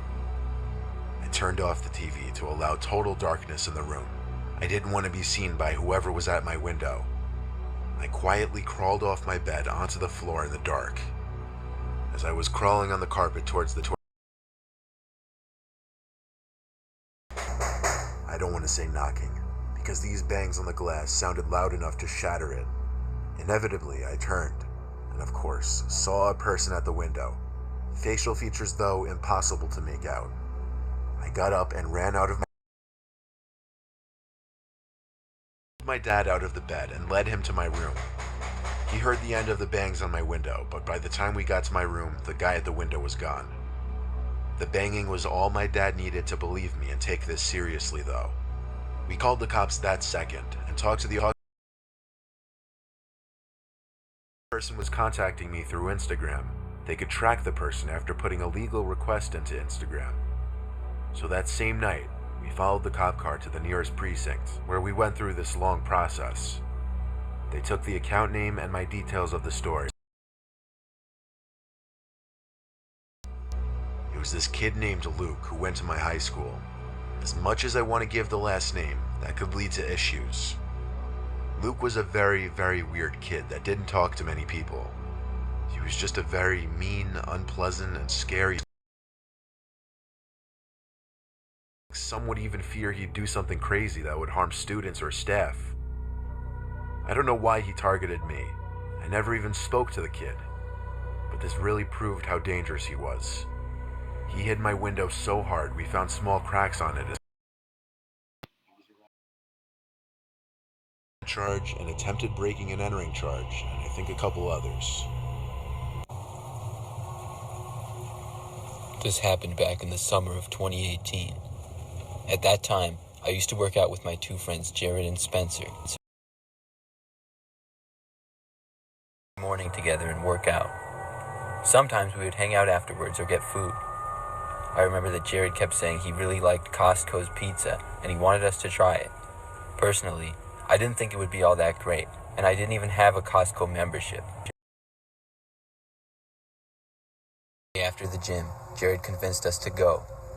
Spencer and I were both hesitant, but we figured why not go with. As it turns out, when we got there, Jared didn't have a Costco membership either. He told us that all the times he had gone before, he had been able to card. The store looked pretty busy, so we all decided to try to walk in behind somebody else and hope that nobody would notice or care. We went inside behind several people and were able to make it in okay. We walked over towards the food area where they sold the pizza. Before we could get in line to order, a man approached us. He was a younger-looking man who worked at Costco and asked to see our membership cards. At that point, we all came clean and told the man that none of us had memberships, but were just hoping to get a pizza. He said he could offer us a daily pass to each of us that we could use. I wanted to just leave, but we all decided to follow the man to get our passes. He led us towards the side of the store and through a doorway leading to the back room. There was a hallway that we walked down from there, and then lights were off inside the room, but the man told us to go inside. As we did, the man turned the lights on, and when the lights came on, it revealed about 5 large, scary-looking men inside the room, all staring at us with ski masks covering their heads.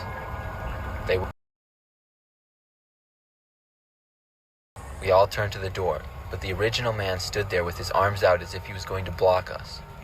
One of the men told us to do as they say. Jared turned and ran at the man blocking the doorway immediately, and actually knocked him down. I followed, and then Spencer ran behind me. Out the hallway. Finally, we made it inside Costco again, where there were other shoppers and we felt more safe. We then looked back, but didn't see any of the men, so we decided to just leave without getting a Costco pizza or anything.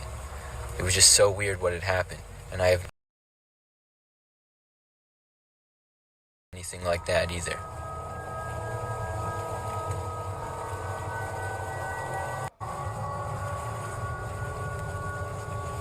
I used to shop at Costco all the time. As a mother of 3 children, all under 10 years old, night, I was shopping for some groceries like I often would. It was a quiet night at Costco, and not very many other people were there at all.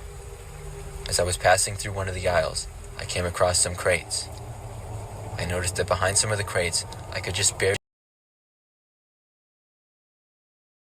joke because I had seen some videos where people would hide in stores like Walmart between the aisles, so I ignored the man and kept going. I was in the store for quite a while longer, and as I was on the opposite end of the store, I just barely noticed the man again. He was once again at me. I ignored it again and kept on going, but I suddenly felt a little bit creeped out. I didn't really get a look at the man at all because he was hunched over and hiding behind crates, but he seemed pretty average. As I finished up getting things, I couldn't help it. Strange to see a man hiding and looking at me 2 different times. I got the last of my several items on my list and then started towards the front of the store to check out. As I did, I glanced behind me and noticed the man was there once again. He and I were the only people back. He was also just staring right at me, and when I looked at him, he didn't even pretend to be looking at something else. He just remained staring at me. I was about to ask the man why he had been following me, when he suddenly turned and ran in the opposite direction, and out of the aisle that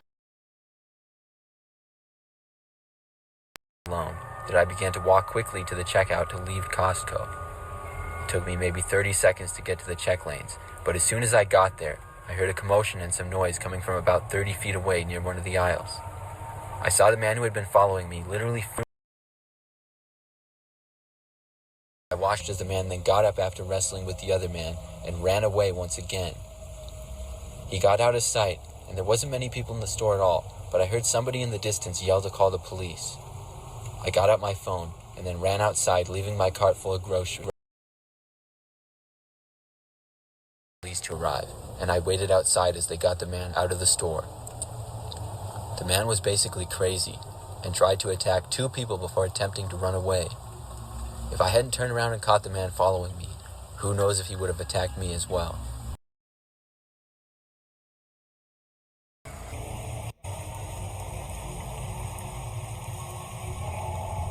This story happened a few years ago. I was on my way home when my friend John called me and asked if I could pick him up some food from Chipotle. John lived in my same apartment. We also happened to be pretty good friends. I said sure because it was on my way home, but when I got to Chipotle, I realized that it was closed. The Chipotle was very close to a Costco and was sort of in the same parking lot. I drove into the Costco parking lot, which was places were closed, so I texted John to tell him that they were closed and asked him if he wanted me to pick him up something else. As I sat in the empty Costco parking lot waiting for a response, I noticed another car driving into the parking lot and pulling up next to me. I looked over, wondering me.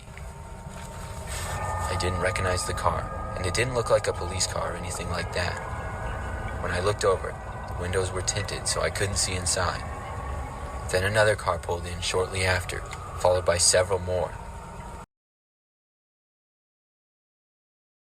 There had to be close to 10 of them.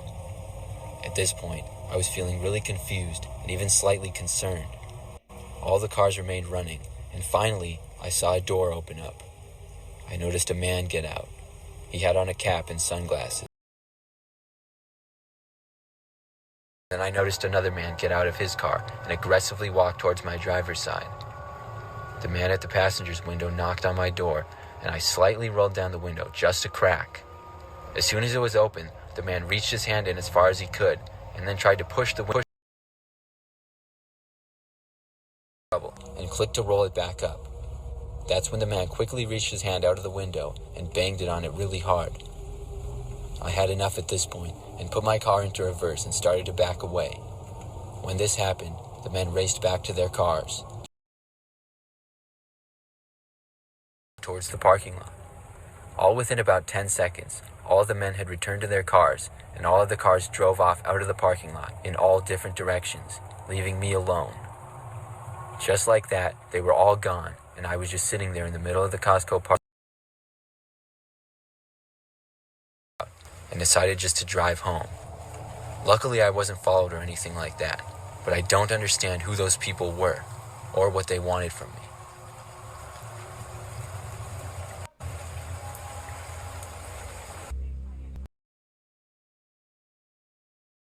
Sometimes. It's fun, relaxing, and relatively cheap. However, tonight I decided to go out with a couple of girls I work with.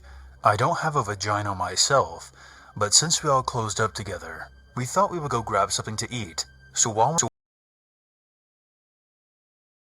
drugged out looking people, which isn't uncommon for Waffle House, but something about these 2 people in hoodies in the middle of summer in Texas really put me on edge. The 2 girls I was with were both pretty attractive, and the 2 guys all sticky situations and can always tell when shit is about to go down, and these guys gave off that vibe like no other. They sat behind me where I couldn't see them in any reflection. It was nerve-wracking. A few minutes went by before I realized. I glanced over my shoulder and saw they weren't eating anything, just drinking and staring at us. Fuck. I told the 2 girls I was with that we should try to hurry up and go because I was tired, trying not to freak them out, because assholes like those. When I look over at them, they were still watching us with empty drinks now. At this point, I should say 2 things.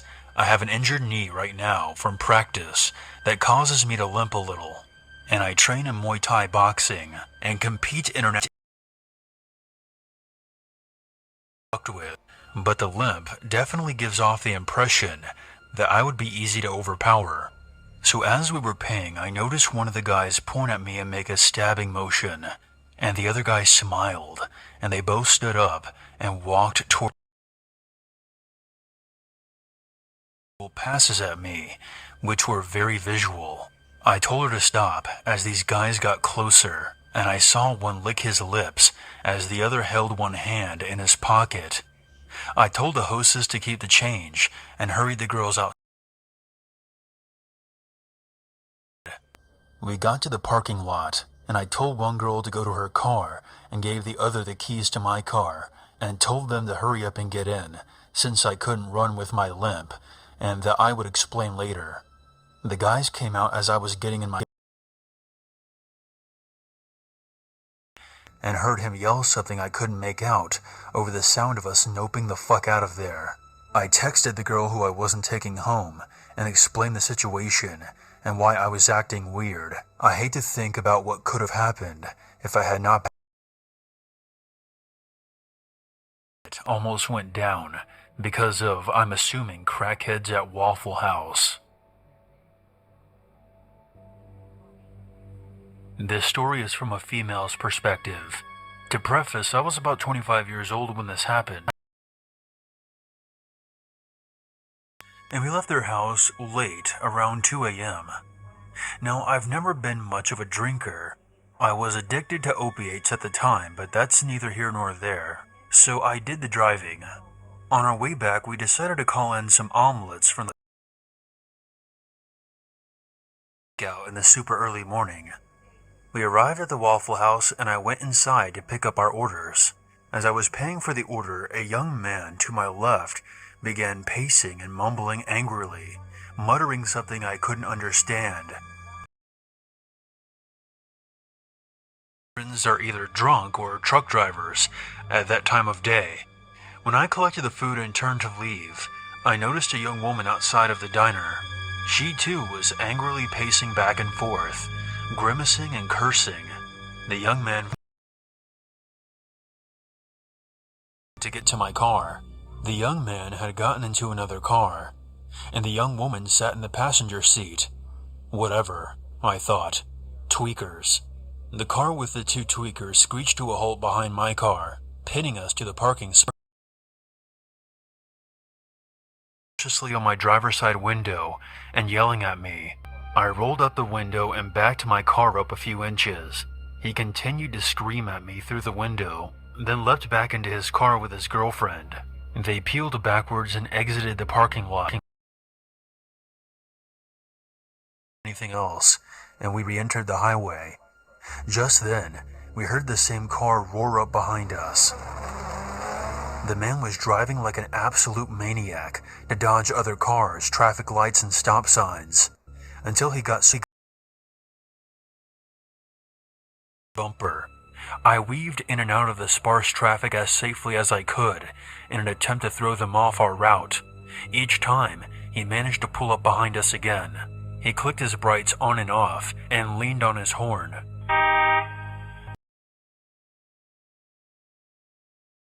I sure as hell wasn't going home so that these tweaked, unhinged people would know where I lived.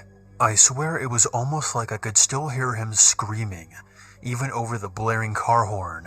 My boyfriend and I didn't do much talking. To do. Fuck this, I told him.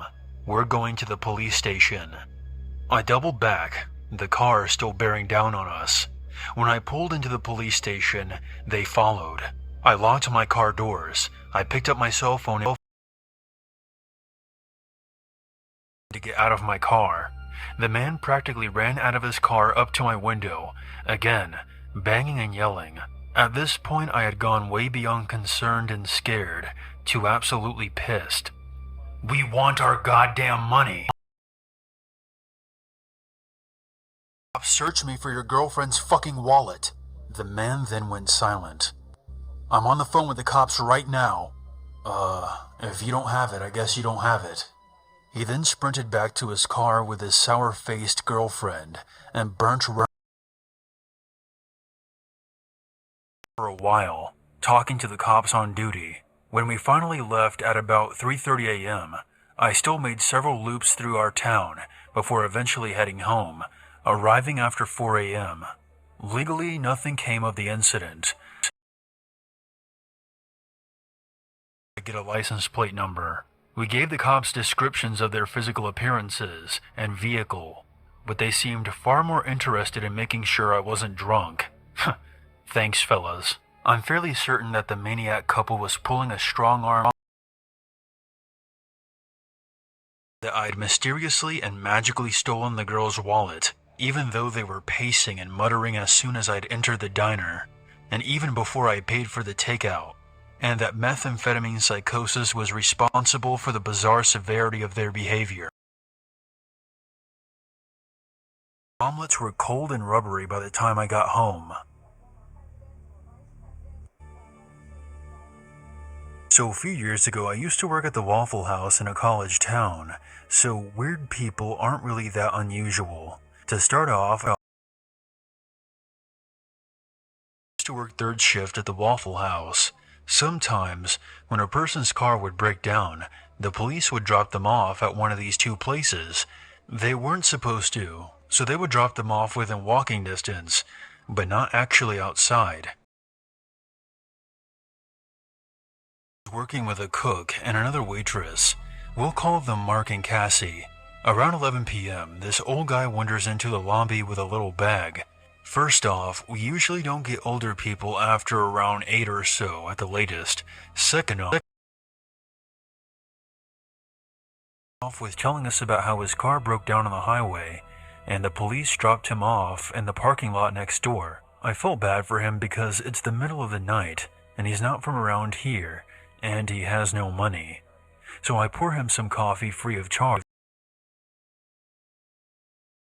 I assume free coffee isn't going to get me fired. This is when the guy just starts talking my ear off. I can barely get in a word edgewise, which is difficult since I'm usually the talker. He talks about what happened to him, and then starts. Of course we say no, but he just keeps asking about it. He also starts wandering in and out of the store. The first time he does, Mark, who's ex-military, searches his bag to make sure he doesn't have any weapons, because he's starting to so we start to feel a bit safer. When he comes back in, I keep talking to him. Mark and Cassie note the fuck away to the other side of the store and watch. Keep in mind, this guy is literally the only person here. We don't start getting people until one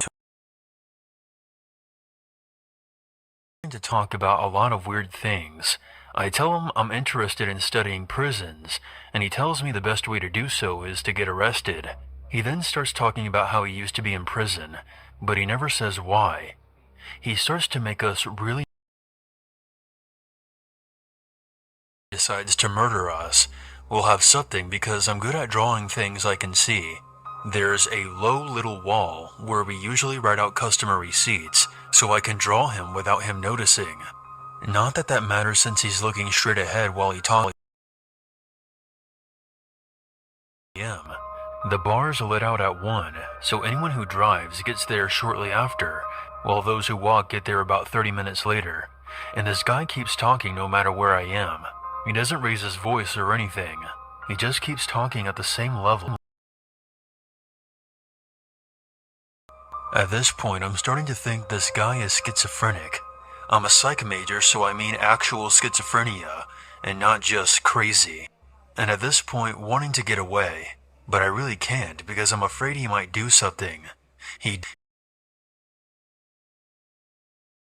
insulting customers. He tells one kid that he's fat, and starts asking him why he's so fat, and tells him he needs to lose weight. He then talks to a family of travelers and says, "Your wife and kids are fine, but why are you so..." He has to leave, as we've warned him several times to leave the other customers alone. So Mark tells him to leave, or we're going to call the cops.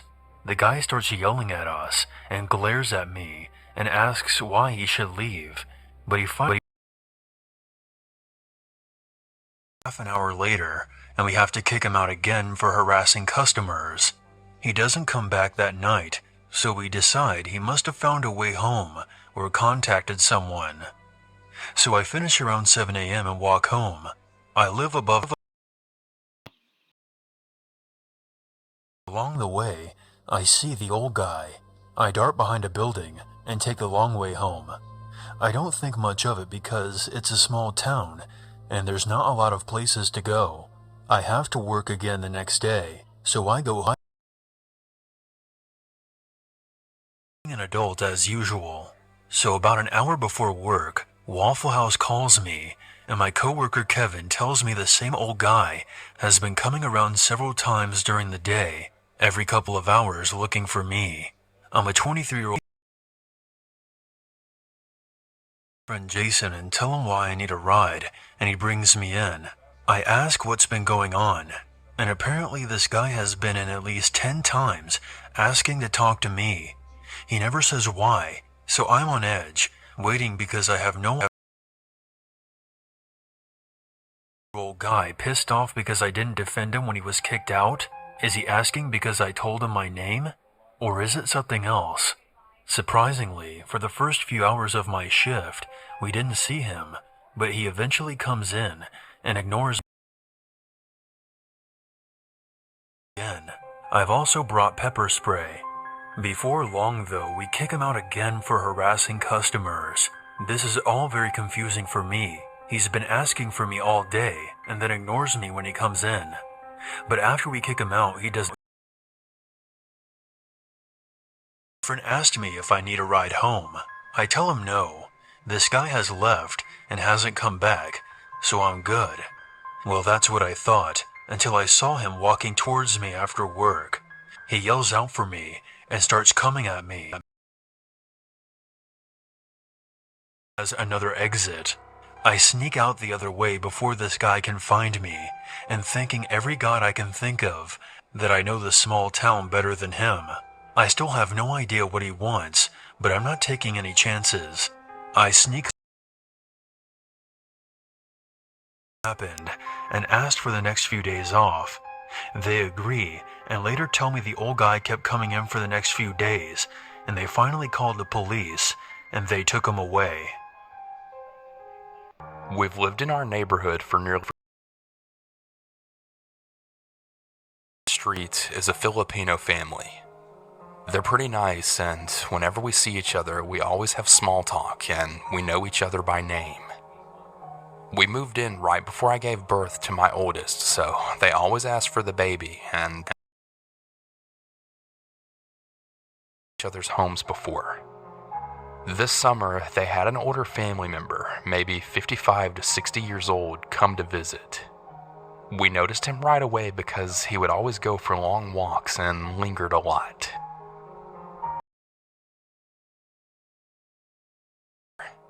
He had recently moved and would be staying with them for a while before heading north to her sister's house. He was pretty new to the US and spoke a little English, just enough to get by. He seemed nice enough that he gave me a really weird vibe. I had never felt that way of any of the 7 other family members from the home. I've been in their home and shared meals with them. They're very sweet and welcoming. My husband also told me that he did see. Fast forward about a month.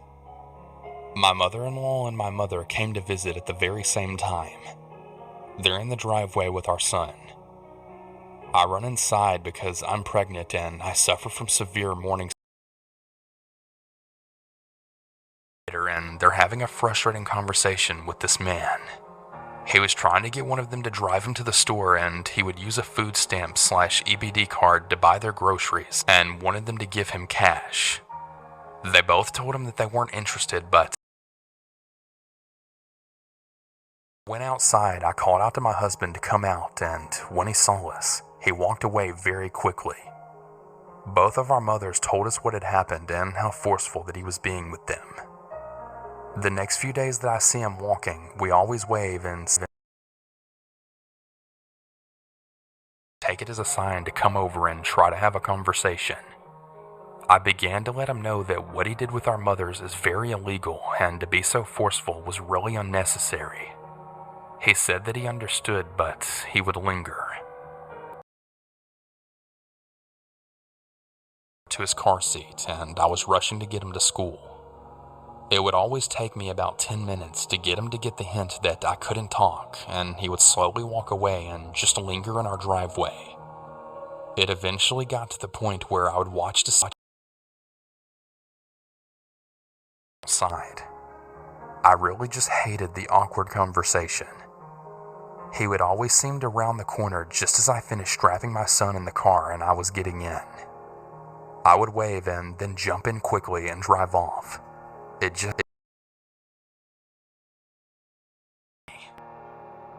One of our neighbors across the street one night told me that she got a weird vibe from him as well. And again, he always lingered. She told me that he did similar things with her when they were outside as well. All together. Now, I usually work from home, but one day I went into the office and I was then alerted by the Ring camera. This man was standing and looking in through our kitchen window, just peering, and I could hear our pit. He jumped back and I used the microphone to say, "Can I help you? What do you want?" He looked absolutely shocked and then scurried away. I called my husband and I told him to play the video. We both thought it was family walking that evening. We decided to bring it up to his daughter. She spoke to her father and he claimed that it never happened. We then showed her the video on her phone and he said that he must have gotten lost. The daughter seemed pretty annoyed. Kind of calmed down a bit. After that, I could see that his daughter was really annoyed by his behavior, and as they were walking, there was a really heated conversation. She later told me that he tends to be overly friendly and he really means no harm, but she asked if he had some kind of mental issue or maybe Alzheimer's since he was always getting lost. She told me no, and that he had always acted like that, and that she couldn't wait until his sister was ready for him to be sent up north to her. There were a few other as well. Well, about 2 months later, I dropped my son off to preschool. I get home and I have to rush in because I feel really sick. Usually I leave my car door open, but something told me to lock it as soon as I got out. I would also normally leave the door unlocked if I was just going for a quick throw-up session, but again, my instincts told me to lock the bottom and top lock. When I was in the bathroom, right by the front door, throwing up my life, I then hear a rattling lock back and forth. Of course, my ring chimes and I then look at it in between heaves. What do you know? It's the old man and he's trying to get into our home. I go over to the microphone and then say, responds with, "Let me in, now. I want to tell you something." Now, I kid you not, it was the best English sentence I had ever heard from someone who wasn't that good with English. I started to feel better pretty quickly and I was with, "What do you want to tell me?" He looked right at the camera. "Let me in your house, now!" This is where I started to panic.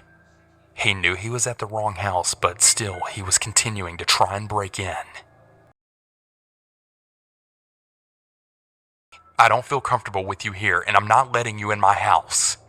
He then starts rattling at the door again really hard and tries to pull it open, and then starts knocking on the bathroom window. This is where I get pissed.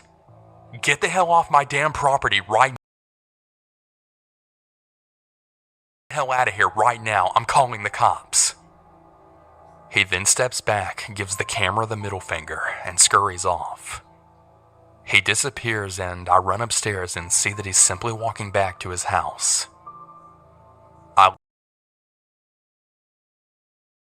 This whole ordeal. I call my husband and he tells me to call the daughter and tell her what happened. I call her and I tell her what happened and she told me not to let him in, ever. She began to warn me that he's been very inappropriate and forceful with, especially being pregnant. She eventually comes over about an hour later, and I show her the video. She's absolutely fuming over this and very apologetic, and she begs me not to call the cops. She promised. The next day, he eventually flies out, and his daughter told him that he's no longer welcome in her home. He now lives up north somewhere in Maryland with his other daughter, and probably harassing other people as well. I honestly really don't know what. I'm just really glad I'm okay. This story happened to me when I was in 3rd grade. I was about 8 years old at the time. My regular babysitter was ill, so my mom asked one of our neighbors if she would watch my brother and I for a few hours. We were having so much fun at Brandy's house when my mom came to pick us up. I asked if I could stay a little.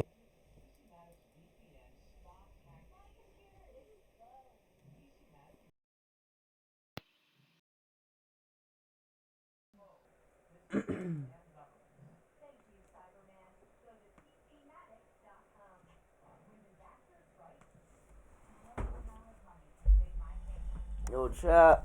Happy Thursday, bro. Go clean. Y'all know the deal. I gotta go clean, put everything together. My grandpa's coming over today, so I don't know when I'm gonna be able to stream, but I'm gonna stream ASAP. And yeah. You guys have live notifications on. I'm live all the time, bro. And yeah, happy Thursday, chat. Enjoy it. I love y'all. I'll be live soon.